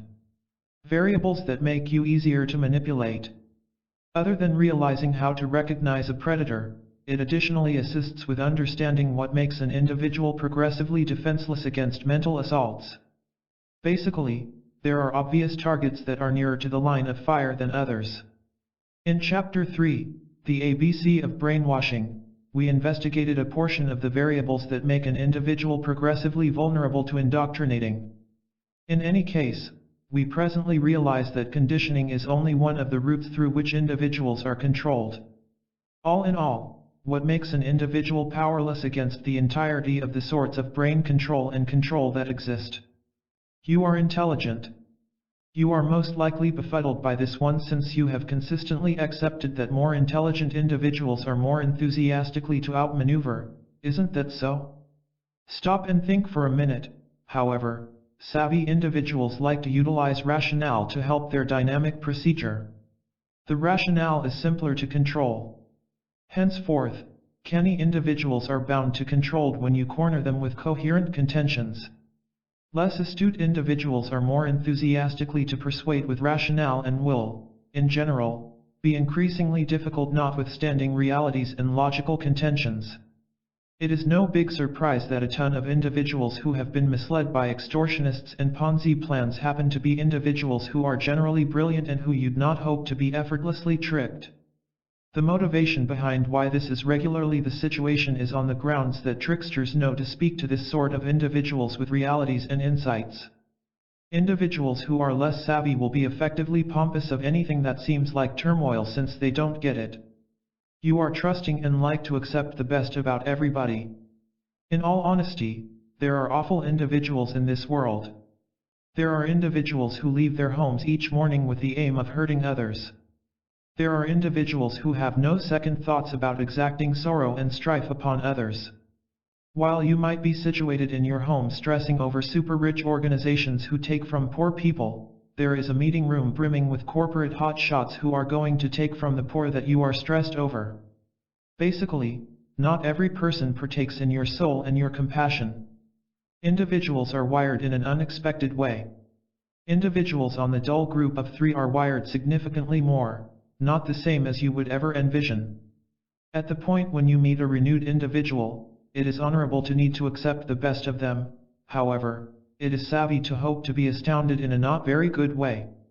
Downplaying your desires for individuals is an extraordinary method to secure yourself against everybody that is attempting to get a bit of you. You are continually looking for outer approval. With regards to control, an individual that is continually looking for approval from others is similar to a sheep strolling inside a lion's lair. It is just only minutes before the sheep is totally obliterated from the essence of the earth. Controllers are profoundly equipped for seeing escape clauses and misusing them to their advantage. A major, glaring proviso for a controller is a desolate or shaky individual who needs some friendship at whatever cost. Everyone is inclined to feeling desolate occasionally. We are social creatures, and without organization, we can frequently feel disliked and sad. Try not to look for outside approval to where you make yourself an exposed target for approval. It is all right for individuals to like you, and it is likewise all right if they don't care for you. Preferring yourself is sufficient. At the point when you have put on the covering of self-esteem and acknowledgement, you make it somewhat harder for predators to crawl through your guards. This isn't to imply that any individual who has been controlled doesn't adore themselves enough. In any case, in sentimental connections, you can truly secure yourself in the event that you have as of now inside approved yourself before going out there to the wolves. You have secluded yourself from family or companions. You've likely heard this story previously. An old individual who lives alone meets an enchanting youngster on the internet. This online colleague rapidly turns into a sentimental intrigue. A couple of months down the line, the youngster is stating quite a few things and getting cash wired into their ledger consistently. A year down the line, the old lady or man has depleted all their retirement investment funds and reeling from the revelation that their online love premium was only a con. While the casualty flounders in humiliation and cleared out accounts, you can just think about how they can figured out how to pull off a trick that is so straightforward and evident that it is bizarre. In what manner can an individual be so artless, you wonder? It truly is basic. It is simpler to trick one individual than it is to trick many. One individual who clearly had some insight in him put it along these lines: you can trick all the individuals a portion of the time, and a portion of the individuals constantly, yet you can't trick all the individuals constantly. This is a reality that predators know. It is a lot simpler to chase the solitary pronghorn as it meanders in the savannah, alone and unprotected against all the perils of the world. At the point when you are encircled by cherishing loved ones, you have a divider around you that keeps the predators out. In any event, when you are sure that you are infatuated, and your accomplice is the best thing that transpired, there will be that one individual in your circle whose basic reasoning has not been weakened by the enthusiasm of another relationship. That one individual will be your support against control. It is nothing unexpected that numerous individuals who control and misuse their accomplices attempt to get them far from their families. These controllers and abusers realize that if another gathering comes in with the general mishmash, their whole gig will be up. You are exceptionally enthusiastic. Feelings are extraordinary. The capacity to encounter satisfaction, euphoria, shock, love, misery, and each feeling of the human experience is a blessing. For certain individuals, this blessing was given in spades. In the event that you are the sort of individual who experiences life feeling things more than deduction things, you are exceptionally defenseless against control. Controllers can counterfeit feelings while saying and doing all that you have to hear. They don't need to bode well, they simply need to verbalize the things that you long for, and you are sold. Presently, in the event that you are exceptionally enthusiastic, there is definitely not a ton of things you can do to change yourself. You are brought into the world that way, and you can just figure out how to adapt to being so exceptionally enthusiastic. That being stated, you can generally ensure that you remain aware of your feelings with the goal that they are not continually directing your choices for you. You don't teach yourself. You don't have to return to class to get familiar with all the manners in which that individuals are attempting to exploit you. Something to be thankful for about living in this day and age is that information is openly accessible right at the fingertips. You just should be eager to learn. A mess of individuals is exploited on the grounds that they don't have the foggiest idea about the strategies utilized by controllers. If you don't realize that manipulators have a thing known as the reflecting procedure, you may believe that you and your date just have stunning science when this is unquestionably not the situation. Something to be thankful for about controllers is that the vast majority of their methods are as of now in the books, and you should simply get yourself a book and get to peruse. Along these lines, you will have the option to leave any predator speechless before he gets excessively near purpose you any mischief. At the same time, the free accessibility of information implies that you can generally look into somebody with the goal that you validate their character before they get an opportunity to get anything from you. Gone are the days when you needed to employ a private agent to do a personal investigation on somebody. In this day and age, it is conceivable to run a record verification on somebody on the internet and have the outcomes prepared in no time. This could either be a paid personal investigation or a brisk careless check of their online life pages. Luckily, nearly the whole world is via web-based networking media these days, and a larger part of us love to overshare. Straightforward strategies you can adopt to protect yourself. Regardless of whether you view yourself as exceptionally defenseless or impervious to control, it generally assists with being protected as opposed to sorry. Fortunately, it is conceivable to keep the narcissists, insane people, and high Machiavellians at a sheltered separation in your life. In what capacity? Insane people are available in our working environments, in business exchanges, in our own connections, and even in our families. Some of the time, you just can't stay away from a maniac by uprightness of the idea of the relationship that exists among you. For example, it may be difficult to disregard or maintain a strategic distance from your psychopathic manager since you have to carry out your responsibility, get paid, and advance in your profession, or if nothing else, take care of your tabs. If your supervisor is a maniac, you simply need to manage him some way or another. You may, for example, need to make sense of a method of downplaying your collaborations, all things considered. Be that as it may, if you ever have the decision not to manage an insane person, get it and run. For example, in the event that you are beginning to become more acquainted with a renewed individual with the goal of dating them and begin to understand a few propensities that coordinate the insane person rules, run and don't think back. You don't have to stay a person or thing that isn't beneficial for you. Try not to fall into the snare of reasoning. You can change a mental case, sociopath, or narcissist into being a superior individual. Not exclusively is this not your occupation, however, it is likewise for all intents and purposes incomprehensible. First off, the things that make individuals dim and manipulative are so profoundly installed in their minds that they can't simply be expelled and supplanted with sugar and flavor freely. Also, change is an individual decision that is made by a person. An individual that changes does so in light of the fact that they need to change and not on the grounds that someone else asked them to. To wrap things up, in the event that you are managing a mental case and believing that you can transform them, you are basically taking up arms against science and hereditary qualities. Who do you believe is going to win? Focus on activities more than you do words.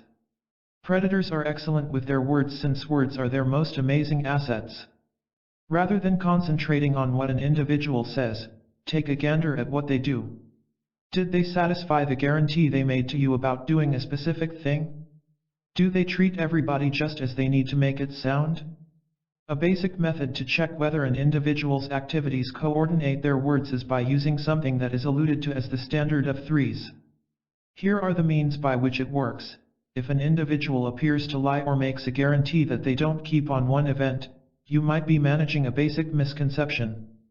If this happens a subsequent time, there is probably going to be a genuine misstep that requires tending to. In any case, in the event that there is a third event, at that point, you are most likely managing a liar. Falsehoods are regularly the main indication of manipulative conduct. In the event that you can distinguish this common example in your relationship or connection, at that point, you realize you have yourself a circumstance on your hands.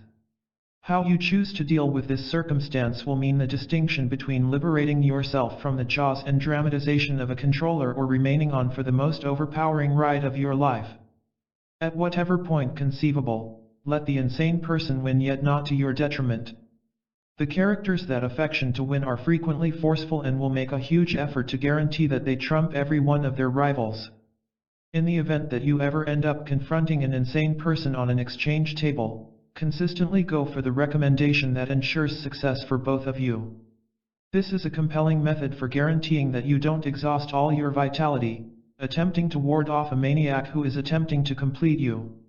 When managing individuals, be they holy people or heathens, consistently tune into what your gut needs to state. Researchers who have attempted to clarify gut intuition state that it is the body's response to an intraspecies predator. This bodes well when you consider how in some cases, you'll feel uncomfortable around somebody you don't realize just to discover later that that individual was not a decent individual. Try not to release your gut sense disregarded when it is endeavoring to keep you from committing an error. In numerous cases, sociopaths expect jobs, for example, guide, chief, boss, church pioneer, watchman, or even parent. While these jobs are without a doubt honorable, your premonition may be shouting that the congregation chief isn't as dependable as he should cause you to accept. If so, consistently offer the need for the hunch. What your gut says is consistently a superior wager than what you might suspect, you know. Try not to permit yourself to get brought into the games that mental cases, sociopaths, narcissists, and other dull characters play. Of course, you've perused this book and are feeling especially certain about your insight on the dim set of 3 characters. At the rear of your brain, you accept that you have the stuff to take on an insane person and win.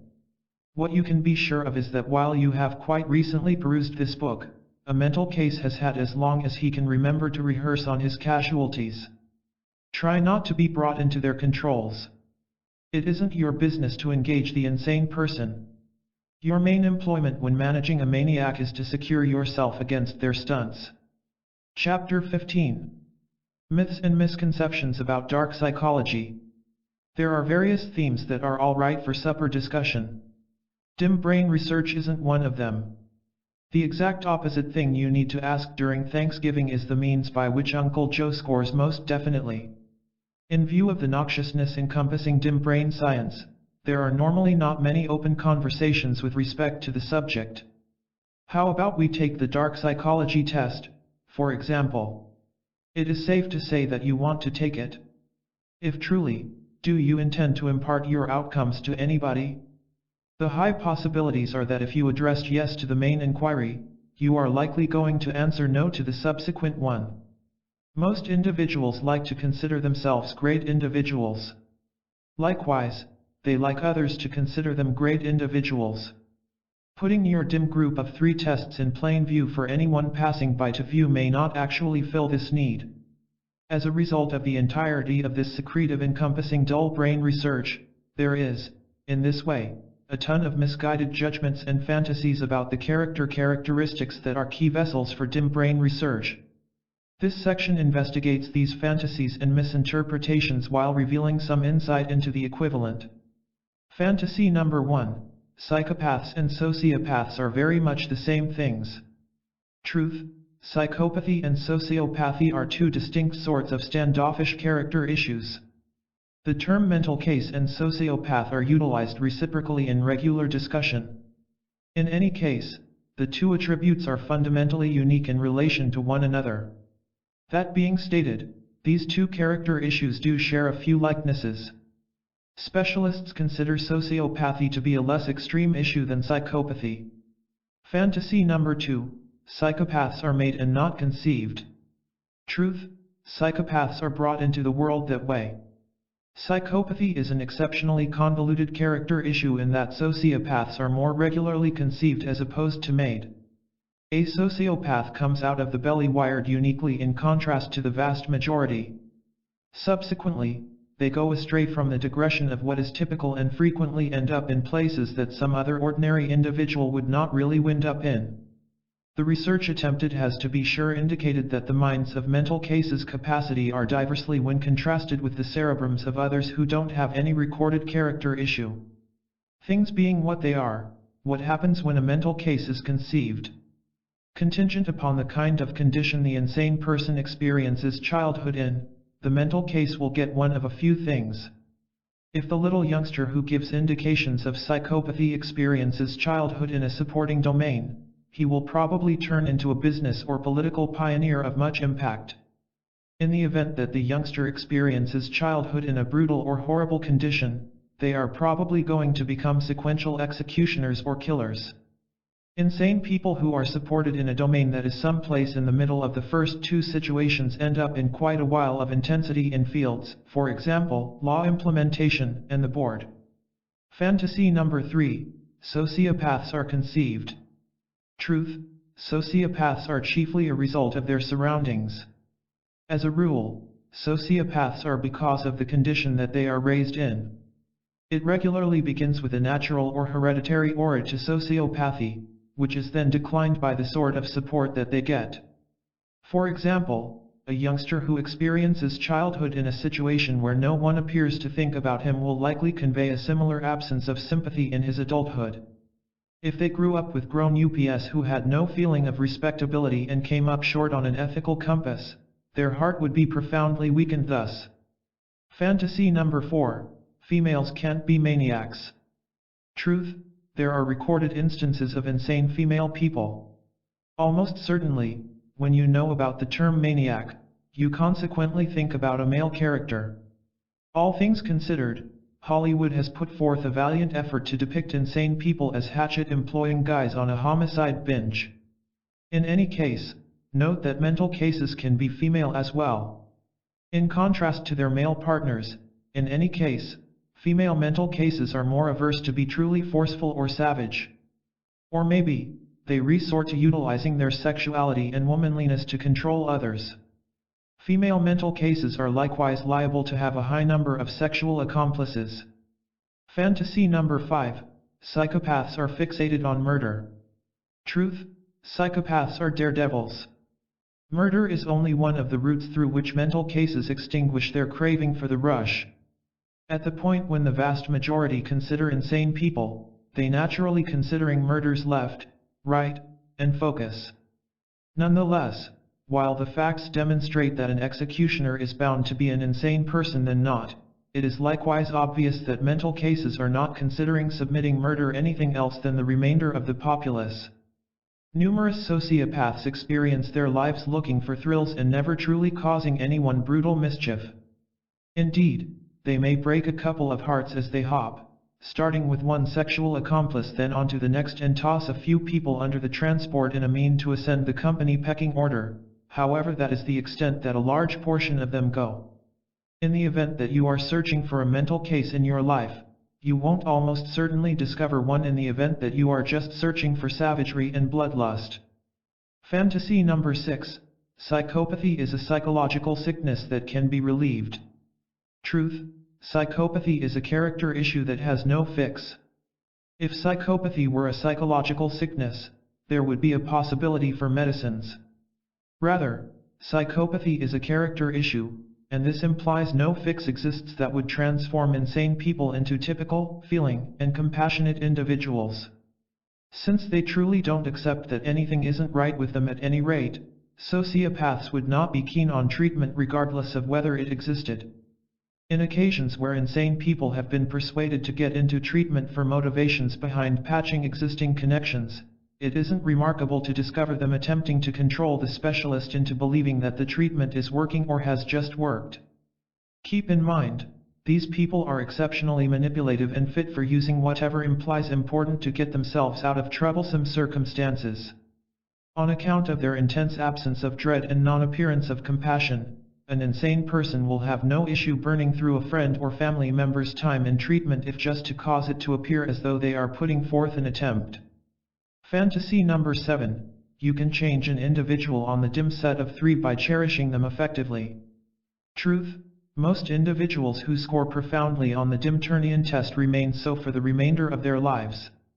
Love is a weird thing in that it causes individuals to accept that they are equipped for the unthinkable, in any event, when the fact of the matter is uncovered before their eyes. If you are involved with an individual who scores profoundly on the dim set of 3 tests, the initial not many months of your relationship are probably going to be joyful. Manipulative individuals have a method of affection bombarding you into accepting that they are the ideal match that you have been sitting tight for from the start. Lamentably, this is typically only an endeavor to draw and ensnare you into a relationship that is simply purposeful misdirection. When you have sunk into this sort of relationship, the controller's genuine nature becomes visible. Much of the time, you will discover a relationship accomplice staying with the expectation that things will change. That affection will be sufficient to make something happen. Sadly, this regularly never occurs. First of all, the way that psychopathy is, for the most part, hereditary implies that it is extraordinarily hard to vanquish. Best case scenario, the insane person can just channel their absence of affectability towards accomplishing objectives that are not adverse to the general society. With respect to Machiavellianism and narcissism, these frequently come from a profound mental injury that may require a ton of weapons stored to survive. Numerous individuals will float towards Machiavellianism and narcissism as a resistance instrument. Any endeavor to get them out of this will just appear to be an assault, hence making them dispatch their own safeguard. In that capacity, intercession as affection might be unfathomably counterproductive. It is additionally important to recognize that affection and other nervy feelings are not actually a dull set of threesome tea. They may not see it for what it is. Accordingly, should you wind up involved with an individual who shows the attributes of the dull group of 3, you may need to re-evaluate whether that is the thing that you truly need. Fantasy number 8. People who score exceptionally on the dull set of 3 are progressively alluring. Truth, this has been set up to be false. How can it be that individuals regularly float towards the narcissists and the mental cases of this world? Is it in light of the fact that the dull set of 3 characters are more appealing than all of us? In an offer to decide if a dim group of 3 characters are better looking, scholarly specialists took to considering a few subjects who had a dull high set of 3 scores. The after effects of these examinations recommended that the motivation behind why these subjects seemed appealing was on the grounds that they spruced up and introduced themselves truly in a way that was organized. At the point when dressed down in exhausting garments, these subjects didn't show up as appealing as in the past. In that capacity, it is practically protected to accept that the consideration and exertion that goes into preparing and the certainty from there on are what causes a narcissist or insane person to appear to be more alluring than they truly are. Fantasy number 9. Psychopaths change when they have youngsters. Truth, psychopaths can't have feelings of compassion or caring even towards their own youngsters. Insane people start their own families, and when this occurs, they, as a rule, have a difficult time sustaining their posterity. Not at all like typical guardians who are not on the dim group of 3 scales, mental cases make some hard memories recognizing their youngsters as independent elements. Or maybe, they believe them to be devices or expansion of themselves which are accessible for their utilization, however they see fit. Mental cases are bound to see their youngsters as trophies that make them look great than as youthful, susceptible people who are searching for somebody to manage them through life. All things considered, an average insane person will push their children to exceed expectations in something they have no enthusiasm for, despite the fact that this is to the detriment of the children's emotional well-being and prosperity. They may mightily select the children in swimming classes, for example, since they accept their child turning into a specialist swimmer and contender will improve their social remaining in the network. Obviously, maniac guardians are extremely difficult to please, observing that they are accustomed to exceeding expectations themselves and won't comprehend why their children won't take the necessary steps to get to the top. Fantasy number 10. You are either on the dull set of 3 or not. Truth, the dull group of 3 is a continuum on which some score exceptionally while others score modest. The characteristics of narcissism, psychopathy, and Machiavellianism are inborn in each one of us. The main distinction is that in certain individuals, these characteristics are amplified to where they regularly become damaging to the individuals around them. Take narcissism, For example, everyone has a way that they consider themselves. Probably, you like to ponder yourself. You like to accept that you are attractive and skilled and simple to adore. For a narcissist, this mental self-view is made a huge deal about to the degree where their whole life spins around. It isn't sufficient for them to accept these things about themselves. They additionally need every other person to accept they are great and pious and everything great. Psychopathy, then again, is likewise a range. Everyone has their place in this range. Consider it along these lines. Have you at any point accomplished something that was not all that pleasant but then didn't feel regretful about it? Have you, at any point, acted in a way to propose that you are not actually sympathetic towards somebody? If you have addressed yes to any of these inquiries, at that point, you showed psychopathic qualities at any rate once in your life. This doesn't imply that you will proceed to kill somebody later in your life. It possibly implies that there are occurrences when the maniac in you comes out, and different cases when you may have the option to get yourself in the nick of time. The manner in which you were raised affects whether you can prevent yourself from releasing your full insane person. Fantasy number 11. Your manager is an insane person. Truth, your supervisor could conceivably be an insane person.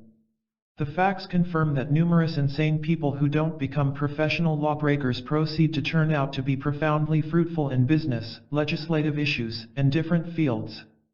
In any case, this isn't reason enough to blame your manager for being a mental case. A few people are basically determined and requested on the grounds that it is the thing that they know and comprehend to be the necessity for progress. Regardless, not a ton of individuals have sleepovers and informal breakfasts with their supervisors. There is a sure powerful anticipated from a manager-representative relationship. Your extreme talking, the barbarous supervisor, might be a totally unique individual when they are not wearing their manager cap. Try not to go imagining that everybody in power positions is a sociopath or mental case. It doesn't generally work that way. Fantasy number 12. Your ex is a psycho.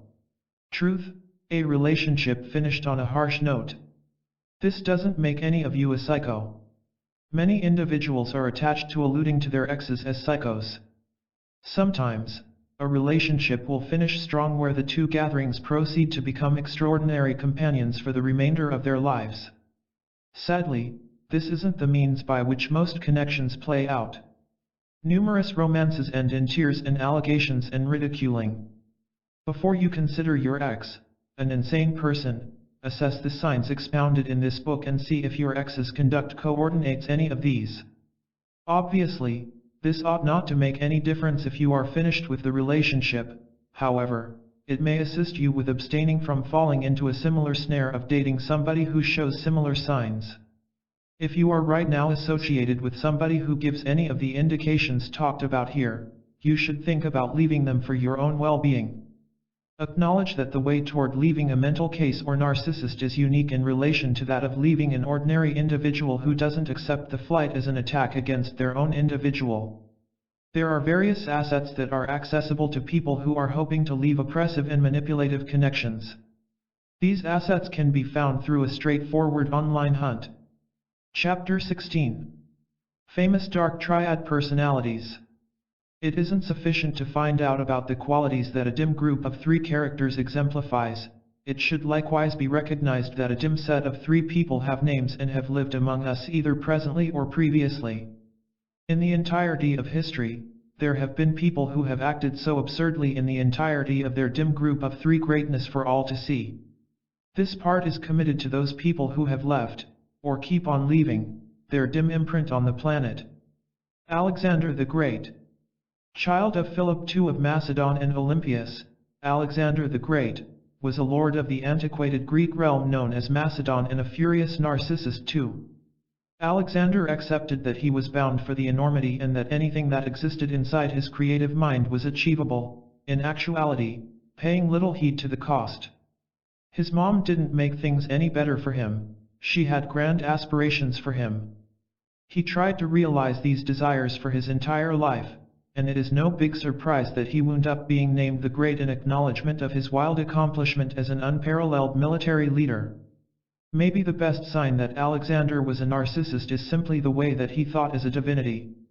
At the end of the day, he believed himself to be a divine being.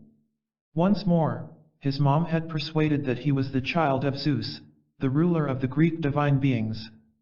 Further, Alexander was enamored with making light of his own dad's accomplishments to his companions.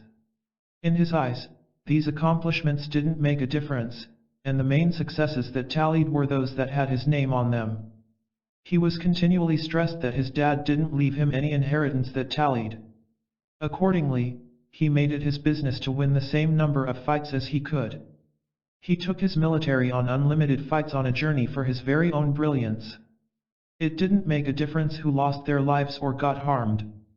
Alexander was determined to make his own inheritance, and any person or thing who held him up was the foe. Napoleon Bonaparte. Harassed as a little youngster, Bonaparte rose through the positions to turn into a general in the French Revolution at 24 years old. Tragically, Bonaparte conveyed with him the impacts of his tormenting and low confidence, in any case, alluded to as a feeling of inadequacy. While he had the option to accomplish an inheritance that numerous men of his time didn't, Napoleon conveyed with him the mental scars of his past. It is accepted that Napoleon lashed out and acted forcefully to compensate for his inadequacies. Which deficiencies, you may ponder. First off, Napoleon was shorter than the normal man. Remaining at 5 feet and 2 inches, it is anything but difficult to perceive any reason why Napoleon may have been shaky about his stature. His height regardless, Napoleon accepted that he was something uncommon and even expounded on it in his book, appropriately named Thoughts. In the book, Napoleon discusses how he had come to accept that he was uncommon and could go forward to accomplish things that he had just recently accepted to be a dream. By the day's end, it's most likely out of line to blame Napoleon for going to narcissism to perk himself up. He was most likely just attempting to compensate for the sentiments of insufficiency that he had become acquainted with gratitude to his youth insults from his cohorts and classmates. Adolf Hitler. Who is simply the most retained individual that you at present know about. Take that individual's considerations, practices, and activities and afterward duplicate them 1,000,000 times. What do you get? Adolf Hitler. That is the thing that. Adolf Hitler lived in the mid-1900s, so he is more likely than not done some quite awful things to be despite everything discussed today. Furthermore, for sure, he did. In addition to the fact that Adolf believed that his race was better than every other person, however, he likewise needed to get every other person on the promulgation machine as well.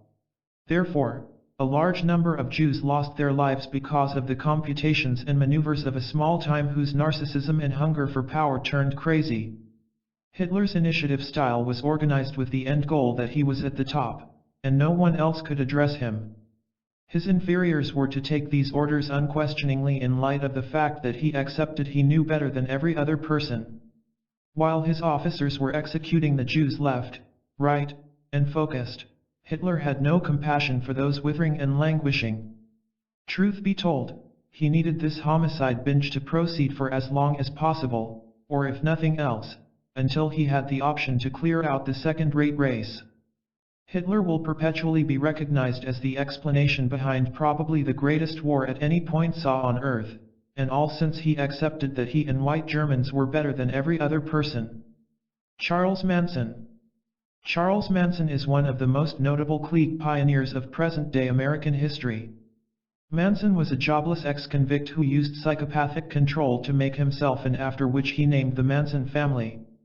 Manson had a capacity to persuade youngsters to join his family by going after their shortcomings and causing them to feel as though he was their sheltered spot and savior. In the wake of attracting them, Manson, at that point, persuaded them to perpetrate wrongdoings for his sake. In the mid-year of 1969, for example, Manson's family executed 9 individuals on his order. Much in the wake of being captured, Manson indicated no regret or blame for the enduring he had perpetrated on others. He had negligence for humankind that must be portrayed as insensitive. That being stated, Manson was likewise profoundly beguiling, and this made individuals float towards him. Indeed, even while in jail, Manson was as yet ready to utilize his psychopathic appeal to bait ladies, even to the point of getting drawn into one. Albert DeSalvo. Nicknamed the Boston Strangler, Albert DeSalvo was a criminal who admitted to murdering 13 ladies in the Boston territory, by the method of strangulation. DeSalvo was a run-of-the-mill mental case. Directly from adolescence, he displayed the indications of an insane person. For example, he tormented creatures. This is an average admonition sign that you may have a youthful mental case on your hands. Children who torment creatures frequently proceed to perpetrate different intolerable violations later on. Numerous killers and sequential executioners have a background marked by creature maltreatment from before.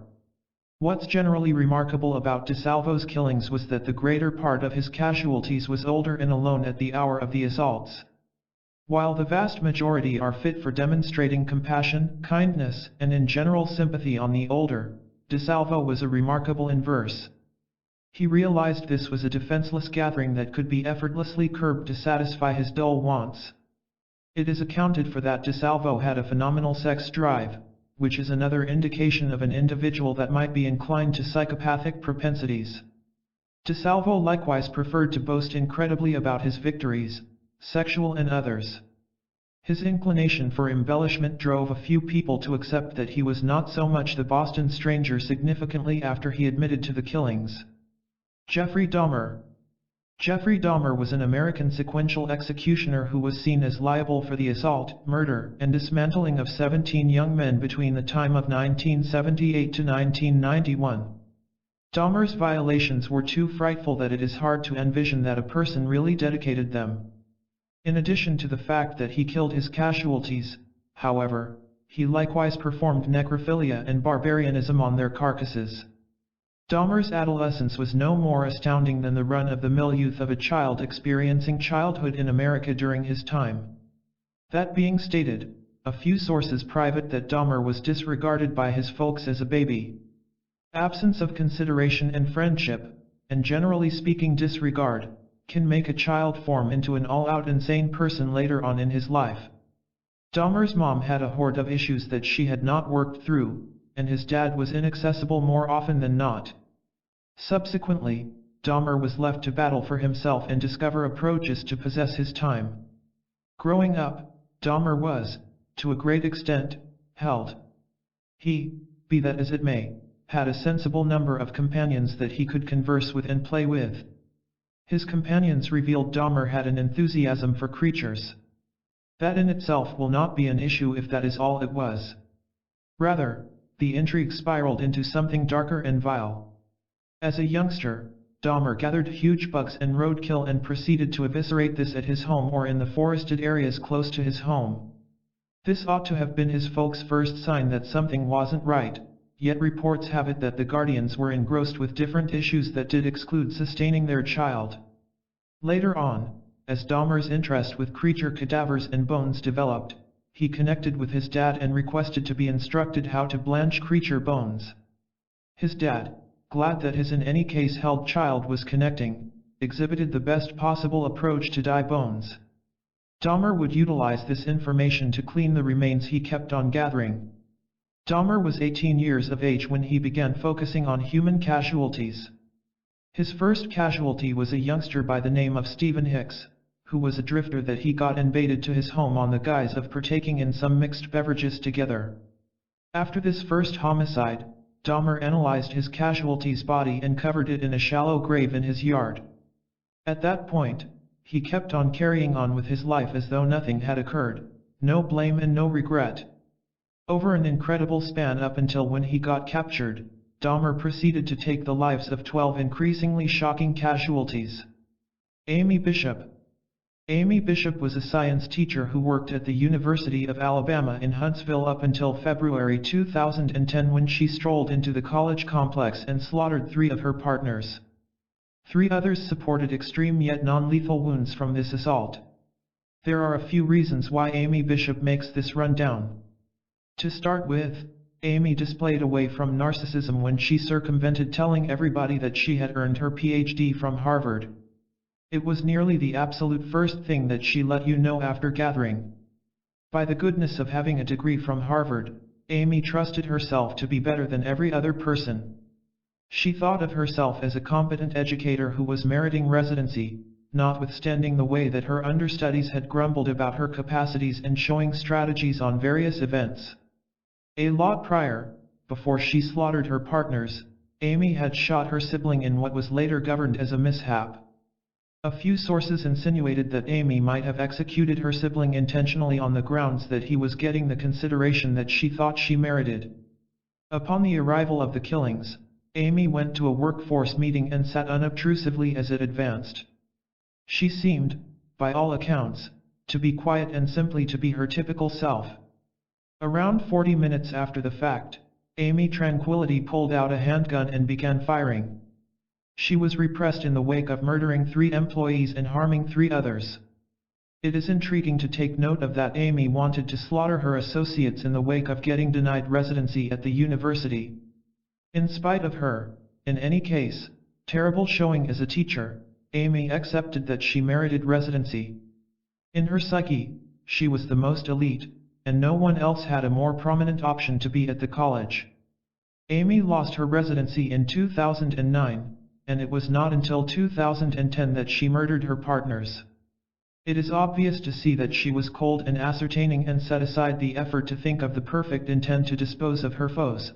Amy's activities for an amazing duration point to an individual that was exceptionally narcissistic and psychopathic also. An individual from a composing bunch that Amy had a place with is referred to as saying that Amy appeared to be an individual who felt qualified for acclaim. She is likewise said to have been rough in her connections with others. Almost certainly, these people are only a drop in the expanse of a dull group of 3 characters that have strolled on this planet. With analysts recommending that maniacs make up around 1% of everybody, it's a given that making a rundown of all insane people ever to exist would be a deeply rooted task. The most effective method to talk to your child about dark psychology, other than the situations where there are exemplary notice indications of psychopathy, for example, the maltreatment of creatures, you may have seen that a mess of the characters recorded in the past segments experienced a typical youth. In the event that you are a parent, the well-being of your kids is vital. The sort of concern you feel towards your youngsters reaches out from their association with others to their own inside discourse occurring without any other person's notification. At the end of the day, you need to realize that your kid is protected when with others and when alone too. It is particularly perplexing to realize that there are individuals in this world who utilize their time, considerations, and endeavors to hurt kids. While there isn't particularly much that you can do to change that sort of individuals, you can set up your youngster to manage the sort of individuals who are almost certainly to utilize dull brain science to exploit others. Make your home your kid's place of refuge. Your home ought to be the place your youngster feels most secure. The outside world isn't the most amiable spot there is out there. There are menaces in school, pedophiles sneaking in parks and play areas, and youngster executioners who have no misgivings about consummation youthful lives.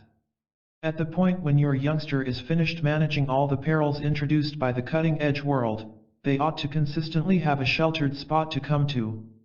This implies you should be cautious about who you welcome into your home consistently. Commonly, the individuals who exploit kids are individuals who are not able to them. Accordingly, it assists with screening who makes it into your kid's life and who doesn't. Other than making the home truly safe by making it unavailable to predators, you should likewise be your kid's sheltered spot inwardly. Kids who realize that they can depend on their folks have a simpler time opening up about the difficulties they are confronting, which will incorporate that troubling discussion they had with the dreadful uncle during the last family get-together. Be cautious about what your kid is watching and tuning into. At the point when predators can't get to youngsters genuinely, they utilize other virtual channels to accomplish their detestable work. Guardians of 20 to 30-year-old and other more established ages had a simpler time similarly as warding the predators off. Predators in those days moved toward kids while they strolled to class, at the play area, in shopping centers, and in different spots that were anything but difficult to screen. Predators of today have gotten more intelligent and will enter your home in any event, when you have bolted all entryways. Because of cell phones and the internet, there is most likely somebody keeping an eye on your child or attempting to take care of your child's information that they are in an ideal situation without. If you should purchase a cell phone for your adolescent, ensure you give them a long, hard discussion about the perils that hide on the inward web. Screen the kind of substance that your child is watching and utilize parental controls that are offered by most video stages. Try not to permit your youngster to warm up to odd individuals on the internet. A portion of these outsiders who contact kids on the internet has the most exceedingly terrible of aims, incorporating being associated with youngster dealing rings. Try not to gloss over facts. At the point when your youngster is youthful and unequipped for understanding brutal truth, you'll in all probability put forth a valiant effort to gloss over reality with the goal that you don't give them long stretches of unlimited bad dreams. For instance, you'll not tell your child that their goldfish passed on, rather, you'll lie to them that little Mr. Bean went to live in another fish tank with his best fish companions. This is an ordinary piece of child rearing that includes needing to shield your young one from the real pitiless factors of the world. As your youngster becomes more established, be that as it may, it is essential to let them hear reality from you before they begin hearing misleading statements from others. Children are truly susceptible and will, in general, accept what grown-ups let them know. You should guarantee that your youngster's first purpose of contact is yourself. Try not to let a predator creep into your kid's life under the appearance of being their go-to individual. In the event that something terrible occurs in the network, disclose this delicately to your kid and let them realize those awful individuals who need to hurt others exist, and they live among you, and there are sure signs that she should pay special mind to. Be the parent. Truly, you need to ensure that your kid likes you. No one needs to be detested by their child. Simultaneously, you should recognize that triumphant a ubiquity challenge isn't your main goal as a parent. Your kid is allowed to consider you a gathering pooper as long as you are centered around guarding them. In the event that something doesn't agree with you, utilize your power as a parent to address it until your gut sense affirms. Your moping young person won't be in their adolescence everlastingly, and once they are more seasoned, they will be thankful that you paid special mind to them when they required it most. Remain on top of things. Predators are continually changing the guidelines of the game since they know the remainder of the populace is making up for the lost time. For example, a few predators have taken to setting unsafe messages in apparently innocuous children's recordings and other substances.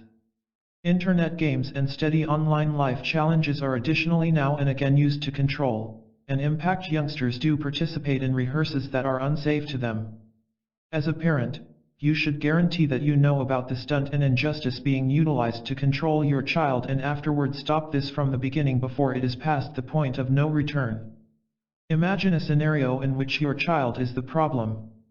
No one needs to accept that their kid may be any place close being a maniac, sociopath, or narcissist. But, grown-ups, who score profoundly on the dim set of 3, were once kids. We need to accept the best of our youngsters, however. Maybe this is the disavowal that makes guardians pass up chances of helping the children find support before it is past the point of no return. Initially, note that analysts are not enamored with calling kids mental cases in any event when these youngsters display practices that are stressing and anomalous. This is just in light of the fact that the term itself conveys an excess of disgrace and conclusiveness. When is a kid known as a mental case at age 6, who isn't to state that they won't seek to develop to satisfy the name? Additionally, kids are only that. They might be inconvenient as children and afterward ended up being something very surprising when they are more seasoned. Rather than reserved character issue, accordingly, kids are frequently determined to have direct turmoil. Altogether, for this determination to be given, a child must meet certain standards that have been settled upon and carry on in a way to show these models for at any rate a half year. This means a youngster who carries on forcefully on a couple of occasions isn't actually a contender for the lead issue. Probably, they are simply having a terrible day. Things being what they are, who meets all requirements for the direct issue range. A youngster that has a high possibility of turning into a mental case in their later life shows the accompanying attributes. They incredibly need sympathy. This is the kind of youngster who won't recoil when their companion gets injured on the play area. Truth be told, you may even find them giggling at the torment of others. They need regret and blame. A kid who doesn't have regret or blame will foul up and not want to apologize for it. They may hit their younger sibling or throw the family pet against the divider and grin about it. When requested to apologize, they will be difficult and may even totally decline to coordinate. They are apathetic regarding discipline. Most youngsters get exceptionally sensational when rebuffed. They wail their little hearts out and even attempt to cause you to feel terrible about rebuffing them.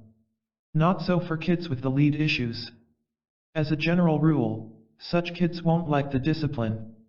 They won't be moved the slightest bit and will guarantee that you realize they are not moved. This is just in light of the fact that they don't encounter torment and feel like every other person. Ultimately, grown UPS who proceeded to turn out to be all-out sociopaths displayed indications of hostility and pitilessness in their adolescence. Since a kid is a little person who doesn't have a lot of solidarity to take on greater casualties, youngsters will regularly target defenseless creatures to take out their animosity and cold-bloodedness. If one day your youngster awakens and kills the family feline, you ought to be concerned. What do you do when you are confronted with a kid who shows every one of these signs? The principal thing you have to do is comprehend that only one out of every odd insane person is set out toward fate and decimation. As referenced before in this book, a few insane people proceed to turn out to be extremely fruitful in their fields as a result of their hazard-taking, laser-sharp core interest. A kid that is apparently dangerous and eager can be formed to become something extraordinary in their life. Rather than stressing that your youngster will turn into a sequential executioner, consider how you can transform them into the following scene-acclaimed CEO. Something to be thankful for about children is that they are anything but difficult to divert. Keep your youngster occupied, and they won't have the opportunity to consider all the unfeeling things they could be doing with their rush looking for selves. Contingent upon the idea of the turmoil that is available in the kid, there may be a requirement for proficient mediation. Experts who work with kids that display psychopathic practices don't attempt to transform them since they realize that it is all in the cerebrum, and there's very little that you can do. Rather than changing the children, the experts rather pick to work with what is left of the great mind to push the children towards great conduct.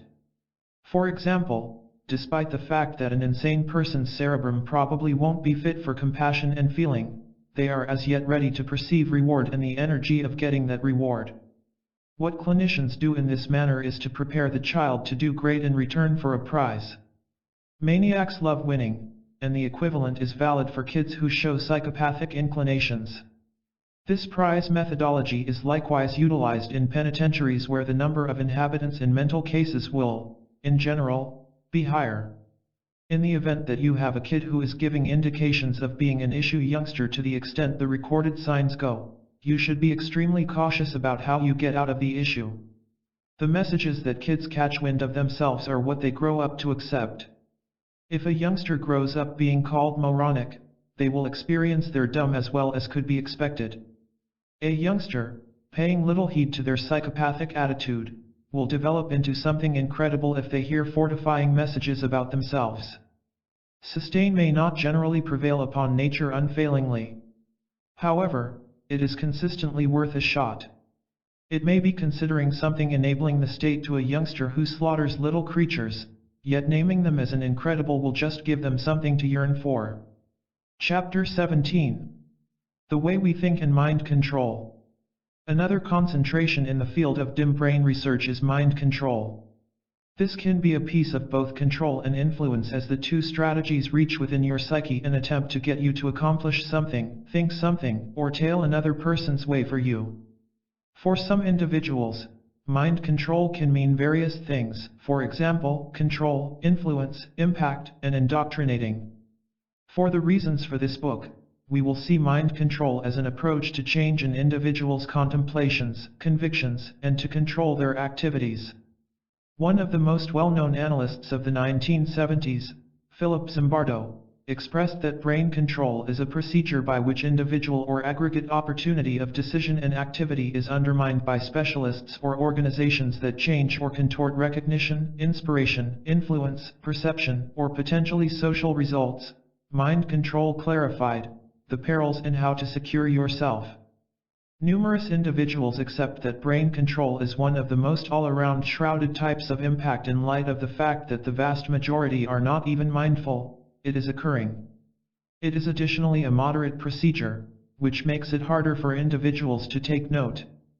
Individuals who are under psyche control will feel that they are settling on their choice, yet these choices are really being made by another person. You additionally should know that the time allotment it takes to control somebody's brain relies upon the strategies that are utilized, their character, individual elements, and social elements. Now and then, mind control can happen in light of physical power. Like control and influence, mind control is utilized in our regular day-to-day existence. We, for the most part, are unconscious that the strategies publicizing organizations use are a type of brain control. In any case, when they can get us to accept that their item is the best, this is actually what they are doing. This doesn't imply that you have to know about what the promotion organizations are doing consistently, however, it may assist you with setting aside cash. The psyche control you should know about is the sort that is dim in nature. The sort that follows individuals like Adolf Hitler or Charles Manson. You should know about psyche control when it can hurt you in a negative manner. Obviously, focusing on promotions is an incredible method to rehearse how to monitor yourself against mind control and to get what kind of procedures are being utilized. Ways you can control people or be controlled. Individuals who need to control their brain can utilize any of the accompanying methods or systems that fall under control or influence. One of the most significant variables to recollect is individuals who control others are incredible at understanding individuals. They can ordinarily determine what sort of individual they are managing before long. This encourages them to recognize what sort of system they can utilize and which one they can't. This additionally encourages them to comprehend what kind of individual you are. They have to know whether you have a ton of enthusiastic and mental quality, as this can make their activity harder. They additionally need to know whether you have high confidence or are effectively impacted. Conduct molding and conditioning. Conduct molding, otherwise called alteration, is the way to get individuals to do what you need. You do this through a progression of remunerations and disciplines. It is regularly utilized in child rearing classes and brain research courses in school. Before I go any farther, you have to comprehend that conduct adjustment is the demonstration of changing somebody's conduct. At the point when the individual reliably follows the conduct they were instructed, it is known as social molding. Social alteration will consistently precede conduct molding. Individuals who need to assume responsibility for your psyche exceed expectations at conduct change. This is on the grounds that they have to change your conduct so as to condition you, which is the point at which they completely have control. The conduct mind controllers will decide to change, and the condition initially will be little. They will, at that point, keep on searching for little qualities, however, step by step increment the practices. They have to ensure that opposition towards the changing practices is negligible, else they will wind up battling with molding. You may likewise get onto their brain control inclinations and do what you can to end it. The stunt for any psyche controller is they have to understand that social alteration just attempts to change the conduct. It doesn't work to change to the thought process. Subsequently, they ordinarily need to utilize methods so as to progress in the direction of changing an individual's rationale in the conduct. If your thought processes don't change, at that point, you are bound to remove a portion of the conduct once more, regardless of whether they conditioned you not to. Conviction change processes. Perhaps the greatest key to altering somebody's perspective is you have to concentrate on changing their conviction forms. This implies you not just change their conviction, you change the thinking behind it. What caused them to accept that weapon control was significant? You have to take a gander at the means their brain took when they chose to settle on that choice. Probably the greatest subject that mind controllers are acceptable at is brain research, A brain controller will consider the manner in which their objective thinks so that they can deal with their points of view. This causes them to open an entryway into controlling their objective's brain. Obviously, this makes specialists probably the best model with regards to mind control. In any case, advisors are attempting to enable their customers to change practices so that they can better their lives. Psyche controllers need to change their objectives' practices so that they can acquire control and control over the individual. This is a case of how brain control can be utilized decidedly and adversely. You can change an individual's convictions by giving them different models or pictures. This is frequently how advisors work to transform somebody's conviction process. For example, if you believe you can't return to school to get your degree since you are excessively old, you will be approached to envision your conviction. Put you in your too old state. At that point, you will be approached to envision a positive result in the event that you do choose to return to school. Do you see yourself landing the position you had always wanted? Do you see yourself making the dean's rundown? There is a lot of inquiries you could be posed so as to envision the positives. You will, at that point, center around something that isn't correct any longer. You may feel that your past too old state is what isn't correct. Since you have envisioned yourself in your fantasy work, you are beginning to accept that you can achieve returning to school, regardless of what your age is. This is the conviction that they can learn at any age. Next, you will need to compose the pictures. You will put the I am too old picture into the classification, which is not, at this point, valid. You will, at that point, put your picture of you prevailing in school and your vocation into you can learn at any age class. Undercover belief changes. You don't have to utilize pictures so as to get somebody to change their convictions. Most brain controllers, who are attempting to control you so they can pick up the high ground, won't center around pictures. This is on the grounds that you will get on too effectively, particularly from the outset. This doesn't mean they will never place certain pictures in your mind. It just implies that they will, in general, spotlight more on clandestine conviction changes. Psyche controllers should ensure that they have your trust, regard, and an association with them. Without these variables, they won't have the option to effectively change your convictions. They are additionally talented at tying down. This is on the grounds that they understand that feelings are regularly a solid guide for individuals, particularly when they don't have a clue how to control their feelings. For individuals who can keep up their feelings well, mind controllers will battle to get effective through this technique. The initial step for the psyche controller is to draw in you in a discussion that will lead you to the conduct they need to change. At the point when they do this, they will attempt to be inconspicuous in their endeavors. They won't act like they need to change your conduct straightforwardly. Nonetheless, they could make reference to how it affected them, as this will evoke an enthusiastic reaction from you. When you give them a feeling, they will pull out the mooring method. Whatever conduct they need you to transform, they will quietly give you what you ought to do. While this probably won't work quickly, you will begin to change your conduct. Each time you do what your life partner feels isn't right, you will recall how you felt when you were talking. After some time, you will quit partaking in this conduct increasingly more since it gives you a negative inclination. Rewards and consequences. It is now and then difficult for grown UPS to get a handle on the possibility that they get prizes and ramifications for their activities. However, they do. Actually, this happens a few times each day, yet we once in a while pay heed to it. For instance, if you complete an undertaking, your manager will compliment you. In the event that you can't finish the assignment by the cutoff time and need to request an expansion, you will hear the failure in their voice. This will make a negative outcome, which will make you increasingly mindful of time on the board. In this manner, you will be bound to make cutoff times later on. Brain controllers will likewise follow the prizes and result framework. Now and then, they are not as unobtrusive when they do this since they need you to get enthusiastic. For instance, if you go out with your companions when your loved one disclosed to you they didn't generally need you to, they will give you the quiet treatment for 2 or 3 days. This will cause you to understand that they are baffled in you, which will make you disillusioned in yourself. While you probably won't comprehend why they are doing this as you just went out with a few companions, your feelings will manage you more than your considerations. Whenever your better half discloses to you, they would prefer you to remain at home than go out, you are bound to consider remaining at home. Obviously, this doesn't mean you will. Psyche controllers will regularly utilize rewards when you participate in the conduct that they need.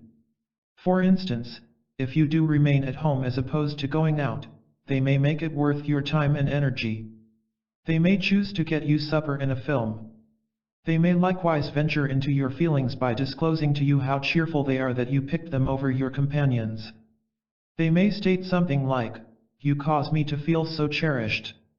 This prize will stick in your psyche, particularly the remark made by your loved one, as you need them to feel adored and thought about, not relinquished. The I to you shift. This is something that is basic in the normal discussion, which implies it very well may be difficult to spot.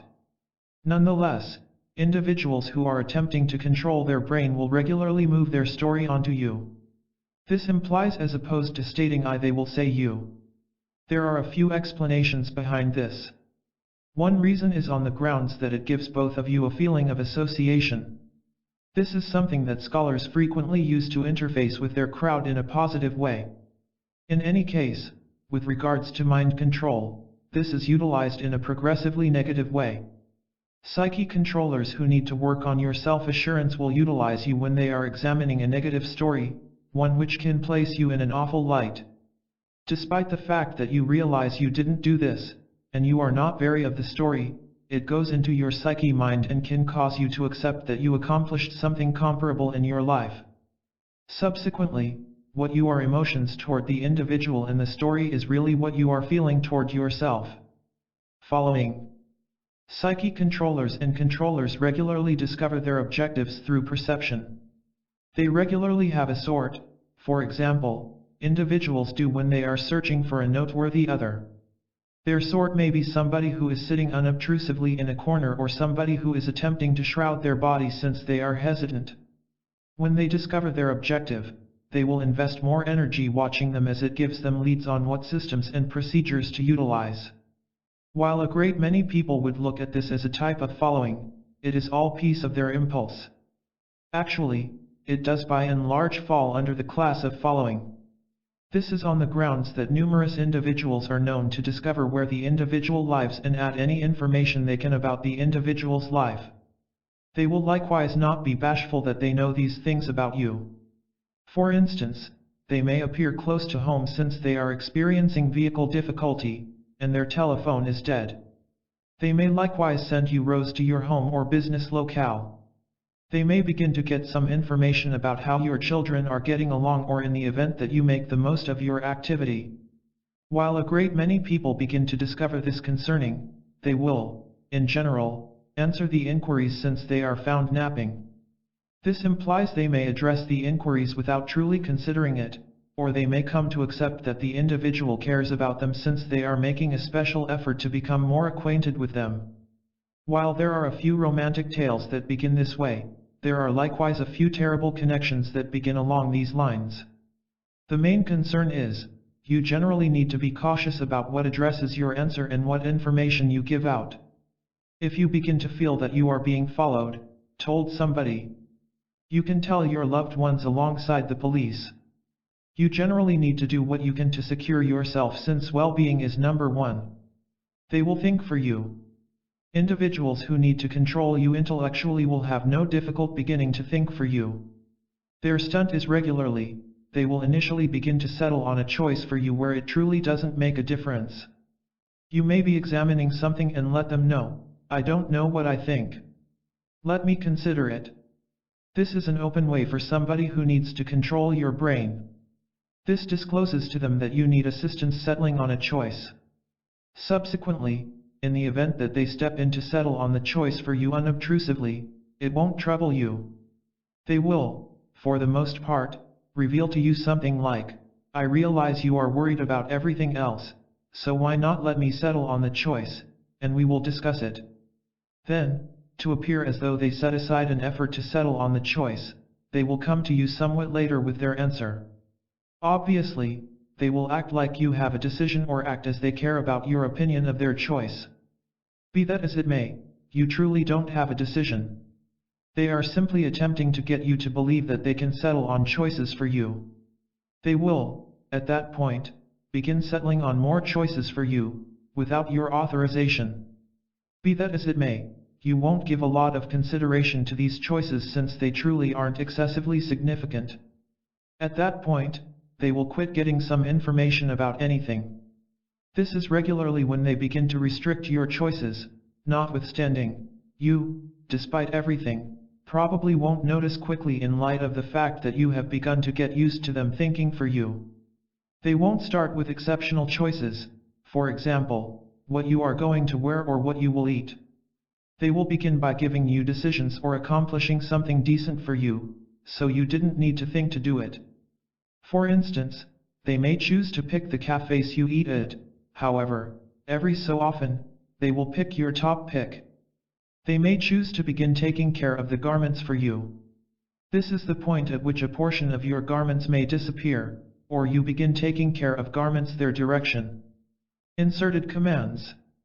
Inserted orders are messages that are sent to our inner mind. We don't frequently understand this is going on, despite the fact that we hear the orders. This is on the grounds that they regularly occur in unobtrusive manners.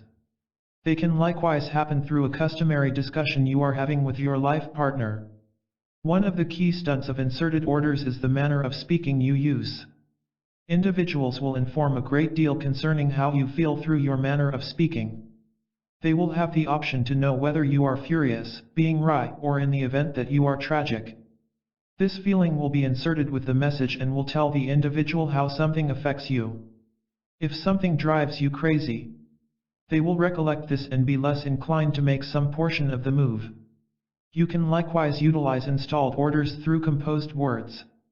At the point when you underscore states through italics, intense, or by utilizing every single capital letter, you make an impression on the individual that what they are perusing is significant.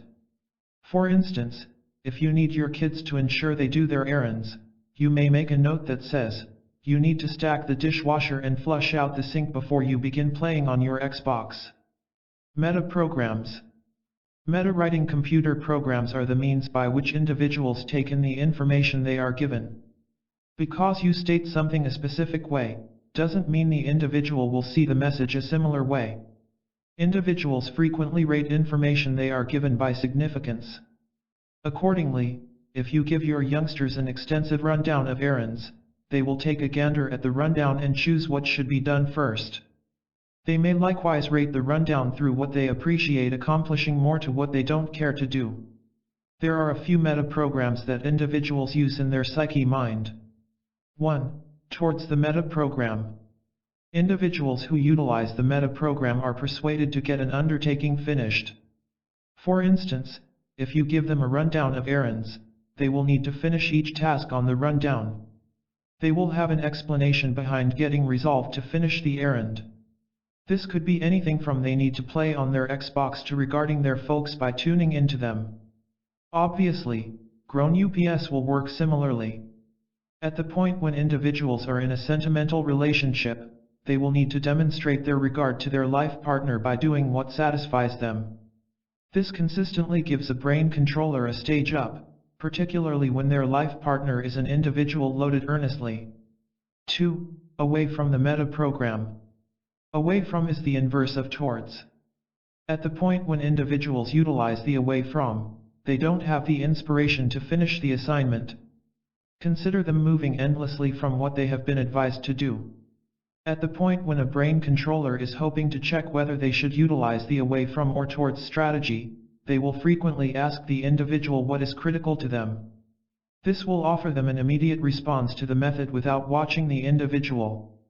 It is anything but difficult to tell when somebody has a ton of inspiration, and when somebody is inadequate with regards to drive.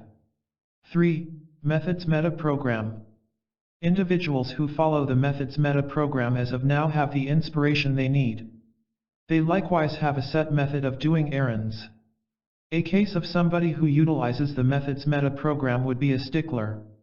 They need things to be done a specific way since this permits them to realize that they were done impeccably.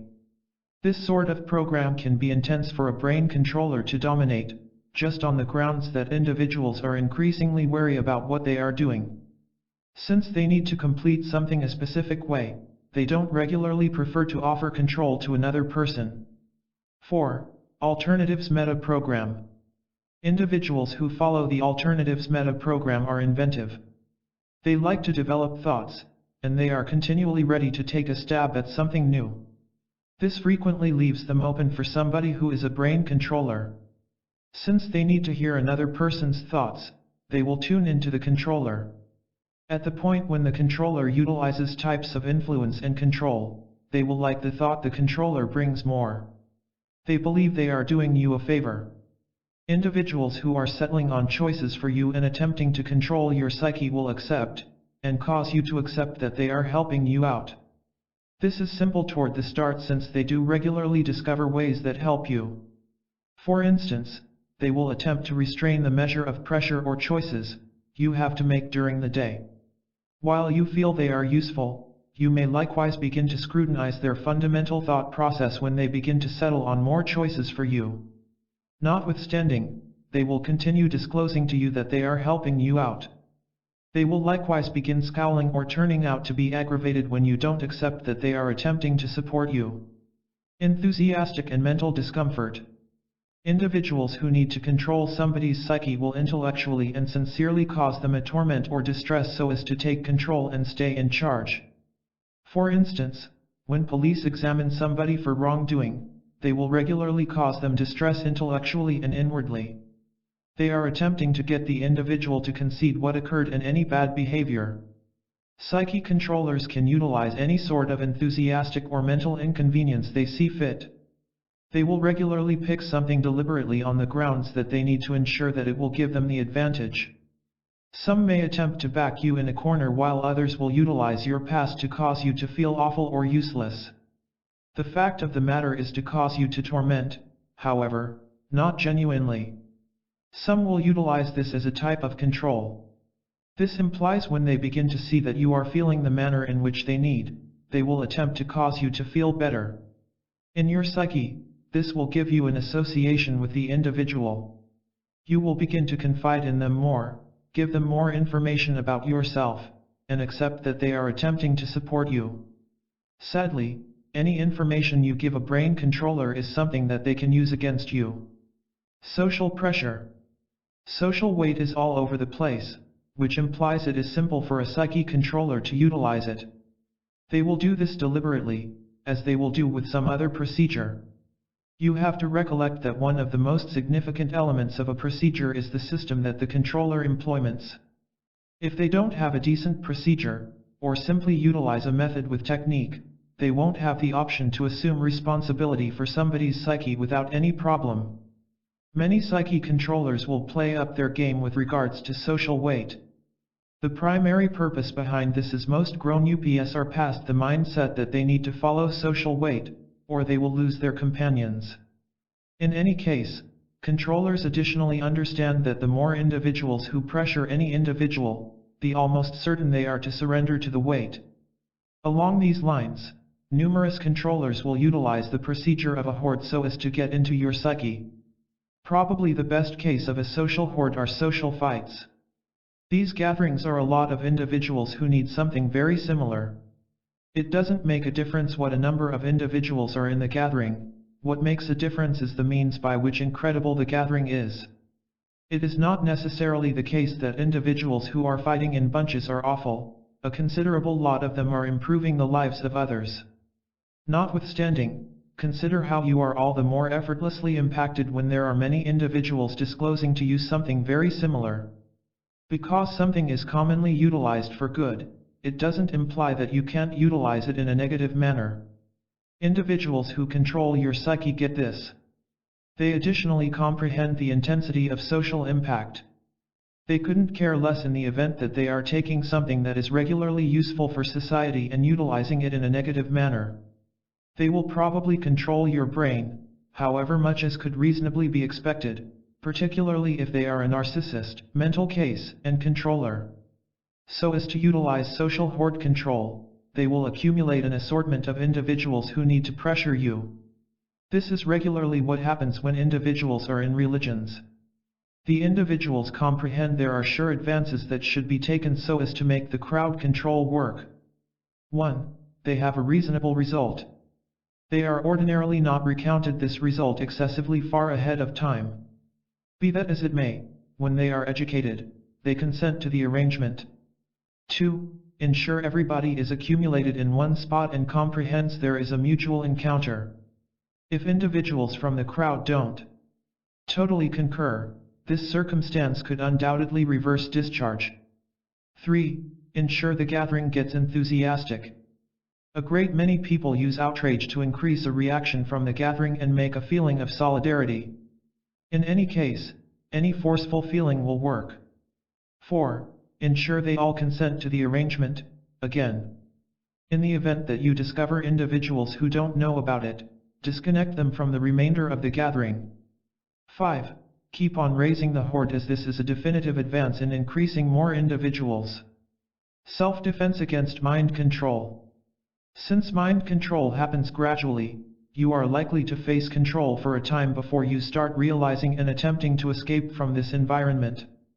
It can take you time to escape, depending on how strong the influence over you is.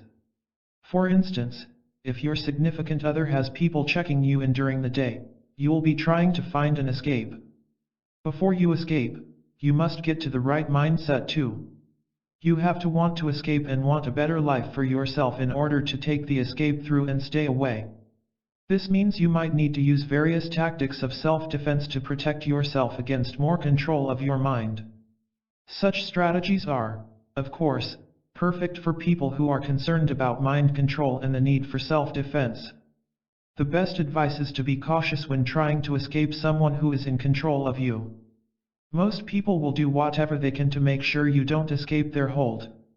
You may potentially have a war on your side, which can quickly become both violent and legal. Also, you'll want to be cautious about what sort of technique you're using to fight off mind control. You certainly won't try to get your significant other to catch on to the fact that you're working on an escape plan to realize how they've handled you. Always remain in close contact with family and friends. You are really aware of those people who really care for you. You'll want to make sure you do whatever you can to stay in close contact with them. Although you might not always like hearing what they're telling you about your significant other, you need to note that they want the best for you, rather than the one who dominates you. Your closest friends and family should never be afraid to warn you if they think that someone is potentially damaging you, spiritually, psychologically, or physically. They're not good for you if you start to realize that your significant other is trying to separate you from the ones you love and who love you. You need to stand firm when telling the person you refusing to let them push you away from your family and friends. When they don't go back down or pursue other methods of mind control, you have to walk out of the connection. Be mindful that if you walk away, then the person will try to come back for you. Individuals who use mind control don't easily give up on their significant others, particularly if they've been training you to follow their instructions for a long time. Each time they contact you, you'll need to stand firm. Do what you can to avoid meeting them by yourself anywhere and always keep your safety in mind. Refusing to recognize the sulky behavior. Another way to protect yourself against mind control is to continue to submit to sulky behavior. If you tell your significant other that this conduct is beyond you and them, stand firm. Let them know it's immature and childish, and you're not going to let them deal around you this way. See how many rules you are forced to follow. While you should take advice from your close family and friends on the rules that your significant other sets down for you if it feels wrong, it is probably wrong. Nobody will tell you exactly what clothes you should or shouldn't wear, not even your significant other. They shouldn't tell you when you can or won't be able to use the bathroom, what job you can have, or even work at all. Above all, you should not take away any sort of identification from your significant others. If that's what they're trying to do with the rules, you need to get out of the relationship because it's only going to be detrimental to you. Note when someone looks at you. One of the first signs you re a mind controller candidate is that they can mimic your behavior. It's important to note we read just different individuals. And when someone wants to behave the same way that you are, they have a motive. If you're unsure they will truly mirror you, try them out. You can do this with a few hand motions, or by jumping on your feet back and forth. They're not going to think you've caught on to the mirroring, so they're going to keep acting the way you do. When you note that they are making almost every step the same way, you're going to want to get back away from them. You can do so by saying that you will go there or come up with another reason.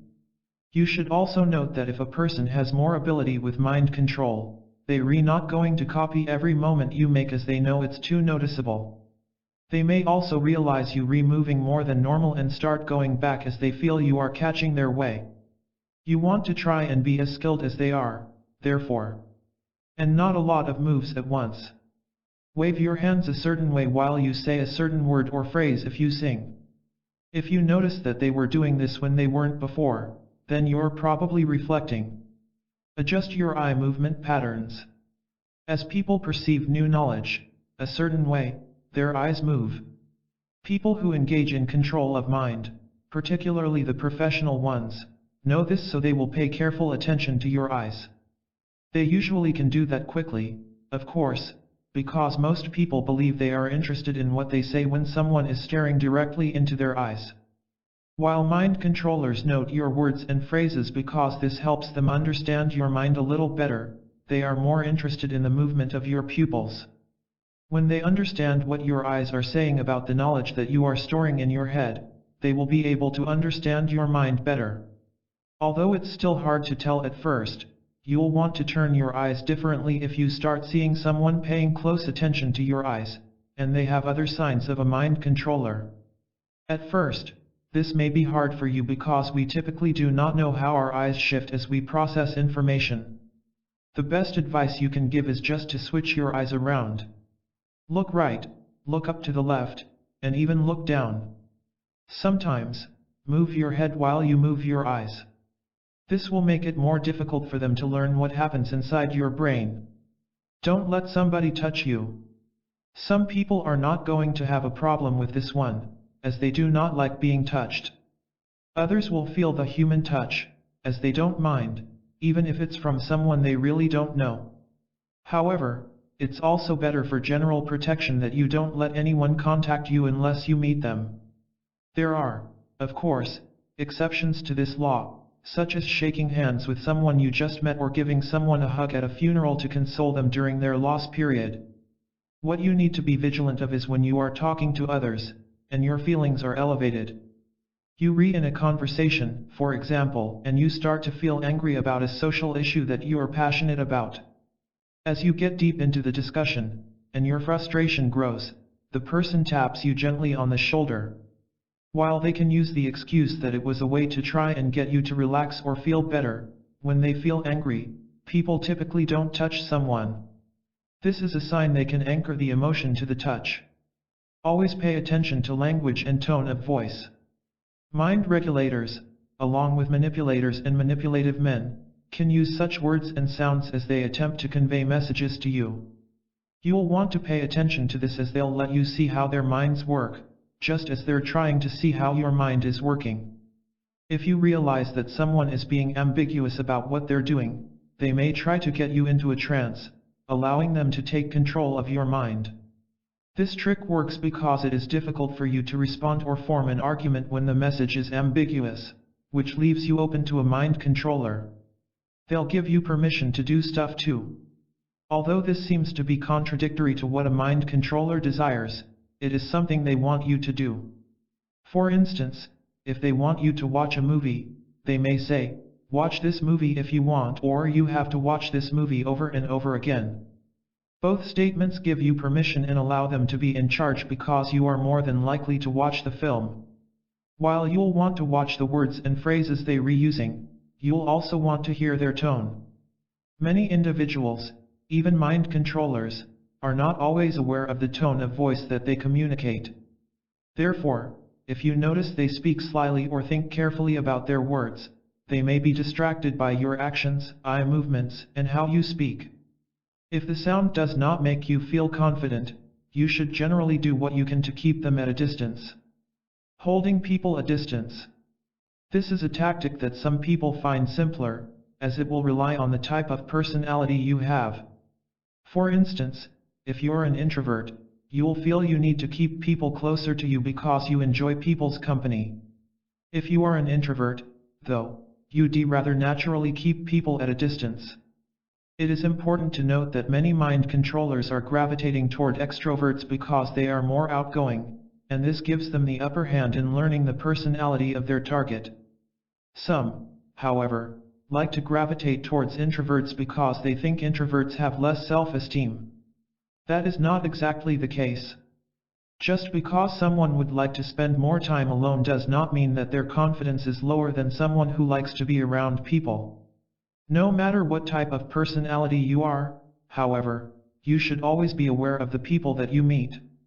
This is only normal precautions for protection because you don't want to put yourself or someone else in the way of harm. So, keeping people that you don't really know at a distance is always smart. When you've just met someone at the club, for example, they don't need to know how many kids you have, whether you're in school, what you're doing, or what your hobbies are. Mind controllers are going to try to get you to open up quickly as that makes their process go a bit faster. If you believe the questions violate your privacy or do not ask, you don't have to answer their questions. You can either push the conversation to another topic or decline to reply. Trust your intuition. Everyone has intuition. The problem is we're not always listening to what our intuition tells us. For instance, if you're talking to someone you've just met and you get the feeling of being awkward or that something's gone, you just can't put your finger on it, something's wrong. Your intuition tries to warn you this person isn't your friend. They want something you shouldn't give them to. The problem with our society is that we often feel that this is overdramatic or that it doesn't give anybody a chance. The reality is, our intuition is a powerful force that works deep inside us to help us make the right choice. No, 100% of the time, it won't always be right. But being safe is better than being sorry too. Conclusion. Now that you can recognize who the manipulators may be in your life, or whether you've been guilty of using these techniques as well, identify signs of being manipulated and learn how to handle them, you can better evaluate the relationships around you to make the educated choices you need in your own life. Through a more realistic view of life, without feeling guilty, you may share your thoughts, opinions, and wishes, realizing that they are indeed your own. You can detect and understand the signals of persuasion and manipulation by evaluating and examining the contact signs in your relationships. When that is evident, you will exercise your right to be treated with dignity. In a contact exchange, you regain the power and right to be equal individuals to yourself. In a relationship with an equal balance of control, you can say no without feeling guilty and can set your goals to build a better life or world for yourself and others you care for. The ability to interpret the body language of people and see beyond misleading phrases stops you from being extorted or abused unknowingly.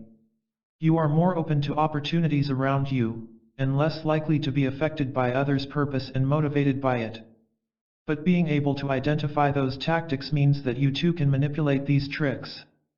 Be sure to consult with your moral compass and be always mindful of treating each person as an equal citizen, worthy of the right to be treated and free to choose. The principle of dark psychology assumes possibly you're ignorant of previous devious actions or just do not care. Here's an opportunity to change the trajectory of yours and start anew. Whatever predatory actions you've engaged in, criminal and sociopathic, there's usually a decision to cease, desist, and part from the abyss of getting sociopathic. The capability of the head might be said to be very vast, and this might be said that the individuals that see how the mind of theirs functions might tend to get much more out of life. Additionally, learning how you can take control of the mind of yours might enable you to be in charge of the points that occur in daily life. Thus, rather than allowing life to come about for you, you can decide what goes on in the life of yours. The survivalist mentality is the norm of ours, and this what society tries to do is manage the wild beast in every man by teaching them out of an early age to obey the laws, morals, and rules of the controlling team, typically the rich, who dominate our institutions and governments. Thus, must we condemn the ones that think society isn't providing them a good offer, which they need to take whatever they have to endure an often hostile atmosphere in which privilege relies on the school of yours, wealth, or loved ones. Dark psychology secret itself needs to come out of the closet and acknowledge that the typical human action is opposing rules and society's strict. The individuals resent society, but since they're powerless against people who control lawmaking and morality, they think specific helplessness in looking to live amongst the sheep. Could it be any wonder then sometimes a private person takes it in create their own hands to change society or maybe the environment of theirs to live a freer self-controlled existence from the rigors of communities which as we've seen all eventually break down and reinvent themselves as the powerful and wealthy newly retake control. All empires can't see the demise of theirs. Exactly how will dark psychology secret then contend with this particular question of human behavior like a simple survivalist mechanism, which humans are obviously brutal, harsh, and dominating of others that are weaker than themselves? Psychiatry in mental hospitals is frequently viewed as the elements of societal control. In case you don't go along with society as well as the rules of it as you then should be insane. For that reason, you need to be dedicated as well as managed for the security as well as the advantage of all. Dark psychology, on the additional hand, is actually viewed as the liberating part of psychological health, the place we help those out of sync with the society of finding the place of theirs and fit back into what's regarded behavior that is ordinary for that team. Anywhere will the solution be for individuals who rebel against the society they live in and would like another method of presence without the interference of the effective as well as the independence to live a life they select as suiting themselves? Or perhaps do we wait for the films to come true, the disaster that awaits a return, as well as all humans to a dog called survivalism, the genuine cultural majority? Around this junction, it's some time to determine from these observations which societal norms, laws, and morals are, in fact, not normal for man, and this society typically forces group conduct depending on what the highly effective want with the powerless. Thank you for reading this book. If you enjoyed the content or you found this book useful, please leave a good review, it will be useful to me. Thanks in advance.